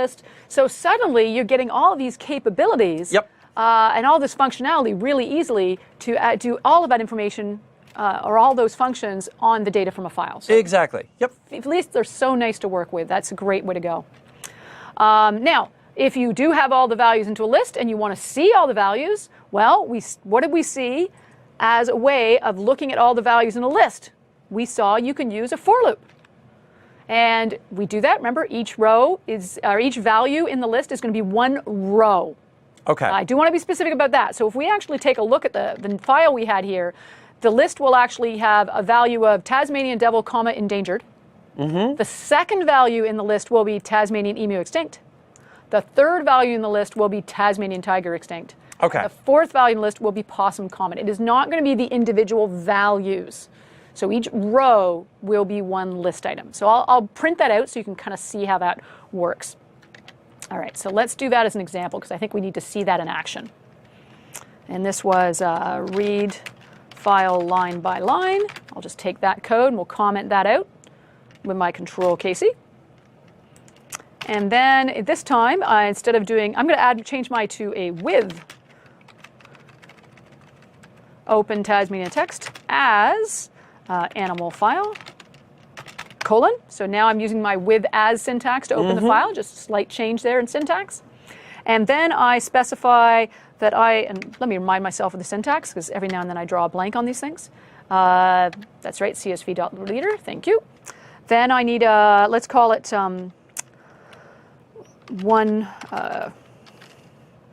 all rows.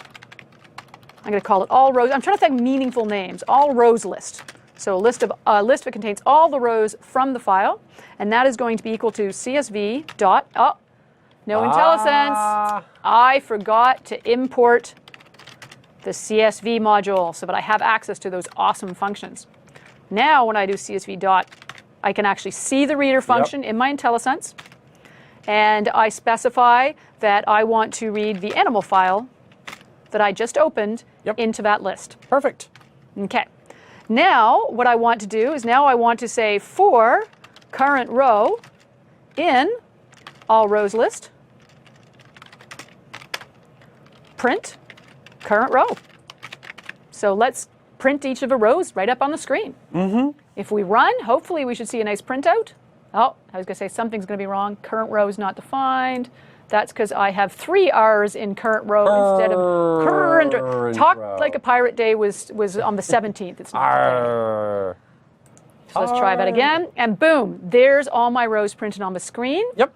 I'm just going to run through this quickly with the debugger because sometimes just seeing it all spewed out doesn't make it clear that it really is one row is one value. And that's so essential to understand because that's going to really affect how you process the data. So if I put a breakpoint here on the for loop, actually, let's even do it right here when we populate the list. So now when I run, I can hold my cursor over the all rows list.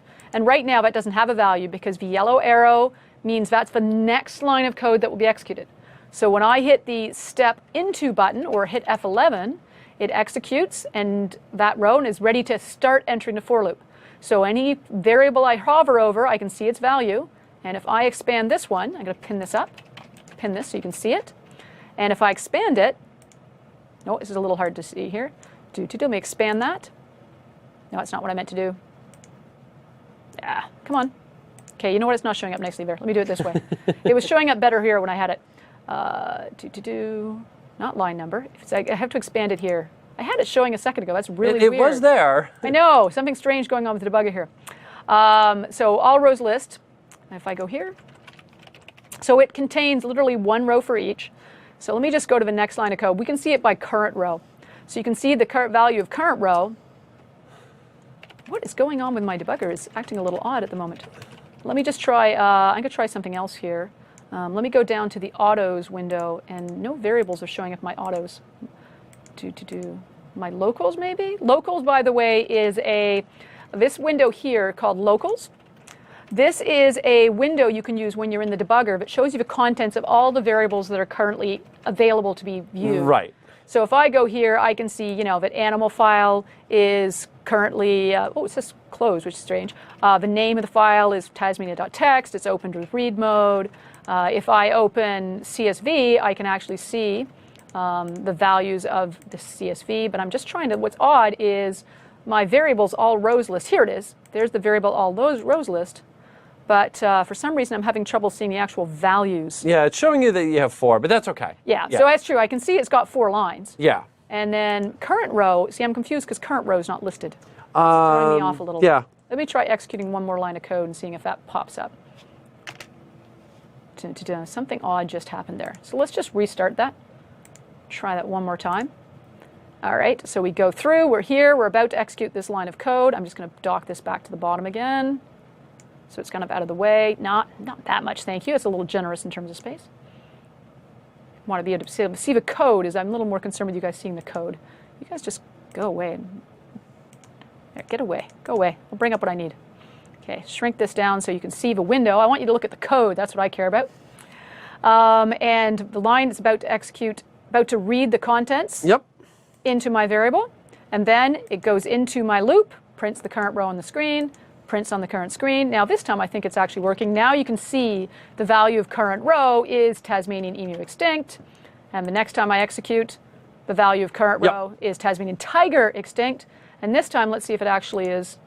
There we go. Now I can actually see that, the different values, possum, common, and so on. Yeah, it was really kind of funny that it didn't seem to read the file. That was sort of weird. Yeah, I'm not sure. I said something wonky happened, and wonky things do happen. Yes, absolutely. It's life. So now I have all the different values displayed on the screen, but I still have them at the row level. There are definitely times when you're going to want to be able to access an individual value from the CSV file. You don't necessarily want the entire row. You want to know the name of the animal that's in that file, because the CSV file you receive might contain 10 columns of data, and maybe you only care about the name of the animal, and you don't care if it's endangered, what region it lived in, if it's a herbivore and a carnivore and all of that. So then we get an interesting challenge if you think about it, because right now, I have a list, all rows list, and that is a list, and each value is the entire row. When I process through current row, then current row is a list that contains all the entries for that row. So this starts to get really confusing, because now if I want an individual value, I have to say for current word in current row, print current word. So I basically got a list of lists that's been returned. So I have to loop through each list in the list. Okay. And then, as I loop through each list in the list, I can get the individual words So what it's from that looking list. like to me is that it's basically giving you back, if you will, sort of of an object, and it's giving you the ability to go into each one. So in your particular case, and if you ran this, we would see it. I'm going to do this as well so we can see that. That will make it a little clearer. Yep. Yeah, so if you go ahead and run this, and so we can see the output. So it's looking to me like it's just simply grabbing each individual item. There's your trailing space after the comma. Oh yeah. So, yeah, that's sort of a throwback to what we had earlier. And so it makes it very easy to take each row and then break down into it. So if there was a calculation that you needed to do, if there was a display that you wanted to put together, you could go ahead and do that. Now, of course, the main catch whenever you're working with CSV files is that I'm not able to access the individual items by name. No, you can't say, it's just by location. You can't go in, unfortunately, there's no ability to say, would you please give me third row, second column? We can't do that. Right. Exactly. Yeah, so you end up having to go through the whole thing and then extracting. Well, you could say, if I'm on the third time through the loop, right, and it's the second column, then take it out. Exactly. But that being said, it's still a million times easier than having to parse through the CSV file itself. Ask any developer one of the things they hate doing the most, parsing. And that's going to be parsing strings. They're trying to figure out where the commas are, the +1, -1. Where's the first letter of the next word? Where's the last letter of the first word? Yeah, got better things to do with my time, So much easier just to go ahead and use the utility and let it do the work for you. Yeah. Yep. So if you look at it, wherever I said print current row, that was the output that's appearing inside the square brackets. Mm-hmm. And wherever I'm printing current word, then those are just, so you can see here, this is the list value that was contained inside current row. And then what I did is I then had a loop that said loop through this list, which contains Tasmanian Deviled, and retrieve each of the words from within that list. Yep, exactly. So it's a little confusing. The more you do it, practice, practice, practice. That's how you get the hang of it. The more you do it, the more comfortable you'll get with these nested loops. But this is one of the most common nested loop scenarios is when we need to access the individual values inside a CSV file. So I'm just going to go back to the PowerPoint for a second. And so there's my how do I retrieve the individual rows. And then and there's just an example on the slide. I did want to put a more complete example in there. And then we just did the demo. And if you want the individual values, that shows you how you can make the nested loop to show the individual values in each individual row from your CSV file using nested loops. Now, one of the things, though, that I know somebody out there, I'm surprised, I don't know if it's come up in the comment windows yet, but I wouldn't be surprised if somebody looked at this output and said, I don't like those square brackets.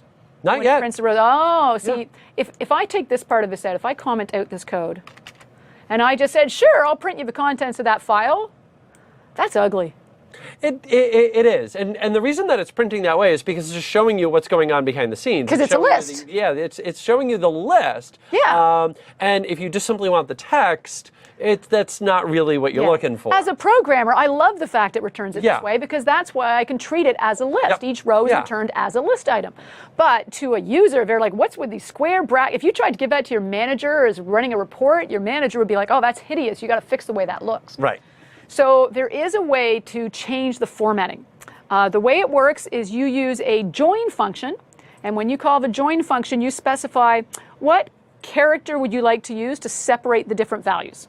So you could show the different words or different phrases separated by commas or separated by semicolons, and then you call the join function to say, join all these different parts of a list together and use a comma to separate them or use a period to separate them. The syntax is a little funky, I will say. This is one of those ones when I first saw the syntax, I was like, what is this code doing?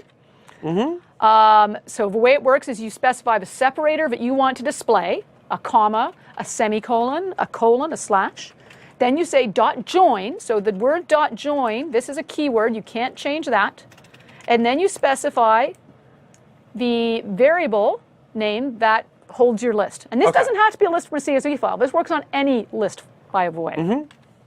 So the way that's going to look is if I have a row, which I read from my data, then I can say print, comma, because that's a separator I want to use, and I'm including a space. Yeah, because you have the space from comma to the next word, so yep. I don't have to, though. And then I say .join, and then I specify the row that I want printed that way. Yeah. So the way that looks is, if I can get this syntax right on the first time. This is always fun. If I do that, if I say print, let's say use a comma, .join current row. And that should print it out. Oops, would help if I wasn't still running the code. And now you can see that I don't get those square brackets appearing around it, and it's just a nicer, more user-friendly format. Yep. And just to be clear, this is not specifying how the fields are separated. This is how I want them displayed. If I change that to a semicolon, it now displays it using semicolon to display it when it's displayed back to me. Yep. So a little weird in terms of syntax. Again, we don't all memorize these things. You look it up when you need it. Yep. Don't stress over it. All right. So, given all that, I think it's time for a new challenge. Okay, let's see what we got. All right, so the challenge is to write a program that will print the names and ages of all the guests in the guest list file you have created in the last module if you completed the last challenge. If you did not get a chance to complete the last challenge and you want to jump straight to this one, what you can always do is just do what I did. Go into Notepad, create a file, kind of like the one I have below, that contains names and ages separated by commas, one row per line, or one name and age per line, and then try reading that. But just make sure you don't end up with a .txt file like I did. Make sure you can see the file extensions. Can we bring that slide back up again? If that's names and ages, yeah? why do you have me listed as 80? You know what? If I gotta say, I if got I'm older 80, too. I look pretty darn good for 80. I mean, yeah. Well, that's an octal. An octal. Ah, I see what you did there. Or Well done. Yeah, or hexadecimal. Yeah. All right. Okay, so that takes us to the end of another module. Congratulations. You guys now have the ability, you think about how far you've come. You can now write code that can create files, read from files, process that information. We're really moving along. Absolutely.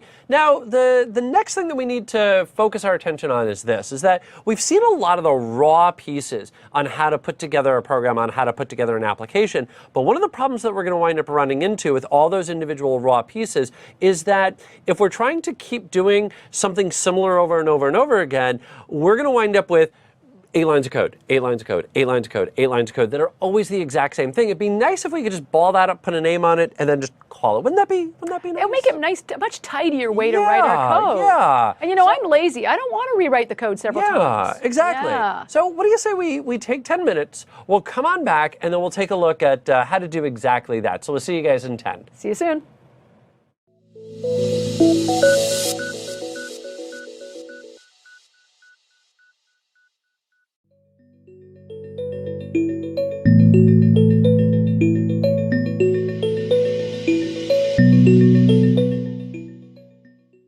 All right, wave. Hi. All right, hi everybody. Hi. Yay. Awesome. What? Hey. So we're on. Okay, sorry. Yeah, I was having too much fun. I wanted to suit you. So I'll just tweet that. You talk. I'll okay. tweet. All right. Yeah. I just say, you talk. All right. Well, over there, tweeting away our little picture, and you can check it out there momentarily at Hockey Geek Girl. Hockey Geek Girl. And Geek Trainer. And Geek Trainer here is Susan Aback. I am Christopher Harrison, and this is Introduction to Programming using Python. And I guess I'll just take it from here. Sorry, are you talking? No. No. Okay, go. Up until now, what we've been doing has been focusing in on the little components that you're going to use to make your program. And in fact, we actually saw in the little chat window, somebody mentioned that they felt a lot more confident about going in and solving simple problems, which is awesome. That not only does that make our day, but that really was the whole goal here. Now what we want to do is kind of take what we've done and take it to that next level to kind of show one more component that you're going to need to start to write more complex code. And what we're going to need in order to start writing more complex code is simplify the basics. So rather than always having to say open every single time that I want to open up a file, let's go ahead and just create a function that will automatically take the name and give me back all the text inside of it. And so I've sort of given everything away by introducing the name function here, but let's start talking about what a function is going to do for you. Repetition. One of the problems that you're going to notice with code is that you're having to do the same thing over and over and over again. The same few lines of code, the same operations, again and again and again. One of the problems with code that you're going to notice is that you're frequently doing the exact same thing over and over and over again. I'm not sure I got that, Christopher. The same few lines of code, the same tasks, the same operations. Let's go to the next slide. So one of the problems that you're going to notice, in case you haven't picked up on it, what we're looking to do is avoid that repetition. Just like, nobody likes listening to somebody who's being repetition, nobody likes to see code that looks like that. That code with repetition is just fraught with problems. That not only is it now that I have to keep going back in and copy, paste, copy, paste, copy, paste, but one of the points that Susan made earlier very well is if you have to change a value somewhere, you then have to run around to all of those different spots and keep changing it over and over and over again. And while certainly, yes, variables can help you out there, it's nice to have a black box. It's nice to have some balled up block of code that I can just toss in a couple of parameters and then just poof, it gives me something back. Basically think of it as a bread machine, if you will. That I've got my bread machine, what's it going to do? Well, it's going to bake bread. Well, what I can do is I can throw in rye and all of that, and now I get rye bread, or I could throw in cinnamon raisins and all the ingredients, and now I get back cinnamon raisin. But all I'm doing is I'm just simply tossing a few ingredients into a machine, I wait for a few hours, and then voila, I have bread. That's what a function is all about. It's your bread machine. That what I'm going to have is some little box that I can toss a few items into, and it will automatically do work for me, so that way I'm not having to do the nitty-gritty. I'm not having to knead dough. I'm not having to punch it down, although that can be a great stress reliever. But I'm not having to do that. I'm just letting the machine do it for me. That's exactly what a function is. So what if we could just create a button that does the work, and then just press that button? And it's nice and sort of self-contained, right? That's it. I like it. Yep, that's exactly it. That's exactly it. So let's talk about functions. Now, what is a function? I think the simplest way to put together a function is sort of define it in English. It's a noun. It's a reusable section of code that has a name that does something. And the big point that I want to make here is that what it does is sort of irrelevant. That what it does can be all the different things that we've already learned to do. So Susan did an example earlier about reading a file, and she automatically read the entire file into contents. And we saw that that took a couple, 3 lines of code to do. So what I could do is I could just create a function and say, read file text.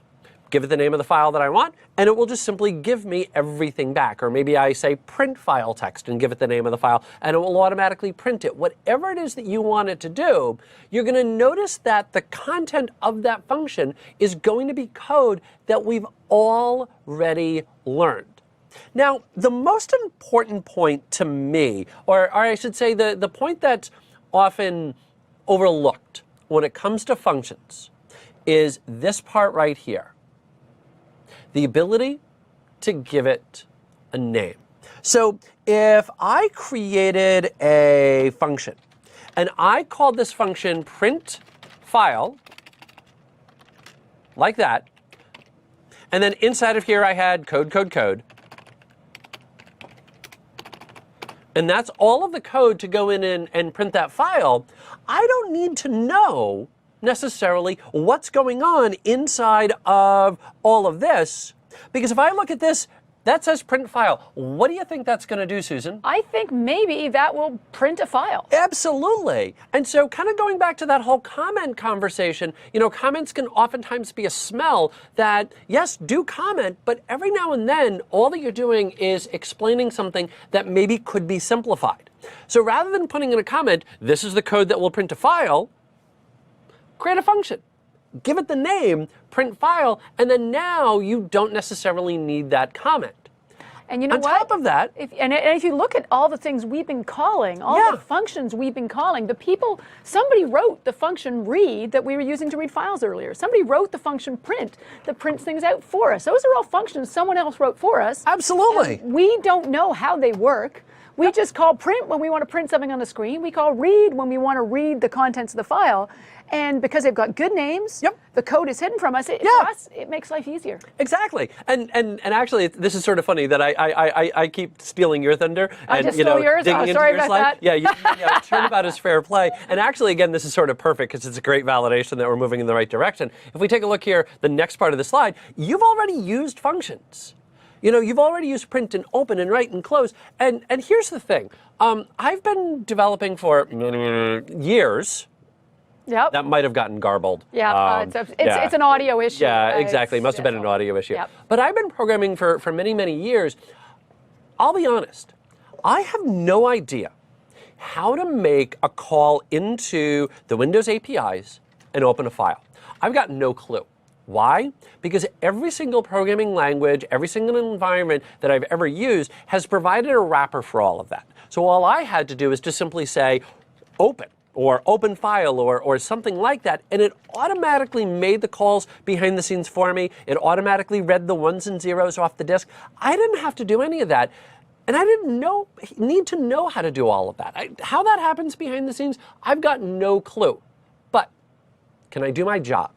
If the task is read data from this file, can I perform that successfully? Absolutely. And I don't need to know how things work underneath. And that's the whole goal of a function, is it can help simplify things. I'm taking away the stuff that I really don't care about. I'm putting it over here. I'm just giving it a bigger name, and then just calling it. And again, kind of going back to the bread machine, I have no idea how a bread machine works. I don't need to know. I just put in my ingredients, I hit start, and in 3 hours, I've got bread. Yep. So, yep. You love your bread machine, don't you? I do. I use our bread machine all the time. And I love several comments of when you slice the bread and put it in your free toaster. Yes. It's been coming up in the comments. And I also want to specific call out to the person who suggested with Marmite, because Marmite, some of you may have heard of Vegemite. There was a song, you know, she just smiled and passed me a Vegemite sandwich, which made Vegemite famous. Yeah. The British equivalent is Marmite.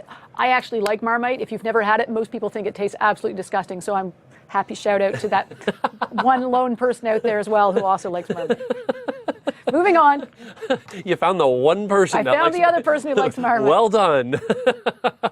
All right. So then why create functions is exactly what we've just said here. So code reuse, you are going to be doing the exact same thing over and over again. Simplify your code. So rather than having, you know, a big comment or a big block of code that requires some level of interpretation, you can just create a function. And it can also help break down your code that, you know, a lot of times you're going to be dealing with multiple things that maybe what I need to do is I need to collect some user input. So, you know, maybe that's going to be a bunch of input statements, but instead I create a function. So I'll say collect data from user. And then I create that as a function somewhere else. And then now I need to write that out to file. So I say write data to file. And again, that's created somewhere else. And so now when I go in and I look at this, that's pretty simple. Mm-hmm. That I know exactly what that's going to do in English. And if I need to go in and take a look, then I could go do that. But a lot of times, just that high level, that's all that I'm going to need.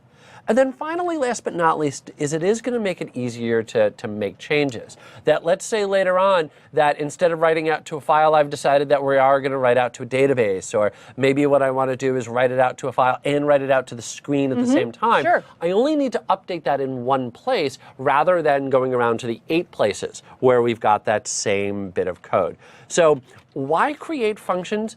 Because in the long run, this is going to make your life easier. This is going to make it easier to do the most important thing. If you've learned nothing else this week, the most important thing about being a developer is to be a lazy developer. Lazy coders.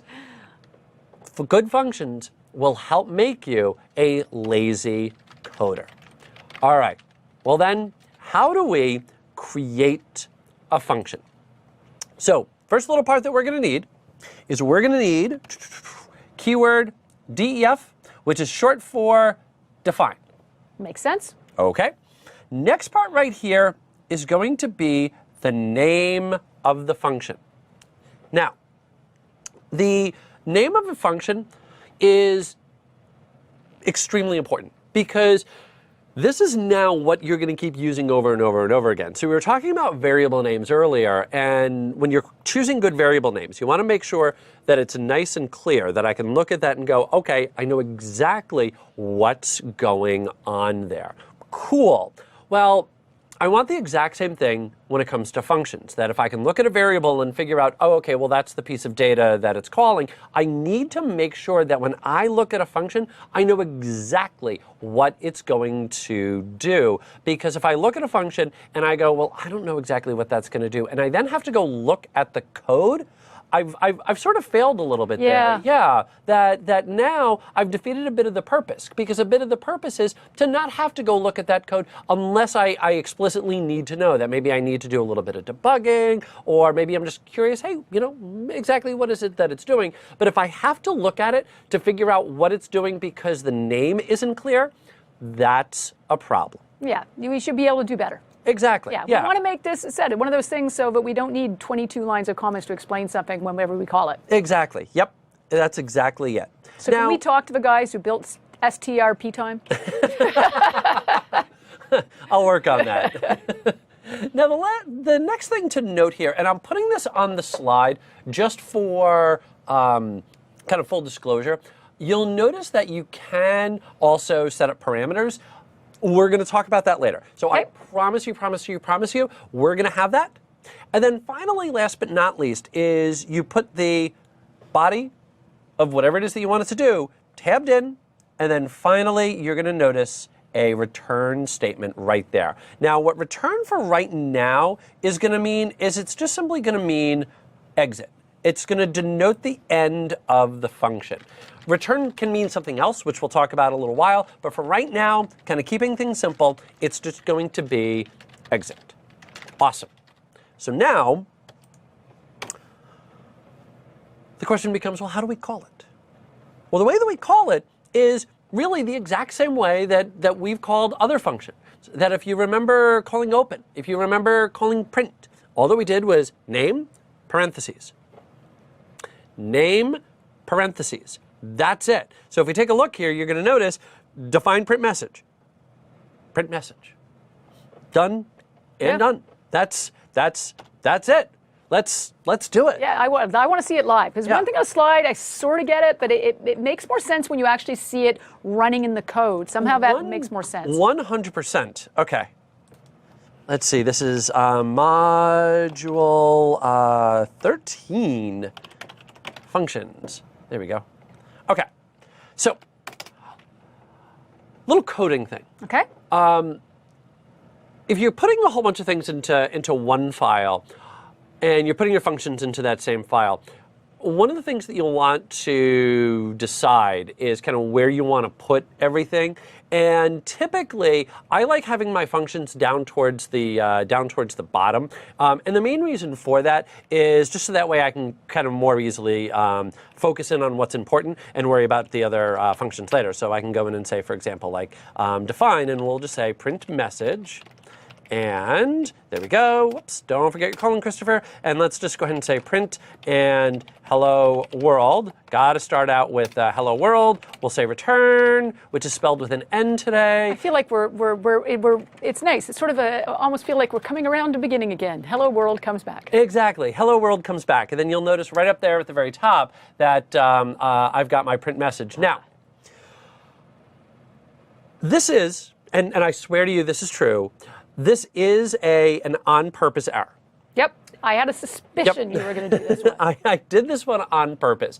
One of the things that we've been highlighting an awful lot is differences between code. And depending on the language that you're in, sometimes you need to define things earlier, sometimes you can define it later on. Here, what you're going to notice, if we kick back to my code here, is it's going to tell me print message is not defined. Control-P print, can't find printer. It's right here. I'm just going to keep quoting a comedian. Go ahead. But in any event, what you're going to notice is we've got print message. It's right here. But the problem is that we put the calling up top. Yep. And we defined it down below. So it's a little bit like when you try to reference a variable, in the wrong order. Exactly. You can't reference a variable and then create it later. It just doesn't really make sense. Exactly. And that's a perfect way to put it. That's a perfect analogy, is that you can't define a variable later on and then use it earlier. Same thing here. And so now, if I reorganize my code, which I just did real quickly behind the scenes, you're going to notice that now this prints out hello world. So again, I'm going to stick with it. Kind of keep all your code block together. And like I said, typically I would like it down at the bottom. Not able to do that here. Not a problem. Just put it all up at the top and then go ahead and define everything down below. Now, another little trick that you could use to get around this, and you see this an awful lot, is to maybe go something like define and then main. And main in a lot of languages is a keyword. Okay. That main is how you start a program. And so what you're going to notice is I've reworked things, and this is actually going to work out really well. So I'm doing two things at the same time. The first thing that I want to highlight is you're going to notice that I created this brand new function up here, and I called it main. Okay. Now, main, again, this is in a lot of other environments, is the standard entry point. So Java uses it, .NET uses it, I'm pretty sure C++ uses it. I don't want to admit how long it's been since I've done C++. So, but you know, I'm pretty sure if I remember right, C++ does it, and so forth. So all that we're doing is kind of sticking with that convention. So you'll notice that I created a brand new function here that I've called main, and then you're going to notice that I called one function from another. Yep. Now, I'm highlighting this, but if you stop and think about it, this shouldn't necessarily come as a huge surprise, because Susan, what's print? Print's a function. It's a function. So when we did our print message, I already called a function from a function. Yep. So it would stand to reason that I could call another function from a function. Now again, you're going to notice that if I go in and I hit start, that now it behaves a little bit differently. You'll notice that now this is working. Yeah. And you might be thinking, well, time out, Christopher, hold on. Hold on. It looks like you still are calling it before it's declared. Exactly. It looks that way. But I'm not. And this is a very big point. When you define a function, what you're doing is you're saying when somebody calls this function, this is what I am going to do. And notice my conjugation there. Notice the tensing.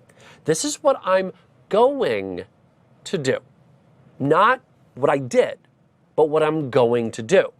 So and if we come back to the code here, when I called main, what I'm doing right now is I'm saying execute the main function. I don't need to shout. Execute the main function. That's what I'm doing. I'm explicitly stating I want to call that main function right now. And in order for me to do that,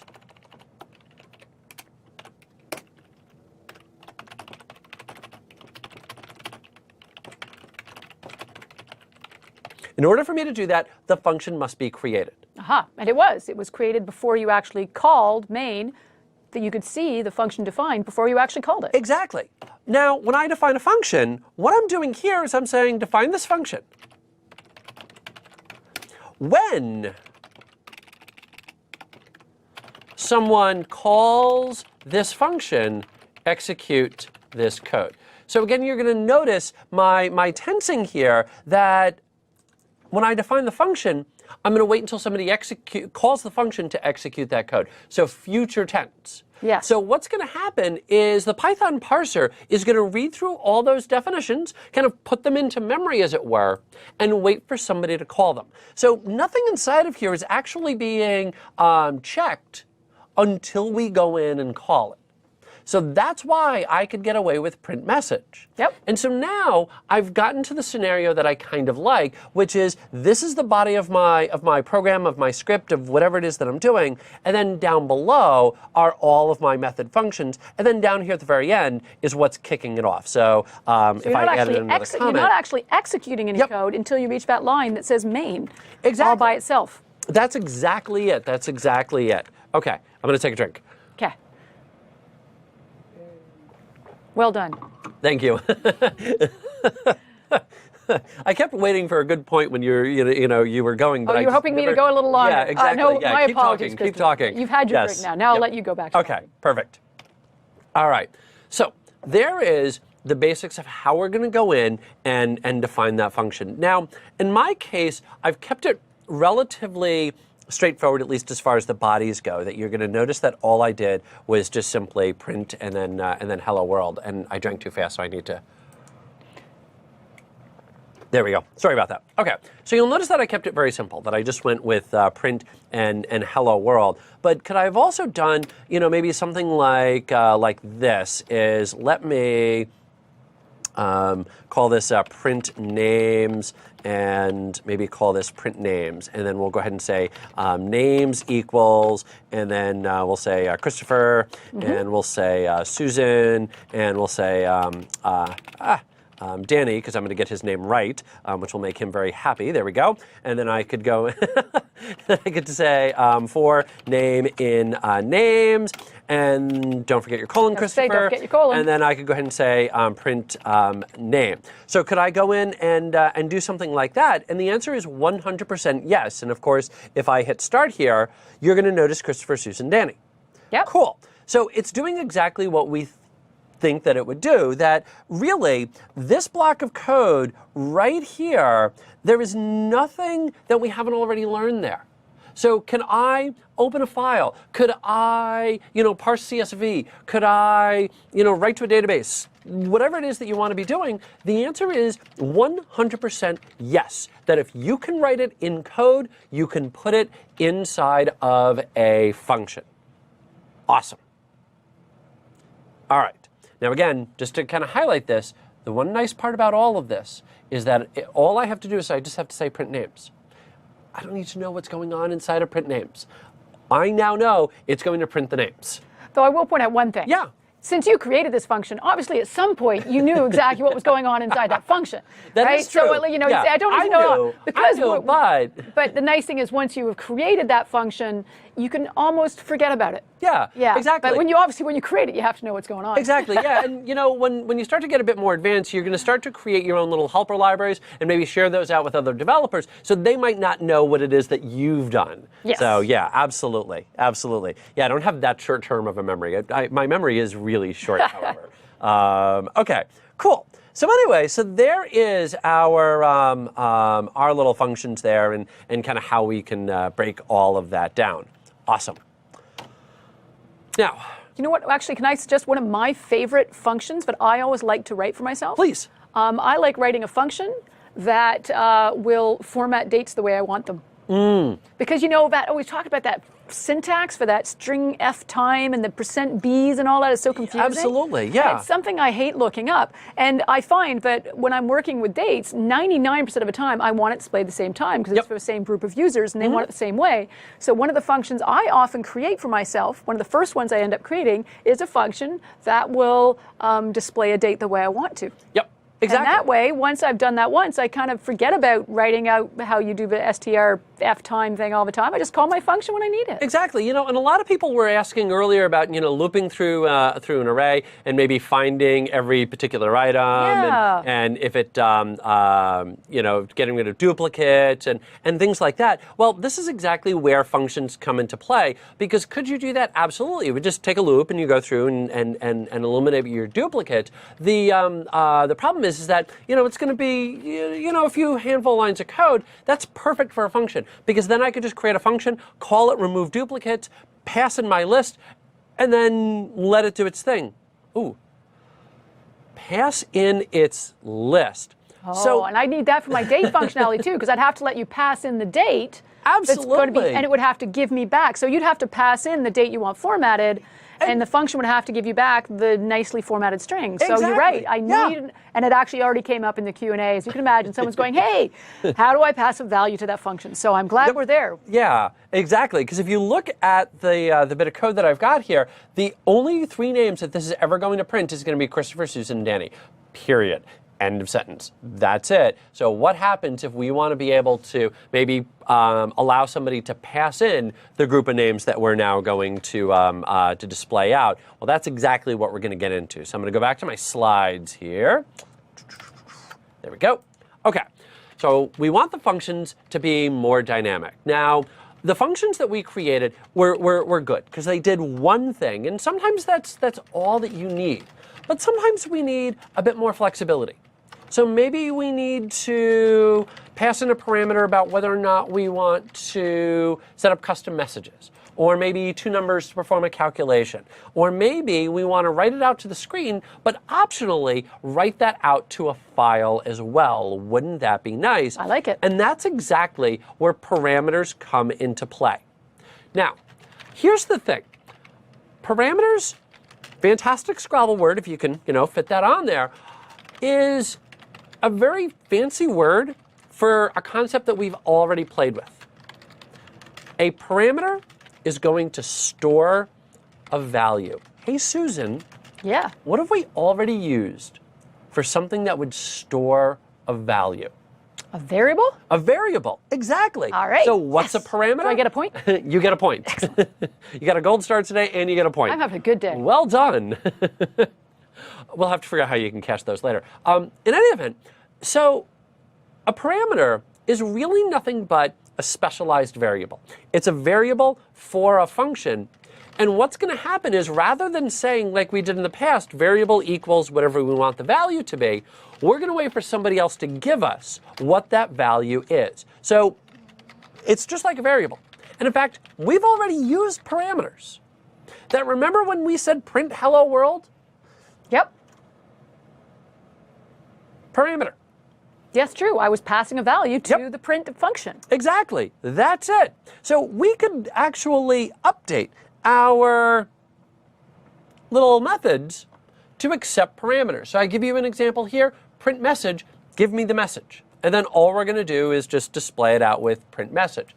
Now, while we're here, you might be looking at this and you might be thinking, you know, Christopher, you're keeping things relatively simple. And you know what? Those You're are very 100% simplistic right. examples. Yeah, you're 100% right, because I'm focused in on creating functions. But I got to tell you, so many of my functions are really actually 2-3 lines long, and that's it. Because sometimes even just that little bit of cleanup can make a big difference, especially if I'm doing the same thing over and over and over again, or if, you know, we've kind of poked fun at strf time. You know, if it's not overly clear, creating your own function, like Susan mentioned earlier, can make life that much easier. So don't be afraid to create a function that's only 1 or 2 lines long. If it's going to simplify your code, do it. Don't be, there is no minimum number of lines for a function.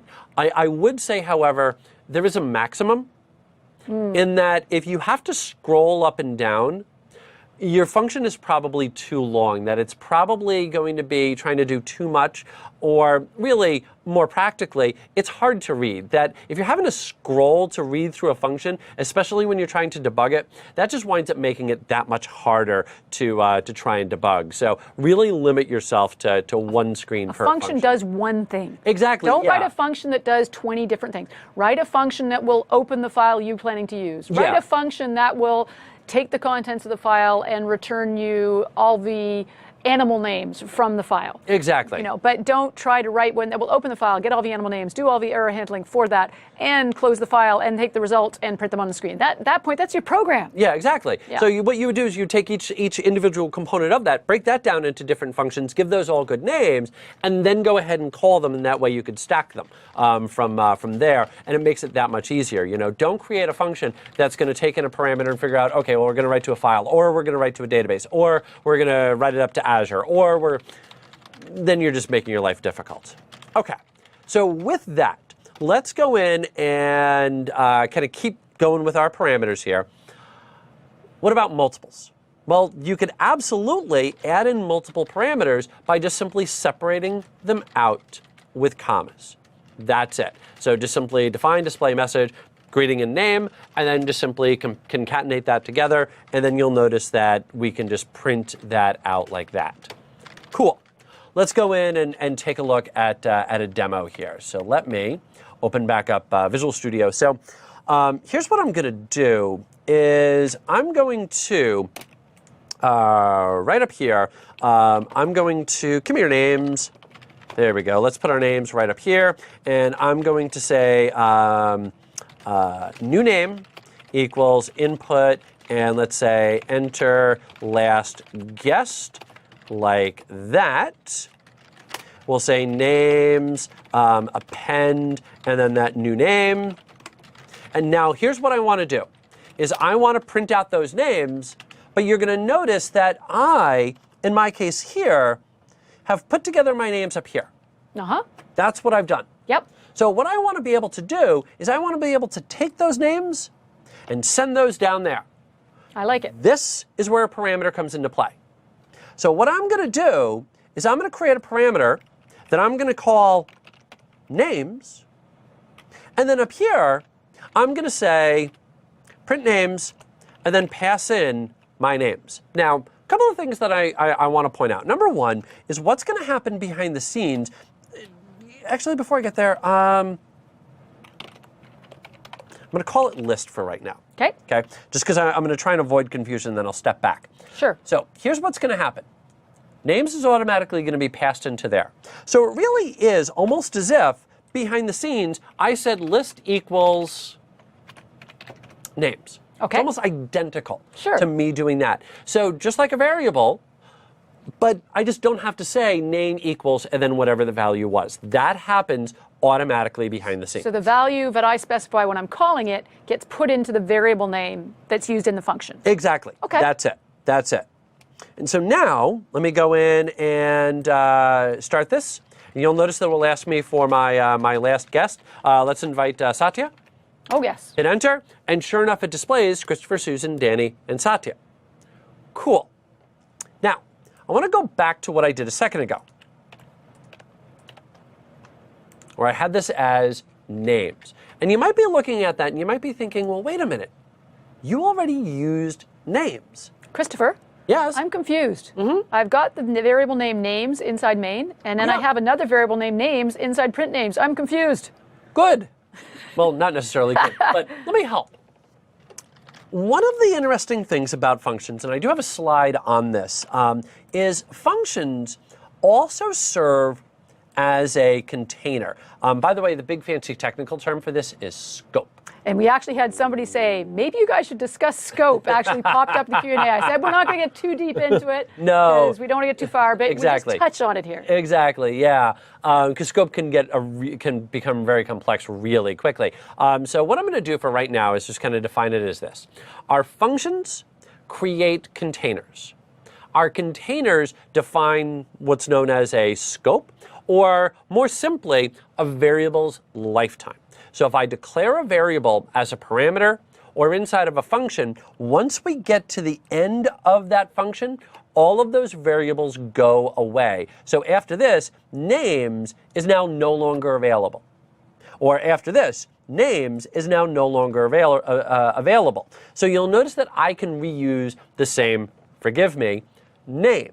You know, Now, it's a silly analogy, and it's not entirely accurate, Yeah. but sometimes the way I think of it is I think of when you're inside Windows Explorer and File Explorer, you can have the same file name in two different folders. Yeah, exactly. And, you know, when you're in this folder, that perfect file analogy. name Yeah. contains the contents that it has in that directory. And if you Yep. have the same file name in a different directory, you can have completely different contents. Exactly. So it's kind of like that. One function is one folder, it can have the name, and another one can have the same name. Exactly. And you might be looking at all of this and you might be thinking, well, you know, Christopher, for me, using the same names is a little bit confusing. And I could certainly see how that would be. Sure. But the couple of things that I want to mention is, number one, I mean, if it's a group of names, you may as well call it names. But not only that, if you're trying to make all of your variables uniquely named across your entire application, after a while, you're going to run out of names. You're going to run out of creative, A names, B names, C names, you know. I have seen Yeah.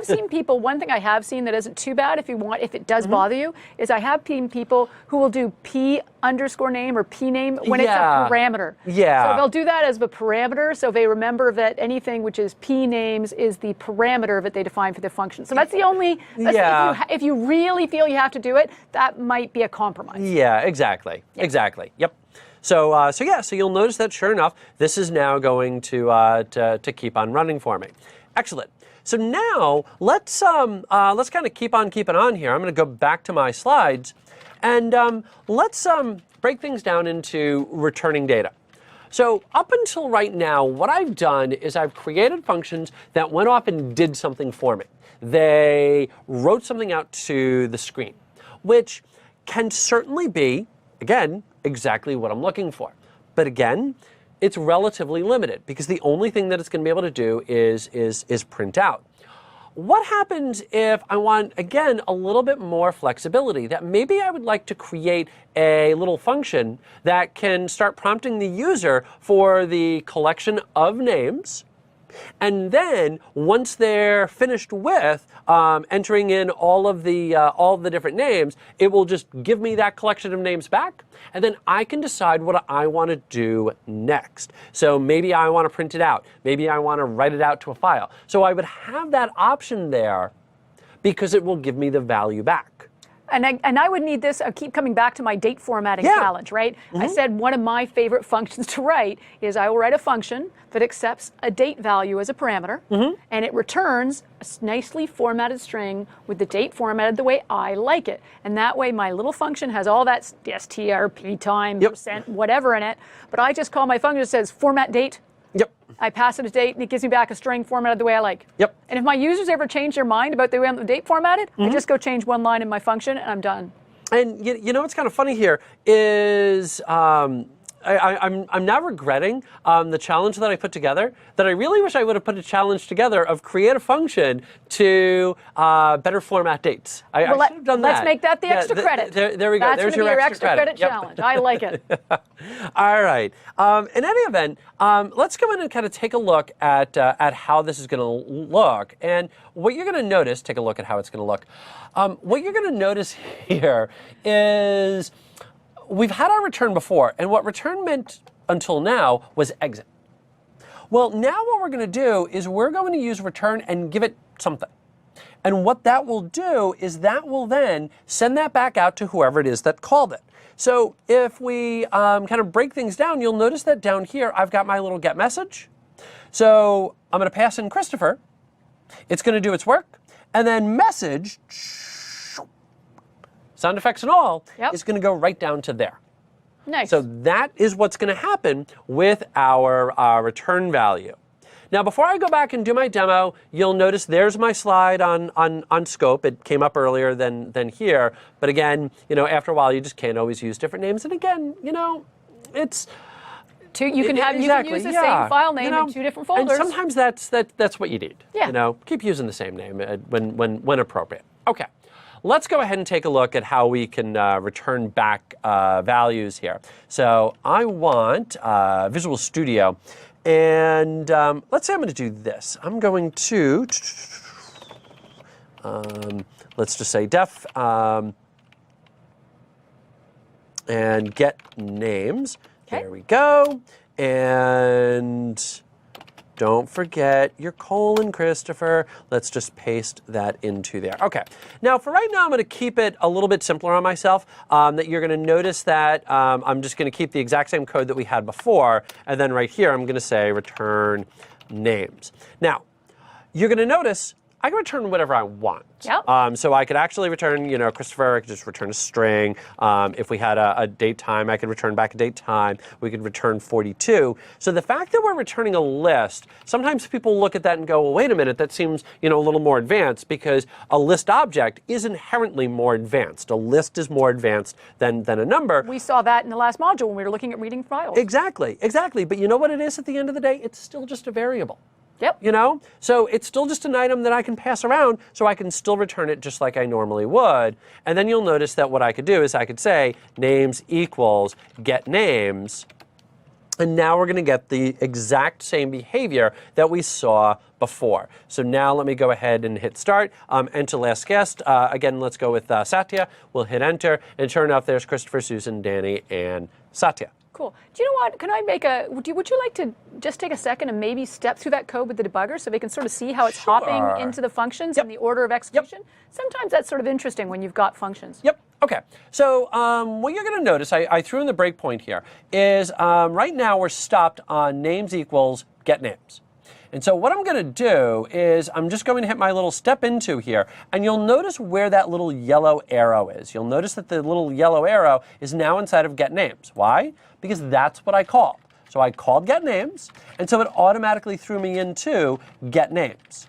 So now what I'm going to do is I'm going to step down one more, and now we've got our new name. Now we're going to go ahead and get the last guest. Let's go in and again add Satya. He doesn't return any of my emails. Actually, So the thing is, he probably would return our emails if we asked. Might, exactly. So we shouldn't say that. For all we know. You're right. Yeah, I shouldn't say that. I've never tried. Never emailed them. It was really an attempt at humor there. Most of these jokes are just for my own entertainment. In any event, let's go back to Visual Studio here. And so now we've got our little append and then return names. Now watch this. When we return names, I want you to watch where the arrow goes. The arrow now goes back up to here. So now we're back inside of main. Let's go down one more step. Now we're at print names, and then now you'll notice when I go into print names that it's down there on print names, and now we've got our for loop and away it would go from there. And so I'm just going to kind of skip to the end, and you'll notice that it's printed out all the names. Cool. Perfect. Okay. Now, the last little thing that I just want to mention here, because I'm willing to bet this has come into the chat window, and if it hasn't, then I'm going to do it anyway. Let's. One of the things that Zoomit can do is put up a break timer, as we've seen. One of the other things that you could do here, get names, is just like before, you can call one function and add in another function. A lot of people were asking things like, well, could you do meaning of life equals int input,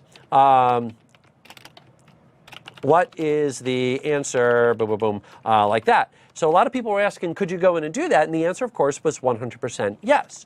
So could you do this? And the answer is 100% yes. That what you'll notice right here is paren and paren, that the parentheses are going to identify, kind of do this first. So the outer all the way to the inner. So it's going to, or other way around there, but it's going to call that get names first, and then it's going to call print names second. So you could absolutely do that. And whether or not you decide to do that is really up to you, that you really can start to get kind of fancy here. That if I maybe wrote a method that looked a little bit like this, maybe something like def get message name, could I go in and say return colon Yep. topic. If I go in and say return hello and name, is that going to work? Absolutely. That you could go in and define that in line. And whether or not you decide to break things down into different variables, into different steps, is 100% based on your own comfort level. That I know a lot of advanced developers who will never do something like that, who will never do a calculation on the return line, that they will always create a variable and return the variable. Hey, you know what? If that's what makes sense to you, if that's how it's going to fit, go for it. 100%. Yep. Cool. Huh. Awesome. You're rocking. So, I want to close all this off, and here's my challenge, which the date one would have been a little bit better. It's okay. That's going to be the extra. So the extra. So the extra credit challenge is going to be write a function that accepts a date and returns a nicely formatted string, but shows a date the way you like to see dates displayed. So that's your extra credit challenge. There's your extra credit challenge. Now, Christopher has your regularly scheduled programming challenge. Exactly. So the regularly scheduled one is, and what the whole thought process behind this was really kind of the point that I kept trying to make over and over and over again as we went through all of this, which was, the whole goal of functions is to try and simplify things, is to try and make reusable blocks of code that you can just kind of keep going back to help simplify things. So imagine a scenario where all you want to do is write some data out to a file. So what are you going to need? You're going to need two things. You're going to need the data, and you're going to need the file name. And could I sit down and write that in a bit of code? Sure. But you know what? If I put that inside of a function, then all I have to do is call that function. And that's exactly the challenge here, is create a function to simplify writing to files. Set it up to accept parameters, one for the text to write, one for the name of the file, and then of course add the code that's going to write the text out to the file that was specified. And you know, if you wanted to, now you could start to get all crazy with the cheese product that comes out of a can, And maybe start adding in input statements where you could then prompt the user, give me the text, give me the name of the file. So you could really take this and kind of keep building upon this. But again, the main takeaway that I want you to get, the whole goal is that it's there to help make your life easier. So what we've seen, the congratulations slide here, is you now have the ability to save yourself some time by putting those statements into functions. It's going to simplify your code, it's going to simplify debugging, it's going to simplify your updates. Absolutely. And in the end, it's going to allow you to be a better lazy programmer. Absolutely. Awesome. Now, I don't know about you, Susan, but at least periodically when I write code, something goes wrong. I would say never, but I think I'd be struck down by lightning. Yeah, and in fact, both of us have had things go wrong. You've seen us have things go wrong right here There's video in our demos. evidence of us. So I think what better way to wrap up our day than by talking about what can we do when we're coding to deal with things that go wrong in our code, so we don't just get nasty error messages spewing all over the screen, and how do we deal with those? And I think when we're done that as well, I think we need a little more homework. Okay. Yeah, more homework. All right. With that, let's go ahead and take 10, and we'll come on back with the last module of the day. Stick with us. See you soon.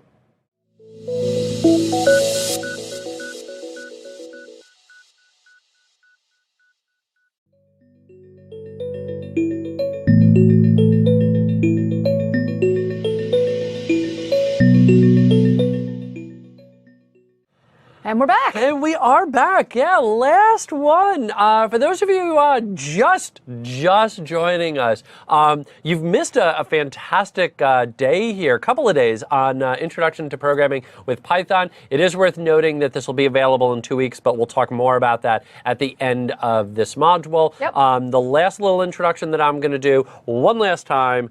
Susan Ibach is over there, ladies and gentlemen. I am merely Christopher Harrison, and Susan, I'm just going to let you take it from here. No segue. Right, just let's jump into this. Go. Yeah, we've been looking at all sorts of different coding situations and all kinds of different problems we could solve with code. We've been learning different syntax so we could solve more and more complex problems. But one of the things we haven't done yet, and we've even actually encountered some situations where we were writing code and there were errors occurring, but we really haven't talked about what do you do to handle errors that occur in your code. So in order to write an elegant solution to a problem, it is nice to be able to do error handling. Can you write code and solve problems without error handling? Yes, but it's really much more elegant and nicer experience for a user if you have good error handling. So we just want to talk a bit about how do you do that with your code. So if we hop to the slides here, even the best laid plans can go wrong. You go off, you create the shopping list, and then you get to the grocery store and realize you left your shopping list at home. Oh, I've never done that one. Sometimes I'm like, I know, I'll be smart. I'll put the list on my phone. And I leave my phone at home. You go out and you go out to buy a pair of shoes. You spend all that time trying on different running shoes, and then they discover they don't have it in your size. Just after you find the perfect pair. My habit is, because I'll often run here before work, so I'll bring my work clothes as well, and I frequently forget my work shoes. So you end up spending the day in the runners. In my running shoes, yeah, exactly. Related story, just a brief side, I'll get right back to the code. But I did one time, I used to travel a lot for work. I used to teach a lot of programming courses, and I would travel and I would pack the dress shoes for the work. And I had a really grungy pair of running shoes, and this is when I wore a full suit. Okay. With the skirt and the blazer, and I got to the training center and realized I had no dress shoes. So actually, no, I had packed dress shoes, but I packed one black and one blue, and they were both for the left foot. So I ended up teaching the entire course wearing a nice, beautiful business suit and a really grungy pair of running shoes. I love every bit of that. That's he said, funny. the best laid plans do go wrong. I was trying not to wake up my husband when I was packing, so I grabbed two shoes and apparently both left foot. Yep. You decide you need to call somebody and you discover your cell phone battery is dead. No matter what we plan for, things will go wrong. And that's going to be true when we're writing code as well. So things will go wrong when we're writing programs as well. So some of the scenarios you might have, you're writing code that's going to read a file, the file's not there. I have run into that one so many times. I used to write programs that would move file from one location to another. Exactly. And it would read a file from one location, move it over, and load it into a database. A very common sort of scenario. Yep. Somebody sends me a file, I take it and I put it in my database. Exactly. And those are the types of things that you don't have control over. Yeah. That, when I'm writing the program, if I have a mistake in my code, Yeah. that's me. But if I'm trying to read from a file, there's no guarantee that that file is going to be there tomorrow. Yeah. I have no idea. Yeah, exactly. So we often run into that scenario. So we need to be able to sort of handle that sort of error. You might have a situation where you ask a user to enter a date, and you tell them, hey, enter it as day, month, year, but they enter it as year, month, day. Or they specify a date like the 30th of February. You Yep. go, wait a second, that's not going to work. So you have to be able to handle those situations in code. Or you are doing math in your program, and you hit the common programming error, the divide by zero. That Yep. one comes up quite common. Absolutely. So there's different types of errors you can actually run into when you're writing your code. First of all, there are syntax errors. And I think I'm going to go out on a limb and guess that everybody out there who's been practicing has had a syntax error. I know we've had several in doing our examples. Christopher's like, oh, I forgot the colon. Susan, you've got the parentheses around the print statement. Yep. These are great examples of syntax errors. Yep. Now, the wonderful thing about working inside a tool like Visual Studio is Visual Studio will highlight your syntax errors with that little red squiggly line. And you know what I love about that? It's the same thing you see with spell check in Word. We're actually Yep. used to the red squiggly meaning, go look here, you have a mistake You here. have a problem here. It's too bad they don't give you the autocorrect like they do for spell check. Yeah, That'd no be kidding. nice. Maybe that's coming later. From IntelliSense, we could have a spell check autocorrect Yep. for our code. But no, when you see a red squiggly in your code, that's a hint that you have a typo somewhere. So if you actually look at this example here on the screen, you can actually see hello world. And what I've done is I've forgotten one of my quotes. So I forgot to put my opening quote. If I show here, I forgot to put an opening quote right here. So I get this squiggly line. I'll give you a little tip too, and I don't know if you've noticed this, Christopher, but sometimes where the squiggly line appears isn't exactly where the error is. Exactly. But the way that I use it is basically is the endpoint. So I'll start there and work my way backwards. That's right. So Yep. if you see a squiggly line, that means on that line or somewhere before that line, you have a typing mistake. It could be 2 lines before that you forgot to close a quote or close a parentheses. Exactly. So where you see the squiggly means somewhere there or somewhere before that, you've got a syntax. Yeah, that's basically, because Visual Studio and Python in turn are relatively forgiving. They're going to try and work with you. It's just finally reached a point where it finally just threw up its hand and said, I have no idea what you're trying to do here. Yeah, when I got to here, I got confused. So Yep. somewhere back there, somewhere before this, there was a mistake. Sometimes the squiggle's right where the mistake is, but it Yep. does at least it's before that line. Yep. Yeah, which Yeah, is we're helpful. getting a lot of Q&A of people saying, yeah, I've been doing this for 30 years and, still get lots of errors. You know what? I said, you are not I don't think you're really a coder until you've made lots of errors. And the more mistakes you make, the better you're going to get at finding mistakes. Yep. And that's why I'm really good at finding mistakes in my code. Now, sometimes there'll be typing mistakes you make that aren't actually detected. You won't see a red squiggly. If you type in print hello world, which is incorrect because I would have to the IN there. So if that IN, I accidentally mistyped. But there's no red squiggly that appears if you type that into Visual Studio. Exactly. Instead, what happens is when you run the program, Visual Studio goes off and tries to execute this Python code. The interpreter goes and says, I can't find a function called print. Yep.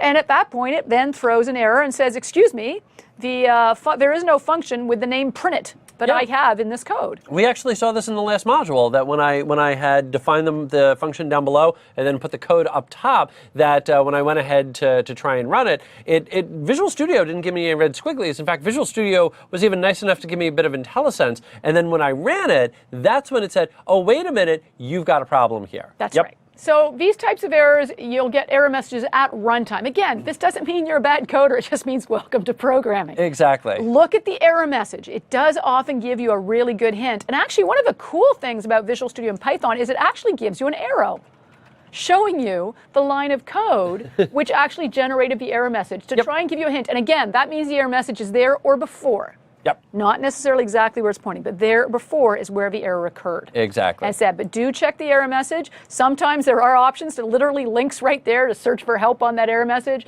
If you're really stuck, go to Bing, type in the exact error message, name print is not defined, copy that into Bing, and type in the word Python, so it knows it's a Python error message that you got. Yep. And you may well find somebody's post Stack Overflow, I'm getting this error message. Why am I getting this error message? And some awesome developer out there has come and said, well, you're getting that because, and boom, you've just solved your problem. That's it. Yeah. So the other thing you'll run into is logic errors. These are the nasty ones, I will be honest, because the problem is the code runs just fine. You don't get any error messages, but for some reason, you're not actually getting the output you expected.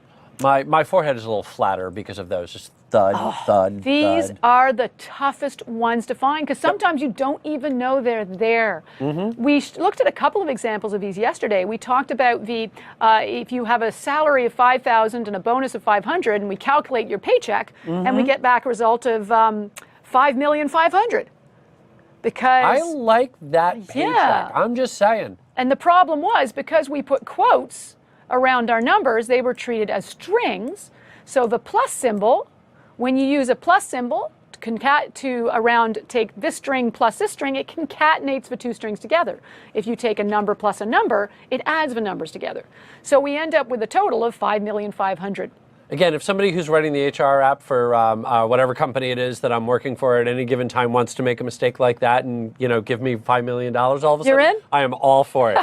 Sold. We also talked another example yesterday. We were seeing the challenges of an if statement. Yeah. I want to write code that says if somebody is a gold card member and they're from the US or Canada, I want to give them free benefits.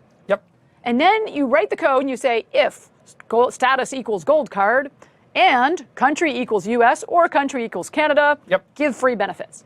And then you suddenly go, wait a second, I've got somebody here from Canada. Why is everybody from Canada getting free benefits? That shouldn't be happening. And then you realize it's because the and was executed before the or. So everybody who was from the US that has a gold card gets the benefits. The US people who don't have a gold card didn't get the benefits because they weren't US and gold card. But then it said, or from Canada. So everybody from Canada got the free benefits. You're like, no.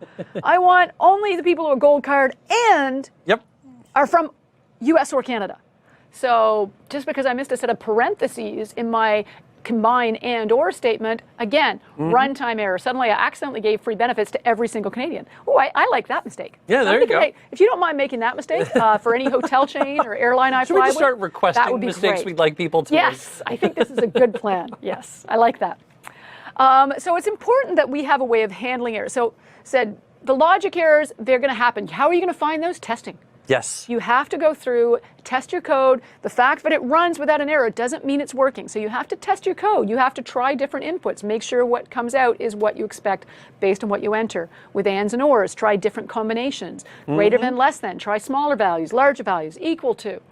Try to break it, hack it. It's really important to test. Yes. Now, the other thing that happens is you may have written your code absolutely correctly. And yet, and it's run and you've tested it a half dozen times and everything works. You've got this wonderful code that opens a file, reads all the contents of the file, displays it correctly, and then one day it crashes. Your user goes, the code doesn't work. And that's the day you go, oh wait, someone deleted the file. That's a different type of situation. Now you've got a runtime error that is only occurring occasionally when there's a specific situation. You've written your code correctly. You write a calculator program and a user tries to do division and enters 0. So your code is now trying to divide by 0. Well, you know what? Calculators generally don't like dividing by 0. Your program tries to read a file, and the file's not there one day. Your program's trying to perform a date calculation, and a user enters the wrong format or says 30th of February, or asks for the 15th month because they weren't paying attention to the date format. So when you have the code just crash and spew error messages all over the screen, that's a very poor experience for the person using it. And even if you're writing functions that you're going to use, it's really nice if a function handles errors in a graceful way as well. So what we're going to look at in this module is how can we add code to trap errors gracefully so they don't just crash, but we can control what happens if something predictable as an error occurs. Because there are some scenarios where we just know they're going to be trouble. Things like reading from a file. That's the kind of thing where I can almost predict one day the file won't be there. Yeah, absolutely. Yeah. Or you don't have permissions, or it's corrupt, or Yeah. Opening a file, that's one of those ones, you know what, always add error handling. Yeah, exactly. Standard. Yeah, and really actually to take that one step further, basically the moment that you leave your application and try to contact something else, always add error handling. So, to get a little bit more advanced, if you were going to try to call a web service, if you were going to try and connect to a database, anytime that you're leaving... Anytime you're talking to the outside world. Exactly, yeah. If you're going to open up the front door and go outside, make sure that you've got error handling. Yeah, because you're depending on someone else now. Yeah, exactly. And I'd love to say we can trust others, but you can't always rely on everybody else. So anytime you're calling someone else's code or someone else's database or someone else's file, you want error handling because one day they may not be there for you. So what I've got here on the screen, this is a very simple program. I wanted to have a nice, easy example we could all follow to start with. I've written a calculator program, and a user enters two numbers. Now, this is a very rudimentary calculator. It can only divide. So maybe it's a divider program. It's a divider calculator. Yeah. So the users enter two numbers. So we have just our basic, they input the first number, they input the second number. I convert those to numeric values because input returns what data type, Christopher? Wait, I know this. String. String, correct. So I convert them to numeric data types so that I can do math with them. Then I calculate a result, which is the first number divided by the second number. If I execute this code, it's going to work. Unless, right? I test it, it works. 6 divided by 2, 3.0, everything's looking great. Until, we start messing with it. So let's get this up and running because then we can actually mess around with it and see what it does. I'm going to need a new project. All right, let's create module 14. We are on 14, error handling. Trying to use good names so that if those of you who are looking for the examples later. So we're going to have first number equals input, enter a number, and I'm just going to be trying a little lazy here. Control-C, Control-V, and that's going to be second number, input, enter another number. And then I'm actually going to change my code a little bit. Again, I'm trying to be super efficient here. I'm being lazy. I'm going to convert them to float when I get them back right away. So I am taking the number that is returned as a string and immediately converting it into a number. Okay. So then I can take a result equals first number divided by the second number. Just because I want to get to the error handling. You guys have seen this stuff before. Hopefully this all looks familiar now. And then I'm just going to print the result on the screen. Really simple. Okay. Okay, I run my code. Phew, I got it right. Okay, no typos. Phew. I type in 5, I divide by 2, and it comes back with 2.5. So I go, yay, I've done my code. I hand it into my boss and I walk away. And I tell them to go give it to the users, and one day a user comes along and types in a value of 10 and tries to divide by 0 and crash. Sound effects and all. Yes, the user won't have Visual Studio. They're not going to see a little box pop up with code saying 0 division error occurred or anything like this. They're probably just going to see error messages all over the screen. Yep. But now, the nice thing about us as coders is we do have Visual Studio. And what I love is, again, if we zoom in a little bit here, you can actually see the line of code. There's a line showing me which line of code caused the error. And I can see the exact error message that occurred, 0 division error. That's really useful. We're going to take a little note of that. That's useful information. And there's a description of the error. There was a float division by 0, which is actually a really good description because I had a floating number and I tried to divide it by 0, and that's causing the error. So do take a look at that information because that is really useful when you're trying to write your error handling. You're going to want to know that information. Okay, so I have a calculator program. I now have an error that's running. Yep. So there's our scenario. We have our division by 0. Yep. So which line of code generated the error message? Christopher? 1, 2, 3, 4, 5. Well, in this screen, error 5, line 5. That's right. In this case here, it's the line where I'm actually doing the division that's caused the actual error. It's important to know which line of code generated the error because that's going to determine where you're adding the error handling code. You could just put error handling code and say, if an error occurs anywhere in the program, do the following. But in this case, you might get different errors at different places. So it's actually better to say, hey, if this line of code gets an error, it might be divide by 0. If I have a line of code that opens a file, well, I'm expecting errors because it tried to open the file. So I might want to handle different types of errors differently, depending where they occur and what types of errors they are. So it's generally better to try and put the error handling around the chunk of code you think could cause a problem. Yep. So what we're going to do is we're going to add something called a try except. Actually, it was funny. I was hoping to time it perfectly, and I missed by that much.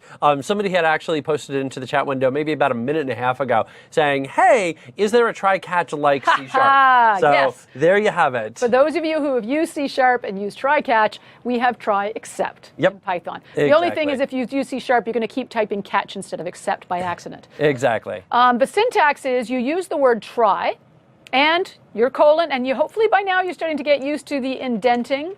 So the code that might cause the error, you put inside the try.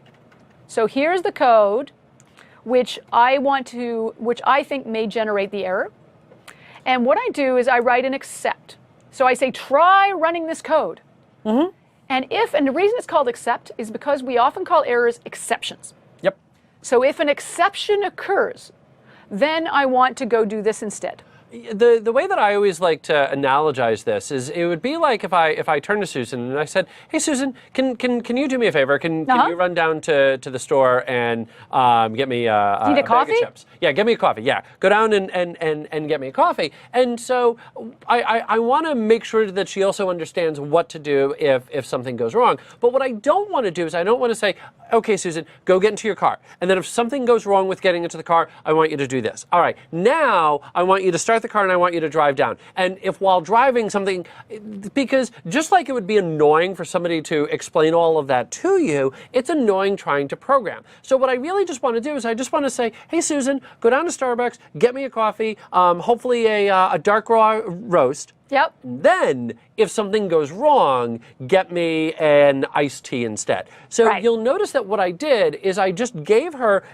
everything of, "Hey, this is what I want you to do, assuming success." And then if something goes wrong, do something else. Basically let me know. And so if we take another look at the code, that's exactly the way the code is written. Is you'll notice try to do this. Yeah, try to do this. No error handling inside the try block. We're just assuming success.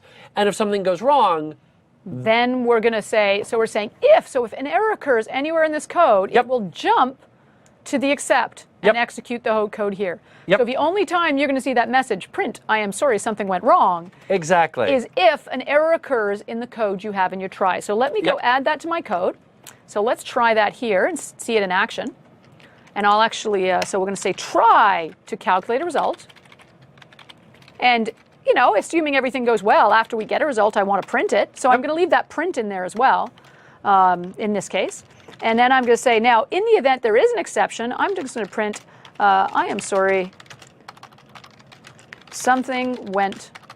And then as Susan is typing all this out, I just want to mention real quick, somebody asked in the chat window about the possibility of throwing your own exception. You can absolutely do that. Yeah, and you can do that. Yeah, there's a raise function that you can go ahead and call to raise a brand new exception. And that's something you might decide to throw into your functions and so forth. For right now, we're just kind of focused in on error handling. But just to answer the question, quite simply, yes, you can. It's the raise function. Yeah, and you would use a raise function. For those of you who are sort of going, why would I want to make my own errors? Yeah. It would be when you have business rules. Yeah. So if you have certain business rules that if somebody's trying to deposit money to a bank account and they try to deposit minus $1,000. Yep, that's a problem. Then you say, wait a second, if I'm depositing minus $1,000, is that or even better, I'm withdrawing minus $1,000, but I'm giving myself $1,000? Hey, I like that. Neat trick. Again, errors I'd like to write into your code.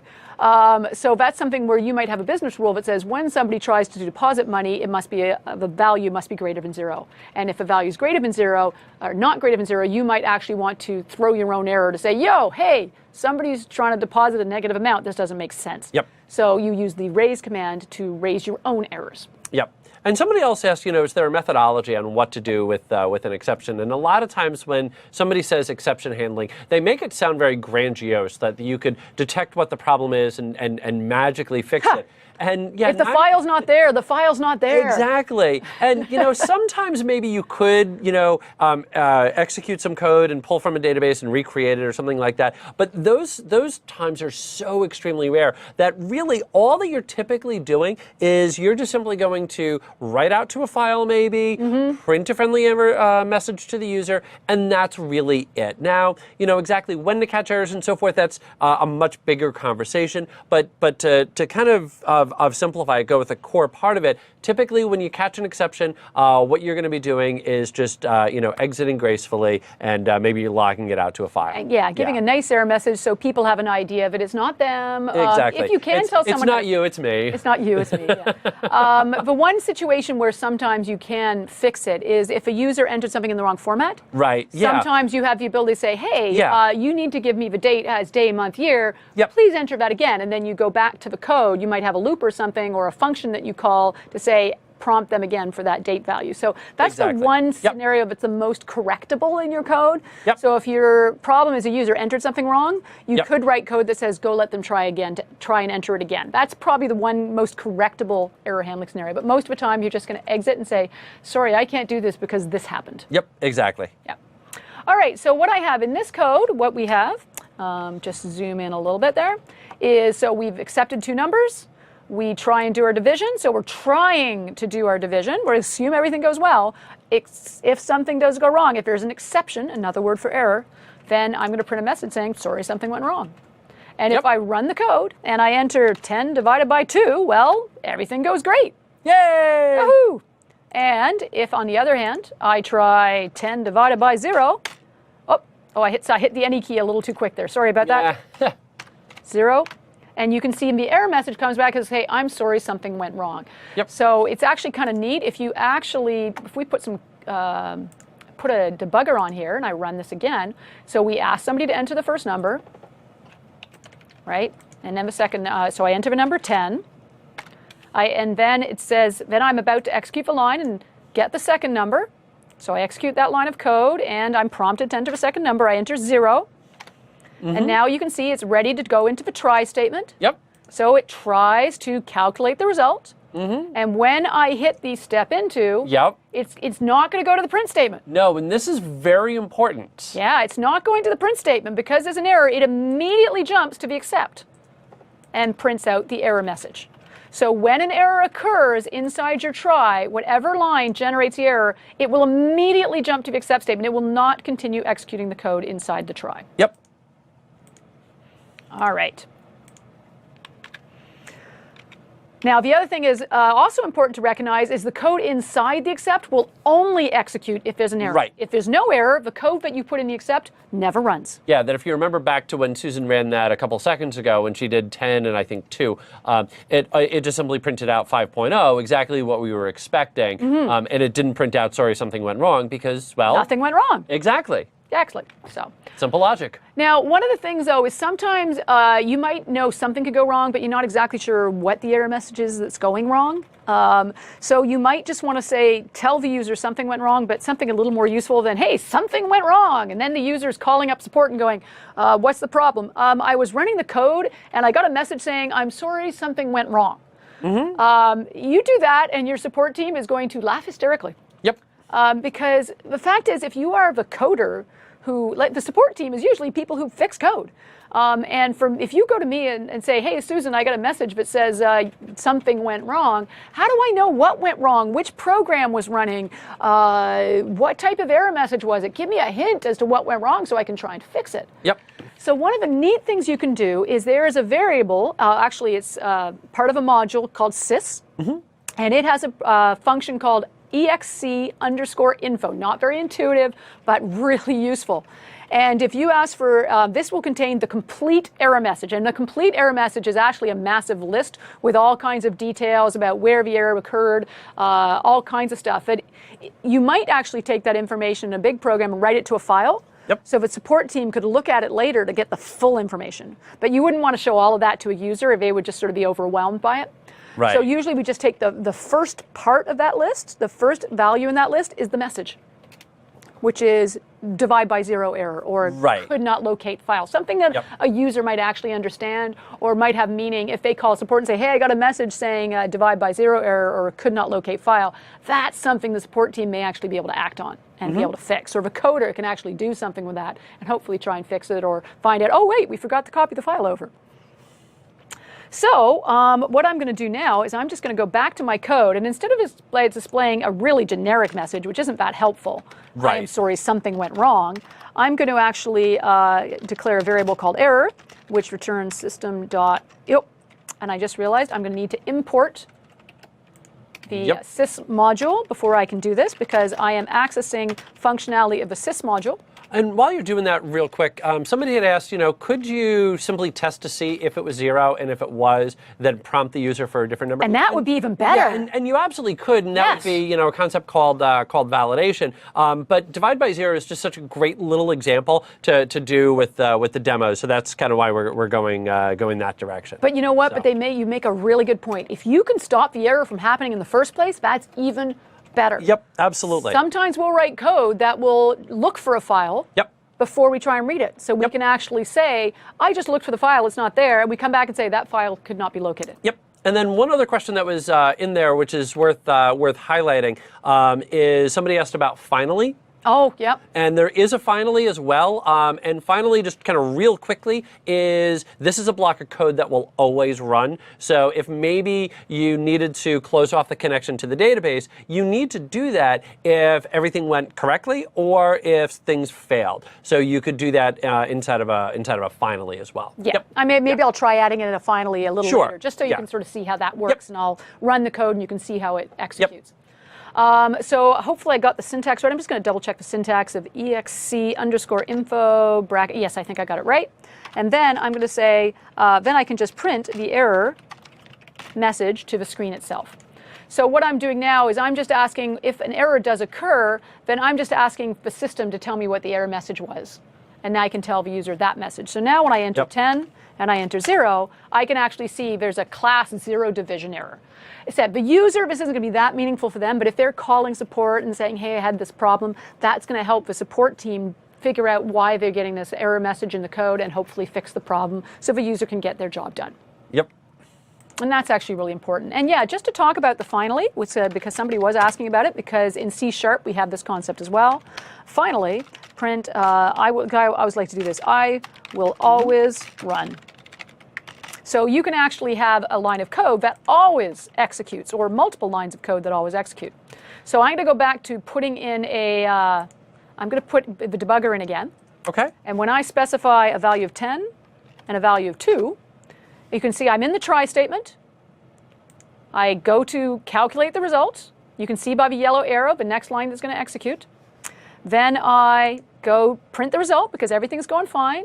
And then watch how the yellow arrow is going to jump down to the finally.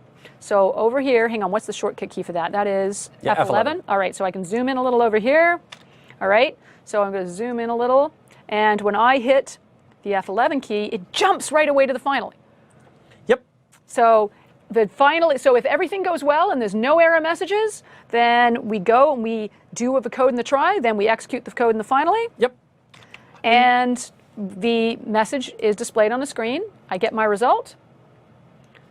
I get the 5.0 and the message I will always run. Exactly. And if I have an error, so let's try exactly the same thing, but this time I'm going to enter 10 and 0, so I get a mistake. Yep.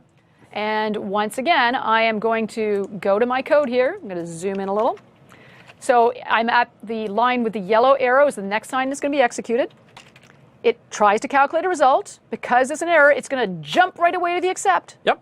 It executes the logic in the accept, and then it goes to the finally. Yep, so the finally always runs, which is a big difference between doing that and just simply putting the call at the end of the try block. Because remember that the moment that the exception is thrown, it stops going down in the try block. That one of my early C# trainers taught me this, is that you're basically going this way in code rather than this way. That you're now going up in code, that it's just bombing out of that try block, and then it's just going to go straight for the accept block here. Yes, so that's particularly important. As you pointed out, Christopher, the things like if you connect to a database, you need to close your database connection, or if you're opening a file and you need to close the file, regardless of you have an error processing the data in the file, you always want to close the file. So something like a closed file might go in a finally, or a closed database connection. Exactly. Those are most common scenarios you would encounter. Exactly. Yeah. Other than that, for divide by 0, I probably wouldn't bother. Exactly. Bothering with finallys anyway. So sys.exc_info, useful way of accessing error messages, and we just saw the finally clause. Exactly. Now, if you know exactly which error is going to occur, it is possible to say, if that error happens, here's what I want to do. And that can be useful. So you can say, if I can't find the file, tell the user I couldn't find the file. If something else weird happens, like maybe permission problems or something, then I'm going to display a different error message. Yep.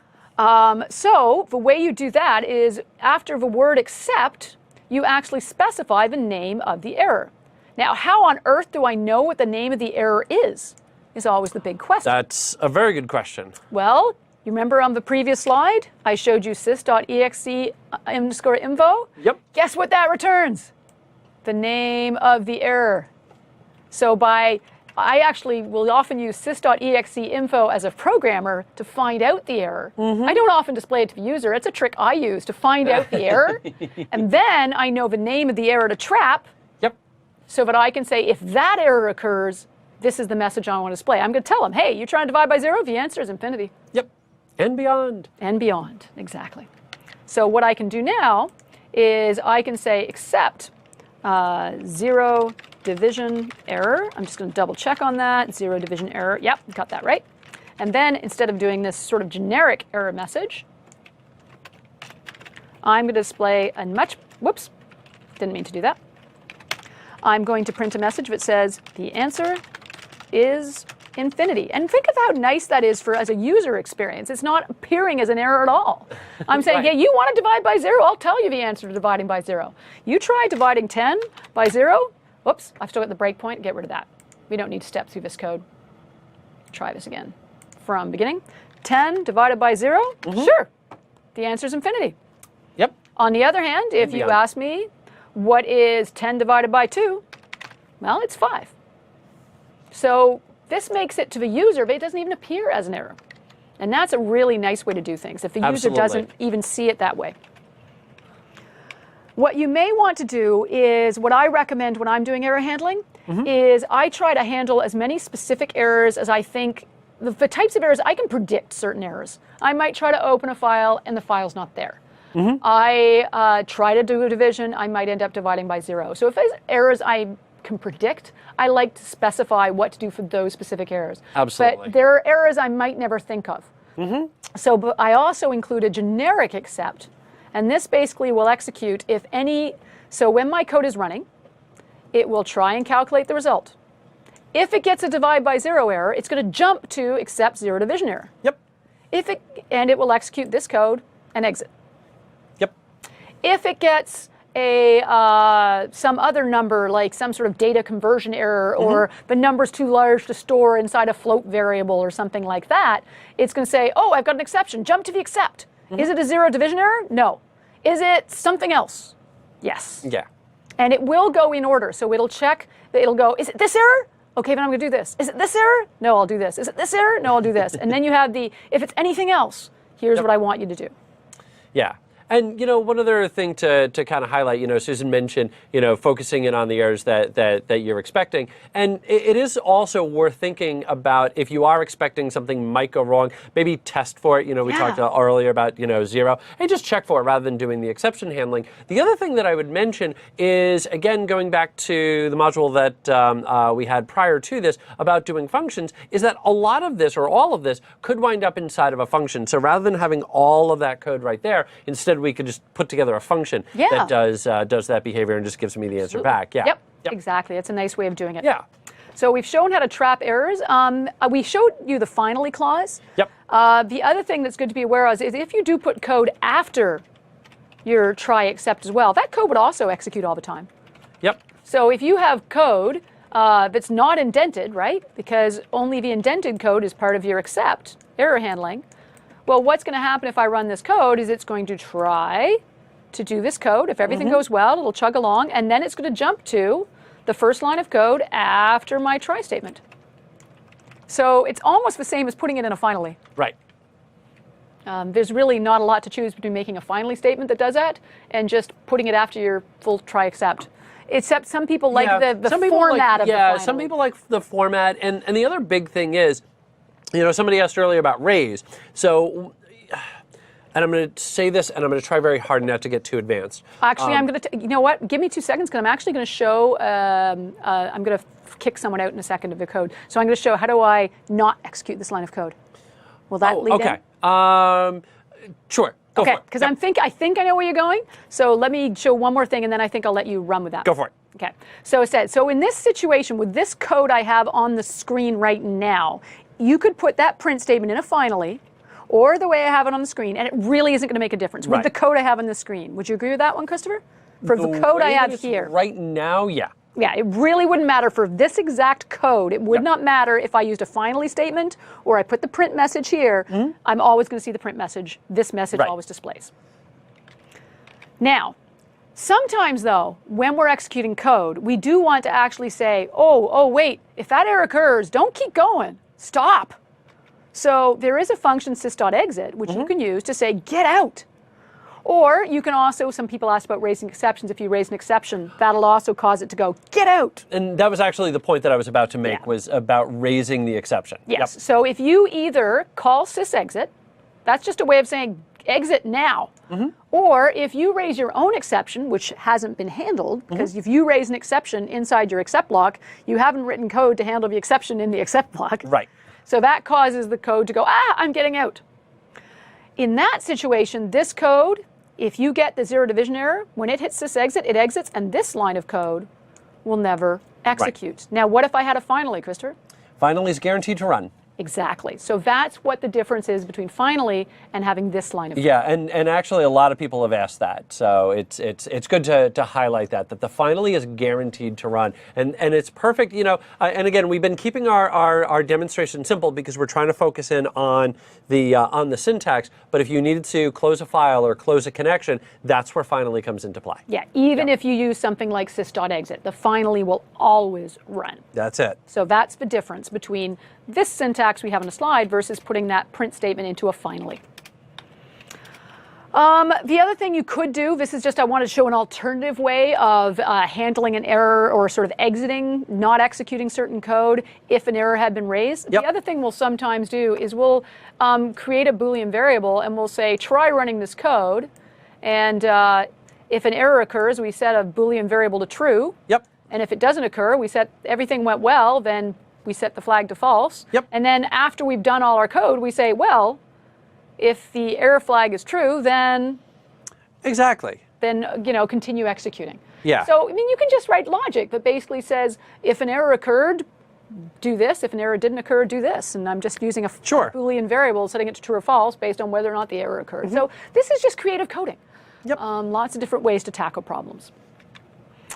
If you look online, you'll find lots of other examples of different ways to handle exiting code as well. If you actually look at the code here, though, there's other code here that could cause an error. We have code here. We've been handling the error that can occur when you divide by 0. But Christopher, can you see anything else in this code that might actually crash at runtime?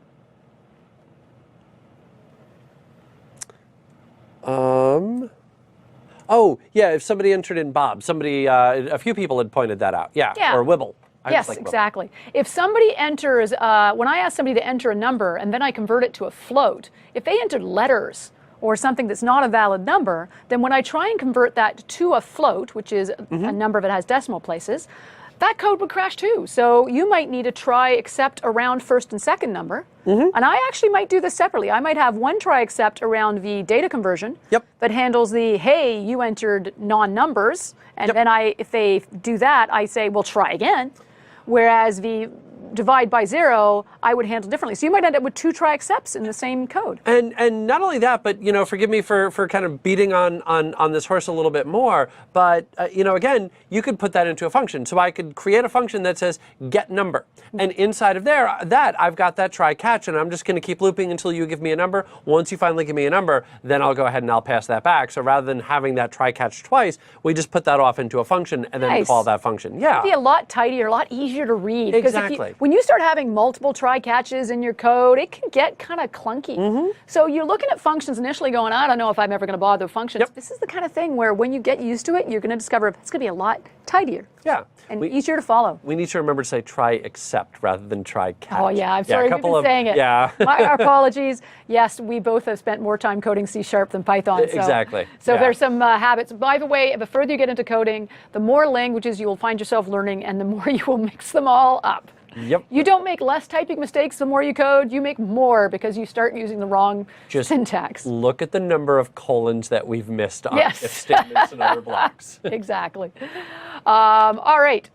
So as I said, we've got a lot of different situations that might raise errors in our code. You might be converting one data type to another. You might be opening a file, doing a mathematical calculation, trying to access a value in a list if it doesn't exist. All of these sort of things could raise errors in your code. How are you going to have any idea what errors are going to be raised?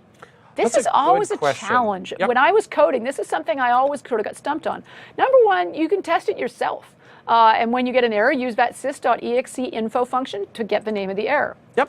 There is also, though, and there's a nice link here, a list of fairly standard Python errors. So this is a list of about 20 errors that you may want to catch, and it explains when they're raised. So that's something that's worth taking a look at after you're writing code to go say, oh, that actually could happen in my code. I should probably handle that error. So there is a fairly standard list you can use. The most important thing to do, though, is you have to test. That is really your best thing. First of all, so you get your code done, your first goal, your first test is just see if everything works normally. Don't start by testing error handling. Just see if your code basically works. We actually have an expression for this. We call it the happy path. Make sure the happy path works. Yep. Because it makes you happy. You're like, yay, my code works. Before you deal with all the error handlings and the weird what-if scenarios. Start with, can you just basically get the code to work? Does 10 divided by 2 work? Yes. Okay. Now that I've got that working, now let me try maybe entering incorrect values. Right. That's a really common thing, because that's what's the likely scenario? User types in the wrong thing. Yep. So try typing in letters instead of numbers. Yep. Try 0. 0 does weird things. And try the fringe cases, and this goes back to something that Susan really highlighted yesterday, is, you know, if you're doing a less than 1,000, test 1,000, you know, go in and test the fringe cases. Yeah, exactly. Enter a value in the wrong format. Enter spaces. So try some things Try to break it. Yeah, well, but not too hard. Try to enter things that you think a user might do. They might forget to enter a value at all and just hit the enter key. See what happens. So try sort of typical things you think a user might do. That's the second thing to test. Once you're handling that, then start going into what else could go wrong. Start using your brain. Go, what if the file wasn't there? So then you try things like, what if the file is missing? And then you get into, now just try anything you can think of that might break it. If you've got the time, try negative numbers. Try entering 99999999999.9999999 and just see what happens. Yep.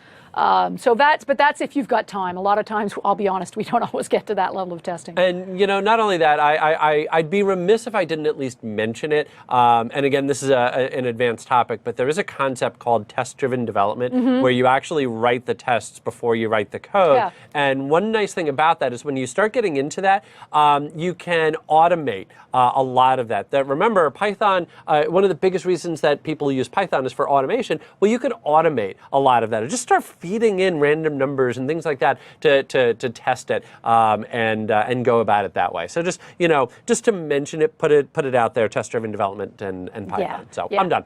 Yeah, absolutely. Which is basically the concept is you have you write a program that calls your program and passes it the values you would use to test it. Exactly. That's what it is really when it comes down to it. It's a program that calls a program. With the values you would use for testing. So that when you need to rerun, you make a change, you want to retest it, you want to make a change, you want to retest it, and you want to make a change and retest it. You just call a program that calls your program with the right test values. That's the idea of automated testing. And when you get to more complicated code, that can be really powerful. Yes. All right, now the next question. Do you need to handle every single possible error that could ever occur anywhere in your code? Absolutely. No. What I would suggest is be practical about it. You can also write that generic error handler. The one that says if something else happens, try except. Then you can say if an except happens that I didn't think of, here's how I want to handle it. I'll be honest with you, once you get further into code and you write more complicated, you will discover that the time it takes you to write the error handling for your code may be longer than the time it takes you to write the code. We often talk about 80-20 rules in a lot of scenarios. There are times when writing the code that works for that happy path takes 20% of the time, and writing all the error handling code for every possible error handle situation of user enters the wrong format, user enters a 0, user enters a negative number. takes 80% of the time. Yeah, the way that I always approach it, what errors should I handle, is it's the ones that are important, that absolutely have that generic. And if you're going to do something different because of the fact that the file wasn't there, or because of the fact that somebody gave you the number 0, then go ahead and focus on those parts. But if you're not going to do anything different, so if you give me a 0 and I'm just going to print a basic message, sorry, something went wrong. And if I can't find the file and I'm just going to print out a basic message, sorry, something went wrong. And if you gave me a bad string and I'm just going to, there's no reason in the world to keep writing all those different error handlers. Just put together that one generic one and be done with it. So there is no need to write special error handlers for every possible error. No, you don't have to handle everyone specifically. Yeah. So it is okay to be a little generic in your error handling. In fact, I used to have a function that I called when an error occurred to look at the error that occurred, and based on that would display the appropriate message. So I had a function called error handler that accepted sys.exe_info as a parameter, looked at the value and said, oh, if it's that error, do this. If it's that error, do this. If that error, do this. And I just called the function. Yep, there you go. Now, how much error handling you also do does also depend on how the code's going to be used. If you are writing a system that's going to do air traffic control, I really, really, really hope you've got excellent error handling and you're handling everything, because I'm on an airplane on Saturday. If you're writing a fun little app that's going to tweet you when your plant needs water, I'll be honest, I'm not going to do a whole lot of error handling in that code, because, what's the worst case scenario? Oh, the tweet doesn't go, and my plant, worst case scenario, my plant dies. Little different worst case scenario if my air traffic control system crashes. Yeah, exactly. So, got to be a little, so there is a bit of return on investment there. How much time to spend on it? How much does it, what will actually be the worst case scenario if your code crashes? Exactly. That should drive your decisions. Yeah. So your challenge for error handling, should you choose to accept it, write some code that will open a file and read the contents. Allow the user to specify the file name. Which means there's a possibility that they'll type in a file name you can't locate, so you're going to need to write error handling to gracefully handle the possibility of a user entering a file name that you can't locate. Exactly. So now you guys can gracefully handle errors so your code doesn't crash. Exactly. Now what's freaking me out here, Christopher, is this is actually our last official module, but we do have a couple of things to talk about. Yeah, we do have a couple of things to talk about. I actually, since I keep beating on that functions drum, I do want to hit that one last time. So I'm going to go back and close off one little thing. We saw a few questions about this, and since we talked an awful lot about methods or functions, it'd be worthwhile mentioning, because one thing, just to be explicit about it, is inside of an accept statement, could you take the error and just pass it over to a function? Absolutely, 100%. So in my error handling, I could call a function and pass it the error message I got. Exactly. Okay. Yep. Yeah, absolutely, 100%. And that would be kind of very nice to be able to centralize. So if we come back to the code that I was doing earlier, let's say that things like get names and print names, I want to be able to use that in a lot of different places. Well, what I could do is I could just take those. So all I'm doing is I'm taking code that we saw in the last module. Control X cut. You took it out. How am I going to be able to call it? That's a good question. I'm glad you asked that. So what I'm going to do is I'm going to go back to Solution Explorer, a real quick right click, and I'm going to say add, right there in front of me, new item. Okay. I'm going to say empty Python file, and I'm going to call this helpers. That one thing that I love to do is create just a bunch of helper functions. So I just like call them my great formatter, date formatter that I love. Exactly, yeah. Okay. So I just simply copied and pasted that code. So it's the exact same code. Now I want to be able to call that. Yeah, because I still want to use those functions from the other program. And the way that we're going to do that is just by simply saying import helpers. There we go. That just makes too much sense, because we've already been using import and sys and all those great things. We absolutely have been. Now let's go in and hit start, and you're going to notice it's going to fail on me. It's going to say get names is not defined. Okay. Because yes, I imported in helpers, but I still have to go one step further. Okay. I have to tell it that get names is inside of helpers. Because, I mean, it can't go searching everything everywhere, so you have to give it a hint as to where helpers is. Exactly. Yep. Yeah. We saw that. Well, we did that with sys.exe_info. Yep. When we were using the datetime functions and we imported datetime, we were doing datetime dot. So we've actually, that's exactly the same as when we're using the pre-provided modules. That's exactly it. So you can create your own modules. You can create your own modules just like that. That's simple. I didn't think we'd get to creating our own modules in an introduction to programming. That's awesome. But there it is. Awesome. And you've got one last do. little bit. I got one we'll try little to thing keep I it want to short. show you. Yep. I will, but I want to show you something really cool. Yeah. A lot of you have been asking, what do I do when this course is over? What's my next steps? You know, some of you saying, hey, is there going to be a follow-up to this course? You know, and maybe there will be. We have talked about it. There's been a lot of requests for that. So it's something we'd love we love will to look see. into it. Yeah, you know, this is not a guarantee of anything. No, we'll look into it. But yeah, we've loved how popular this has been. So yeah, this has been fantastic. Yeah, so we're definitely going to look into that. But even if that happened, it wouldn't be for a little while. Even if if it did happen, it'd be in a couple of months at least. Exactly. We have day jobs. Meanwhile, you need to practice to get these skills now and to get more comfortable with it. I've given you little challenges at the end of each module that we have provided. Now I've got a real doozy for you. Okay. And I may even give you a second one. I might add it to GitHub next week. Okay. Sonal, thank you very much for these. An intern that I work with was kind enough to create 2 bonus challenges for you. And these are going to require you to pull everything together. They're tough. Yep. So the first one, and I love this one. This one's awesome. Many adults can't understand text message abbreviations. And your challenge is to write a program that will take a text message and translate it into words that your grandparents could understand. Yep. So if somebody types in "so funny," LOL, ROTFL, then that would be translated to "so funny, I'm laughing out loud, rolling on the floor laughing." Yep. So the way this works, you're going to assume that there is a file that contains one column, which is your text message abbreviations, and one column, which is the translation. So it'll say LOL, laughing out loud, ROTFL, rolling on the floor laughing. Yep.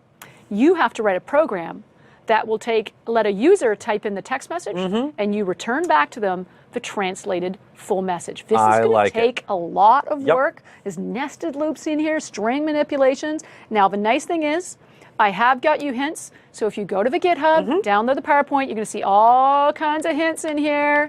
Don't worry about the fact that Susan's just kind of bouncing through that slide, because now I'm going to show you where to go get that. Yeah, so you have this. So when you're ready, when you've got some time, this is how you really try and put it together. And if you get stuck, you've got the solution. Go look at the solution, come back. And the nice thing is we've broken it into steps in the slides. Yep. And in the code solution, it actually says this is step 1.